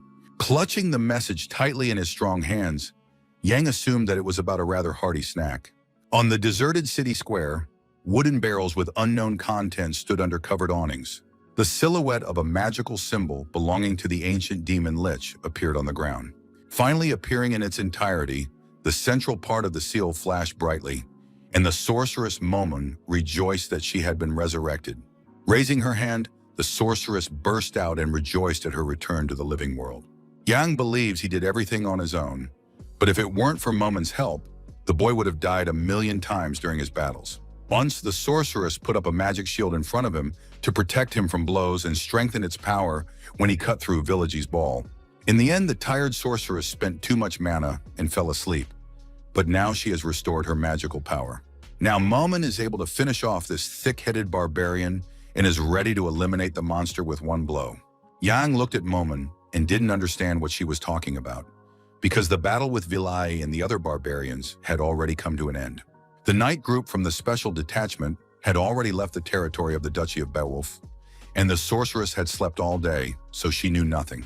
Upset, Momin says how much she has done for John, that he is grateful to her, that they are now in Soma, a city near the duchy, but it is warmer here. The sorceress does not understand what her companion is doing here alone, but he has no time for conversation, and the girl asks her companion to wait. When she asks where they are going, the young slayer of monsters seems surprised by his companion's question. With firm determination, Knight Yang is going to work in the city of Soma, which is foreign to him. While the guys were walking around the squares of this new place, Momin asked about the Duke, who appeared at the most crucial moment during the battle with the Savage Chief. According to Knight Yan, Villiga managed to escape from the battlefield, and he himself got his hands on the legendary sword of the ruler of Aelon. Momin came to the conclusion that Yan's sword recognized him as its owner, to which he agreed and noted that in Soma, the duo of the knight and the sorceress were under the commander's orders. Hovering in the air near her companion, the sorceress became curious about what the commander had ordered them to do, and the young man began to tell her. Recalling the black raven with burning red eyes, Yan briefly mentioned the commander's instructions to Momin. In the note he received from the chief, Yan was informed of the need to meet with his childhood friend in Soma. Momin was surprised as she thought he had no friends, but Yang's words really hurt her, and he had no way to refute them. At that moment, the knight thought that there was only one person who fit the description of a childhood friend. A scene from some time ago came to the young man's mind when he was standing in the office of the chief instructor, Damian. The young man had made up this lie as an excuse for running away from the training center for his mentor. Jan's main mission is to kidnap the captain's daughter, with whom he played when he was a child. She should be here soon, and Jan is interested in the captain's reaction when he finds out about the knight's deception. Either everything will go up in smoke, or the captain will forget about it all. There is no doubt that John's advantage lies in his ability to contact the girl before the captain does, but first he must confirm her identity. Suddenly, the sorceress Momin, with a magical seal on her forehead, changed her expression and stared intently ahead. There were two girls there, one of whom said she wanted to drink with Jan, and the other invited him to join them. The prostitutes openly asked John to have fun, calling him handsome, and Momin, realizing where they had come, rudely called her companion. Looking slyly at the knight, the sorceress called him still young, hot, and passionate, and he had grown up so much, although the guy didn't understand anything. Promising to teach Jan how to get any girl he wanted, Moon asked him to catch a wolf and 3 rabbits, put them in any lady's bag, and then no one would dare refuse Jan. Jan thought that the sorceress was comparing him to a primitive man, but that wasn't why they had come here, and she didn't understand why. Approaching the door, the knight hoped he was not mistaken, and that this was indeed the place, a simple place, just like in the old days. Paying close attention to the sign for Hobbiton Tavern, the guys thought it looked too simple. Upon learning that they did not sell drinks here, the young man became curious about what they did sell in this establishment. When Yang was inside the tavern, the bartender, holding a magazine in his hands, said that they didn't sell anything here. He then suggested that the travelers visit another tavern if they wanted a bite to eat and asked them not to talk to him. The bartender barely noticed Momin on the back of his head, who was angry at the employee for being extremely rude to the visitor. There were colorful bottles on the counter, and the sorceress asked Jan to leave, saying there was nothing to see here and that they needed to catch rabbits. Looking around the tavern, the young man asked his companion to stop talking about these rabbits. In the knight's opinion, everything was fine, but there was nothing to see here, although there was a lot to hear. He told the bartender that he wanted to order 2 glasses of whiskey, served with wine and an olive on top, and the bartender immediately looked at the customer attentively. Bowing politely, the tavern employee apologized to Jan and greeted him courteously in Hobbiton, calling him a respected VIP customer. Then the bartender turned to 2 containers and began to turn the handle, as if he was going to pour the guy the whiskey he had ordered. Behind the bar, there were many different bottles and jars with all kinds of contents. The next moment, one of the drink cabinets moved aside, revealing a black void. With a wave of his hand, the bartender invited them to enter the space lit by a row of torches, preparing to escort the guest. The knight of the special squad and his companion had to climb many steps leading down somewhere. The sorceress did not like this strange place, just as she did not understand Jan's further actions. But he asked her to stop talking because she had to understand everything. The sorceress knew that they were not in a club or a tavern and that they were not being served food or drink, so she was interested in this location. As it turned out, it was all about information. In this place, they sold it to those who needed it so badly. They masqueraded as a tavern, but in reality, they sold information about what was happening in the back alleys of Soma, and now they had some data about other locations. However, very soon their influence will spread across the entire continent, and this society has become known as the Beggar's Den. Soon the travelers found themselves in front of a half-open door from which light was coming, and a man invited them inside. In the auditorium with a bookcase, there was a chair and a table, but no one was sitting at it. However, someone was delighted with the handsome newcomer, meaning Yangnan. Jan stared intently at the black shadow, who was pleased to meet this new guest. In front of the knight of the special squad was a girl with an extremely attractive appearance. She was the leader of Bella's Beggar's Den, and it now seemed to her that she had never met this young man before. When Bella asked why Jan had come to them, the defender of the Duchy of Beowulf said he was looking for a certain person. All Yang knew about the lady he was interested in was her name, so he wanted to know if the Beggar's Den could help, but Bella was sure of it and asked what the girl's name was. After a brief silence, Jan finally decided to reveal the name of the person was looking for to the leader of the secret organization. When he said Bella, the head of the Beggar's Den was confused and did not know how to respond to this strange stranger. Bella did not understand how he knew her name or who he was, and Yang could not believe that the lady did not hide her surprise. She had never learned to conceal her emotions. Expressing confidence that many people wanted to know the girl's name, the knight wondered if he was the first person to guess it. Calling her guest a dear client, Bella considered him a very curious young man. The leader of the Beggar's Den asked the young man in all seriousness about his understanding that curiosity could kill. Jan put his hand on the table of the organization's leader again, but did not comment yet. At that moment, 3 sparkling lights appeared in the hole in the ceiling of the room where the guys were. Suddenly, a multitude of sharp arrows flew down, bringing death and pain. And all these terrible weapons struck one after another, as if striking the unfortunate John, who had come to Bella for answers to his questions. Bella barely coughed and rejoiced at how the pathetic brat, as she called Jan, met his inevitable end. Already anticipating victory, the girl suddenly fell silent and looked in surprise at the guy, who was clearly experiencing something. Arrows lay on the floor near him, and the young knight himself was confident that the acquaintance was over. In a cold-blooded tone, the conqueror of monsters on the mountain ridge suggested that Bella get straight to the point. The head of the Beggar's Den did not understand how Jan had managed to avoid the arrows, assuming he had used magic, or that the young man could have been hired by the aristocrats. It seemed to her that there had been a misunderstanding. Thinking about who had sent Jan to her, Bella immediately remembered Viscount Franken, and then thought of Golden, Baron Wigan, and many others options. After clarifying whether information was sold here, the knight announced his intention to purchase something, and Bella immediately asked what kind of information he needed. But the knight of the special detachment did not need information. He was going to buy Bella herself. The astonished lady looked at the young man and did not understand his words, but Yan wanted her to serve him.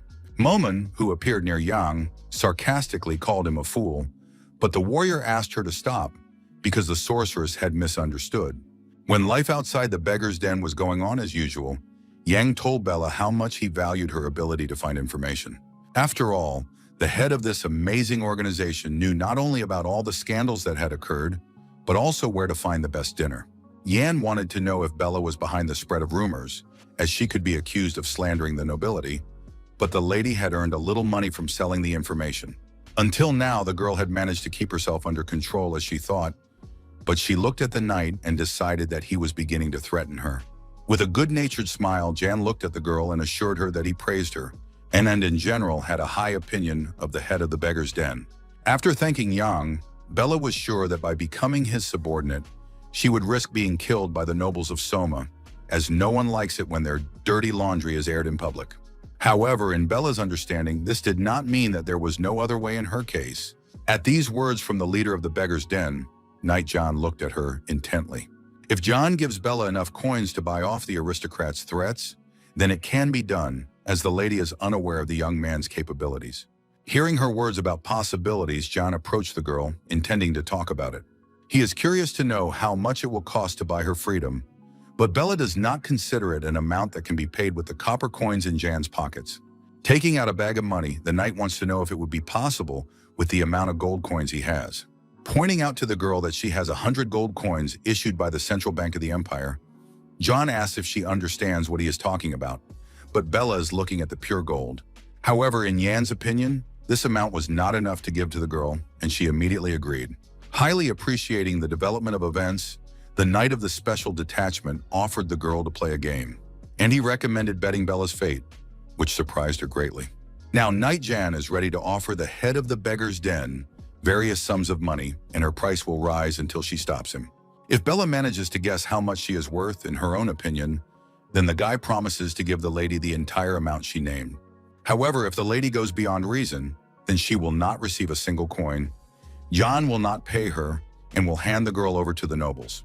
After announcing these conditions, Yang suggested they start the game, but the unfortunate Bella was still hesitant and asked for a pause. Yang offered 200 coins, and this amount of gold almost confused the lady. But the young man did not stop there.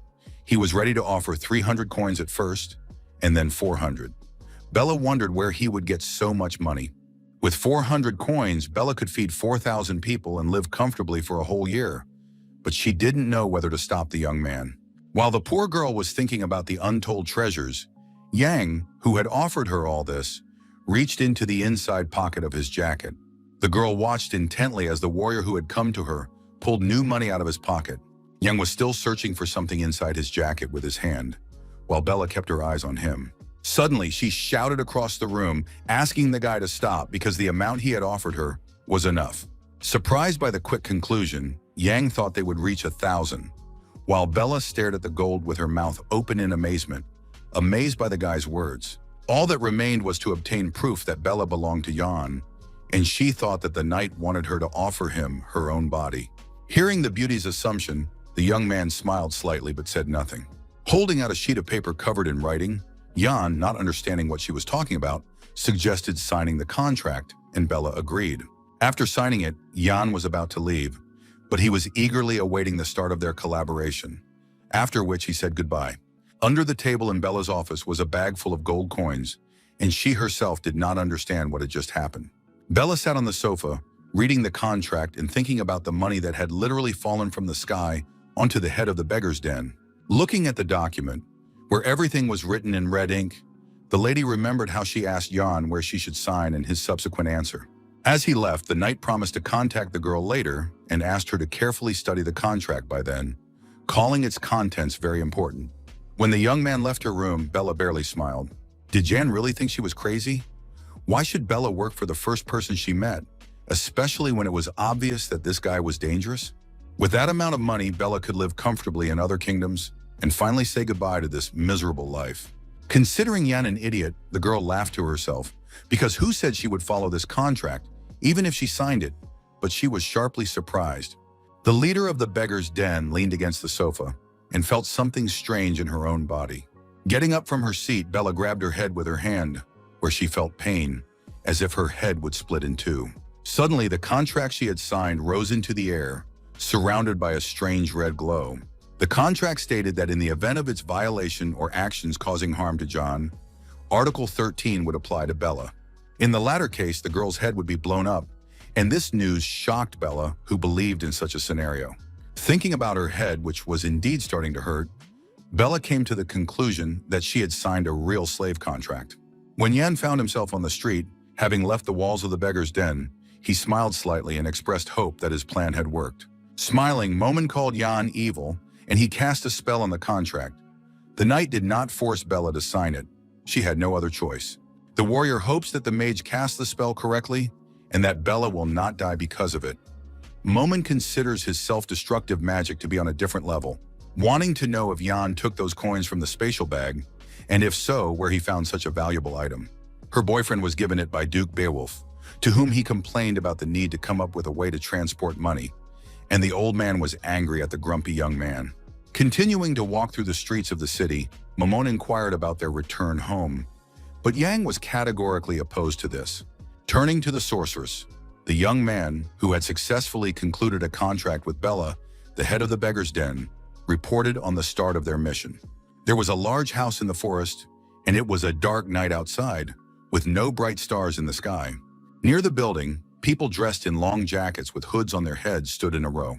One of these people wore a red mask with white fangs, which is worn by instructors at the recruit training center. The rooms of the large house were very dark, the windows showing complete darkness. The tall white candle standing on a plate had not been lit by any of the owners or guests of this strange mansion. A girl sat on a wooden floor, leaning her back against a stone wall, her hands pressed together to ward off the cold. She seemed to be in a semi-conscious state, her head bowed with her light hair, unable to see anything around her. Suddenly, the left eye of this little prisoner lit up with the same eerie light that was visible in the ancient demon lich. The dense verdine forest was gloomy and dark, with only a few lonely lights flying here and there. Looking at the ground, the traveler noticed traces of some kind of cart that stretched along its entire length. Studying their depth, the traveler concluded that the wagon train he mentioned had probably passed by about 3 days ago. This traveler was John, a knight of a special detachment, who was pleased with the information he had received, for he had managed to track down the person he was looking for. Suddenly, something caught the young man's attention, and he looked up intently. While John looked around and pondered, Momon behind him wanted to know how much longer this would go on, and only then did he remember his companion. Stretching as if after a good sleep, the sorceress became curious about how long the guy was going to keep wandering around like this. The sorceress had clearly been in the world of dreams for a long time, and wanted to know if they had arrived at the training center or not. Walking through the forest, Yang reminded Momon of the mission from the chief instructor, and she remembered the need to kidnap a certain girl. As Yang pointed out, not just any girl, but the daughter of the captain of the special squad.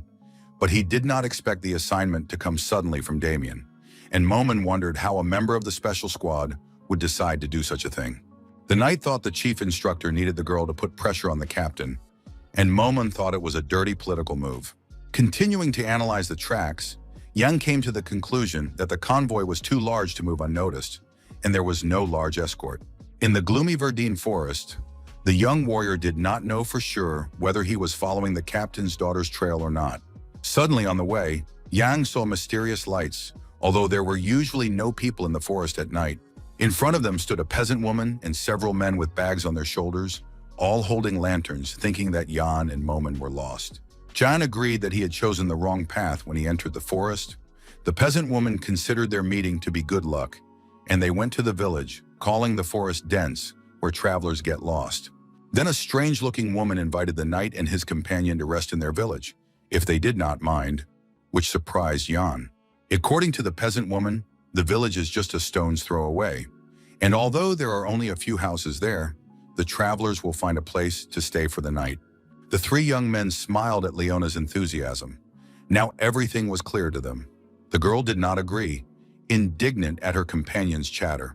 Without taking his serious gaze off the peasant woman, Yan thanked her, but refused and asked her to simply show them the right way forward.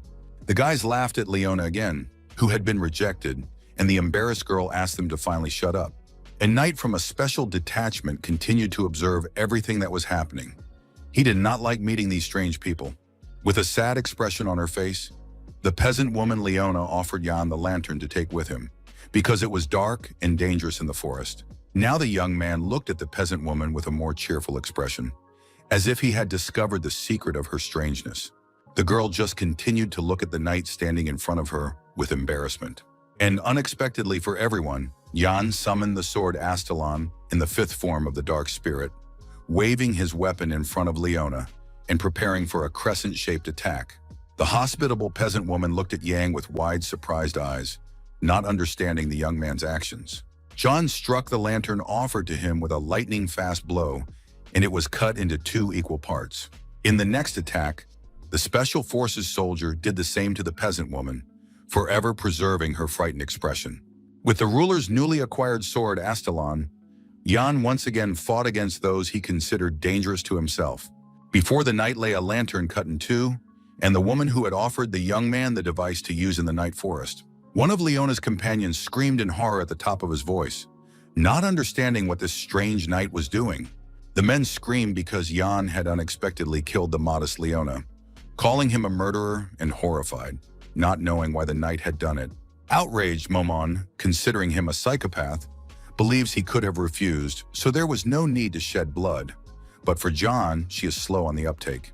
Asking the sorceress to look at the object that had fallen out of the lantern, the knight pointed to a small red glowing stone. It is capable of detonating, and such stones are used by members of a special squad of assassins. And these words of the young man surprised the sorceress Momon. For Jan, it was a wonderful spectacle, but he still sensed the special unit's aura emanating from these people, calling them masters. When the group of villains realized they had been exposed, they instantly grabbed their daggers and, having no other choice, decided to kill Jan. The criminals immediately rushed forward and began attacking the knight John and his companion, the sorceress Momon. Wielding cold weapons, the killers of the special unit were ready to destroy the young man, who seemed to be just standing there looking at them. One of the bandits, with a smug smile on his face, was about to pierce the unfortunate warrior with his blade and add another victory to the killer's tally. To everyone's surprise, Yang simply stood there and did not react to what was happening, as if this battle did not concern him in any way. Suddenly regaining his unwavering determination, the knight opened his predatory eyes and the fate of the villains was sealed. Using the long-proven technique of the Black Wolf, the knight began to repel the attack of his vicious opponents. Near a large house in a dark forest, one man, after listening to another, was surprised at how the team of assassins had been completely destroyed. The reporter had no excuse, and when asked about the number of opponents, he answered one, which angered his master. The stunned boss did not understand how an entire squad of assassins could have been destroyed by one man, but the reporter was sure that the victor knew a lot about them and was aware of everything. The secretary of the special unit, Shark, who listened to the report, immediately assumed that the liquidator of the unit was the personal dog of the main unit. Now Shark wants to know the current location of the man who killed his people. His subordinate is sure that he is still not far from the 4th district. The secretary had no idea that the chief instructor had such a dog, so he ordered the entire 2nd team to be sent into the forest, while the 1st team remained here to guard the perimeter. Turning around and preparing to leave, the man who had been giving the report told the secretary that he understood and now intended to guard his daughter. Unexpectedly, the secretary of the special unit, Akula, stopped his subordinate and, to his great surprise, sent the guy to rest.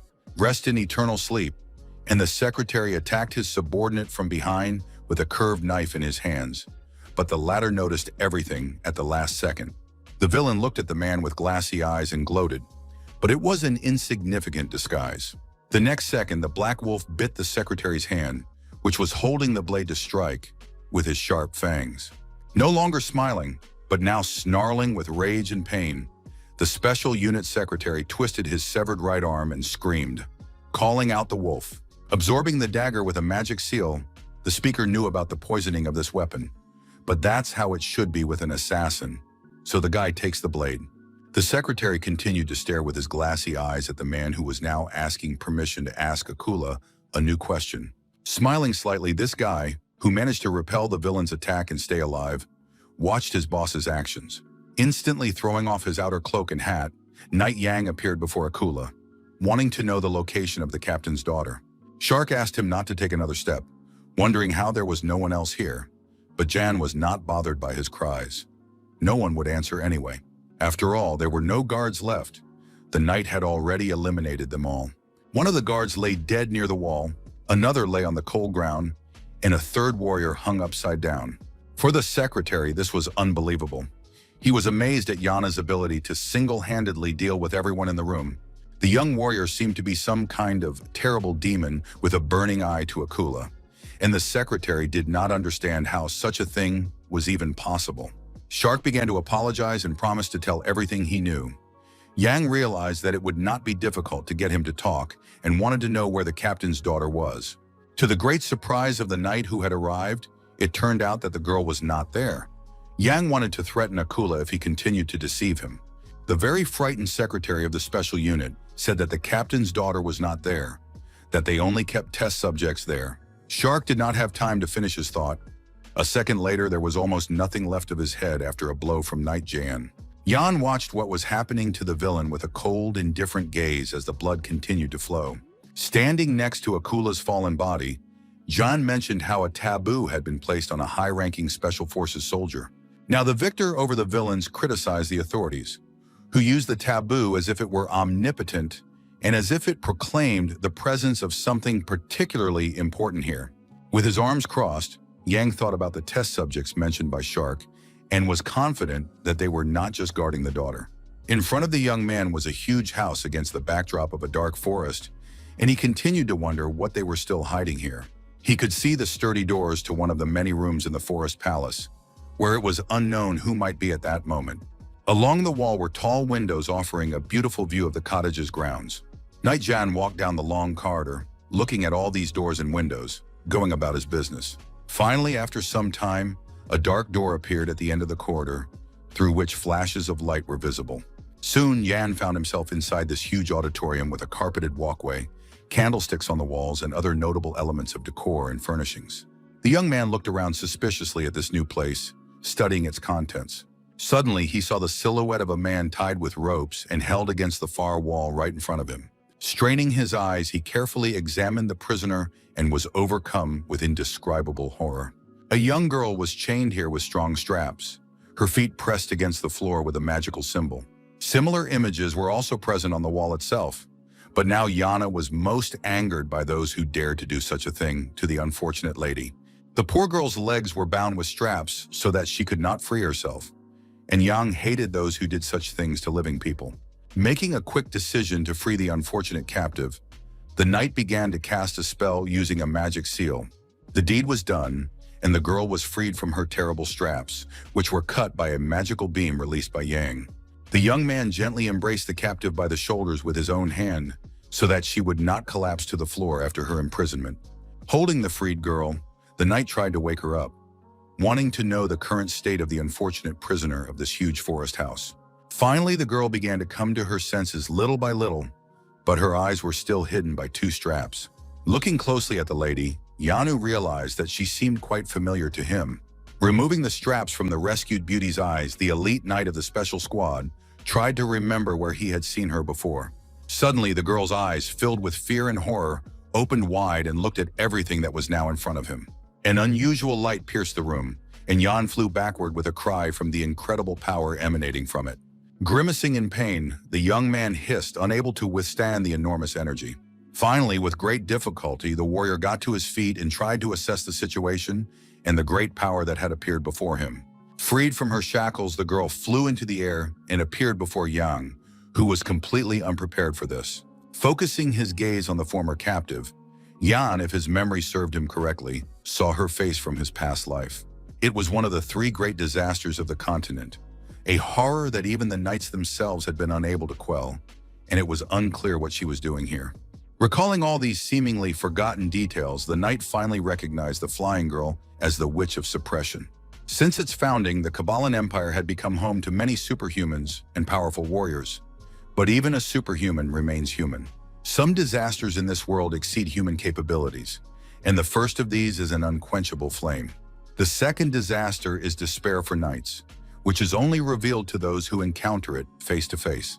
There is also a third disaster, which even the Emperor himself has ordered not to approach. When one of the knights clad in armor demanded to attack him, he threatened his opponent with decapitation. But overestimating his own strength, the knight was crushed and defeated, and his sharp sword turned into a piece of scrap metal. Whatever surrounded him, mountains or seas, it made no difference. Everything would be crushed into a pancake, and superhumans were no exception.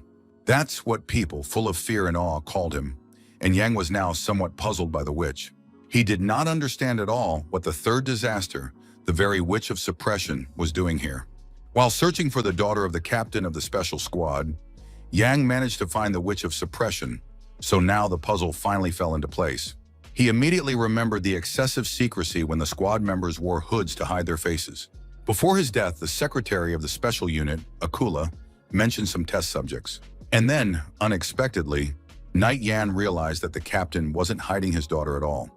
He was actually creating a suppression witch. This was necessary to fight the Dragonfang Knights project, but since she was the reverse version of a witch, it meant that they had failed to control her. The girl's eyes were still completely closed, but if she decided to open them, it would be all over. In the next moment, that is exactly what happened, and the subsequent developments became threatening for Yan. To win this confrontation with the Witch of Suppression, It was necessary to strike first, and Yang, armed with his sword, rushed at his opponent. Suddenly, the girl looked at the formidable young man with frightened eyes, apologized, and wanted to know if she had done something wrong again. When she asked if anyone had been hurt, Jan stopped in confusion, ceasing his attack. The young man looked at this lovely lady with complete surprise, not fully understanding what was happening. Without saying what she felt or did when she was afraid, the girl became concerned that the guy was injured, but he reassured her, merely pushing her aside. Frightened, her large eyes wide open, the girl did not know what to do next, and it seemed to Jan that she was definitely not pretending. Keeping his eyes on his new acquaintance, the young warrior considered her to be a terrible disaster that had shaken the continent of another world. Now in front of him was a very ordinary girl with a sad expression on her face, worried about a stranger. An idea popped into the clever head of the elite knight of the special squad to successfully take the Witch of Suppression into his own hands. If this plan succeeded, Yang would have a powerful trump card up his sleeve. But he encountered such incredible power that even the Emperor himself could not subdue, so the guy was not sure if she had submitted to him. Truly, Yang is faced with a poison chalice, and there is no more deadly poison to be found at this time. The risk is too great now, and if the guy wants to eliminate this girl, he needs to act right now. While Yang was thinking about his next move, a familiar voice behind him called him a coward, wondering what he was thinking about. It was Mumon, the sorceress hanging upside down in the air, suggesting that her companion take the Witch of Suppression with him. But it was easy for the sorceress to say that people couldn't control such power, and Yang understood that his new acquaintance couldn't control it herself. The witch just listened as Mumon talked about taking control of the power and accepting it, although Yang himself had his doubts about this, which he shared with his friend. With a slight smile, Mumon decided to remind the forgetful Yang who she was, namely the pinnacle of dark magic. The magician, seeking logic and laws, then changes this, and let the knight not think that a sorceress like Mumon would not be able to control a simple girl. When the sorceress explained that the witch needed to let her power out because of the pain, the guy understood everything. If they managed to shield the girl from pain and know the conditions for her activation, then solving the problem will be easy with Mumon's magic. Using her magical symbol, the sorceress tried to summon the necessary radiance. The spirit ring artifact, the necklace, and the bracelet that controlled the mind. With all these items, it would be possible to curb the witch's power of suppression. Doubting the power of such small items, Yang held the rings in his hands, but Mumon, thanks to her own skills, was able to do without heavy items. And yet it was surprising to Yang how Mumon helped someone, but the sorceress couldn't help herself, being a professional in witchcraft. Some say that magic is like miracles, but that's not really the case. Sorcerers rather delve into the structure of the world to create phenomena. However, the girl's power is not natural and not mana. The witch is beyond all principles of mana, and Mumon, who studies the laws, will not ignore her. And if the sorceress and her knight can use such power, then Yan himself will be of no use. The young man glanced at the sorceress, who was laughing, and took her words as very obvious thoughts. Interrupting the dialogue between the two guests, the suppression witch was curious where they were going now, and Yan could not immediately answer the question posed to him. The former prisoner of the huge forest castle even suggested another visit to the laboratory. This surprised the young man, and he now wanted to know how many children like her were in this place. Recalling the details, the Witch of Suppression told the guy how they had indeed been brought there in large numbers, including her friends. At first, there were many children brought there, but after the introduction of terrible injections, the girl's friends began to break down. Over time, as a result of the horrific experiments, the girl was left alone in this laboratory. To this day, the unfortunate prisoner remembers the intense pain from those injections, so she hopes she won't have to go back there. Ian looked at the poor lady and thought about these experiments on people and such painful experiments, assuming that death was better than this torment. Suspecting that the guest wanted to drag her into the terrible laboratory, the witch begged to be let go, promising to be good. That was how her life was supposed to be every day, just like Jan's existence in his past life. During that terrible time, the guy wore the bloody mask of a recruit center instructor. The expression on the girl's pretty face remained sad, but she continued to look hopefully at the young man who had spoken to her. Finally, Knight Jan offered the girl to go with him, but she remained silent. Yan was not much different from those who wanted to use her, but he would never hurt the lady or chase her away, and he promised the unfortunate captive all of this. Stunned by what she heard, the girl looked at her savior in confusion, not expecting anything like this. But then the Witch of Oppression smiled sweetly and agreed to the proposal of the elite knight of the special squad. John solemnly took the captive he had rescued by the hand, thus sealing their new peculiar union. When he asked the girl's name, he learned that everyone in that terrible house in the forest called her number 1, and he found that number horrible. So Jan suggested that the girl take the name Leah, which she asked him to repeat, not immediately understanding it. This was the name of the goddess of beauty, Ophelia, and the girl immediately appreciated such an attractive comparison. Assuming that she was uncomfortable wearing the necklace, Yang learned the opposite. For Leah, it was as lovely as her new name. When the knight spoke of the need to prepare if she went with him, the girl was frightened, not understanding what that would entail. Looking back, the young man mentioned a certain monster and asked Leah to be ready to deceive this dangerous creature.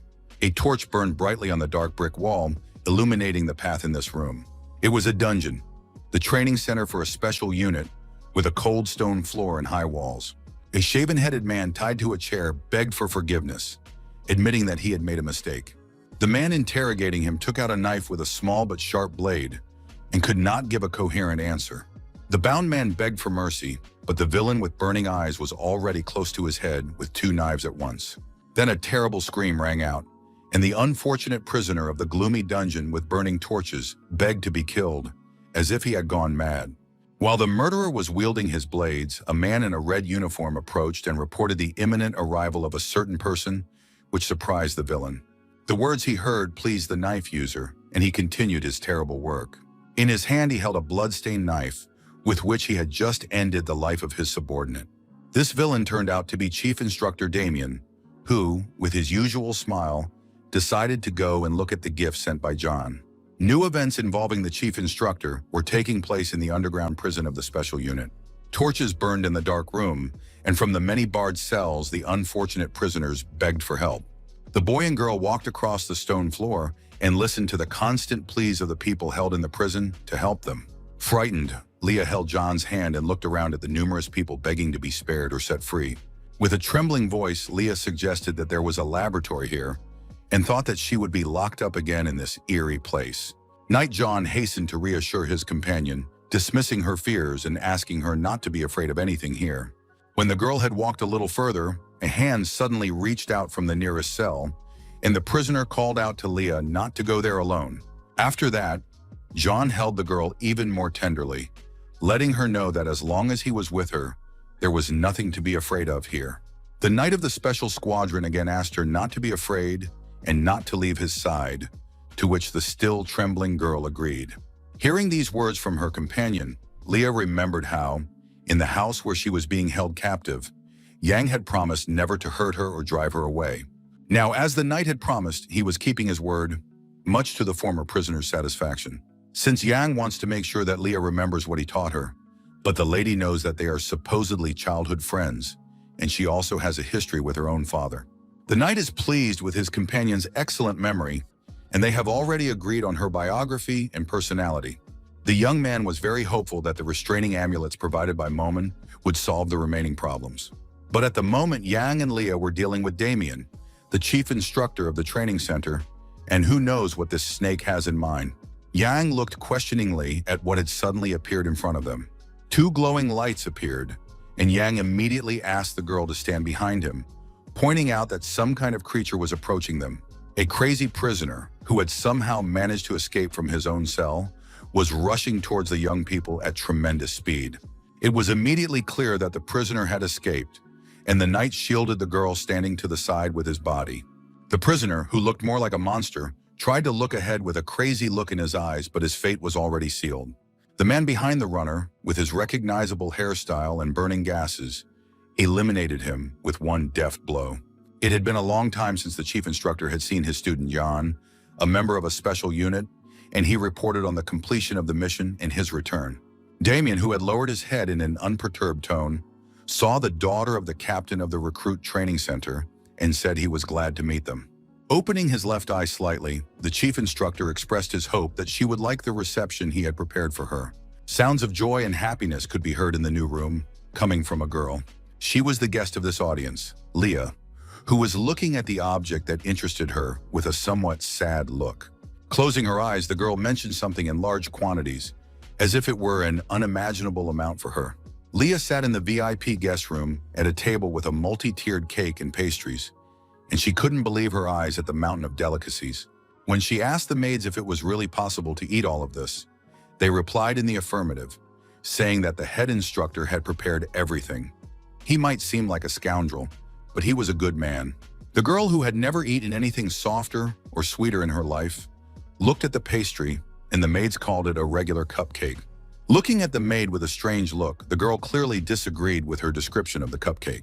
In the opinion of the guest, who was carefully holding the cupcake in her hands, this confection could definitely not be called ordinary.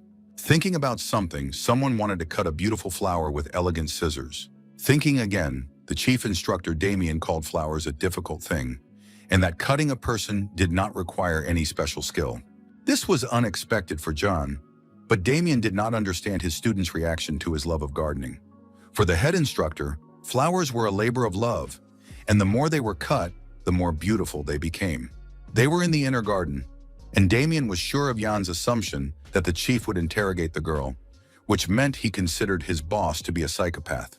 Physical torture has little effect on children when they are frightened, and the information is unreliable. So torture is used on those over 18, and Jan definitely thought of his boss as a psychopath. Continuing to wield the scissors, Damian smiled and reminded the guy of his first assignment, in which he exceeded all of his boss's expectations. Damian knew well about Jan's skillful stopping of kidnappings and terrorism in the desert, where the guy saved the Emperor's mentor and Prince Uyghur. And even the brave knight of the special squad captured the tribal chief in Beowulf's domain. After that, even those in the noble circle who opposed the project were forced to remain silent, and Damian praised John for his glorious efforts.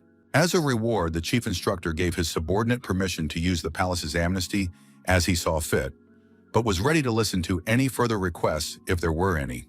With a serious expression on his face, Yang wants to know about Damian's plans for Leah. Closing his eyes, the chief instructor thought for a moment and was unable to immediately answer the soldier standing next to him. The girl was too pure, more than Damian had imagined, and the surveillance had not yielded any useful information for the captain of the special unit. But one particular moment caught the attention of the curious chief instructor of the training center. Preparing to hear the worst, Yang hoped that Damian would not mention what was troubling him. According to the chief, Leah knew very little for her age, and the captain was so ashamed of her that he hid her from the world. Yang listened to his boss and was glad that he had gotten away with it. In any case, Damian did not consider the captain a fool, and he was surely aware that his subordinate had taken his daughter, but he would not do anything without evidence. The chief instructor admitted that the captain would certainly try to find evidence against Damian. It was necessary for him that the captain knew that his daughter was with Damian, but did not understand where exactly she was. But there was a most effective way. With a deft movement, the man cut off a sprig of flowers with scissors, which he loved to do.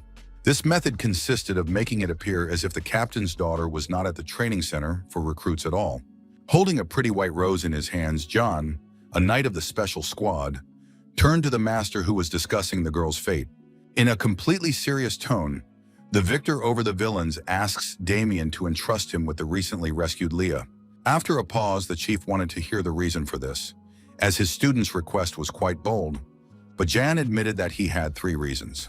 Damian listened tensely to Young's first request, which was that he did not consider it effective to kill the captain's daughter. Admitting that right now Leah seems useless, but some information grows in value over time, especially from a hostage. The chief instructor had to listen to all these arguments from his student against the backdrop of beautiful flowers in the inner garden. In response, Damian asked Jan why he himself should keep this girl close to him. Then Jan reminded his boss how he had tortured another instructor today, who was an informant for the captain of a special unit with great power. The captain's puppets were everywhere, and if the girl stayed with Jan, it would be easier to avoid being seen by the traitor.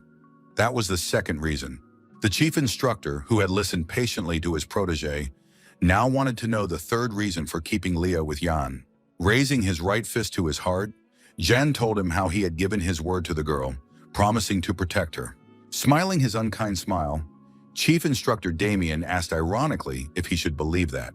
A shadow touched the young knight's serious face, but his eyes were clear and bright at that moment. Frowning, Damian looked at Yang, not expecting his brave student to be so soft-hearted. When the chief instructor asked John if this girl was his first love, the young man was genuinely surprised. Damian thought John was cold as stone, but it turned out that the knight was also human, and the chief instructor laughed at his student's words about his readiness to defend Leah. Thinking about the strange misunderstanding, but if it would help him achieve his goal, Master Yan decided to call Leah his first love. Laughing loudly, Damian ironically called it all passion and fire, but especially for Yan, he gave permission to have the girl. Damian couldn't let the captain's daughter out of his sight. He didn't trust Yang that much, even though he was his student. The guy wasn't as likely to betray him as the instructors, and that disappointed the young man. Having decided to disguise Leah as a maid, the chief instructor asked John to look after her, and he immediately understood everything and agreed. Intending to take something from the inside pocket of his cloak, Damian wants to ask Jan for something in return for fulfilling the knight's request. Then the chief took out a white envelope sealed with a dark seal, intending to have his subordinate deliver it to someone. Recalling the Eastern team that had left with John, Damian mentioned the undead he had seen, which the knight agreed with, saying that the group was led by Casa Afrain. According to the master of the training center, this team had a simple mission, unlike in the north, which was to gather information. However, to the great surprise of the leaders, all members of that special unit had gone missing. If the situation had been normal, it would not have been profitable to rescue the brigade. But here the chief instructor, Damian, smiled as if the disappearance of the people was a nuisance. When the chief asked the young man to pay personal attention to the seal, John recognized it as the symbol of the royal family. This was an order from Crown Prince Leon Kabayan, requiring Jan, a member of a special unit, to immediately go east and rescue the missing cadets. On the border between the Kabalan Empire and the holy state of Lutil lies a region called the Eastern Plain of the Dead. Although it is teeming with undead, both powers, valuing their diplomatic relations, are in no hurry to launch large-scale purges. Casa and his team went there on a reconnaissance mission, considering it an easy task and confident that they would have no trouble dealing with the undead. However, something happened there that the special unit representatives did not expect at all. There was a sudden influx of zombies, now known as the Night of the Dead, and it was incredibly terrifying. A multitude of terrifying monsters began to emerge from underground, bringing chaos and destruction to all living things in these lands. The risen dead attacked any living creature indiscriminately and killed it mercilessly. Members of a special unit on a mission in the east were unable to survive the unequal confrontation with the undead. These creatures were true emissaries of hell, devouring all the inhabitants of the region with their sharp teeth. On that terrible night, the dead wiped out all the inhabitants of the territory, and only one person managed to survive. Only Casa Afrain remained alive, and they say that since then she has completely changed, becoming a cold and cynical person. The terrifying face of another zombie appeared, and upon seeing its new victim, it was ready to pounce. The terrifying spawn of hell, still retaining the outline of a human body, roared loudly, trying to intimidate people. A bright glow appeared, indicating the movement of swords wielded by new knights who had arrived in the dangerous territory to eliminate the monsters. It was a member of the special unit, Yang, swinging his Aelon sword with all his might, who was met by corpses at the very threshold. He had received a new assignment and had to rescue everyone from the trap on the Plain of the Dead. There were only 4 days left before the Night of the Dead repeated itself. Here everything turned out to be worse than Yang and his comrades had expected. There were a huge number of monsters. Observing from the heights of the cliffs, Yang saw zombies wandering around in this deserted area even in broad daylight. The knight remembered very well that in his previous life, no one had been sent to rescue anyone, which meant that things were not going as they had before. Thinking about this, the young man couldn't understand why the crown prince was making different decisions. Staying in the land of the dead was wonderful for Momon. It was the perfect place for the sorceress to regain her former power. But Yang did not understand why she had appeared. Angry, the sorceress wonders what Yang himself thinks about this, because she spent all her strength on those stupid restraining amulets. The sorceress is well aware of the strong energy of the undead that flows in these dangerous places, and she is capable of purifying it in the opposite direction, using her powerful magical symbol. As a result of such painstaking work, the power can become energy of the same nature as life energy. With this energy, Momon would gain magic as if at the peak of her power, And once she gained strength, the sorceress would be ready to kill Jan immediately, so he had to be obedient. Dreaming of obtaining enormous energy, the sorceress inquired about the location of the recently freed Leah, since she was not with Jan. Using the girl's power, the sorceress and the knight would be able to crush the numerous army of zombies more easily than ants. After listening to his companion, Jan believes that the time has not yet come to use the power of their new acquaintance. Suddenly, a girl dressed as a maid approached the young man and called him by name. It was the very same Leah that the knight and the sorceress had been talking about a minute ago, and the girl asked to be taken with them. The girl, who was almost crying, looked sadly at the young man and was afraid that he would leave her alone again. She told him about her head maid, who was already terrible, and if Yang left, poor Leah would suffer. Apologizing to the girl, Yang said that he had to leave for a short time, and the lady raised her little finger. Looking at the warrior with sad eyes, Leah asked him to swear on her little finger that he would definitely return in 10 nights. And the conqueror of evil had to touch the girl's little finger with his own finger, giving her this promise. Upon learning about the terrible head maid, Yang offered Leah to stay in his room, and she agreed, but was embarrassed by the need to be in the guy's room in his bed. Sitting on Yang's head, Momon thinks Leah is crazy about the night, but Yang asks her not to talk nonsense, as he needs the destructive potential of the rescued girl for this mission. Looking back at the two male silhouettes, the knight of the special squad is confident that these accomplices will be enough for him. It was Cruel, who had no plans to work with Roman, and Roman didn't understand why Yang had taken Dwight with him on this new mission at all. The enraged aristocratic cadet called Roman a commoner and demanded that he not be a burden in solving problems. The 12th recruit, Roman, looked at his comrade with equal malice and was ready to twist Cruel's head off at that moment. Momom hoped that John was confident he had enough helpers, but she thought the team was poorly chosen. The knight, while admitting this, would still do nothing without Roman and Cruel. Cruel might have been able to strike Yang, but his family is very influential in the East, so his presence is important, and the knight advised his colleague to pack his things.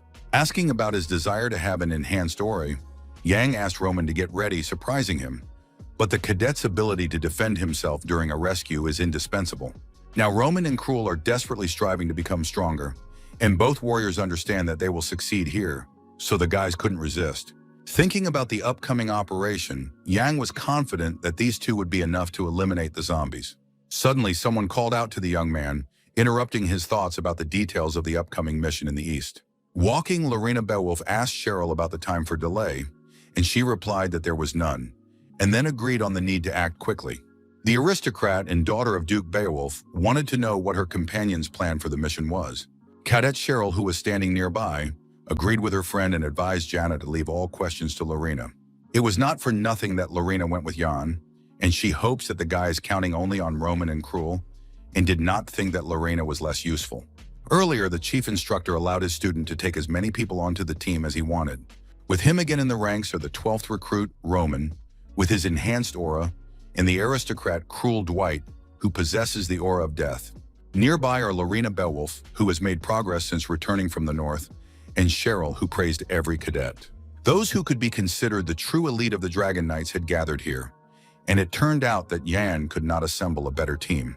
Perhaps all these graduates of the training center for recruits were the strongest of all, but John had doubts about some things. There was complete discord here, with Roman calling his colleagues from the aristocracy noble scoundrels, Cruel considering him a commoner, and Lorena calling for them to leave. Shouting sharply, Yan ordered the guys to quickly shut up and follow him, and they had to walk through rocky terrain. Near the Plain of the Dead and the Geba Pass was the only camp of the Eastern Front. His soldiers walked among the tents and other camp equipment with bottles in their hands drinking. Standing near the cooking pot, one of the knights told his companion how he had managed to steal a pig in the village. Wandering around the camp, Jan, Lorena, and their colleagues looked around and wondered if they had come to the right place, noticing the poor condition of the country's army. This was a serious matter, and these soldiers were entrusted with protecting the citizens, but they were worlds apart from Dwight. Cruel himself solemnly reminded them that they should not expect much from such troops.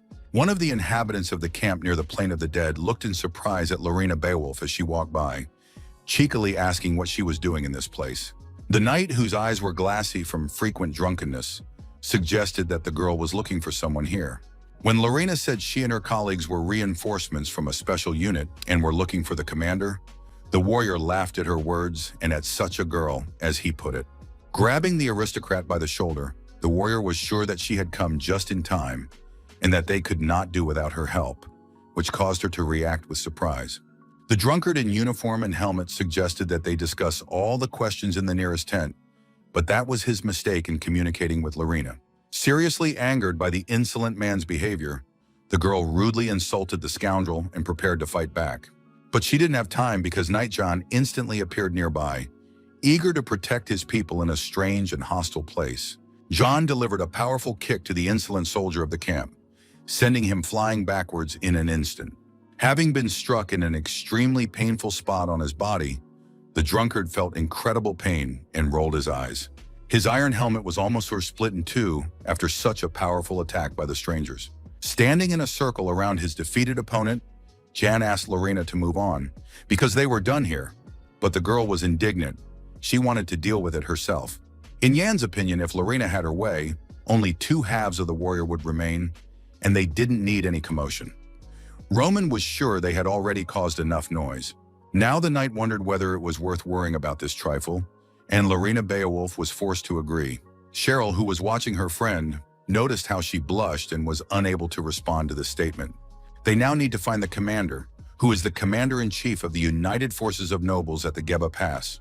As stated in the archives of the special unit in Jon's past life, one person had given up searching for Cadet Casa Afrin, but the person responsible for the deaths of the special unit on the Eastern Front was the commander-in-chief, Viscount Jaren. Meanwhile, in the camp, his soldiers continued to drink alcohol, offering to knock back bottles one after another. Some wanted to drink everything to the bottom, while one of the soldiers did not quite understand how it was possible to drink such cheap booze to such an extent. The soldier looked sadly at the nearby cottage, which was clearly intended for the command of the troops. While the soldiers were drinking cheap alcohol by the road, the so-called commander was lounging in his mansion and regularly inviting girls over. At that moment, in one of the spacious rooms, a woman's voice pointed to an empty glass, wanting it refilled, while a second lady tried to calm the Viscount.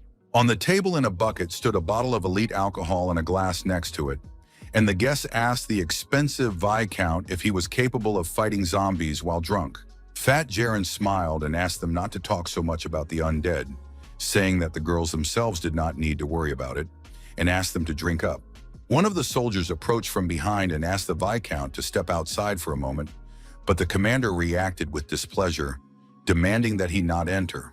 The soldier reported the arrival of people from that very place, and Viscount Jaren specifically asked about the location of the strangers. The door to the room where the commander-in-chief was entertaining the girls opened, and a young man greeted him. It was Nightjon from the special unit, with the aristocrat Lina Beowulf standing behind him. The commander-in-chief held a large cigar in his thick hand with a ring on his finger. Viscount Jaren looked disapprovingly at the people who had come to him, and this entire special unit made him laugh. Remembering how the previous unit had sent a bunch of juniors under the guise of reinforcements, the man wondered what these guys wanted. Looking at this important-looking man, Nightjon knew that in reality, Viscount Jaren was just an ordinary corrupt nobleman. He was born into a wealthy family, but he himself is incapable of anything. And considering that this nobody became commander-in-chief, he clearly paid a fortune for this position. When Yang told him about their arrival here as part of an investigation into the members of the special unit sent to the east, the Viscount asked again. A crowd of monsters appeared by chance during the mission, but Yang and the others didn't hear a thing, so the special unit thinks it's necessary to find out about it. With a stern look, the knight promised the fat Viscount sitting opposite him that he would find out everything if necessary. The commander-in-chief of the Eastern Front did not believe in the seriousness of the intentions of the newcomers, looking at them mockingly. Jon and Lina just stared at the camp commander, who dismissed the name of the special unit as meaningless and asked them not to make him laugh with their special unit. Let the guys not consider these places a night shelter, and if anyone disappeared in the endless eastern lands, then they were either torn apart by zombies or hid in a hole. Calling on the guys to stop playing special forces, the Viscount offered them a drink if they didn't want to get lost on the plane and become bait for zombies. When Yang asked about the Viscount's desire to cooperate, he laughed, because why would he do that? They would still ask the soldiers to allocate more troops. Only Jaren wondered where the guest had gotten so arrogant when the familiar glow of Yang's sword appeared in the air. In a fit of boasting, the Viscount did not even notice how his thick cigar was split into two pieces. Instantly realizing what had just almost happened to him, the commander-in-chief of the Eastern Front was greatly frightened. The severed part of the cigar fell to the floor, but Jaren lamented the hair cut off by Lina's skillful blow. After apologizing to the owner of the mansion, Lady Beowulf reminded him of the Emperor's decree strictly prohibiting smoking indoors. Looking at the man with a gaze completely devoid of regret, Lina asked Jaren for his assistance. Outraged that these visitors had dared to draw their swords in front of the Viscount, the fat man immediately called the guards, who had fled to the room. The soldiers demanded that the guests stand still, otherwise they would not leave alive, while Yang sighed heavily and regretted his friend's hot-headedness. The surprised Viscount was advised not to get involved with this dangerous man under any circumstances. He must have heard rumors about the presence in the special detachment of a noblewoman from the house of Duke Zima, who was now holding the guard. With a tremor in his voice, the commander-in-chief of the Eastern Front mentioned that very girl, but her character should have made everything clear to the man. It was as if someone tall and terrifying had called out to Lina Beowulf, the only daughter of Duke Zima. This seemingly huge, terrifying stranger with burning eyes mentioned Duke Beowulf himself. With his face changed by fear, Viscount Jaren knew Duke Beowulf, who commanded the strongest army among the four great houses. The Viscount also remembered the Duke's quick temper. Even barbarians and other nobles did not dare to touch the aristocrat, for if he was upset, anything could happen. And then the owner of the mansion raised his disappointed gaze to look at the boys who had deprived him of part of his hair and cigar. John only reacted questioningly to Jaren's cries, who thought that Lauren and the knight were threatening him with the name of Beowulf, so we'll scare them. The Viscount also had a patron, and that was the Marquis of Chillon himself, so it wasn't just the boys who had connections in the great houses. Pondering the fat man's words, Nightjan guessed who he was talking about when he mentioned this Marquis of Chillon. He has much more land in the east than most counts, and it is said that you cannot cross this part of the empire without passing through the Marquis's domain. This owner of such vast estates also has enormous connections and influence in politics. Neither John nor anyone else could have imagined that Viscount Jaren was connected to the Marquis of Chillon himself. Everything here seemed strange to Yang from the very beginning, and the young man had a feeling that something sinister was hidden behind the incident. Smiling slightly, the slayer of monsters on the mountain ridge came to the conclusion that there was a secret criminal intent behind this. Turning sharply to Lina, Jan declared the need to leave, which greatly surprised the girl, who was waiting for an answer to her question about the Viscount's assistance. Laughing, Jaren accused the boys of running away like cowards with their tails between their legs, and called the name of the Marquis of Chillon more weighty than Beowulf. Heading for the exit, Lina heard her surname and turned around, looking at the emboldened commander-in-chief of the Eastern Front. Jaren watched the boys leave and continued to mention what he considered to be an impressive name. Leaving the room where Jaren was entertaining the girls, Lady Beowulf did not understand how they could just leave like that. According to her, they didn't even crack the rude man's pompous face, but Yang was sure there was no need to get involved with such a person. While Yang was thinking about whether everything would go as planned, parallel events were taking place in Jaren's office. One of the guards on duty here was already lying unconscious on the floor for some unknown reason. Roman believes that Yang would have quietly settled everything in the office, while Cruel attributed the silence to himself, since he had taken care of everything. Cruel hopes that the item mentioned by Yan is now with Roman, but Roman thinks it is with Dwight, who was supposed to steal it while Roman was fighting. Cheryl immediately calmed her colleagues, who were about to start a new quarrel. She did everything because they came for this thing, and asked her comrades not to fool around. Roman, angry again, looks at Cruel with dissatisfaction and does not understand why he is in charge of them. According to Mr. Dwight, commoners are supposed to obey the nobility, and he himself cannot ask politely.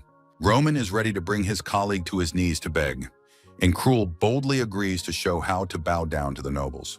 To the astonished Cheryl, who witnessed all this, it became clear that noble people and commoners are equally stupid. Loudly pointing out that there was no time to sort things out, the girl promised to tell Jan about the boys' new quarrel, but they asked her not to. The following events unfolded at an abandoned fortress located on the Plain of the Dead. The seemingly sturdy gates of the stronghold were closed with an iron grate, which served as additional protection. The hand of a terrifying zombie reached through the bars, the horrible creature trying to get inside the fortress. A crowd of reanimated corpses had already gathered near the gates of the huge abandoned complex. Soldiers standing atop one of the walls cursed the zombies surrounding the stronghold, mentioning the remaining provisions and the setting sun. One of the warriors had almost given up hope that anyone would come to rescue them, lost here, because at this rate, everything would only get worse. Suddenly, someone commanded the soldiers in a loud, commanding voice to gather and stop whining all the time, as if they were some kind of cowards. Casa Afrin walked decisively toward the soldiers, indignant at those who considered them lost here, as the group was still in the area of operations. She reminded James of his desire to join the transport troops, but he was ready to perish here, and Sebas intended to get married. But their colleague pointed to the groom's face with a laugh. In a cheerful voice, Casa Afrin spoke of the approaching reinforcements and asked her comrades to hold out a little longer in the stronghold. But no matter what anyone said, she knew they were at their limit, because they didn't have enough weapons and food to last long. And at this rate, death awaited them all. Suddenly, a terrible noise caught the attention of the seemingly cheerful commander of the combat unit, Casa Afrin.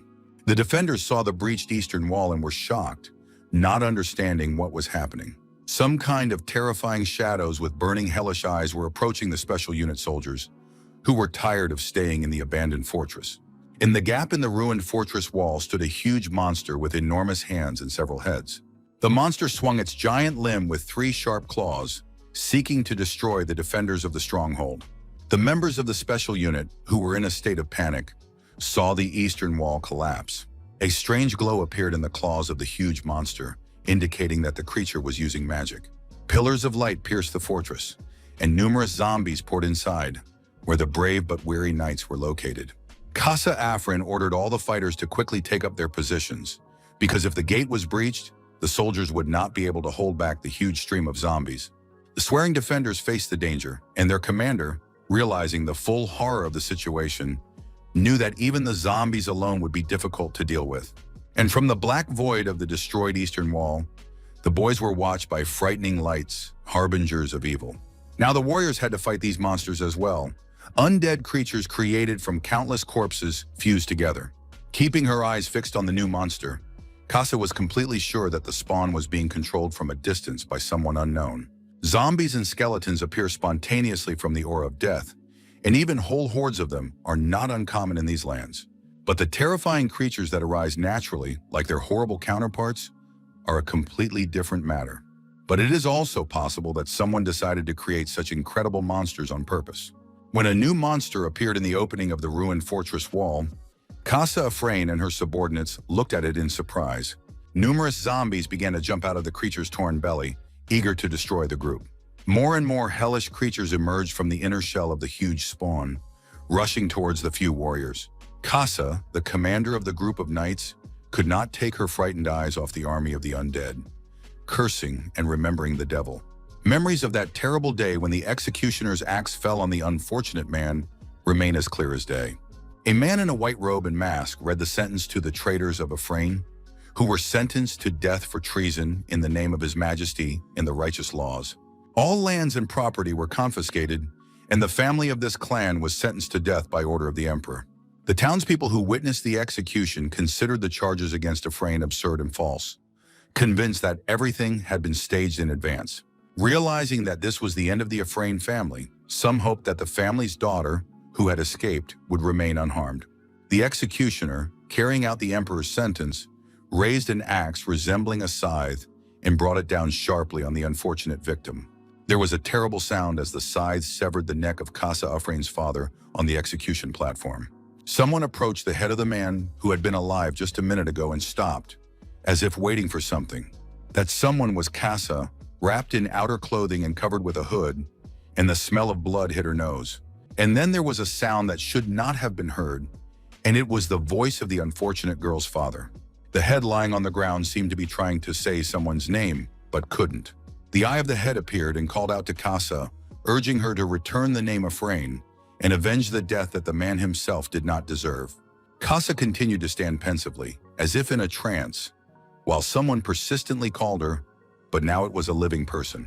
When she came to, she found herself kneeling, surrounded by her own knights from a special unit, rejoicing at her safety, while flames burned all around. After inquiring with her subordinates about personnel losses, the girl learned that no one had been hurt, only the wall had been damaged. Some believed that the monster had stopped moving, but others were sure that it was gathering energy and called for the monster to be killed before it attacked again. But the situation was bad because numerous zombies poured through the eastern wall, which had been knocked down by the huge creature. A skull with empty black eye sockets lay motionless on the monster's peculiar head. Suddenly, in the next moment, the eye sockets glowed with a bright light, and the knights of the special squad realized that the terrifying creature had awakened. Trying to come to the necessary decision, Casa Afrain understood that if the monster dared to strike, the guys still had a way to survive. Before the eyes of the defenders of the abandoned fortress, the monster came to life and gradually got to its feet, frightening them with its terrifying appearance. Casa considered turning her companions into bait, while she herself would try to escape and ultimately remain alive. At any moment of danger, the girl ran away, even when the members of the special squad were fighting the ancient demon lich in the dungeon. Then she abandoned her team and ran away, constantly reminding herself of the need to survive this horror. One of the main reasons why the aristocrat left her position on the battlefield was her desire to restore her family. Once again, the memory of her father's severed head came to mind, its voice demanding that the name of the Afrain family be restored. Attacking the soldiers of the special unit, the monster struck the boys with a magical blow from its terrifying body. Unable to stay on their feet from the powerful attack, the knights staggered in their positions in the fortress. Continuing its attack, the monster raised its paw with a sharp blade to quickly kill the brave warriors. Standing at full height, the creature swung its sword-like paw, and the knights screamed in terror. Casa no longer wanted to hear the otherworldly voice of her executed father, and everything she said was really just an excuse. Armed with a long, trident-shaped spear, the aristocrat launched a counterattack on the raging monster. In previous encounters with monsters, Afrain had fled only because she was physically weak. Using the 23rd form of the dark spirit, Primordial Blossom, in this battle, Casa struck the huge spawn. The creature was unable to recover from the incredible damage it had sustained and fell to the ground. The Special Forces soldiers who witnessed Casa's brilliant entry into the battle against the zombies were ecstatic. Watching Casa jump onto the spawn and knock the monster down, they wondered how she did it with just one blow. Giving her subordinates a stern look, Casa ordered them not to relax because the creature would soon come back to life, spitting on the wall itself. The members of the special squad decided to retreat to the tower, hoping to hold out there if they could reach that point of the abandoned fortress. Stepping over the body of the supposedly immobilized creature, Casa wanted to hold out in the tower for a while, hoping for help to arrive soon. But suddenly, two red protrusions resembling horns appeared on the monster's body right next to the girl.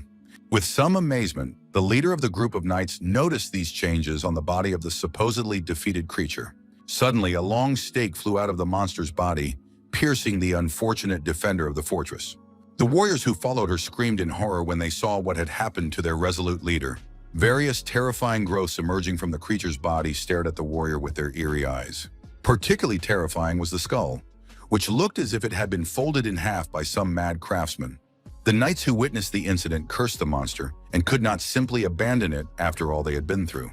Suddenly, in a weak voice, Casa Afrain ordered her subordinate warriors to leave, grabbing the stake and trying to pull it out.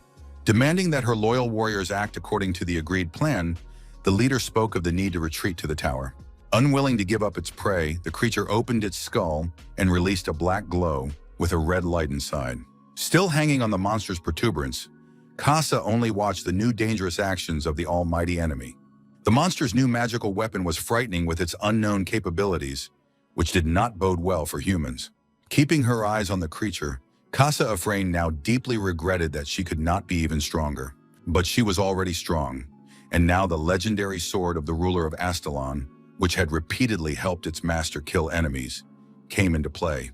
Even demonic magic would no longer help the huge spawn in its insatiable desire to destroy the brave knights. Anyone who still stands, fighting an enemy stronger than themselves, cannot be called a weak person. The spawn began to fly apart, and Casa's subordinates looked with great surprise at the one who uttered these words of encouragement. After striking the monster with lightning speed, the savior of the seemingly doomed warriors landed safely on the ground. In his opinion, Casa Afrain's wound was serious, even though she had freed herself from the monster's appendage. But the leader of the fortress knights herself did not expect to see him. Grabbing a bottle of potion, which should help, deftly thrown by a warrior who intervened in the battle at the right moment, Casa thanked him for it. Amazed by what she had seen, Casa just stared at this man who praised her for her good work and asked her to go rest. He, Knight John, demanded that everything else be left to him, a member of the Special Forces who was about to begin a rescue operation. Soon, the empty bottle of potion lay on the ground, Kasha having drunk it all for a speedy recovery.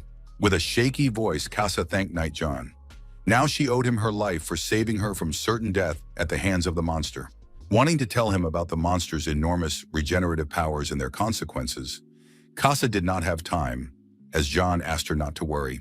Learning that the monster could not recover, the girl mentioned Jan's mission in the north, and he told her how he had come here immediately after completing it. The knight could not sit idly by, knowing the danger his comrades were in, which surprised them as they were shocked by Yang's voluntary journey to hell. Listening to praise about himself as an incredible and brilliant example for the members of the Special Forces, whom one can rely on, John rejoiced in his ability to enhance his reputation.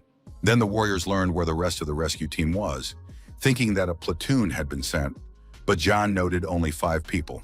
Delighted with the 50 units that would help them cope, the warriors were upset when John clarified that no more than 5 people had arrived. Grumbling with disappointment at the arrival of only 5 soldiers as the long-awaited reinforcements, the men did not know what to do now and considered themselves abandoned. Casa loudly ordered everyone to calm down, saying that the most important thing in a special unit was not quantity, but quality, and Yang listened enthusiastically to his colleague's words. Let Cadet Ephraim be happy about the arrival of her friends because she really needed it. She said all this only to calm her excitement. But now everything was clear to the aristocrat. Damian, the chief instructor of the training center for recruits, had simply left a special unit here. According to Casa, Knight Yang had apparently fallen out of favor with Damian himself, which is why he ended up in these dangerous places. As soon as the girl wanted to talk about something with the young man who had saved her, she fell silent mid-sentence when she saw something terrible in front of her. Shouting for Jan to turn around, Casa pointed to the huge paw of a terrifying creature that had come to life and was trying to grab the brave warrior. Looking back, Yang seemed oblivious to the danger threatening him and reacted indifferently to the presence of the terrifying monster. The warriors of Casa's special unit were greatly perplexed as they watched the actions of their brave colleague, believing that the monster had missed. Holding his sword, Yang knew that the creature would not die from simply losing its head. He had heard that this was what happened when you gathered a bunch of zombies, but Yang was ready to kill the monster 100 times over. Not understanding Yang's words, the monster turned one of its own terrifying paws into a spear, forming a kind of stake. Striking blow after blow, the monster failed to hit Yang, who calmly called his opponent a fool and did not understand what he was aiming at him. Keeping her eyes on the confrontation, Casa Ephraim came to the conclusion that the creature never missed. It became clear that Knight Yan was simply skillfully dodging each of the monster's attacks. The aggressive creature, now strong again, stood in front of Yan, showing its terrible torso.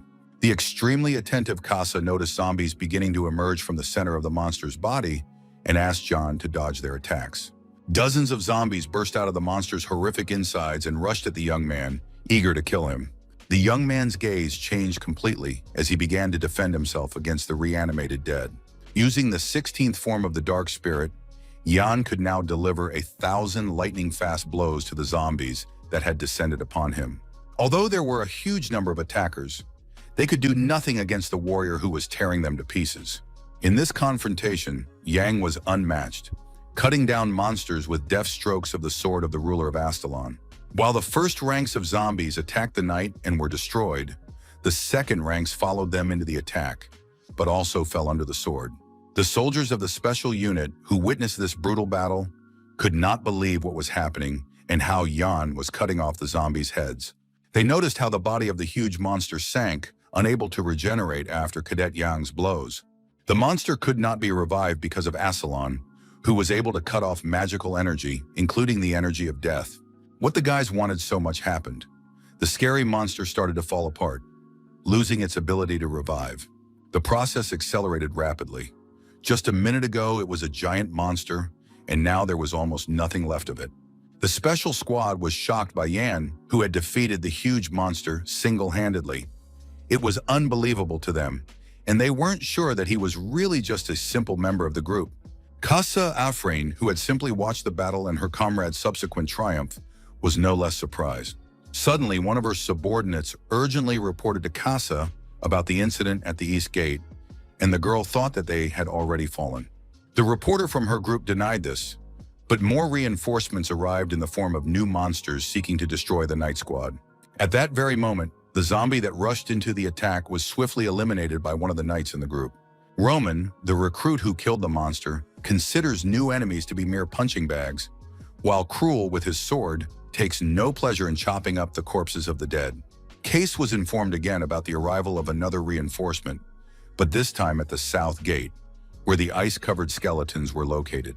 The power of the snow spirits grew, and one of the warriors used his magic sword to fight the enemies. Lorraine Beowulf, who was standing next to her, informed Cassie Afrain that all the remaining zombies had been eliminated. The leader of the special unit defending the abandoned fortress thought about how much stronger everyone had become. This was especially true of the knight Jan, who was abnormally tall, and compared to him, Casa was worse off. They had to brace themselves again because the threat from the monsters had not disappeared while the guys were in this area. No one should miss this chance. And Casa ordered the first group to go and defend the East Gate with Roman and Cruel, and the second to the South Gate of the fortress. This was not the time for her to beat herself up for being supposedly unworthy. She would do everything possible, and while the lady was in command, Yang considered her worthy of admiration. The girl must have been depressed, but she still managed to calm people down and then lead them effectively. With a kind smile, the knight glanced at his companion and was completely confident that she would be of use. Then Yang recommended that Kasei gather the wounded together, as they would be leaving immediately, which surprised the aristocrat. Holding a glowing hoop with 3 emeralds in his hands, Yang suggested that Kasei escape with this unusual object. The girl recognized these mobile teleportation gates invented by the magic scientist Isaac. Asking only that he not mention that the chief instructor had given him such an expensive item, Casa was surprised to learn that Yang had stolen the teleport from Viscount Jaren. This brilliant device was in a box, and Yang knew that cowards like the Viscount always planned to escape alone. Casa is well aware of the teleport's ability to transport only one person, and the amount of energy required for 5 people would be prohibitive. Asking his colleague not to worry, Jan knows where to get it, but it takes time to charge, so he called for the wounded to be gathered so that they could be sent in groups at a time. Understanding everything, Casa went to get the injured to bring them here, and Momon flew to the knight, surprised by the new plan. Smiling, Yang called the sorceress tired, and she got angry, assuming that Yang meant to squeeze her dry. As soon as Momon gathered mana, Yang squeezed it out of her. The girl was not a milk cow to him. She did not store magical energy for the night. Always grateful to her for this, the guy still angered Momon, who would not let Yang get away with it, but he asked her to calm down and reminded her of the favor she had requested. The young man did not have time to fully voice his thought when a new horror appeared in the vicinity, heard by everyone. Roman, Cruel, Casa Afrain, and Jan, who were in different parts of the abandoned fortress, felt this energy. At that moment, dark black clouds gathered over the huge fortress where the members of the special unit were located. The ground began to tremble and cracks began to appear, as if something unusual was preparing to break out. Finally, large, terrifying hands with spread-out, eerie fingers appeared on the surface. A black, terrifying creature crawled out, its lifeless eyes glowing like embers. Several demonic spawns strode across the ground, heading toward the knights who were still unaware of the monster's existence. Momom asked John if he could sense anything, and the boy did indeed feel a repulsive magical power, but it could only mean one thing. This thing was already here, as the sorceress suddenly realized, and it was the one behind everything that was happening now. A black, terrifying shadow already loomed over the abandoned fortress, with its handful of brave defenders against the zombies. The great and terrible King of Corpses himself was preparing to play one of the roles in the story of the confrontation between the knights and the reanimated dead. Meanwhile, the terrifying spawn continued to advance toward the brave defenders in the fortress. The mere sight of these enormous monsters could send anyone to their grave, but the members of the special unit were not the type to give up. They received the order to move in pairs and spread out, ceasing to whine, in order to meet their new monstrous opponents with dignity. Finally, hearing the order to rush into battle, the brave warriors attacked the monsters from behind, striking them with their swords. 30 minutes earlier, Knight Yang had been talking to his comrades in the abandoned fortress where the banner still hung. He told his friends that the portal was ready, suggesting that they evacuate the others and then themselves, assuring Lina that they would make it in time, even though time was against them. Then the young man asked the guys if they had all felt the awakening of the foul aura of death or not. With it, the spawn and new forces of the undead were coming for them. And if they weren't stopped head-on, the armies of monsters behind them would surely crush the guys. When Yang called on Roman, Lorne, and Cruella to hold back the spawn, Dwight wondered why the three of them had to do it. With the teleport set up, the aura of death of the undead after its death is transferred into the energy of the funnel, so monsters must be killed to charge the device. Cheryl asked Yang to stay at the gate and evacuate their team members, which the upset girl was forced to agree to. Unable to bear it any longer, Casa told Yan that she couldn't just run away like that. She wanted to stay and fight the monsters too. If Afrain returned without any success, her status in the special forces would fall, and she needed to earn merit in this mission to restore her family's name. Yan didn't really like the aristocrat's request to let her fight alongside her comrades against the monsters. Reluctantly, the young man agreed, but reminded Case Afrain of her debt, asking her not to forget about it, and she thanked the guy. Handing his colleague the bottles of holy water he had stolen from Viscount Jaren, Jan asked Casa to moisten her sword with the liquid. Standing on the wall, the knight asked his colleagues not to kill all the spawn, but only to restrain them, and he would finish the rest himself, but the guys did not understand his words. Jan thought about who was controlling the army of the undead from the back rows, radiating this aura of death, and as long as he existed, his troops would not cease to come to life.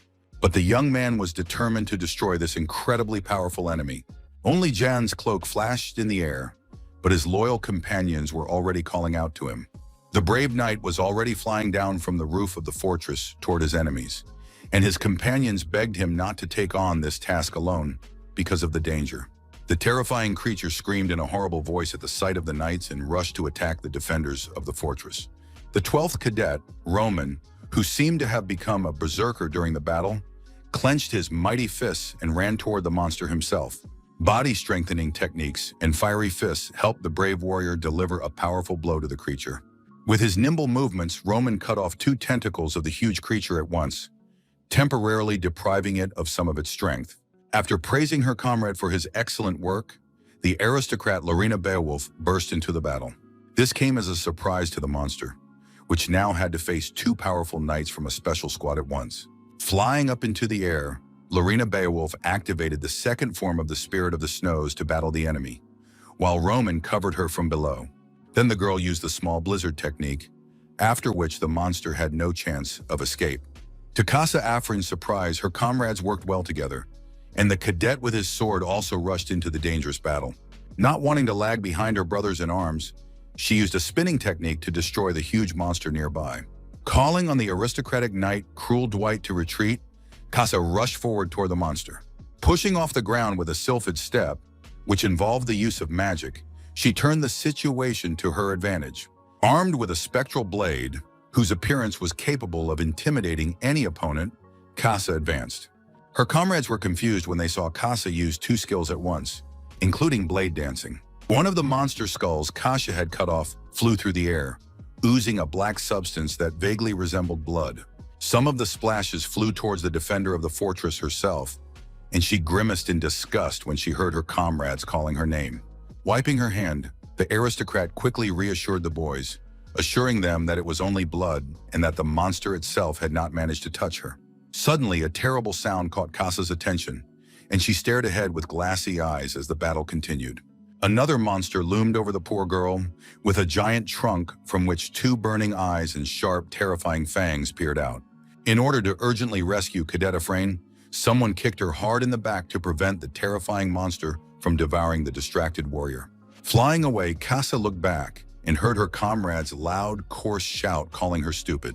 The rescuer turned out to be Cruel Dwight, who had demanded that she stay out of his way, but now had the monster's clawed paw hanging over him. In the next moment, the powerful trunk swallowed the unfortunate cadet, and Casa screamed in horror and regret for her comrade. Standing aside and looking at the huge creature, the aristocrat thought about Cruel at that moment and did not understand why he had done so. She remembered him from the academy as a selfish person, but she did not know why this arrogant and rude man had helped her. And then Casa Afrain noticed something strange about the monster. It was a rotation that was so familiar to her. The same trunk that had swallowed Cruel Dwight was spinning strangely at that moment, as if something inside it was turning. It was the spinning fang technique, and the monster's trunk split in two, and the living Cruel flew out of it. A second later, the blue-blooded daredevil landed safely on the ground, smiling at Casey, who thought he was really going to die. Before the fight, Cruel tried to infuse his sword with mana, like John, and almost killed himself, so he was surprised at how his colleague did it all. While Knight Dwight continued to mention Yang, Casa just looked at him silently, wondering about her comrade's behavior. After apologizing to Cruel, the girl drew his attention to herself, and the warrior looked at his colleague in amazement. Casa reminded Cruel of his desire to save her in that difficult moment, while Afrain thought only of his family and achievements. At that moment, the knight himself asked his colleague to tie the bastard's legs so that he could strike him in the torso, but Casa did not quite understand him. Grabbing his longsword, Cruel said he understood Casa's feelings, because he himself had been like that in the past. But if Casa followed the same path as Cruel Dwight himself, then the knight of their special squad, Yang, would beat all the nonsense out of her over time. Casa was stunned. She stared blankly at her savior standing in front of her, and couldn't believe that Yang had changed this arrogant guy so much. After recovering a little, the cadet smiled slightly. If Yang had managed to do this with Cruel, then maybe she could do it too. At sunset, the hands of the dead reappeared from the bowels of the earth, struggling to break free, eager to capture the living. Pillars of bright light appeared above the ground, as if hidden in the depths of the planet. They had found their long-awaited freedom. The next second, there was an explosion, and only red fragments of something large remained in the air. Hovering above the earth, the King of Corpses was saddened by the short life of man, for then it was impossible to walk the path of arcane magic. But he asked everyone not to worry now. The monster held his skull and called on everyone to become undead and follow this path forever. It was also necessary to restore the glory of those times when they gathered in the Tower of Magic and advanced their own research. While the King of Corpses was dreaming about his future, Jan suddenly appeared with the sword Aelon in his hands and disagreed with him. The monster called the knight a fool, claiming that Yang's attacks would not work on him in this case. The knight who rushed into the attack had his own opinion on the matter, and he attacked the King of Corpses, before whom a cloud of light appeared. Today, John, a knight of the special squad, faced Lich, one of the 5 disasters of the future empire. The focused warrior stared intently at the King of Corpses and suspected him of being the culprit behind everything that had happened. The monster seemed to see clearly when it saw the young knight in front of it and mistook him for Bahamut. An explosion thundered, the force of which sent Yang flying to the side, watching as a magical symbol appeared. Finally, the demon hung in the air, supported by black magic that gave him strength and energy. John saw Lichamun split in two and hovering against the backdrop of the magical symbol, now rejoicing in his discovery. The ancient spawn of hell had discovered the one who had managed to destroy the tower and then slaughter all the young people who were present there at that moment. In Lichamun's understanding, this person was Bahamut, who had taken advantage of the fruits of the wizard Mammon and killed him. Staring intently at the demon, Yang noticed how he mentioned the name of the founding emperor. Lichamun grew into an even greater monster with wings, huge paws, and a tail, threatening to kill Bahamut and everyone associated with him. Rumors spread across the continent about the legend of the Tower of Magicians, known as the Ivory Tower, the Tower of Babylon, or the Paradise of Wizards. Existing only as a legend, no one has ever seen it, but its power is comparable to that of the largest states. However, the mages were interested in the truths and principles of magic. It was said that they never interfered in the affairs of the mortal world, but in their pursuit of magical truth, they incurred the wrath of a dragon. One night, the tower disappeared, and that was the end of the story. But Knight Yang himself took it all as just a myth. Lichamun had no idea that the warrior was from the magical tower and attacked him, while John, who was fleeing, wondered how the Tower of Magicians did not interfere in the affairs of this world. The demon, clinging to the skull with his bones, refused to listen to Yang, considered Bahamut's actions unforgivable, and threatened to kill him. For Lichamun, Bahamut's destruction of the mage's tower and theft of all the wizard's research was comparable to planets burning in fire. The man who committed this terrible atrocity was an enemy of Master Liamen and the junior magicians who were working in the tower at the time. Because of all this, Lichamun is about to settle the score with Knight John, whom the ancient creature mistakes for the long-dead Bahamut. While the revived demon used a lightning spear and a fire arrow, John, dodging all these weapons, denied that he was Bahamut. Fire arrows and deadly lightning bolts flew at the guy, and he moved out of the way, shouting that he was not Bahamut. John noticed how this new lich resented Bahamut's actions, taking offense at him centuries later. The demon in front of him looked exactly like Momon, which meant that they might be somehow connected. Suddenly, a strange wind picked up and began to pull the warrior slowly in the opposite direction. Yan was horrified to see a black hole appear, and this deadly phenomenon was more than serious. A red glow appeared in the center of the terrifying object, and Yang realized he had to destroy it. A bright light appeared in place of the darkness and the red dot, sending out its fast-moving rays everywhere. A familiar voice brought Yang back to his senses, asking if he had gone blind from staring so intently at the glow. It was Momon, who saw no resemblance between herself and Lich Amon, pointing to her body, which was superior in aesthetics and functionality. According to her, not all lichs are the same.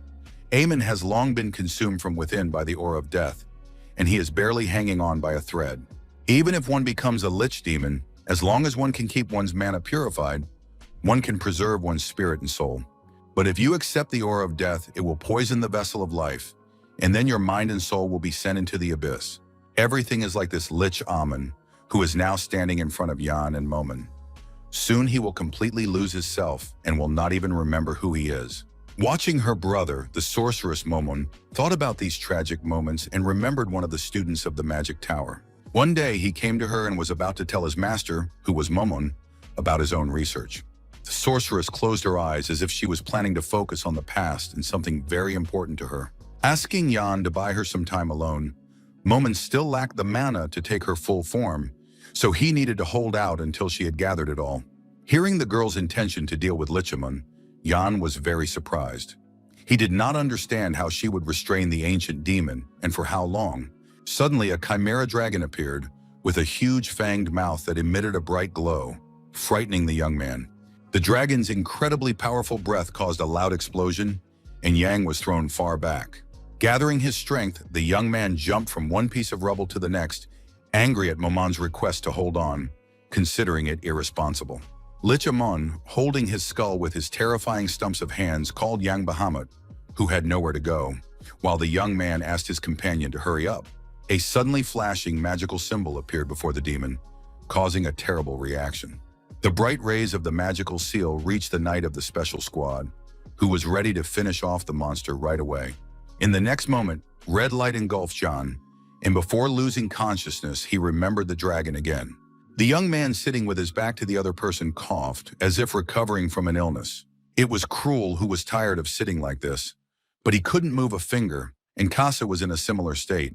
The angry, aristocratic knight looked around and wondered if it was really over. According to his observations, the zombies were no longer regenerating, clearly indicating the end of the fight. But Casa hesitantly agreed with her colleague from the special squad.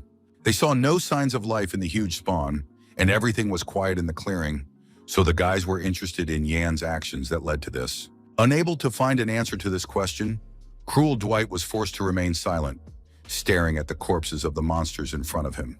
Suddenly, the guys saw a huge and amazing beam of light appear where Yan had gone, and Cruel was curious about what his colleague could have done. Looking closely, they noticed the shape of the beam, which resembled a dragon's head. Lich Amon was still holding his skull with his bony hands, sensing his imminent defeat in the fight against the knights. Remembering the Emperor's family whom he hated, the ancient demon still wanted to continue fighting. And then the monster's huge body began to fall apart, its fate finally sealed. This couldn't be, thought Lich Amon. His body, seemingly so powerful, had been damaged so easily. The ancient monster saw a black silhouette in front of it, pointing a bright, sparkling sword at the demon, and recognized the shape. It seemed to the monster that it was once again facing off against the founding emperor, Bahamut. This filled the demon with great excitement. Finally, Bahamut, Lich Amon's sworn enemy, had revealed his true form. To the monster's equally strong surprise, Knight Yang realized how his sword technique reminded Amon of Bahamut's warrior. Before the ghost of the founding emperor stood the real Knight Yang, who had come to the conclusion that he truly possessed the technique of Bahamut himself. Yang could not have imagined that he would have to use his trump card here, and yet it was an incredibly crazy power. Every time the young man opened the three sources of mana, the inner voice became clearer. Hearing the demand to cut down 1,000 soldiers with a single sword, the knight of the special squad thought he was hearing the technique of Bahamut himself. The magical sword technique of the ruler, which whispers, and now Yang wanted only to understand everything correctly for himself. Suddenly, the young man felt unwell and blood spurted from his mouth, which was very strange. Leaning his sword against the ground to keep from falling, Yang waited for the explosion and realized it was too early for him to use all of this. After just one swing of the Aelon sword, all of the knight's mana was depleted, and Yang had no idea it would take so much. The young warrior would never be able to forgive Lich for such enormous expenditure. He was incredibly angry now. The ancient demon threatened to kill Yang as cruelly and painfully as he could, and on behalf of everyone present in the tower at that moment, the monster was going to judge the young man himself. After that, an ancient magical symbol appeared on the skull of the vengeful monster, with which Lich was preparing to destroy the knight of the special squad. Using the technique of multiple sorcery, a terrifying mouth with white teeth and a red tongue appeared on the demon's body. The Lich used a magic projectile, an ice storm, a wall of fire, and other spells against the enraged Yan, knowing that Momon was incapable of such feats. The magical seals used by the monster did their gruesome work, aimed at eliminating the knight. Lich screamed with all his might, wishing death upon the brave warrior who continued to resist the monster. Suddenly, Momon appeared out of nowhere, pressed her finger to her lips, and asked him to be quiet. After that, the magical symbols summoned by the demon began to fade little by little, which was incredible. The stunned Knight Yang watched in amazement as all the magic circles disappeared at once. Using magic and walking barefoot, Momon reminded her companion to hold on and not show off in front of the monster. Stepping forward to shield her colleague, Momon had not yet prepared everything necessary to fight Lich. But since, in her opinion, Knight Yang was on the verge of death in his battle with the demon, there was nothing else to do. A large, sparkling magical symbol of Momon appeared above the girl's head, and she asked everyone to leave everything to her now. 3 of these magical seals burned near the girl, connected to each other, and a smaller copy of them hovered above her palm. The sorceress closed her eyes in an attempt to concentrate, and a thin red line appeared on her forehead. Since the tower's apprentice had started this mess, she had to be the one to take responsibility for everything. A crack appeared in the dark sky, and from it emerged a huge pillar of bright light stretching down to the ground. Young was surprised by Momon's appearance. She had created a body for herself that was the same as the one she had had in life. Agreeing with her partner, the sorceress mentioned her lack of mana, which meant she would not be able to hold him off for long. That is why the sorceress asked her faithful knight, John, to look closely, because she looked like a human. And now she offered Jan to see the true appearance of the master of the Tower of Magicians. But the knight did not know that Momon was such a person. Previously, Jan had considered the sorceress to be one of the tower's mages, but he had no idea that she held such an important position there. While the warrior was thinking about what else he could get out of Momon, the girl was upset by his primitive thoughts when he saw her true self. Seeing the girl, Lich Aelon called her to come with him and together strive for the pinnacle of magic. She laughed and was surprised that the monster did not recognize her in such a guise. He did not like Momon's answer, and the demon used a technique of multiplying magic and hellish flames to destroy his opponents. Looking at the sorceress with his terrifying eyes, Lich directed his demonic blow at her. An incredible explosion occurred, a powerful storm of gamma radiation created by the ancient monster. Unable to stand on his strong legs, Knight Yang flew to the side, unable to withstand the witchcraft attack of the otherworldly villain. Not giving up on his attempts to win the young people over to his side, Lich offered them to abandon their mortal flesh and start living with him forever. A strong, bright light appeared in front of the demon, emitted by one of the trunks similar to those of the spawn. The girl accused the demon of pity, which caused him to feel bewildered. Momon called his attacks crude, even though he had put all his malicious energy into them, and was surprised by the monster's decision to use more mana. Looking sternly at Lich the sorceress doubted his previous training in the magic tower. The monster called the sorceress an arrogant girl after her words and threw a large stone at her. Momon smiled at Lich use of brute force, whose magic had failed, and it wasn't so bad, she thought ironically.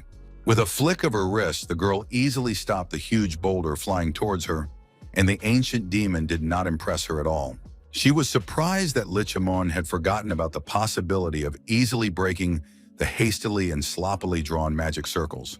This was too primitive a way of thinking for a monster that sent magic at Momon out of malice, but the rays of sorcery could not pierce the girl.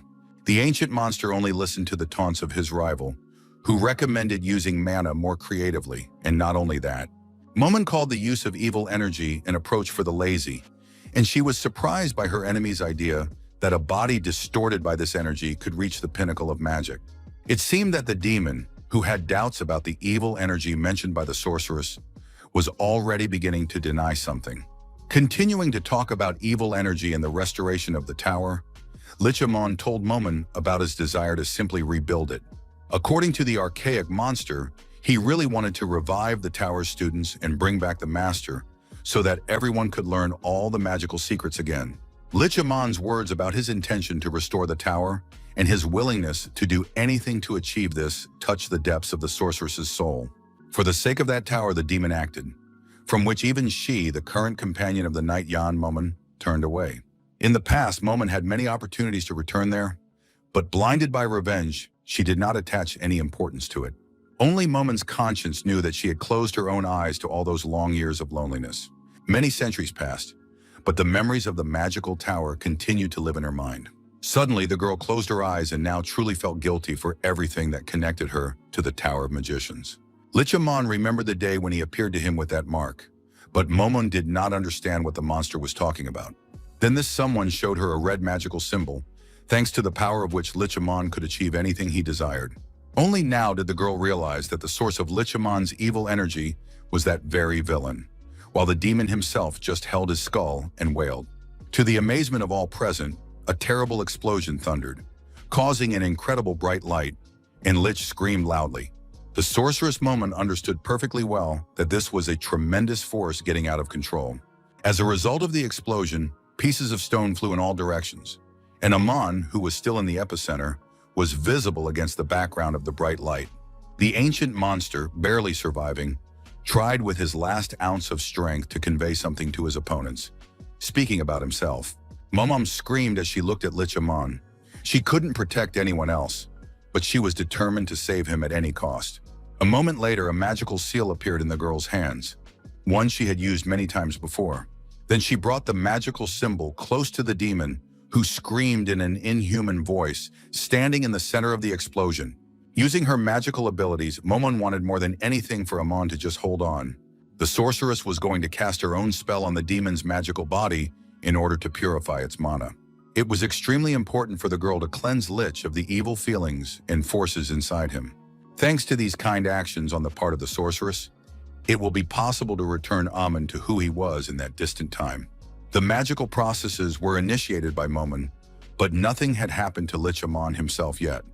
The terrifying skull still stared at the guys, but soon the scary bones began to disappear, and the ancient demon gradually began to transform into a human being. Momon felt incredible joy because the magical purification process was working, but there was still a little more work to be done. And suddenly, to the surprise of both Momon and Lich himself, he began to fall apart into pieces, much to the girl's horror. The seemingly sturdy body of the ancient creature crumbled right before the eyes of the unfortunate sorceress, who was trying to save her companion in the Tower of Magic. Aemon's body, corrupted by evil energy, could not withstand the purification, but Momon could not allow him to end this way, so she asked him to hold on and not give up. The sorceress looked bitterly at Amon, who suddenly turned to her and called her master. Lich, who had just begun to acquire human traits, recognized the girl as his master from the Magic Tower and did not expect to meet her again like this. Aemon apologized to the sorceress for his unseemly appearance, but she did not want to hear empty regrets. If the purification was successful, Lich would become a mage again. After such motivating words, a semblance of a smile appeared on Aemon's face, but it was already too late for him. With noticeable sadness, the girl listened to her companion from the Magic Tower, not missing a single word. When Amon strayed from the path of mana and chose evil, his fate was already sealed, and when the boy made that choice, he lost the right to return to mana. In this life, in which Lich Amon had made mistakes forever, he felt intense joy at the opportunity to see her, his master, one last time. Mammon thoughtfully closed her eyes when Lich asked his former master to forgive him and let him go to the world he had long chosen for himself. Accepting Amon's request, the sorceress raised her hand and summoned her magic seal again to perform new actions. Agreeing with him, Momon solemnly addressed the apprentice of the magic tower, demanding that he listen to her and that his end would not be in vain. She admitted that this was the last spell that Lich would ever see, urging him to forever imprint this magic in his soul, as it was the pinnacle of sorcery.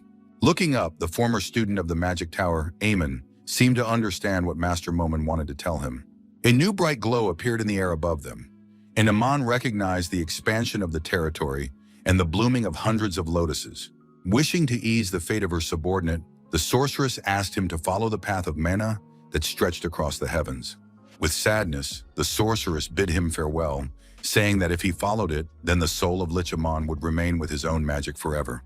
A smile appeared on Amon's now kind face, and looking up at the path shown to him, he thanked his former master. The bright otherworldly light almost completely engulfed Lich, in whom there was no longer any evil, but he continued to call out to his master. Momon hovered in the air and watched her departing student, regretting his fate. Now the sorceress expressed her hope that Amon would find long-awaited peace after his whole life had been filled with nothing but pain. Finally, it was all over, as it seemed to John. He was interested in the success of the last rituals. Momon called the last journey long, but everything turned out as it should have with the night. The teleportation gate on the tower was also activated, and that was also true because Lich was no more. It was really the end. But neither Momon nor her companion managed to find out who turned Amon to evil, which makes the mage uneasy. But Jan suggests visiting this person. Hearing this suggestion, Momon was surprised that there was a suspect in the matter that concerned her. But Yang had just such a candidate in mind. At the same time, the young knight of the special squad was not entirely sure that this person was still alive. The following events unfolded at the headquarters of the Eastern Front's Unified Command. The bare feet of a certain man hung in the air in the very room where he usually used to be. It was the body of the commander of the Grim Eastern Front, Viscount Jaren, and he was dead. All 80 members of the special unit sent to the plane of the dead were rescued and returned, rejoicing, not believing they would ever come back.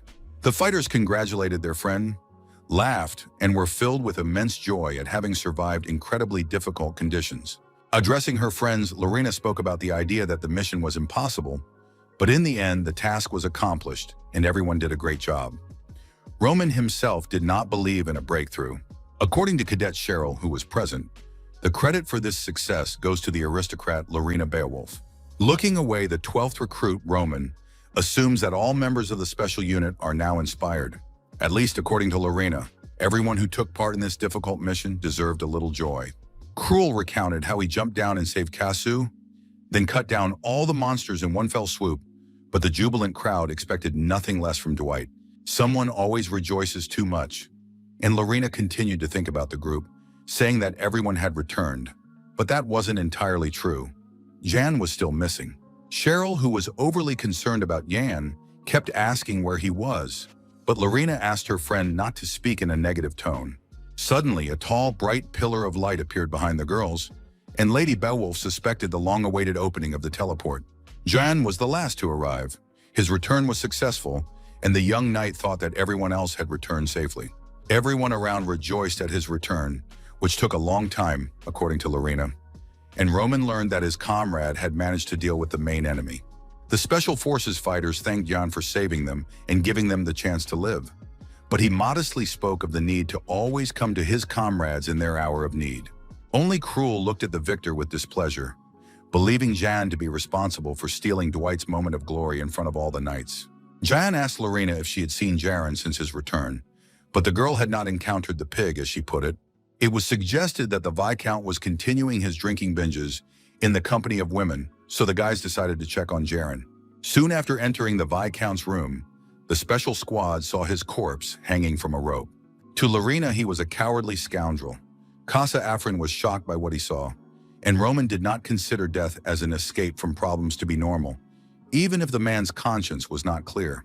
Seeing the suicide note of the commander-in-chief of the Eastern Front, the guys learned from it how Jaren blamed himself for all the events on the plane of the dead.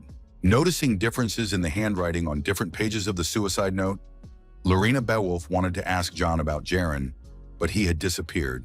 Looking where her comrade-in-arms had been standing, the girl saw no one, but did not understand where the knight could have gone. Meanwhile, having left the room where Viscount Jaren's corpse lay, Jan was searching for secret rooms under the study and finally found them. In one of these rooms, the young man looked at a sphere hidden there by the commander-in-chief of the Eastern Front. The energy flow, which was Momon, was surprised by the death of the person behind it all and asked John if it was possible to avenge Lichamon or not. Not immediately recognizing his magical companion, the knight of the special squad mistook her for a flying jellyfish, but the girl finally revealed her name. The guy who even thought about Momon's death made her angry, because the sorceress turned into this to save him and wants to know his plans after Jaren's death. With a slight smile, the knight looked at the sorceress and asked her not to worry, but if she cut off his tail, the scar would remain. In front of them was Viscount Jaren's personal communication device, and he had previously boasted about Marquis Shion, calling him his protector. The ball ignited with a bright pillar of light, and Yang decided to contact the Marquis if his name was in the latest call records, which would prove Shion's guilt. A man appeared before the special squad knight and his companion, squeezing his opponent's throat with his own hand. Looking closely at this unexpected scene, Yang did not understand who was in front of him, assuming that it was the Marquis Shion himself. Turning to the unfortunate lady, the villain was indignant that she, even if she knew him, dared to directly call the Marquis, while the victim only asked for forgiveness. The Marquis looked at his victim with a cold, glassy gaze and noted, in his opinion, a complete lack of manners. After politely greeting Marquis Shion, Yang introduced himself, mentioning his special unit, and apologized for the sudden call, as the man was busy. Not at all.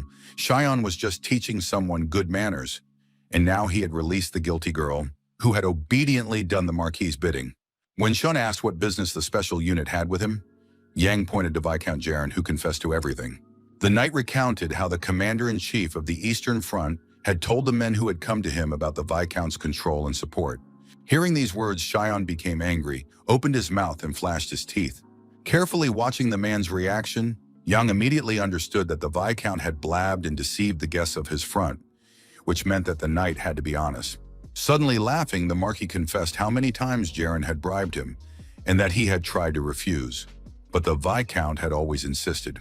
His Shion remembers him as a generous man who gave the Marquis many chests of money but was unable to keep his mouth shut. Yen listened to all these revelations extremely attentively, never taking his intelligent and focused eyes off him. Continuing to smile, the Marquis of Shion, summoned by the knight, wanted to know what the problem was. All subsidies to the Eastern Territories first pass through the Marquis of Shion himself, and then go further, but as a result, they returned to him. Rounding his eyes as if naive, the Marquis wondered if Yang really thought that Shion could be punished for this. As Yang, who was staring intently at the Marquis, expected, this was exactly what he thought he would hear from this man. Thinking that such a man had ears everywhere, Yang drew a questioning look from the Marquis. Yang did not mention Jaren's death, but Shion spoke of the Viscount as if he were already dead, and now the knight understood why he was so confident. Recalling the satisfied and fat face of the commander-in-chief of the front, the young man suggested that the Marquis had destroyed all the evidence without exception. Closing his eyes and smiling amiably, Shan acknowledged the young man's assumption as interesting, then asked again for John's name. Then the Marquis suddenly opened his eyes, which radiated only deadly coldness and fear. He was outraged by John, not understanding what right an ordinary operative, as Cheyenne called the knight, had to interrogate him. The nobility had authority from the goddess and the royal family, and this petty official dared to question the Marquis, who wanted to talk about threats but was interrupted. In a loud and familiar voice, which the Marquis recognized immediately, someone declared that Jan had the authority to carry out such actions. Walking towards them across the stone floor, this guest spoke of the inspectorate in the special investigation team. Damian mentioned the authority of both organizations, granted by the Kabbalan Empire and directed at investigating and punishing all noble families. Since John held the position of senior investigator of the Special Investigation Unit, the chief instructor hoped that Cheyenne understood that the young man had authority. The surprised Marquis did not expect to see Damian here at all, who admitted that he had to move secretly because of Cheyenne. Speaking harshly about Jan, the Marquis does not understand since when the young knight has been the senior member of the squad. The chief instructor, with his usual enigmatic smile, closed his eyes and announced John's appointment as head of the squad from that moment on. The Marquis stared at the chief instructor of the training center with frightened eyes after his verbal attack. Damian himself looked at his opponent, but his gaze was as calm and serene as his character. Aware of the potential problems, the Marquis decided to leave, saying that he could not waste his free time here and would be happy to answer questions in a personal meeting. Almost completely disappearing above the magic ball, Cheyenne promised to accept the guys next time. Only Yang, a knight of the special squad, and Damian, the chief instructor of the recruit training center, remained in the secret room with this magical object. After thanking him for promoting him to senior investigator, Yang learned from an angry Damian that he was releasing the guy from her right now. The chief instructor knew that his protege would cause trouble here, and he was right, but Yang was surprised that his boss simply let Xion go. Damian described the Marquis to the knight as a man not to be trifled with, whose reach extends throughout the empire, and if you get involved with him, you may regret it. After receiving orders to send the squad home by train and follow Damian with his team, Yang wants to know when and where they should leave.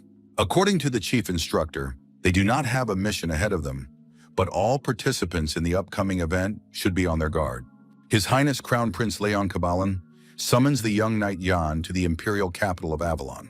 Someone in a long red coat was walking across the stone ground, lost in thought. The creature's face was not visible. Only darkness could be seen from under the hood. But someone was thinking of revising the plan, because no one thought that Lich would die like this. Before his eyes was a scene of several magical seals being joined together, and the question of expanding territory. And that very magic in the form of a dragon's head, which helped the knights win battles against their enemies. Someone in a red cloak did not understand how someone like Yang dared to use the legendary sword technique of the founding emperor. A bright light suddenly flashed under the hood instead of an eye, and the creature pondering this remembered Yang and decided to remember that name. New events involving members of a special unit and their informal leader Yang took place in the imperial capital of Aelon. A terrible day came when the huge castle where the royal family ruled was engulfed in flames, and Yan stood in front of it with his sword. Wearing a red mask that hid his face, this brave knight, who had destroyed many enemies, stared at the raging flames. The trance passed. Jan's face was no longer hidden by the mask. He stared at one point and did not hear someone calling him insistently. It was Lina Beowulf asking the guy why he was staring into space and what was wrong, not knowing if her companion was okay. Smiling, Cruel thought that Jan had been stunned by the sight of the capital, and in her excitement, Lina asked her friend to calm down and keep up, as there were a lot of people here. Glancing around the bustling capital, the knight would never have thought he would find himself in this place again. Standing in front of the huge castle, John remembered how he once burned Aelon, the capital of the empire, with his own hands. Ahead of them, various houses and churches appeared, but towering above them all was the residence of the imperial family.